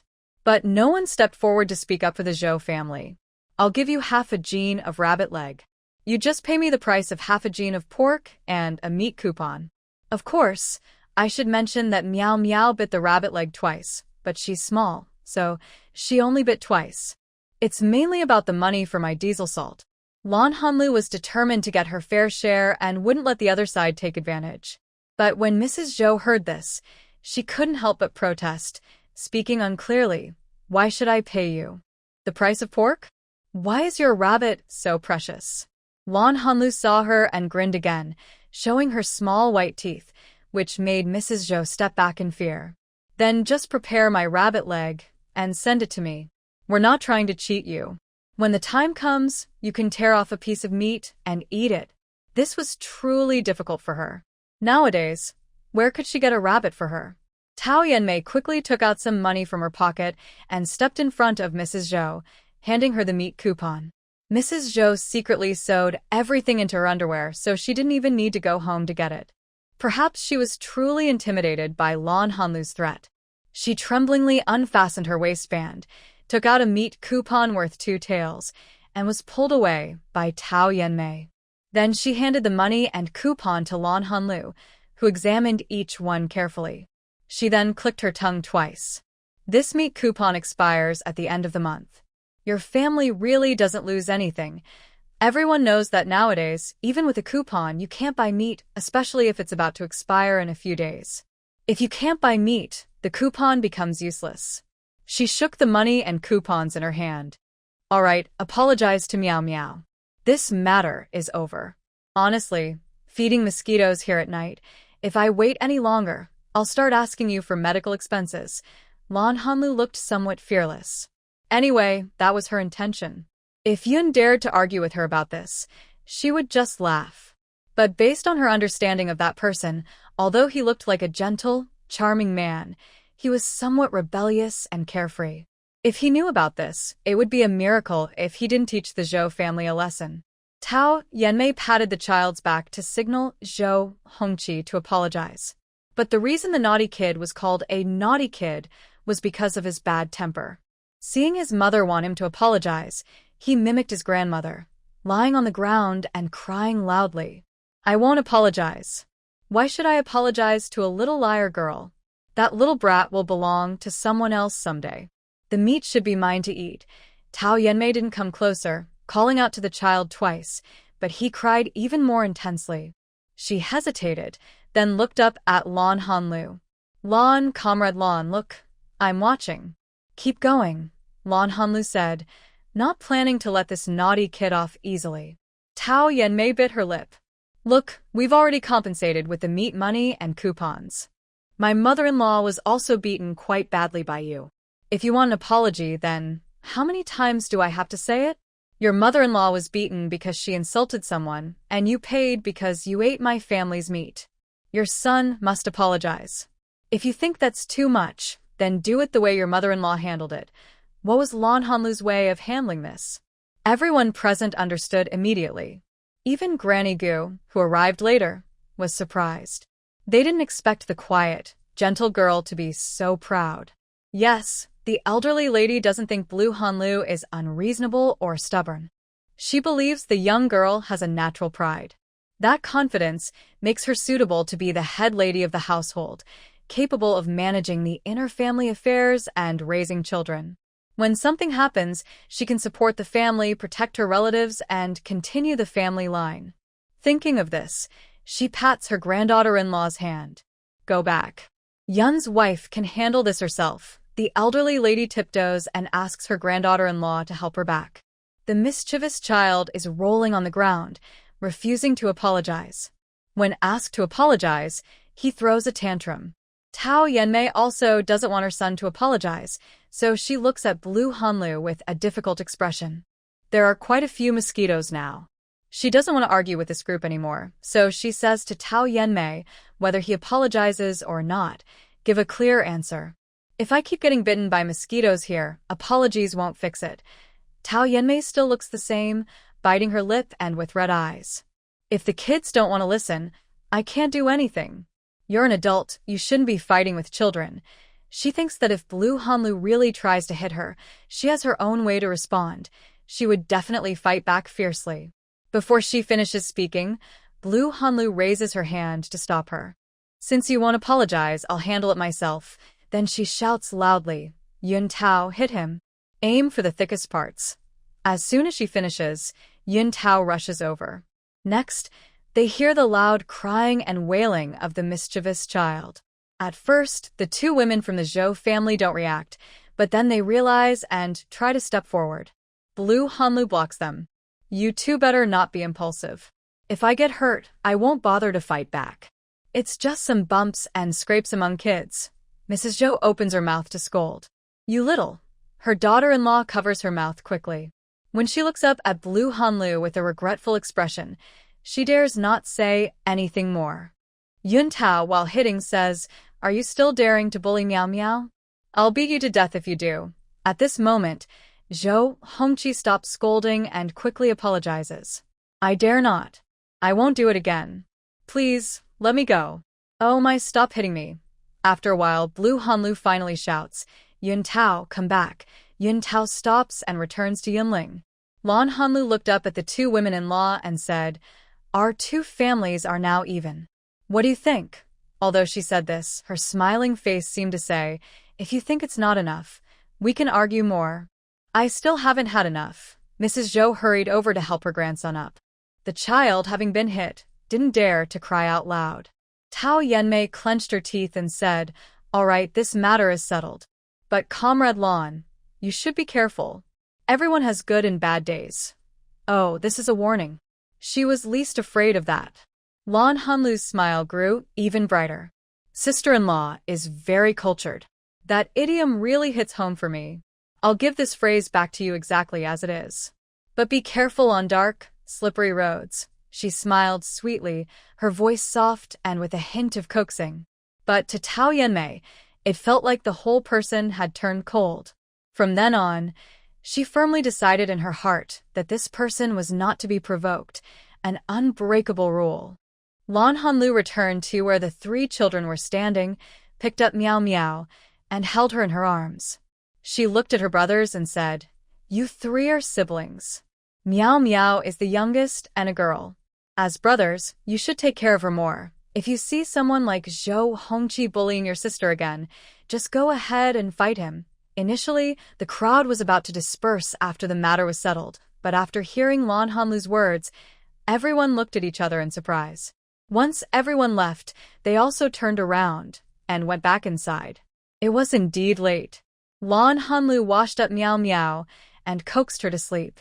Before going inside, she told her two brothers, "I'll put Meow Meow to sleep first. You two wash up, then come to the living room. I have something to talk about." After this incident, her two brothers trusted her even more. They nodded quickly without hesitation. Lan Hanlu also felt much more relaxed. The tension in her chest finally eased a bit.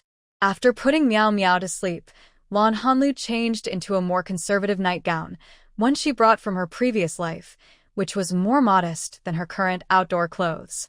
But she finally untied her braids. She had been braiding all day and felt her scalp was sore.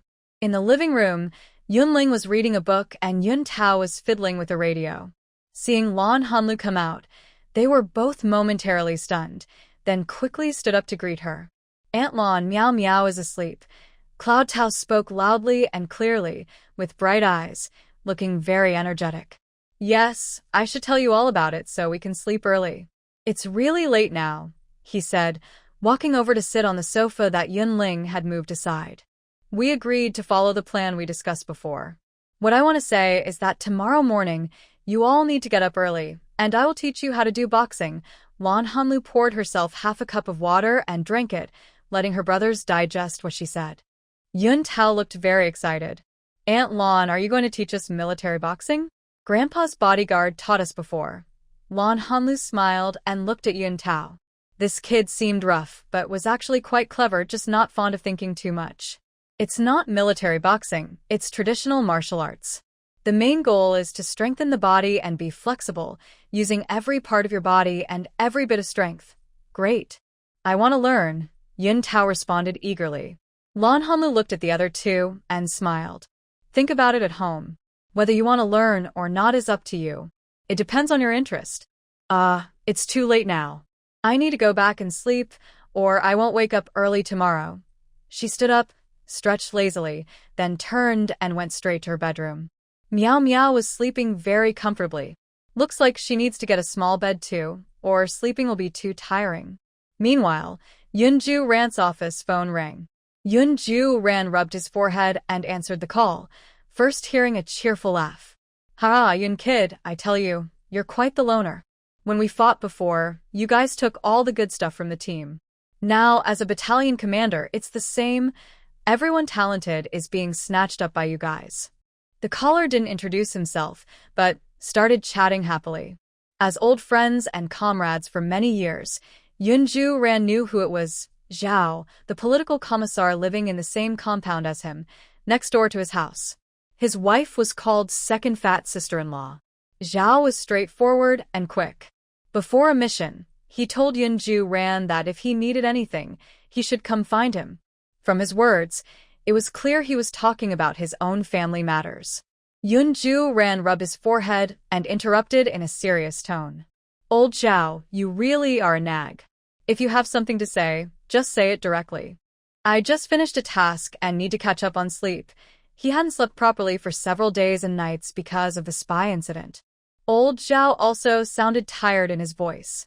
He quickly told him everything that had happened in the big courtyard. At the end, he said, "Isn't it true that people from the same family don't always get along? Your Yun family keeps producing tough characters. Marrying a wife is like swallowing steel and iron." After chatting for a while, they hung up. Yun leaned back in his chair, carefully thinking about what old Zhao had just said. He wasn't sure what made him laugh. Suddenly, he covered his forehead and eyes with his hand, revealing a delicate jawline. He moved it slowly, and a slight smile appeared at the corner of his mouth. That half of his face looked very charming and captivating.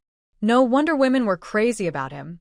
After a while, he lowered his hand, showing his enchanting phoenix eyes. The smile on his face gradually disappeared, but he looked more relaxed than before. He felt guilty toward Lan Hanlu, a sweet girl who married him at such an old age, after a second marriage. He thought it was unfair to her, so he wanted to take good care of her. Worried that Lan Hanlu might not get used to the big courtyard or have trouble getting along with the children, he told Yunling to take care of Miao Miao. If anything came up, she should try to handle it herself or ask Zhao Jingwei's wife for help. If it was really difficult, she could call him. Yun picked up a porcelain cup on the table, drank the remaining water, then put on his hat and coat and left the office. Guard Xiao Du hurried to follow him. "Commander, I've prepared your meal. It should still be warm.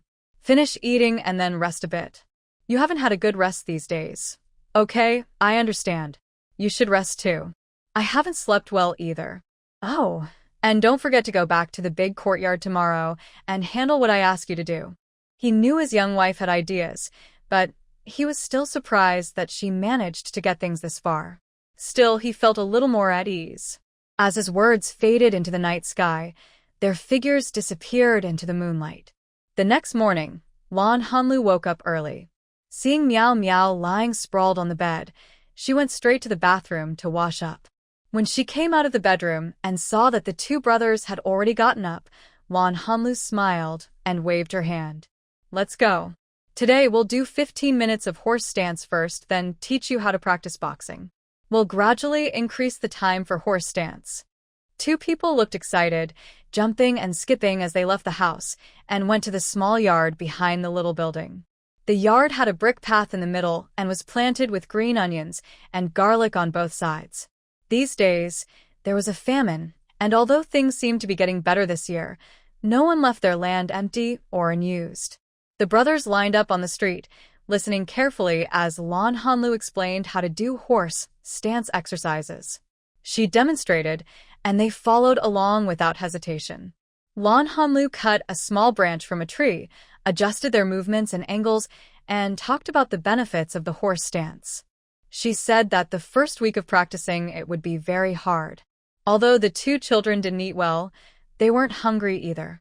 They had learned military exercises before, so they had good strength and endurance. The 15-minute horse stance made them sweat, but neither of them gave up. After finishing, Lan Hanlu also showed them how to massage their legs. They picked it up quickly.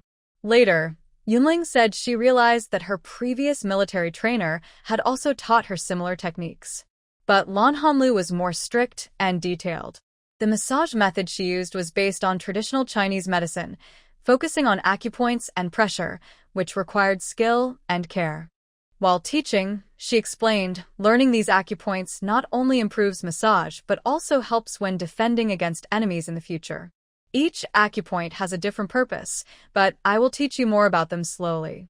Learning these depends on your talent and endurance. The brothers listened carefully. They knew not to underestimate her.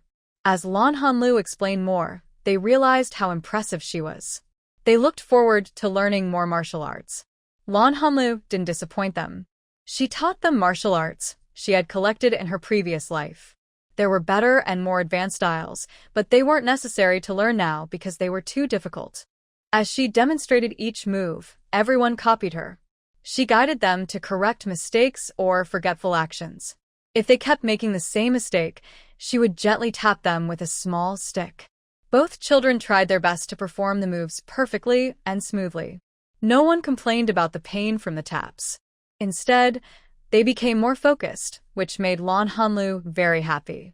Although it was her idea to teach them boxing, Lan Hanlu wouldn't force them if they didn't want to learn or felt resistant. When she saw that the two of them could complete the first set of moves, she let them keep practicing while she went inside to cook. After some discussion, it was decided that cooking would be her job. The cleaning and carrying firewood or coal were left to the two of them. She went inside and saw that Meow Meow was still asleep, so she started cooking porridge and steamed a big bowl of egg custard, mainly because she wanted some herself. Then she steamed some cornbread, but today she stir-fried the pickles.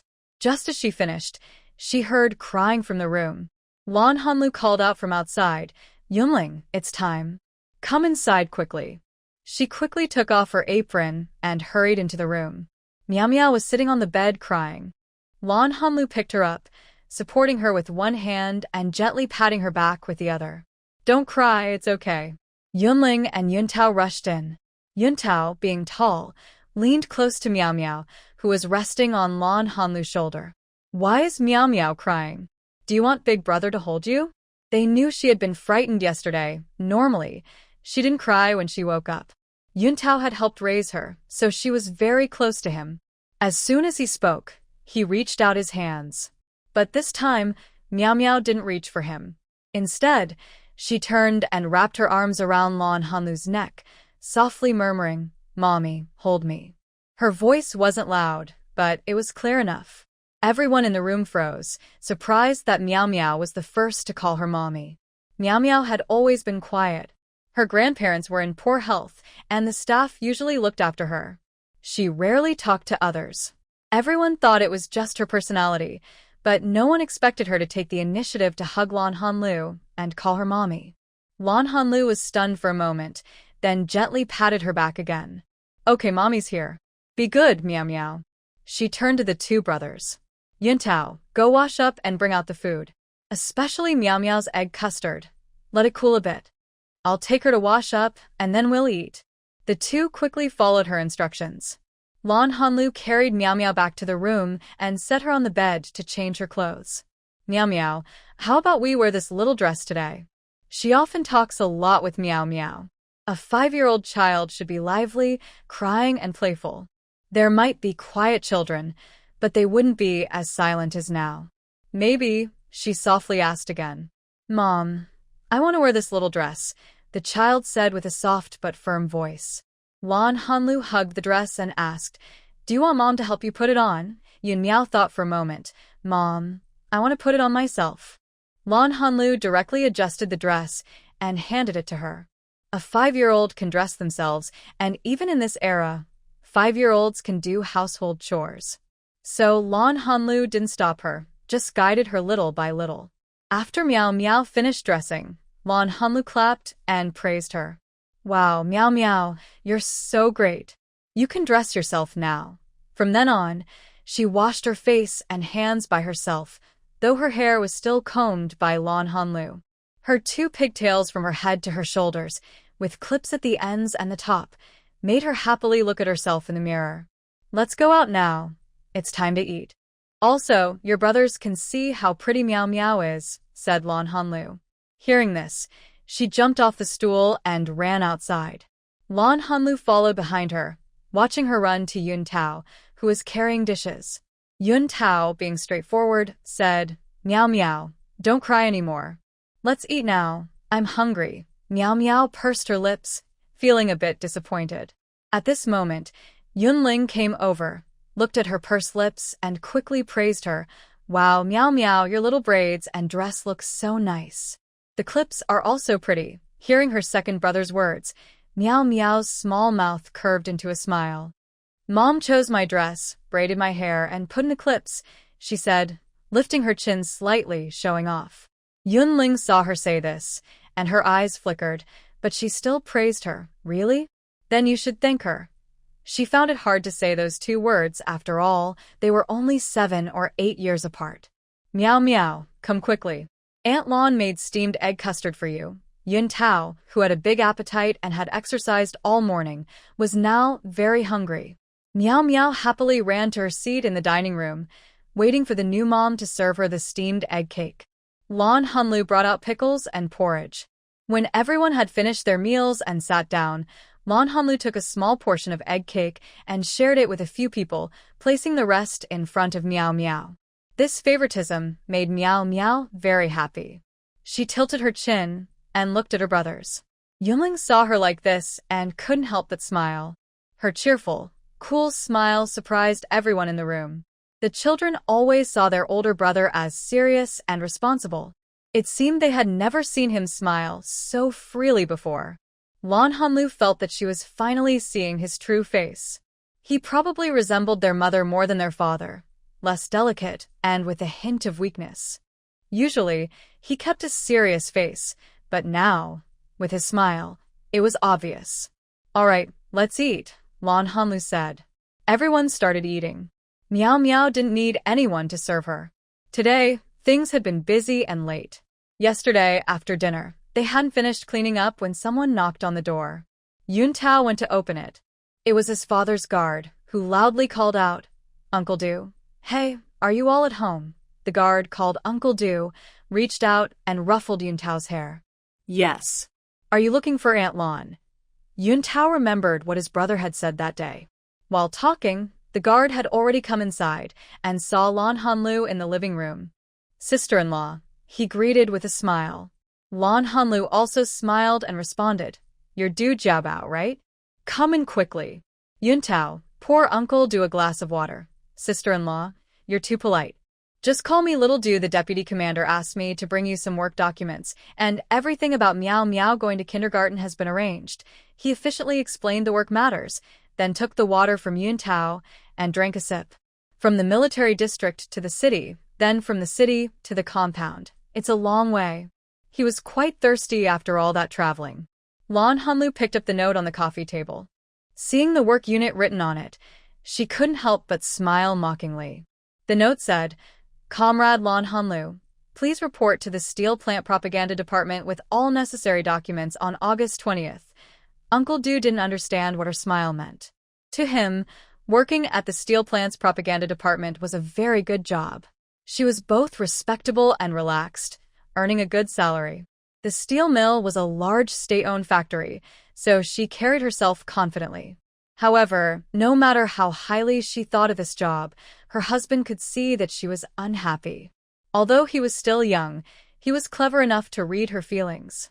When things were finished, he quickly said goodbye and left. Actually, she didn't have any real complaints about the steel mill. In fact, her work was related to her studies. But the publicity department was quite funny. She didn't know who came up with the idea, but it felt like a form of disrespect. Lon Hunlu was amused, but didn't refuse the job. In the following years, the environment worsened, and she had no reason to refuse. On the contrary, as long as she stayed at the steel mill, it was easy to switch to another department if she wanted.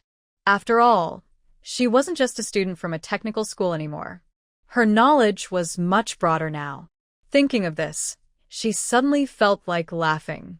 As for Meow Meow's kindergarten, children from the military district's compound went to the same school. As long as she called ahead, it was fine. She decided to go to the school on her workday. She planned to talk with her child in the next couple of days. But now, she had an important task, to go to her technical school to get her file. She took out her file to be transferred to the steel mill later. Lon Hunlu threw the document into her space and freshened up before greeting Yunling. "Yunling, please check on them. I need to go to the school to pick up my file," she said while packing her bag. Before Yunling could reply, she felt a sudden weight on her leg. Then, a clear voice rang out. "Mom, I want to go too." Lon Hunlu knelt down patiently to explain. "Meow Meow, look, it's hot outside now, and the school is far from here.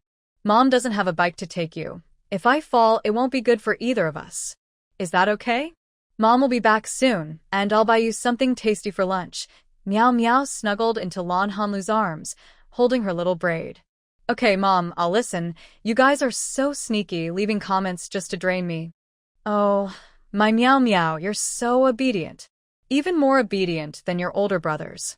No, let Mom give you a kiss. You're just too adorable. Lan Hanlu said this and kissed her on the cheek twice.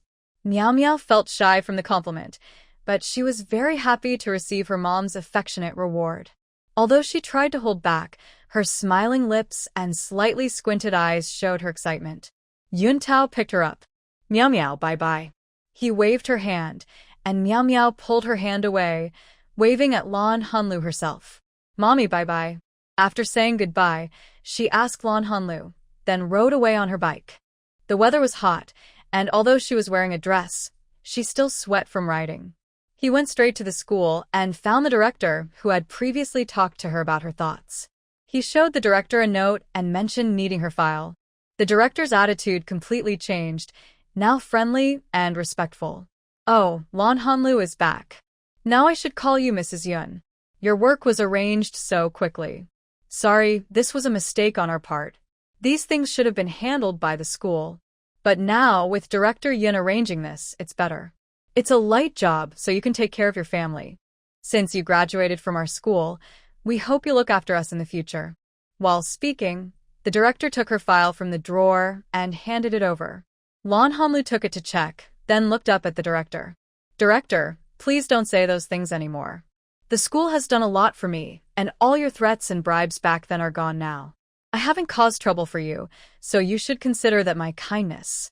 Don't talk about gratitude or ingratitude. Don't think I'm doing well because of you. At this point, she couldn't help but give a cold snort. When you took my file, you didn't care about my life or death. Whether I do well or not in the future has nothing to do with you. Director, I advise you to stay away from me in the future. Don't appear in front of me, because I don't know what I might do if I lose my temper. After saying this, she turned and left the office. Even though it was a holiday, the students were very busy. The teachers were responsible, so they also had no free time. Lan Hanlu was naturally beautiful. Now, without hiding or dressing up, she looked outstanding. As soon as she entered the school gate, many people's attention was drawn to her. Her conversation with the director was overheard and spread quickly. Director was upset after being confronted and saw a group of sneaky people outside the door. Inner feelings of shame and anger intertwined, and not fainting was already a sign of his good health. When he calmed down, he immediately called Director Yen. As soon as the call connected, he forced a smile and said, "Is this Director Yen?" "I am Shirkai." The woman on the other end sounded cheerful. "Director? Hello. You're a busy person. How do you have time to call me?" They also connected because of Yunju and Lan Hanlu's situation. Well, I feel responsible for this. Today, Lan Hanlu came to the school to pick up her files. I thought he just got married, so I said congratulations. But this kid is quite temperamental. He didn't hold back and scolded me harshly. You know, we all care about her because she's young, but now he treats me like an enemy. I feel like I'm a clown in a mirror, looking ridiculous inside and out. That girl even told me to stay away from him in the future, or she'd make things difficult for me. You see, I also heard you say they're a perfect match, so I tried to help them get together. Who knew that instead of gaining something, I'd end up causing trouble for myself? Yan Nini listened and frowned. She wondered what was going on with Lan Hanlu. They're already married, so why is she so angry? Not only that, she's offending people everywhere. How can she be a good wife? No, she had to talk to her own old Wu. After a few words to director, she hung up. She wanted to call old Wu, but checked the time. Old Wu had been busy these days, so she decided not to call now. She talked to Wu Shirtao after work tonight. She couldn't let Lan Hanlu live so recklessly. Otherwise, with her and old Wu as matchmakers, they'd be ashamed in front of old Yun. Maybe they'd even blame the couple. As for Lan Hanlu, her mood had improved a bit. Her worries from the past life were gone. This life was different. No one could harm her interests, or she'd go crazy. She rode her bike to the department store and only bought some fabric. Everything related to filling her stomach was sold out, and she only bought some fruit candies. On her way home, she took some pastries from her space pocket and put them in her bag. It was the hottest part of the day when she returned. Riding into the courtyard, her temples were soaked with sweat by the time she got home. When she heard her car bell, several children came out. Yun Miao hurried over and directly hugged her legs. "Mom, you're finally back. Miao Miao has been waiting for you for a long time." Lan Hanlu carefully parked her bike and reached out to hold Miao Miao's hand. She didn't want to hold the child with her sweaty hands. "Yun Tao, help me take the stuff off the bike." She led Miao Miao and the others into the house. She took the water cup handed over by Yun Ling and gave him a grateful look. Without hesitation, she drank more than half of the big teacup of water. She placed the teacup on the coffee table, sat down on the sofa, and then handed over a damp towel. Lan Hanlu wiped her face and neck with it. She said gratefully, "Yun Ling, you're so thoughtful. You really saved me. It's so hot today. I feel like if I had come back 10 minutes later, I would have melted in the sun." Seeing Yun Miao coming over, she quickly said, "Miao Miao, don't rush at me. All that sweat will make your nice clothes smell bad." Miao Miao blinked and thought for a moment. She slowly leaned beside her, but didn't jump into her arms. "Those 2 pieces of cloth, I'll make clothes for you while I'm not working these days. Tom will get 2 pieces, and the rest will be put away. Eat some of those pastries to fill your stomach, then go for a nap. I need to take a shower. These clothes are sticking to me and feel terrible." After dividing everything, she put the candies in the cabinet in the living room, grabbed the fabric, and went back to her room. Miao Miao was sensible and didn't follow her. Of course, maybe she was attracted by the soft, fragrant pastries. After taking a shower and changing clothes, she felt alive again. She didn't need to cook lunch, but she still ate 2 pieces of pastry and a few grapes. If she had the chance, she wouldn't let herself go hungry. It wasn't that there weren't better foods to eat, but it was too hot, and she couldn't eat much. She went to the living room to see that the children weren't there, so she didn't say anything and went back to rest. After resting for over an hour and feeling less tired from riding her bike, she washed up and came out. She then heard voices coming from a storage room nearby.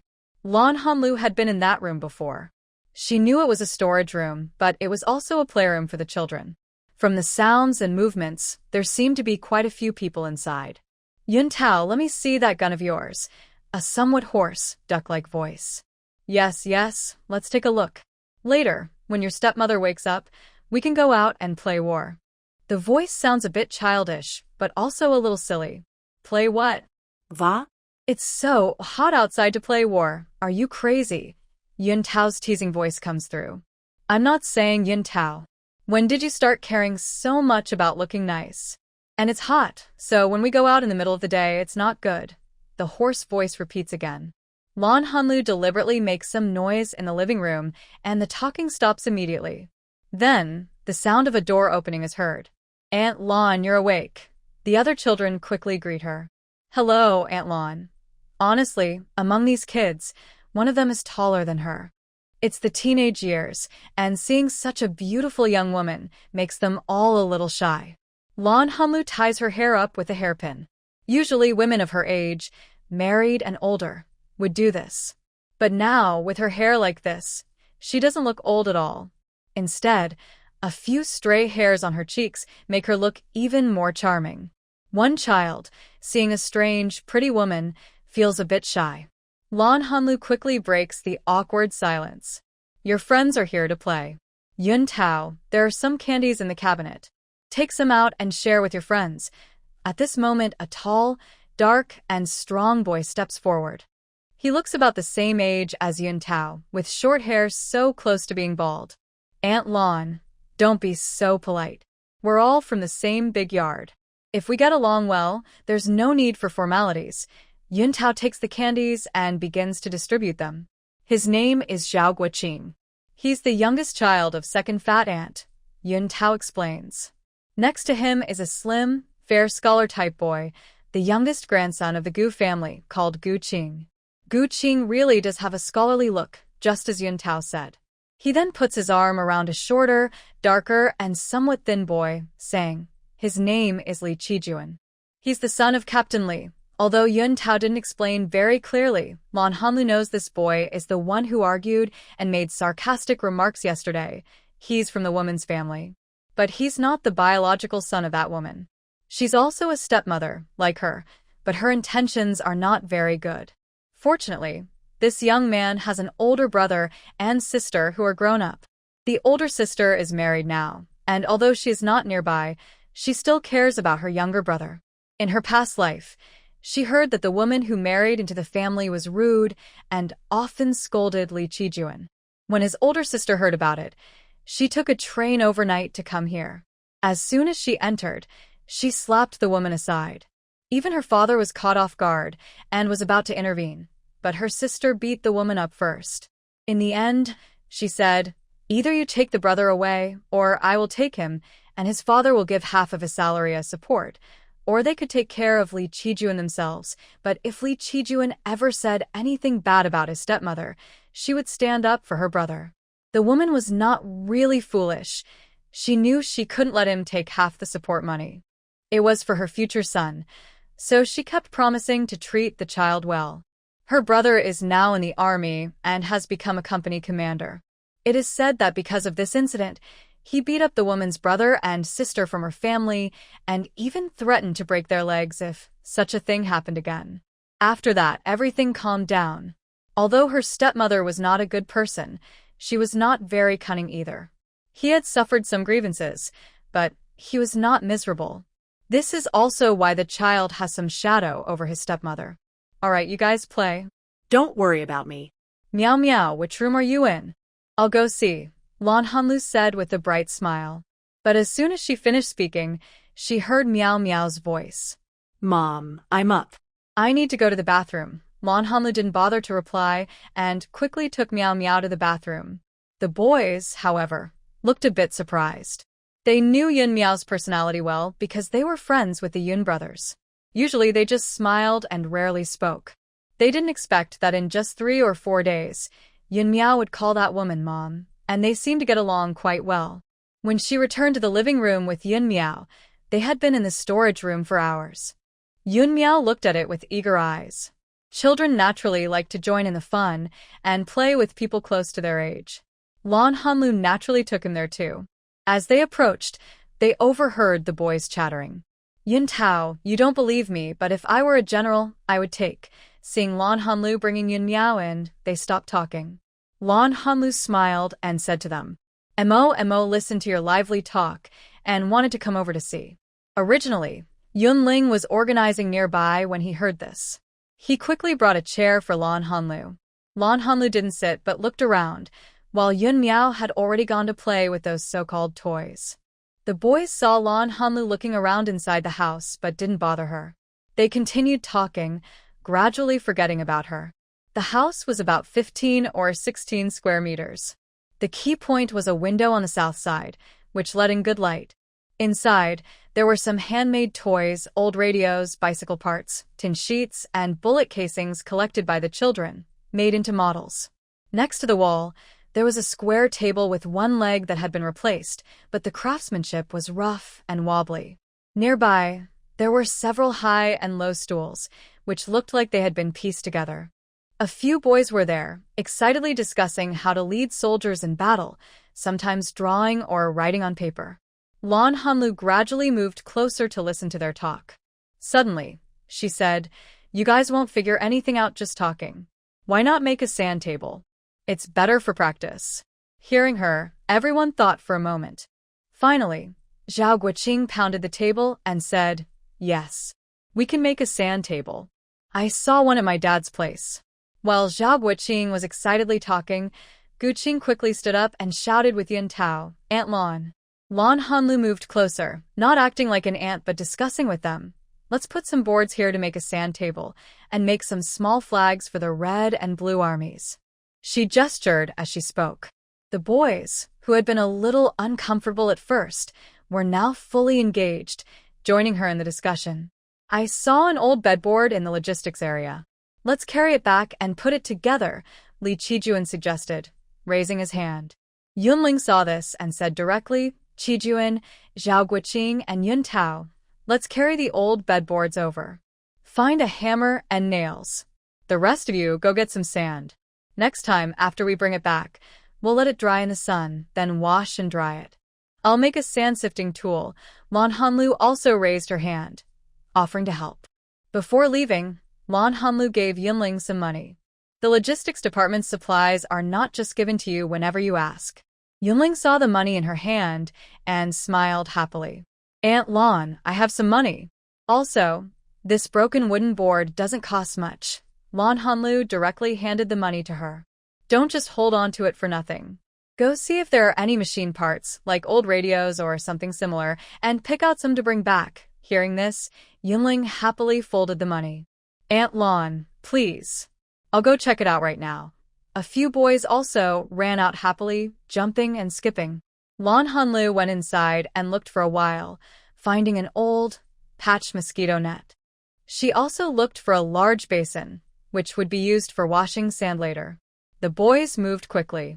The bed frame had just been carried back, with some narrow wooden strips and small parts that Lan Hanlu had mentioned. She picked them up and looked at them. Some parts seemed to be discarded pieces from a tricycle, along with a broken fan motor and an old belt. Yunling had indeed brought back quite a few things. On the other side, someone was already carrying a half bag of sand back.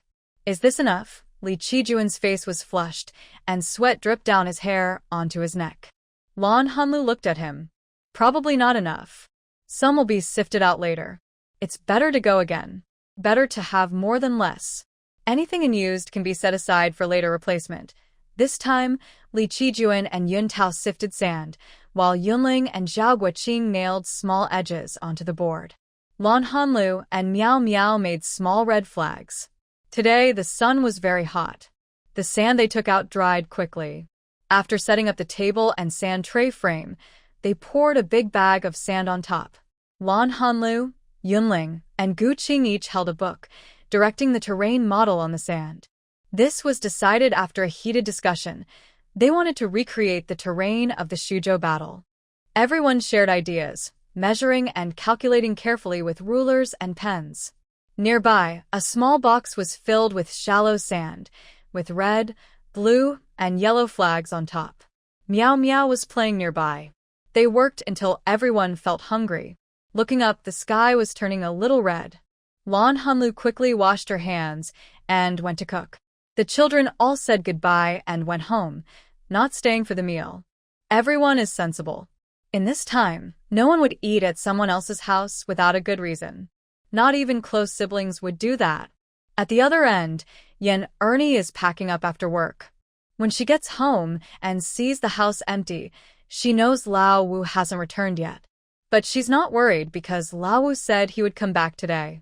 She quickly puts down her bag, washes her hands, and starts cooking.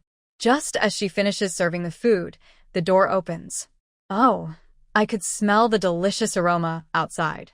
It really made my mouth water, Lao Wu says happily as he enters and hangs up his coat. Then he walks to the dining table, glances at the food, and quickly goes to wash his hands. These past few days, he's been busy and hasn't had a good sleep. Now, finally, things are starting to look better. Yun, that young man, saw that Lao Wu was older and told him to come back first. There aren't any fancy dishes on the table, just steamed dried radish and stir-fried cabbage. The steamed buns smell of grain. Being able to eat so well at this time is thanks to the couple not having many worries. Their two sons are working in the south, one at a pharmaceutical factory, the other in the army. Their eldest daughter is in a cultural troupe. They usually send some things to their grandson, and they don't need to worry about anything else.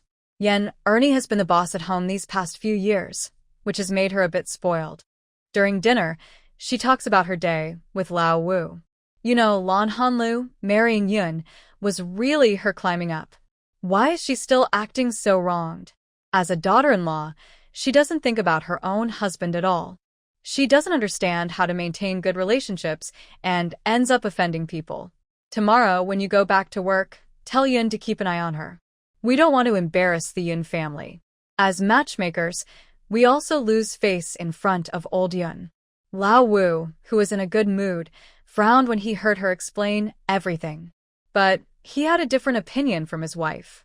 He thought Lan was pretty, well-educated, and had a bright future. Marrying Yun wasn't a bad thing. At least, if his own daughter married someone like Yun, he wouldn't agree. But he knew his wife's temper and didn't want to argue. So he thought for a moment and said soothingly, "Don't be angry. Young people often make mistakes. As for talking to Yun, let's wait a couple of days. Things are busy now. We shouldn't distract Yun. Once things settle down in a few days, we can visit his family and talk things over slowly." Comrade Lan is an educated person who always listens to advice.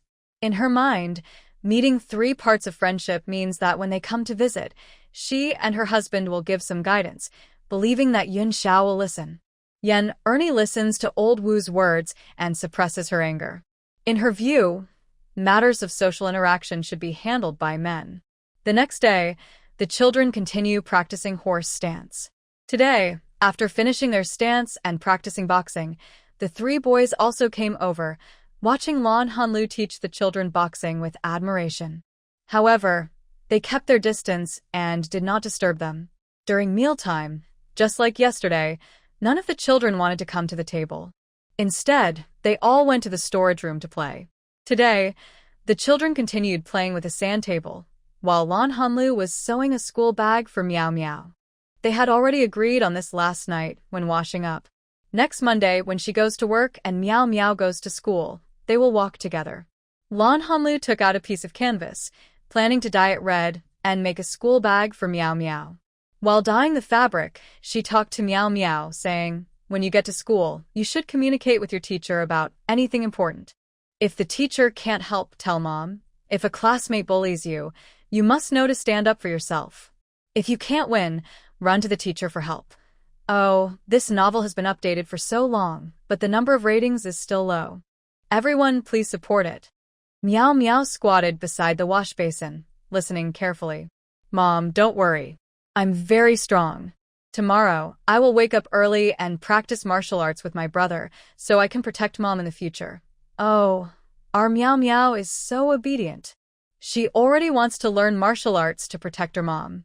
"Okay, since you have the heart, I will wake you up tomorrow morning to start learning." Lan Hanlu has always believed that girls should have a skill to rely on. No matter what difficulties they face in the future, they can support themselves.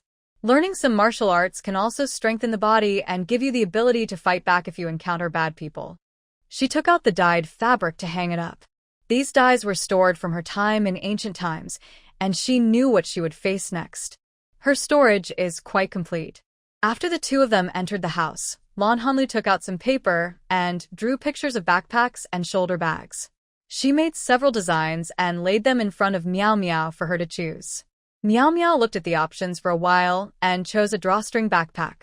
She also asked Lan Hanlu to promise to sew a 5-pointed star in the middle of the bag. The next day, everyone woke up early. When Meow Meow was called, she was not upset and followed her brother to learn martial arts. Although her movements were not perfect, she was very serious. Lan Hanlu praised her, and she smiled happily. During breakfast, Lan Hanlu gave some instructions. "I will take Meow Meow to kindergarten later, then go to work. If you go out to play, don't forget to lock the house. I left some change and receipts in the box next to the radio. In case of an emergency, you can take them," she added. "That's settled for today.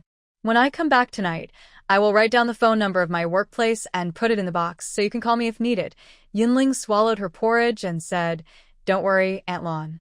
Today we plan to stay at home and play. The yard is very safe, and if anything happens, there are neighbors around. You don't need to worry. All right, you're all grown up now. I trust you to handle things yourself," Lan Hanlu said. She packed a bag with a change of clothes for Meow Meow, a small quilt, and a mat, since the child would take a nap there. These needed to be prepared by herself, as the kindergarten wouldn't provide them. She sat Meow Meow on the front seat of the bike and rode her to the kindergarten. It was nearby, so it took about 30 minutes. The teacher who greeted them was a woman in her 50s, with short hair. Though thin and delicate, she had a very graceful presence. The woman introduced herself as Zhang Xinshu. Lan Hanlu called her teacher Zhang. "Teacher Zhang, I'm sorry to trouble you with Meow Meow. She's a bit shy, so please take extra care of her. I'm worried she might get bullied by other children. Mrs. Yun, don't worry. Mr. Yun already called me and told me about her situation. I will take good care of her, she said, and Lan Hanlu believed her. After all, the Yun family status in Beijing was very high, and they always had the most say. Lan Hanlu said a few more words to Miao Miao, then said goodbye. She rode her bike to the steel factory, which was quite far away, about 30 minutes by bike. As soon as I arrived at the steel mill gate, I was stopped by security personnel. Lan Hanlu was wearing a light blue blouse, with her hair braided and hanging behind her. Her pretty face and sweet smile when she tried to be friendly made the young security guard blush from face to neck. Why you? What are you here for at the steel mill? He stammered. Instead of shouting, he asked nervously. Lan Hanlu quickly took out her ID from her shoulder bag. My name is Lan Hanlu. I am here to report for work. Here are my work documents and ID, she said clearly and softly, trying to soothe him. The security guard finally calmed down and checked her documents carefully. He also saluted her. The HR department is inside on the second floor to the right. The propaganda department is on the fourth floor. He pointed out the way. Lan Hanlu thanked him and pushed her bicycle inside. The guard watched her until another colleague put his arm around his neck. What's wrong, Lei? Do you like her? I tell you, if she joins our factory, she's like a sheep among wolves. If you like her, you better act fast, or you'll miss your chance. His colleague's words made his face turn red again. Don't say that. It's not right to tarnish her reputation, he said nervously, sounding a bit embarrassed. All right. You're clearly smitten. But as a good friend, I'm warning you, his colleague teased. Following the security guard's directions, Lan Hanlu quickly found the HR office. The person helping her was Vice Factory Director Zhao's wife, who knew Lan Hanlu's background was impressive. She was friendly and polite. Hello, Gomat Lan Hanlu. I'm Lin Schaogi. Your paperwork is complete. Please wait a moment, I'll finish it soon, she said warmly. Thank you, Sister Lin. I thought no one would be here so early, but you're so dedicated, Lan Hanlu said, pretending to be casual, while secretly eating some candies, some fruit candies with a couple of white rabbit candies mixed in. She placed the candies on the table. It's my honor that you can work at our steel mill, Sister Lin. This is a happy occasion. Here, have a piece of candy to celebrate, she said cheerfully. Knowing her background was strong and that she was a good person, Lin Zhaodi was even more pleased. Call me Sister Lin. My daughter is about your age. Your words are really charming, she said with a smile. Oh, Sister Lin, you look so young, Lan Hanlu exclaimed. This skin is firm with few fine lines. She dresses neatly and looks young. I want to call you Aunt, but I find it hard to say. Blue Hanluo wants to make friends easily. It just depends on whether the other person is willing. Her words made Lin Zhaodi laugh loudly. Okay, call me whatever you like. We each have our own way. Here, I've prepared your paperwork. You're reporting in the second half of the month, so you'll only get half a month's salary. We all get paid on the first, so don't forget. The pay will come with your salary. After saying goodbye to Lin Zhaodi, she went straight to the publicity department. She didn't expect to get paid after just a few days of work, so her earlier frustration eased a bit. She looked at the sign on the door, knocked twice, and heard someone inside say, "Come in." She pushed the door open and sat at the desk where a middle-aged man with a medium build was working. He smiled and said, "Hello, Director Chen." Lin Zhaodi had already told him about her. The man was busy writing something, but when he heard her, he looked up and saw Han Luo. He smiled kindly. "Are you Comrade Lan? Come in and sit down. I'll pour you a glass of water." "Hello, Director. I am Blue Han Luo. You don't need to be so formal." "I feel a little shy," she said shyly. "Comrade, there's no need to be shy. Your family even called me personally to ask me to take good care of you," he said with a laugh. He looked at his watch. It was getting late. "I'll take you to the office. It's better to be shown around by someone who knows the place." She thanked him and followed him to the office. The office door was open. Director Chen knocked twice and then led Blue Han Luo inside, gently knocking on the door frame. "Everyone, come here. I want to introduce you. This is our new staff member in the publicity department, Comrade Blue Hanluo. From now on, we're all family, so please look out for each other. Then he turned to Blue Hanluo. She was confident and stepped forward. She bowed to everyone and said, "Hello, everyone. My name is Blue Hanluo. I am 19 years old and graduated from a technical school. From now on, we are colleagues. I want to thank everyone for their support." All the colleagues clapped politely. Director Chen raised his hand to stop the applause and said, "All right, everyone, no need to be so formal. From now on, Bai Shuang will bring Lan Hanlu around." Lan Hanlu quickly stepped forward to greet Bai Shuang. Bai Shuang was a woman in her 30s, with her hair styled in a simple bun. She wore a white shirt and dark blue pants, both loose-fitting. "Hello, Sister Bai. I look forward to working with you," she said kindly. Just follow me for now," Bai Shuang replied coldly. However, Lan Hanlu, with a strong sense of intuition, could tell she meant no harm. So Lan Hanlu wasn't put off by her attitude and responded cheerfully, "Don't worry, Sister Bai. I'll learn from you.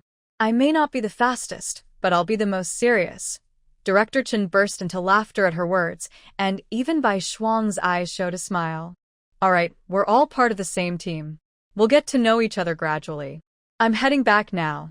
You two should get to work." Director Chen turned and left for his office. The others gathered around to introduce themselves. "Your name is Lan Hanlu? You can call me Lulu," said one. "I'm Shin Luyue. I've been in our department for a year." Shin Luyue had two shiny, smooth braids and wore a white dress with red floral patterns. Her round face was smiling, with two dimples that looked very sweet. At this moment, a thin, fair man with glasses approached. He pushed his glasses up his nose before speaking. "My name is Chun Mingqi. I came to our department with Luyue." He looked a little nervous as he glanced at Shin Luyue. Lan Hanlu understood a bit more and smiled. I'm Lan Hanlu. "You can call me Hanlu or Lulu." "Oh, I won't be so polite then. Hanlu, I've been here quite a while." I'm Zhao Shiguo. "You can call me Uncle Zhao or Shirgua." "Hello, Uncle Zhao. I hope we can work well together," she replied. From his words, she guessed he hadn't been in the department long, but he had been at the factory for quite some time. "It's my turn now. I'm Yang Hongwei. I've been married for 7 years. I have 2 children, ages 5 and 2. Hearing his introduction, Lan Hanlu looked at him carefully. He looked quite handsome, probably around 27 or 28. He seemed to come from a good family, wearing a watch and leather shoes. Although he looked a bit mischievous, he seemed confident. From his introduction, it was clear that he is a caring and responsible man. Lan Hanlu's impression of him immediately improved. "Hello," she said simply to avoid any misunderstanding. The other person seemed pleased with her cool response and started talking more. "The remaining person is your mentor, so no need for introductions. From now on, we'll work in the same department and look out for each other." Then he put his arm around Chen Mingqi. "Brother, let's go. We need to help the new colleague move the chairs and desks to the back office. He is tall," and Zhao Shiguai rolled his eyes as he was hugged. "It seems that everyone in this department is easy to get along with." Lan Hanlu placed her bag on the windowsill and took out an old towel from inside. She dampened it in the water basin at the door, planning to wipe down the tables and chairs later. "Hanlu, later you can put your desk and chair here. Since you just arrived and it's almost the end of the month, take a couple of days to look over our previous files. You can try writing short articles or little reflections. Next month, I will assign you specific tasks," Bai Shuang said clearly, even though her face remained cold.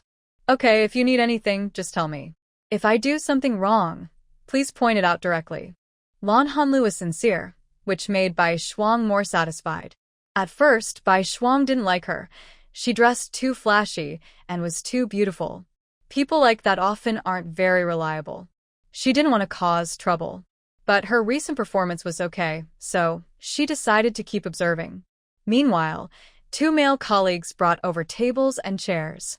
"Come on, excuse us. We've picked the best ones after a long search, but the legs of this desk are a bit wobbly."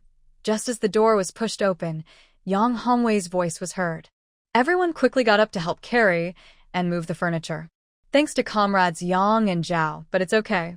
I'll just put something under the legs, Lan Hanlu said as she moved the chair blocking the aisle. The table was set in place. She pressed down, and it was indeed a little wobbly, but not too bad. Yang Weihong took something out of his pocket. He squatted down and inserted it under the short leg of the desk, then pressed both hands on the table and shook it vigorously a few times. After patting his hands, he checked and nodded. All set, no problem now. Blue Hanlu checked and found everything was fine. She quickly took her shoulder bag from the windowsill and took out a bag of fruit candies.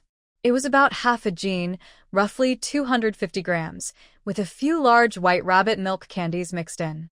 She grabbed a small handful for herself. Thank you all for your help. Today is a happy day for me since I just started this job. Come over and share my happiness. She distributed the candies skillfully, making sure everyone got 2 pieces. The people helping her didn't expect anything in return, but they were happy with a small surprise. Wow, Comrade Hanlu is so generous. Don't worry, everyone in our department is easy to get along with, so no need to be so formal. Zhao Shihua always spoke with a serious tone, but he didn't seem difficult to get along with now. Oh, these candies came just in time. My little girl has been craving sweets for a long time, Yang Hongwei said, putting the candies into his pocket. The department where Blue Hanlu worked usually had little to do, so the atmosphere was very relaxed. She used a damp towel to wipe the tables and chairs. Then she mopped the floor again with water because the dust on the newly moved-in desk was too much. She asked where the water room was, changed the water, and filled the thermos she used. The morning passed quickly. While she was busy cleaning, the office was calm, and the phone rarely rang. Everyone started packing up their things. As soon as the phone rang, everyone hurried out of the office.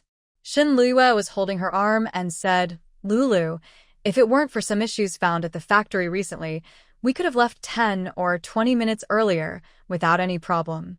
Now we have to wait until the bell rings before we can leave. If we don't hurry, we might not get a spot in the cafeteria.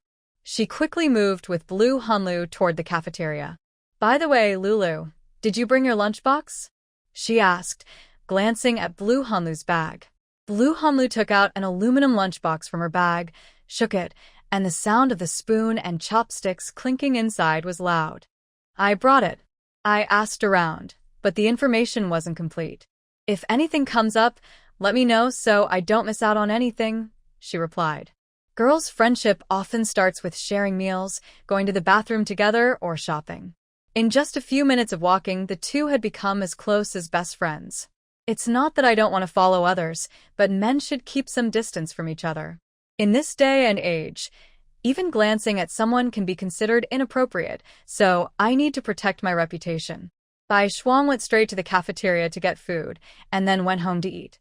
Taking advantage of being an experienced worker, Shen Luiyue and Lan Hanlu pushed their way to the front of the line. They stretched their necks and tiptoed to look inside the window. Turning around excitedly, Shen Luiyue told Lan Hanlu, "It seems like there are minced meat eggplants today. Luckily, we're near the front, or else if we were further back, there wouldn't be any leftovers." He continued, "Last time, I saw the braised pork being served to the people in front of me, and it was all gone." His words grew more eager. Lan Hanlu smiled and patted his shoulder. No worries. I checked, and I'm sure there will be enough minced meat eggplants for both of us. They each ordered a portion of minced meat eggplants and a plate of stir-fried cabbage. Lan Hanlu asked for a steamed bun, and Shin Luiyue asked for 2. The steamed buns here were made from coarse grains, and the texture was rough and a bit spicy and hard to chew. But the minced meat eggplant was really good. However, the minced meat was truly minced so finely that you could see the pieces with the eye. After finishing their meal, Shin Luiyue wanted to go back to the dorm to rest, but Lan Hanlu, who was going home to sleep, declined Shin Luiyue's invitation. Lan Hanlu rode her bike straight out of the factory. There was less than an hour left, and she wanted to attach a seat to the front of her bike for Meow Meow to sit on. The child was too small to sit behind because the wheel might hurt his feet. Sitting in front with a metal bar supporting his bottom was better. Adding a seat and a cushion would make it more comfortable. After paying at the bike repair shop, she planned to take a walk nearby. The place next to the factory wasn't a supply and marketing cooperative or a shopping mall, but an old antique street. Now, only 2 shops sell antiques. Many people were lining up there, holding their old items, hoping to get them appraised and sold. On the other side was a place selling goods. It looked more elegant and modern, but the entrance was quite exclusive, only open to foreigners or those with foreign currency vouchers. Lan Hanlu didn't have any of that. She just wandered around, looking at things as she went. Mainly, she was interested in the small stalls nearby, though there were restrictions on those too. She mostly looked at old books. She knew that in a couple of years, all these small stalls would disappear. She didn't mind the mess and dirt. Whenever she saw something interesting, she would squat down and browse. After walking around for a while, it was almost time to go home. I had filled my hands with things using the net, but honestly, I didn't spend much money. Slowly, I headed toward the car repair stall, then turned into an alley and went into a public restroom.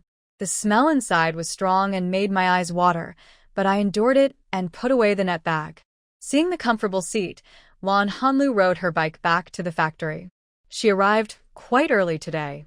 Only Bai Shuang was resting on the table. Lan Hanlu quietly walked in, poured half a cup of water from Bai Shuang's enamel mug to cool it, then sat down at her own spot and started looking through some documents. She planned to leave these 2 days and go to the workshop to explore and take some notes, then write a couple of articles to see if they could be published. Just as she was deeply focused, sounds of laughter and chatter came from outside. I tell you, bookworm, if you dare to provoke me again, be careful, I'll show you how tough I am. It was obviously Yang Weihong. You can try to reach out. I guarantee if you make a move now, you'll be limping when you go home tonight. Chen Mingqi pushed his glasses and said with a sideways glance. Then he turned and headed to the office. Bai Shuang had already been awakened by the noise. Lan Hanlu quickly placed the nearly full enamel mug of water in front of her master. Drink some water. Bai Jia, wake up, she said. Bai Shuang looked at the mug with half a cup of water, paused for a moment, then smiled slightly and looked at Lan Hanlu. She nodded, took the mug, and slowly sipped a few mouthfuls of water. The two people pushed the door open and came in. Wow, Hanlu, you came so early, Yang Weihong greeted her directly. Chen Mingqi pushed his glasses and nodded. I ate at the cafeteria at noon, then took a walk around the area before coming back, Lan Hanlu replied. She wasn't too friendly, but not distant either. In the afternoon, everyone relaxed more. Some were knitting sweaters, reading books or newspapers, drawing or writing. Anyone passing by the office and peeking inside would think they were busy. But honestly, no one was doing anything very serious. Even Chen Mingqi, who was drawing and writing, was just organizing some articles he wanted to publish. Lan Hanlu felt that if this was every day, she couldn't keep sitting there. So she moved closer to Bai Shuang's seat and quietly asked, Master, do you think I can go down to the workshop to explore and take some notes?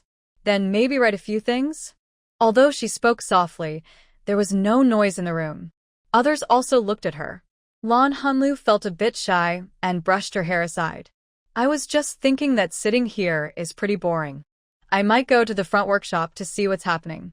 Maybe I can write some stories about the hard-working and lively workers there. She acted a little embarrassed as she spoke. Zhao Shigua, who was nearby, responded casually. Young people have ideas.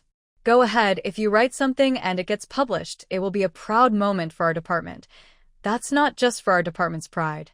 If it gets published, it will be a pride for the whole factory.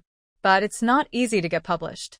This person has already submitted several articles, but they were all rejected. Yang Weihong hugged Chen Qiming, who was next to him. Chen Qiming, not feeling shy, adjusted his glasses and said, Yes, I've submitted 4 articles, but none were accepted. I'm working on my 5th now. I didn't think I'd have much hope, but now, hearing this, he felt a bit more hopeful. We should write articles that connect with the workers on the front lines. Otherwise, it all sounds fake and empty. He spoke very seriously, not joking. All right, you young ones want to go ahead. The office has me, the older one, watching over things. If there's anything, I'll send someone to find you, Zhao Shigua said leisurely, sipping water from his teacup. I'll stay here and keep watch too, Bai Shuang said simply. When the 2 senior members in the office said this, Yang Weihong immediately perked up. All right, we'll go take a look. After saying that, he patted himself. No, I mean we'll go gather some impressions, he added, already busy packing his things. Because of his suggestion, everyone who couldn't sit still started packing up and heading out. No one asked where they were going. As long as they didn't leave the factory, it was probably fine. Lan Hanlu really went to the workshop. The large steel factory had hot rolling, cold rolling, steelmaking, finishing, and machine repair workshops, among others. She held a notebook in one hand and a pen in the other. But as soon as she entered the workshop, she was stopped. Because the steel plant was a key enterprise, they had strict security and confidentiality measures. People there took pride in catching spies. You. Stop right there. Lan Hanlu heard a sound and turned to see an old man with dark copper skin, short in stature but looking strong. He is called old because he looks to be in his 50s or 60s, but Lan Hanlu knows that most people here are older. However, that's not her main concern right now. Why are you here, little girl? And you look unfamiliar. Which department are you from? The old man didn't mention that he was from the security team, as their checks are quite strict. Lan Hanlu smiled sweetly and softly. Hello, sir. I am a new staff member from the publicity department. My name is Lan Hanlu. As she spoke, she wrote in her notebook and took out her ID from her pocket. She handed her ID to the grumpy old man. He looked at it carefully and didn't notice anything wrong. After checking, he returned the ID to her. All right, go back to your department quickly. Why are you here? What if I bump into you? Although he was sure her identity was fine, the old man still waved his hand impatiently. He then walked straight ahead, heading toward the workshop. Lan Hanlu quickly reached out and stopped him. Sir, please don't be in such a hurry. The old man looked impatient but felt a bit embarrassed seeing her gentle demeanor. When he stopped, Lan Hanlu quickly explained her purpose. The old man, who seemed quick-tempered, was about to chase her away before she finished. Sorry, sir. Our publicity department has a reporting task, so I wanted to come and see how our frontline workers are doing. Since I work at the steel plant, I need to write a report about our factory. The best representatives of our steel plant are definitely you frontline workers. Honestly, if I quit, our steel factory wouldn't even make a ripple, not even a splash. If you, sir, decide to leave the factory, it's like stepping into a puddle. Things would get messy. Everyone in the factory knows this, but outsiders don't. So, she shyly lowered her head and smiled. Flattering someone just right can make anyone resist less. Hearing this, the old man's irritation eased significantly. You're quite the talker, girl. Since you want to come and see, go ahead. I'll find someone to take you around. Lan Hanlu knew the old man was just finding someone to accompany her, and she didn't mind. Following the old man into the workshop, a quick-witted young man came over to greet them. Master, Engineer Qiao just came by and checked. It's true. The internal parts of the open hearth furnace have developed cracks. This matter looked urgent, so the old man didn't bother to wait for Hanlu and quickly moved forward. Lan Hanlu slowly followed behind. Not far ahead, she saw a group of people gathered around. She tried to stay in a spot where she could listen without getting in the way. The people in front were inspecting and discussing. The people on the outer circle were recounting what had happened. From what Lan Hanlu heard, she knew there was a problem with the steelmaking furnace. But to replace the parts, they needed to import from the Arctic Bear. They didn't have the drawings for repairs, and not fixing it would delay the steel plant's production. So, they called in the factory's top technicians. The factory director wanted everyone to brainstorm solutions, but with the current conditions, how could they fix it? After understanding the situation, Lan Hanlu looked around the workshop. Since no one was guiding her anymore, she turned to look at other workshops nearby. Then she went to the restroom, checked the time, and decided to return to her office. Uncle Zhao, Sister Bai, and the others haven't come back, she said while washing her hands and pouring herself half a glass of water. There's still some time before they finish work. They might be late. But Lulu, you just came back from the workshop, Zhao Shiguai said, still holding his large enamel cup. Lan Hanlu swallowed her water and nodded. Yes, I just got back. Working on the front line is high-paying, but it's really tough. That's right. No wonder workers are considered the most honorable, the old man said emotionally, turning his face toward the window. Seeing his mood, Lan Hanlu didn't disturb him. She took out her notebook and started organizing her notes. Although she only toured around briefly today, she had quite a lot she wanted to write about. She planned to write 2 or 3 articles and submit them to newspapers, casting a wide net to gather more readers. When someone is focused on a task, time flies quickly. When the bell rang to signal the end of work, Lan Hanlu snapped back to reality. When she looked around, the office was already empty. At the door, Shen Luiying called out to her. "Lulu, hurry up." I've called you so many times. "Why don't you respond at all?" Still a bit dazed, Lan Hanlu replied. "You go ahead." "I'm not in a hurry. All right, I'm leaving now. Don't forget to lock the door." Without looking back, she walked away. Lan Hanlu wasn't exactly in a hurry, since she still had to pick up the kids, but she wasn't as anxious as him. It wasn't good to leave the door unlocked, so she rode her bike straight home. From a distance, she saw the 3 children from the Yin family at the kindergarten gate. Lan Hanlu parked her bike nearby, got off, and asked, "What's going on? You guys picked Meow Meow up, but didn't go home.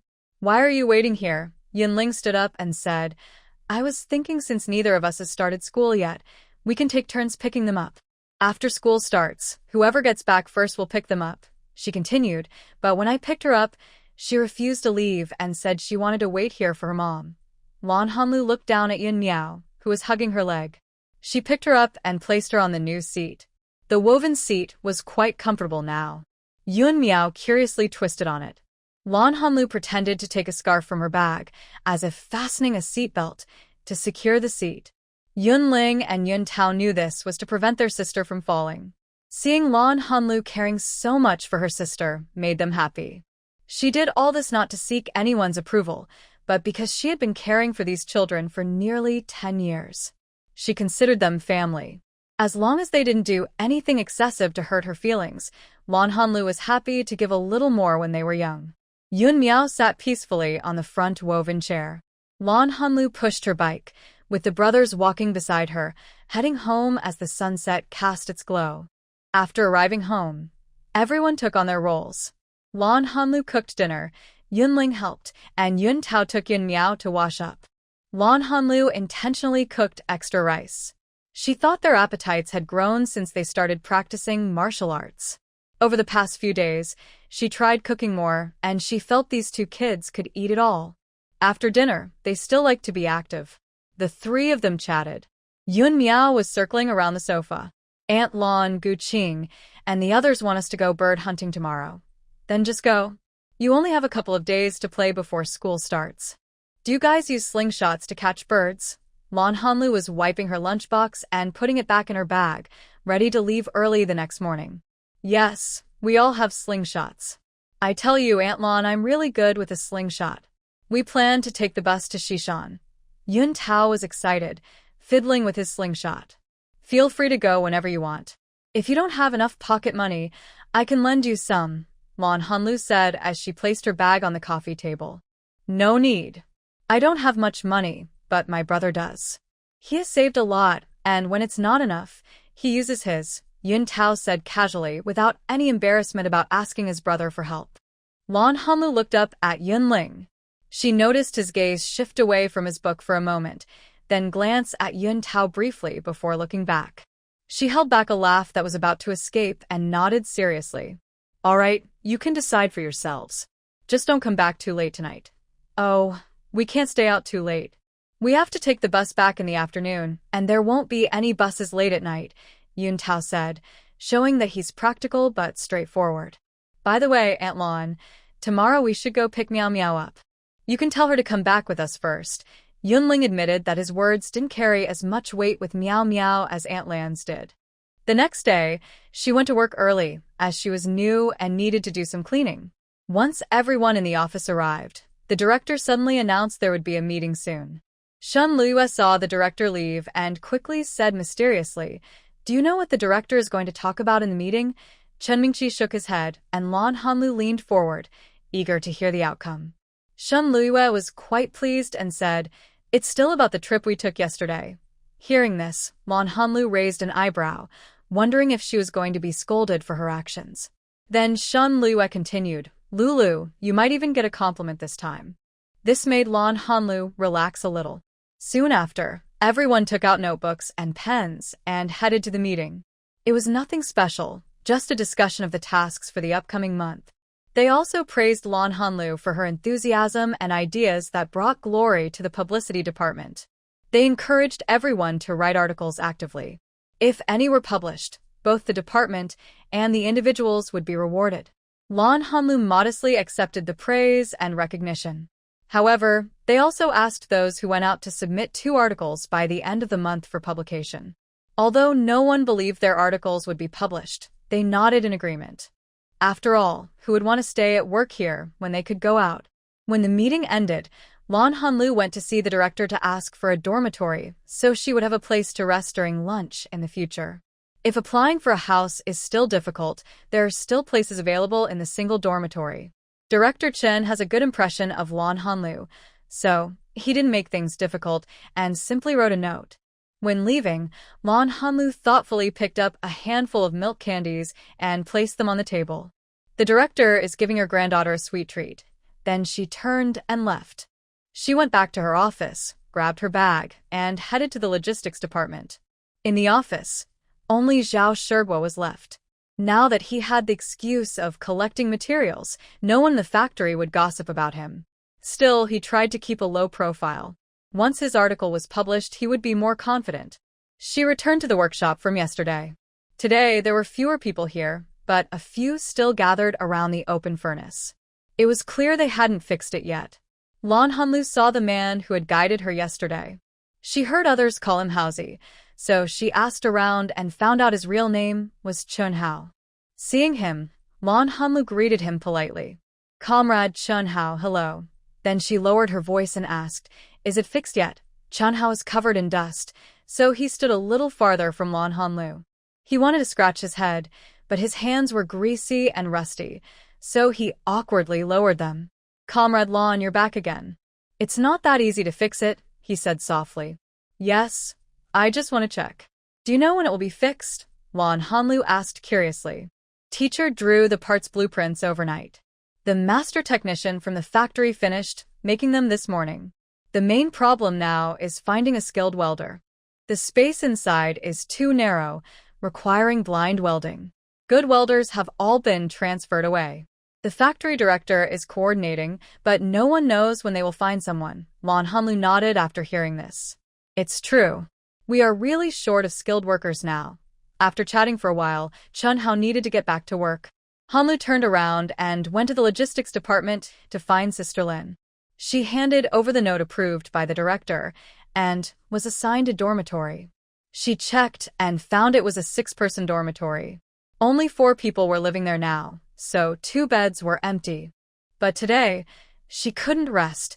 She had nothing but an empty wooden board without bedding. As the time was about right, she went to the cafeteria to get food. She happened to see a few people from her department who were all relatively free since they arrived early. Everyone's family background is quite good, and there isn't much difference in their meals. Sitting together and chatting is still quite nice. After finishing the meal, she rode her bike out for a walk.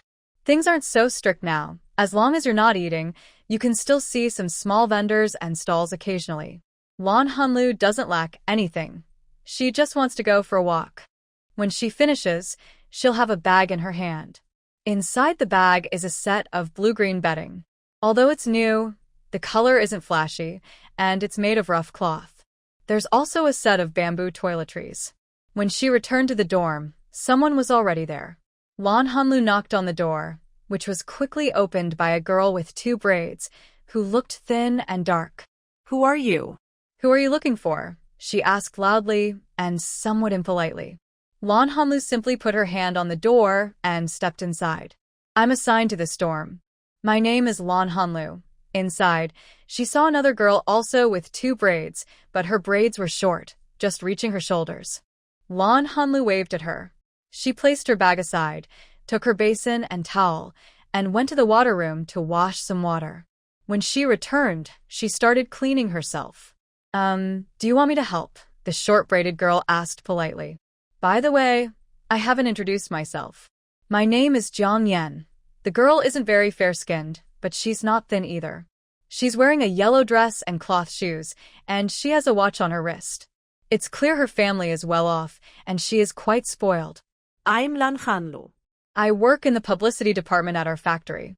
I applied for this dorm today. I plan to rest here during lunch, so please take care of me. Seeing that Lan Hanlu didn't respond negatively, Jiang Yen became more lively. Lulu, can I call you that? I'll help you tidy up. While the two were busy, the thinner girl suddenly slammed the door and left. Jiang Yen shrank her neck and lowered her voice to tell Lan Hanlu, the person who just left is called Qian Dia. She tends to be sarcastic about those who dress better. There are two more people here. One is named Zhang Yan, and the other is Zhang Xia. They're sisters, and although they don't have big issues, they stick together quite a lot. Zhang Yan explained this to Lan Hanlu in detail, feeling a bit wronged about the Zhang sisters sticking together and Qian Dia always targeting her. But now, she finally has an ally. No matter what, she must keep Lan Hanlu close. If their home weren't so far from the steel factory, about an hour or two by bike, she wouldn't stay in the dormitory. After tidying up her bed, Lan Hanlu locked her personal belongings in a cabinet. She picked up her canvas bag to go to work, since it was already late. She planned to stay in the office all afternoon, writing and editing her article, then send it out after work. Although she no longer needed to pick up her children at night, she still biked to the kindergarten to check on Yun Miao, who had already been brought back. It seemed they didn't catch many birds, just one black-feathered thing for Yun Miao. Lan Hanlu didn't comment on whether it was clean or not. Kids these days eat like this. Yun Miao had recovered well after a few days of care, at least not running a fever like in her previous life. A few days before school started, everything went smoothly. Lan Hanlu became familiar with Chun Hao and the others in the workshop. Sometimes she asked Chun Hao for help, and a mechanic would assist her with some tasks. She wasn't stingy. She still had some coarse grain cakes and snacks. In these times of food shortages, such things were valuable currency.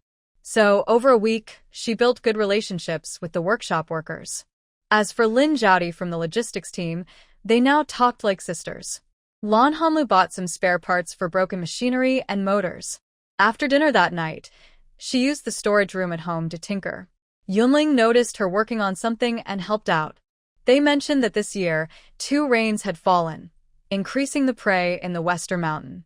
Lan Hanlu made a simple modern-style spear gun for fishing. Its structure was easy. She just needed a mechanic to help assemble a few parts. The hardest part was the sight. She cut herself while making it, but it was still usable, even if not as clear as a modern scope. With this device, Yun Tao was so happy he wanted to go to Western Mountain immediately. Meanwhile, in a village at the foot of northeast Qinglong Mountain, the second son of the village chief's family returned. He was strong and healthy, with a slightly red face, holding a large package. He jumped off the cart and started shouting, "Dad, Mom, I'm back." The courtyard gate was open, and he went straight inside with the package. The curtain made of grass beads blocking the door was pushed aside by a tobacco pipe pot. "What's all the fuss? Just come back. Did you buy the matches your mother asked for?" The man was scolded, but didn't get angry. He smiled and said to the old man, "My mother told me to buy them, so I wouldn't forget. Look at what I brought back." The old man glanced at the package he was holding. "You're always wasting money on useless things. Only your wife doesn't care about you. If it were your mother, she would have scolded you badly." The man secretly leaned close to his father. "Dad, you're giving me advice, huh?" After saying that, he jumped to the side with his big package.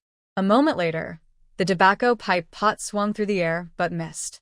From behind in the garden, an older woman in her 50s or 60s came out, holding a wooden basin filled with freshly picked vegetables. "Second son is back. Why are you standing outside with your things? Hurry and go inside," she said as she walked past the old man. She added, "He's already 800 years old and still not acting right." The man carried the package into the house behind his mother. "Mom, it's Lulu's package," he said, politely showing what he was holding. The old woman smiled when she saw it. "Oh, that girl is so thoughtful. She even sent us some things she saved up," she sighed. "If Ying were here, she'd think of things this carefully." Her eyes welled up with tears. The man quickly placed the package on the Kong, a traditional heated bed. Mother, don't cry. If you shed tears, Dad might hit me again with a tobacco pipe, he said, trying to comfort her. Hearing this, the old woman laughed. Go ahead and hit me if you want. Hand me the scissors, she said. At this moment, the old man also came inside and watched the old woman open the package. No one looked at what was inside at first. They searched through it and found a letter. The man carefully tore open the letter, planning to read it to the elders. It wasn't because they couldn't read, but because their eyesight was poor and reading was difficult. Review scores are out, very low, so embarrassing. After reading the letter, the atmosphere in the house became so silent it felt almost scary. The old man took 2 puffs from his tobacco pipe. Suddenly, with a loud slap, the old woman's hand hit the Kong table. This can't be ignored. We raised our girl with so much love, and now these people are scheming and forcing her. If Ying found out, I can't even imagine. No, old man, go ask the elder from the Yun family later. His troops back then received a lot of protection from the Lan family. Now, he can easily force the descendants of the Lan family to do what he wants. The old lady became more and more angry, slapping the bed table loudly. The old man also felt annoyed and tapped his empty pipe on the edge of the bed. Enough, don't get so upset. I'll make a call to find out what's really going on. With me here, I don't believe anyone can bully Lulu. He then got off the bed and looked back at his second son, shouting loudly. What are you standing there for? Hurry up and go to Uncle's place to get the cart. You're almost 40 and have no sense at all.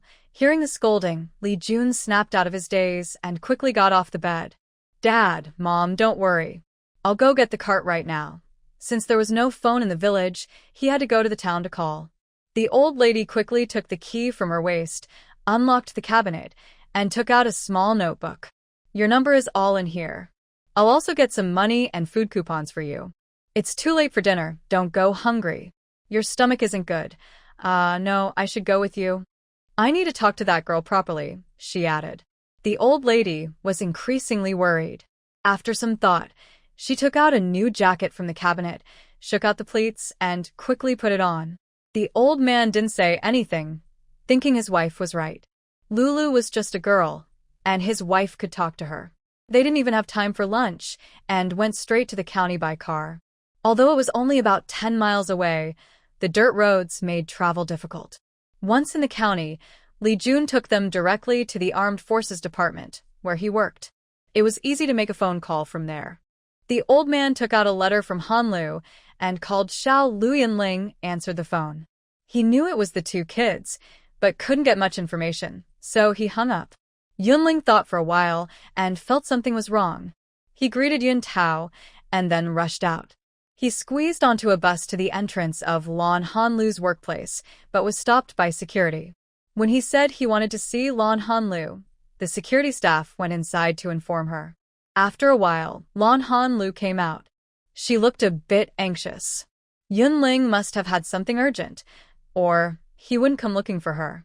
Seeing her, Yunling didn't wait for her to ask and spoke directly. Aunt Lan, I received a call from my hometown. It sounded like an old man, and I asked what it was about, but he didn't say anything. Lan Hanlu knew it must be the elder. Yunling, I'm sorry.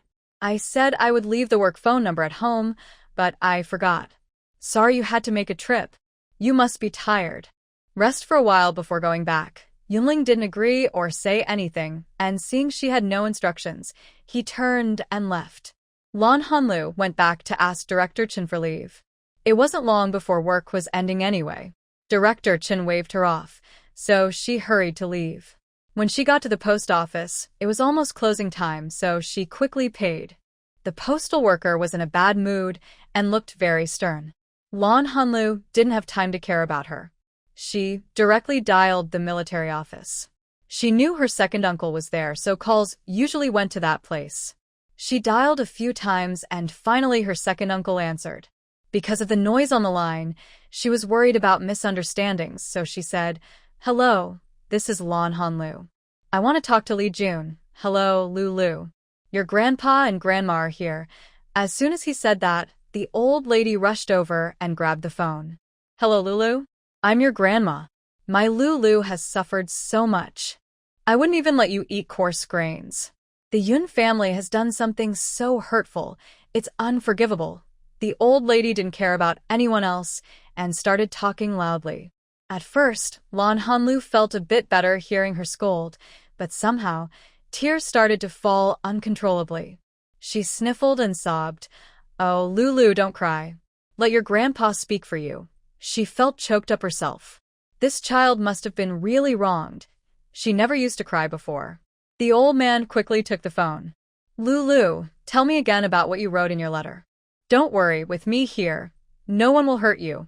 Lan Hanlu thought, if only she could have called or written a letter to her hometown in her past life, explaining her situation, maybe things would have been different. She sniffled and told everything from start to finish. She also mentioned she was now working at the steel factory and her 3 children were doing well, not mischievous. She told everything honestly. After comforting her grandparents, she hung up the phone. Then her grandfather asked his son to call Yun Lao's nursing home. The old man Yun answered the phone and immediately started shouting insults. Old Yun, you old fool.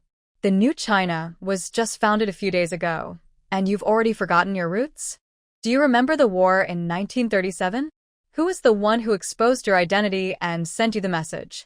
And in 1939, who provided you with life-saving medicine and food? You just drop your bowl and curse. Do you even have a conscience left inside you? Even if they didn't save your life directly, do you know how much they sacrificed for the country? How can you disrespect their descendants like this?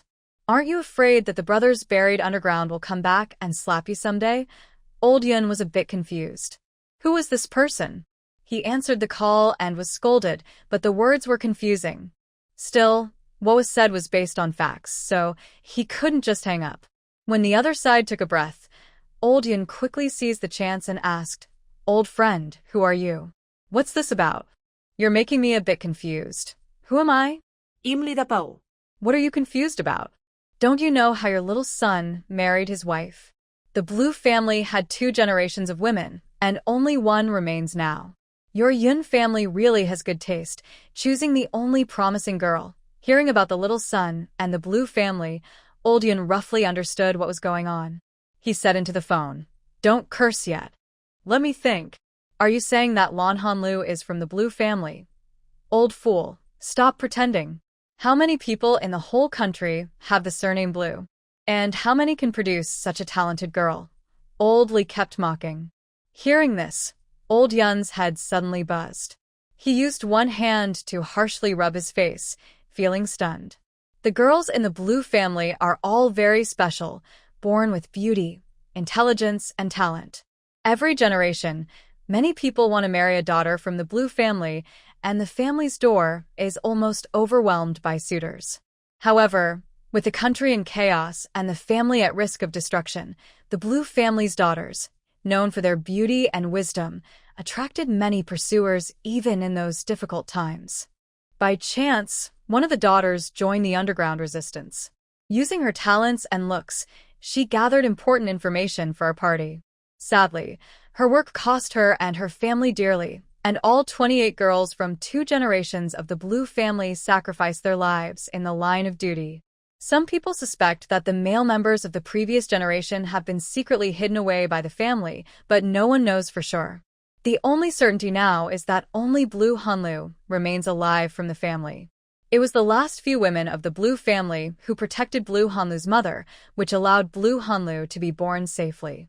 As for the people in Lei village, they're mostly those who once followed the Blue family or were adopted by them. That's why Blue Hanlu was able to survive the 3 years of famine without eating coarse grains, thanks to the village's support. Neither the original owner nor Blue Hanlu knows all this. Blue Hanlu's mother only wants her daughter to live well. The more she knows, the heavier her burden. She doesn't want her daughter to suffer like her sister or aunt, living in shame and dying quietly and anonymously. Old Hedyun forced himself to stay calm. Old friend, things have come to this point. Don't be angry. I really didn't think in that direction. I'll have someone investigate right away. If what you say is true, I'll personally break that kid's leg and make him suffer in front of you, so you can deal with him. But I'm still confused now. I don't quite understand what you mean. Give me some time, he promised repeatedly before hanging up. He wanted to call his son, but now he had doubts about him. Instead, he called a guard and asked him to go to Beijing to find an old comrade and investigate the matter thoroughly. He also specifically told this old comrade not to hide anything. Every word they said must be detailed and truthful. The other person thought it was a secret mission and promised solemnly. But even so, the secret had to be kept, especially since Blue Hanlu's identity could not be revealed. Once her identity was exposed, the danger would be too great. Here, Yun Juren is wearing a white coat and comes out from a dark room behind the military camp. The outside light reflects off the dirt on his clothes, making it hard to see clearly, but the strong smell of blood is noticeable. How did it go, Juren? Did that guy confess? A strong man takes the cigarette from his mouth and quickly asks about the situation. He also casually offers Yun Juren another cigarette. Yun Juren's face shows no emotion. His fierce aura and outfit make him intimidating. He slowly takes off his gloves. A suspicious red liquid drips from his leather gloves onto the ground. He confessed. Send someone to arrest him. This case is now closed, he says, taking the cigarette and having the man light it for him. He takes a deep, forceful puff, then exhales the smoke through his lungs and nose. The hazy smoke makes him look even more dangerous. He thinks that in 2 or 3 days, everything should be settled. He needs to go home because his young wife is waiting for him. But he doesn't know that more than just his wife is waiting. The matter of Lan Hanlu is not a big secret. Old Yun's bodyguard came to Beijing, and in 2 or 3 days, he found out everything clearly. To avoid mistakes, he reviews the whole story carefully. Lan Hanlu rides her bike home. In her basket, there's a tofu dish and a small bottle of soy oil. But this time, her return is different. A car is parked at the gate of the yard. Lan Hanlu lowers her eyes, knowing Yun Juren has come back. She pushes her bike into the yard and stops it. She carries a cloth bag and heads straight into the house. Yun Juren is holding his young daughter, but the child is a bit shy and doesn't want to be held. Just as she enters, the child turns and stretches her arms, calling Mom. Yun Juren is surprised. He puts the child on the ground, and the child runs to hug Lan Hanlu's leg. Lan Hanlu is holding things and can't pick her up, but she gently pats her head with her free hand. How was school today, Meow Meow? Mom, I was very obedient. I helped the teacher fold the quilt, and she even praised me, the child says. At this moment, Yun Juren walks over. He is tall and slender, wearing a white shirt on top and military pants below. His appearance is delicate, making him look more like a civilian worker from the army. However, that is not the case. This person is a true hero who fought on the battlefield, and his intelligence is definitely high. Even during the chaotic years, his position remained steady. Yun took the bag from her hand. Lulu, you've worked hard. I bought a chicken and a small piece of lamb.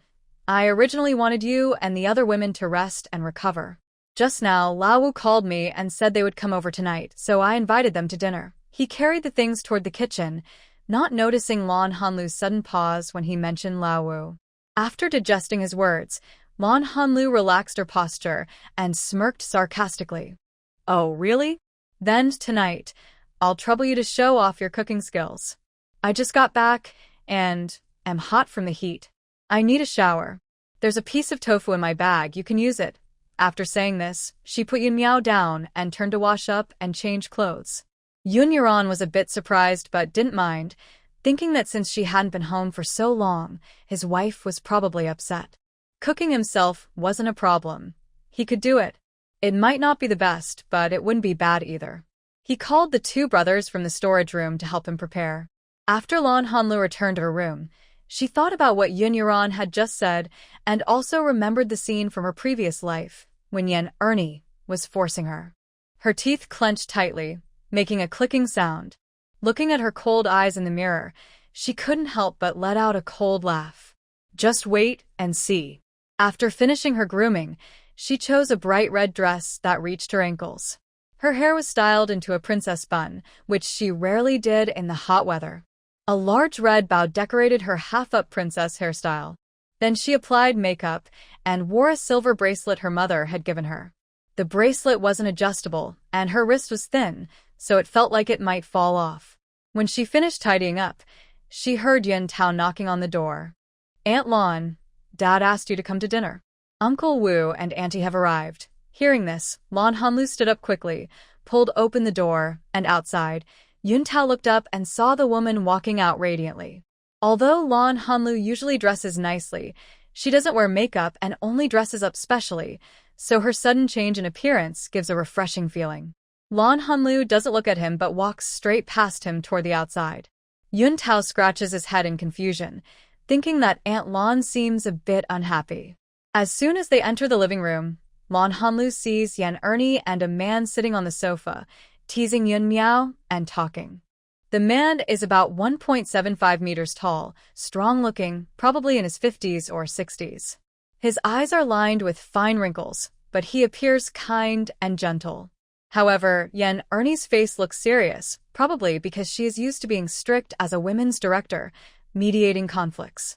But her seriousness now is because, upon entering, Yun Tao opened the door for them and called out, "Uncle Wu and Aunt Wu are here." Yun Ju Rance had peeked out from the kitchen and said, "Old Wu, hurry and sit down with your wife. I'm still cooking, so I can't entertain you. Just help yourselves." Then he went back to cooking. At this point, Yan Ernie started to get angry. She wondered what was wrong with Lon Hanlu. She had just come back and was only cooking. Most importantly, she thought, how could she not come out to greet the guests? Instead, she only let the children call her when the food was ready. Is this what it means to marry a wife? It feels more like bringing back a family ancestor. As a military wife, she can't manage the household, so how can she expect him to take care of their 3 children? Thinking about this, she felt more and more annoyed. She felt she had let down the trust of the old couple. When Lon Hanlu appeared looking bright and beautiful, her anger reached its peak. Who dresses up like this for a newlywed girl? It seemed she didn't have time to cook or take care of the children, and instead spent all her time dressing up. Seeing Lon Hanlu's cold gaze, she blurted out without thinking, "Hanlu, you're not young anymore. You should act like a wife. You can't behave like a girl who does whatever she wants. You've been busy for half a month and just came back.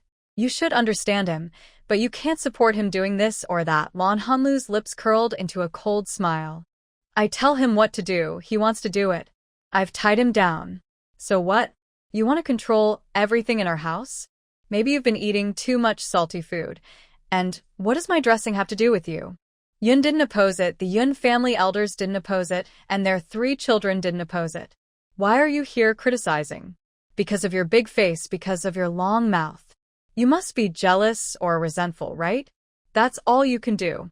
Your ugly, dirty heart can't reflect a beautiful face. I call you sister-in-law out of respect for Wu Shirtao, who is your senior. Don't think of yourself as someone important, and don't come into my house. Even your own sister-in-law wouldn't behave like this. You're really shameless." Her blunt words made Yan Ernie's face turn pale, and her lips tremble, clearly angry. Wu Shirtao frowned and looked at Lon Hanlu with disapproval. Although he also thought his wife's words were harsh, he believed that their relationship with the Yun family was important, and giving some advice was okay. But this comrade Lon is different. How can she speak so disrespectfully? If this gets out, it could cause trouble. Soon Yun, carrying fried eggs, was a bit stunned. He knew his young wife had a temper, but she was beautiful, educated, and a little temper was normal. He didn't expect her to have such strong resentment toward Wu's sister-in-law. Yes, whenever Lon Hanlu spoke, that resentment just burst out. He quickly placed the fried eggs on the table and walked briskly to Lon Hanlu. She didn't speak, just looked up at him. Yun, being stared at with cold eyes, felt a chill in his heart. He said nothing and gently held his young wife in his arms. Feeling her slight trembling, he seemed to sense her frustration, confusion, and unspoken resentment. Unconsciously, a feeling of tenderness arose in his heart. He wasn't a person full of compassion. On the contrary, he believed himself to be cold-hearted. Otherwise, He wouldn't have been the one to interrogate the prisoners. But holding this delicate, fragile body in his arms, waves of emotion slowly spread through him. What surprised Lan Hanlu was that this person actually cared for her and comforted her. Her pent-up frustration and helplessness burst out. Wu Shirtao and his wife looked at all this with unhappy faces. They believed they had a good relationship with the Yun family, and even Yun spent most of his time under the protection of Wu, who was the old Master Yun's bodyguard. But now Lan Hanlu scolds his wife so harshly, and Yun Yuran, this young man, doesn't step forward to defend her. He feels a bit upset inside. Comrade Lan, you're still young. As her husband, you should discipline her properly. You shouldn't speak so recklessly. Your sister-in-law's words may be a bit sharp, but she means well for you. He is somewhat unfair in his judgment. Moreover, your sister-in-law is also your matchmaker. Her actions are... He didn't finish his sentence, but Lan Hanlu knows he's probably calling her ungrateful. Lan Hanlu immediately pushes Yun Yuran away. Are you calling me ungrateful, or saying I can't tell right from wrong? Do you have a conscience when you say that? How did I marry Yun Yuran? As his wife, you should know. Do you have any idea what your so-called wife has done? She claims to be the director of the Women's Federation in the city, but she does things against women's wishes. How is she different from those who forced women into prostitution before? Actually, there is a difference. She has a noble reason. She claims to care for revolutionary soldiers, but she's full of feudal desires. Now she's here to lecture me. What kind of person is she? I didn't go to the authorities to report her. It's all because of the Yun family, who are loyal and dedicated to the country. I, Lan Hanlu, am making my stance clear. If one day I leave the Yun family, the first thing I will do is bring your family down from their high position too. If I don't leave the Yun family, as long as I, Lan Hanlu, am here, you won't have close contact with the Yun family. Karma will come back to you, Yen, Ernie. Your punishment will be me.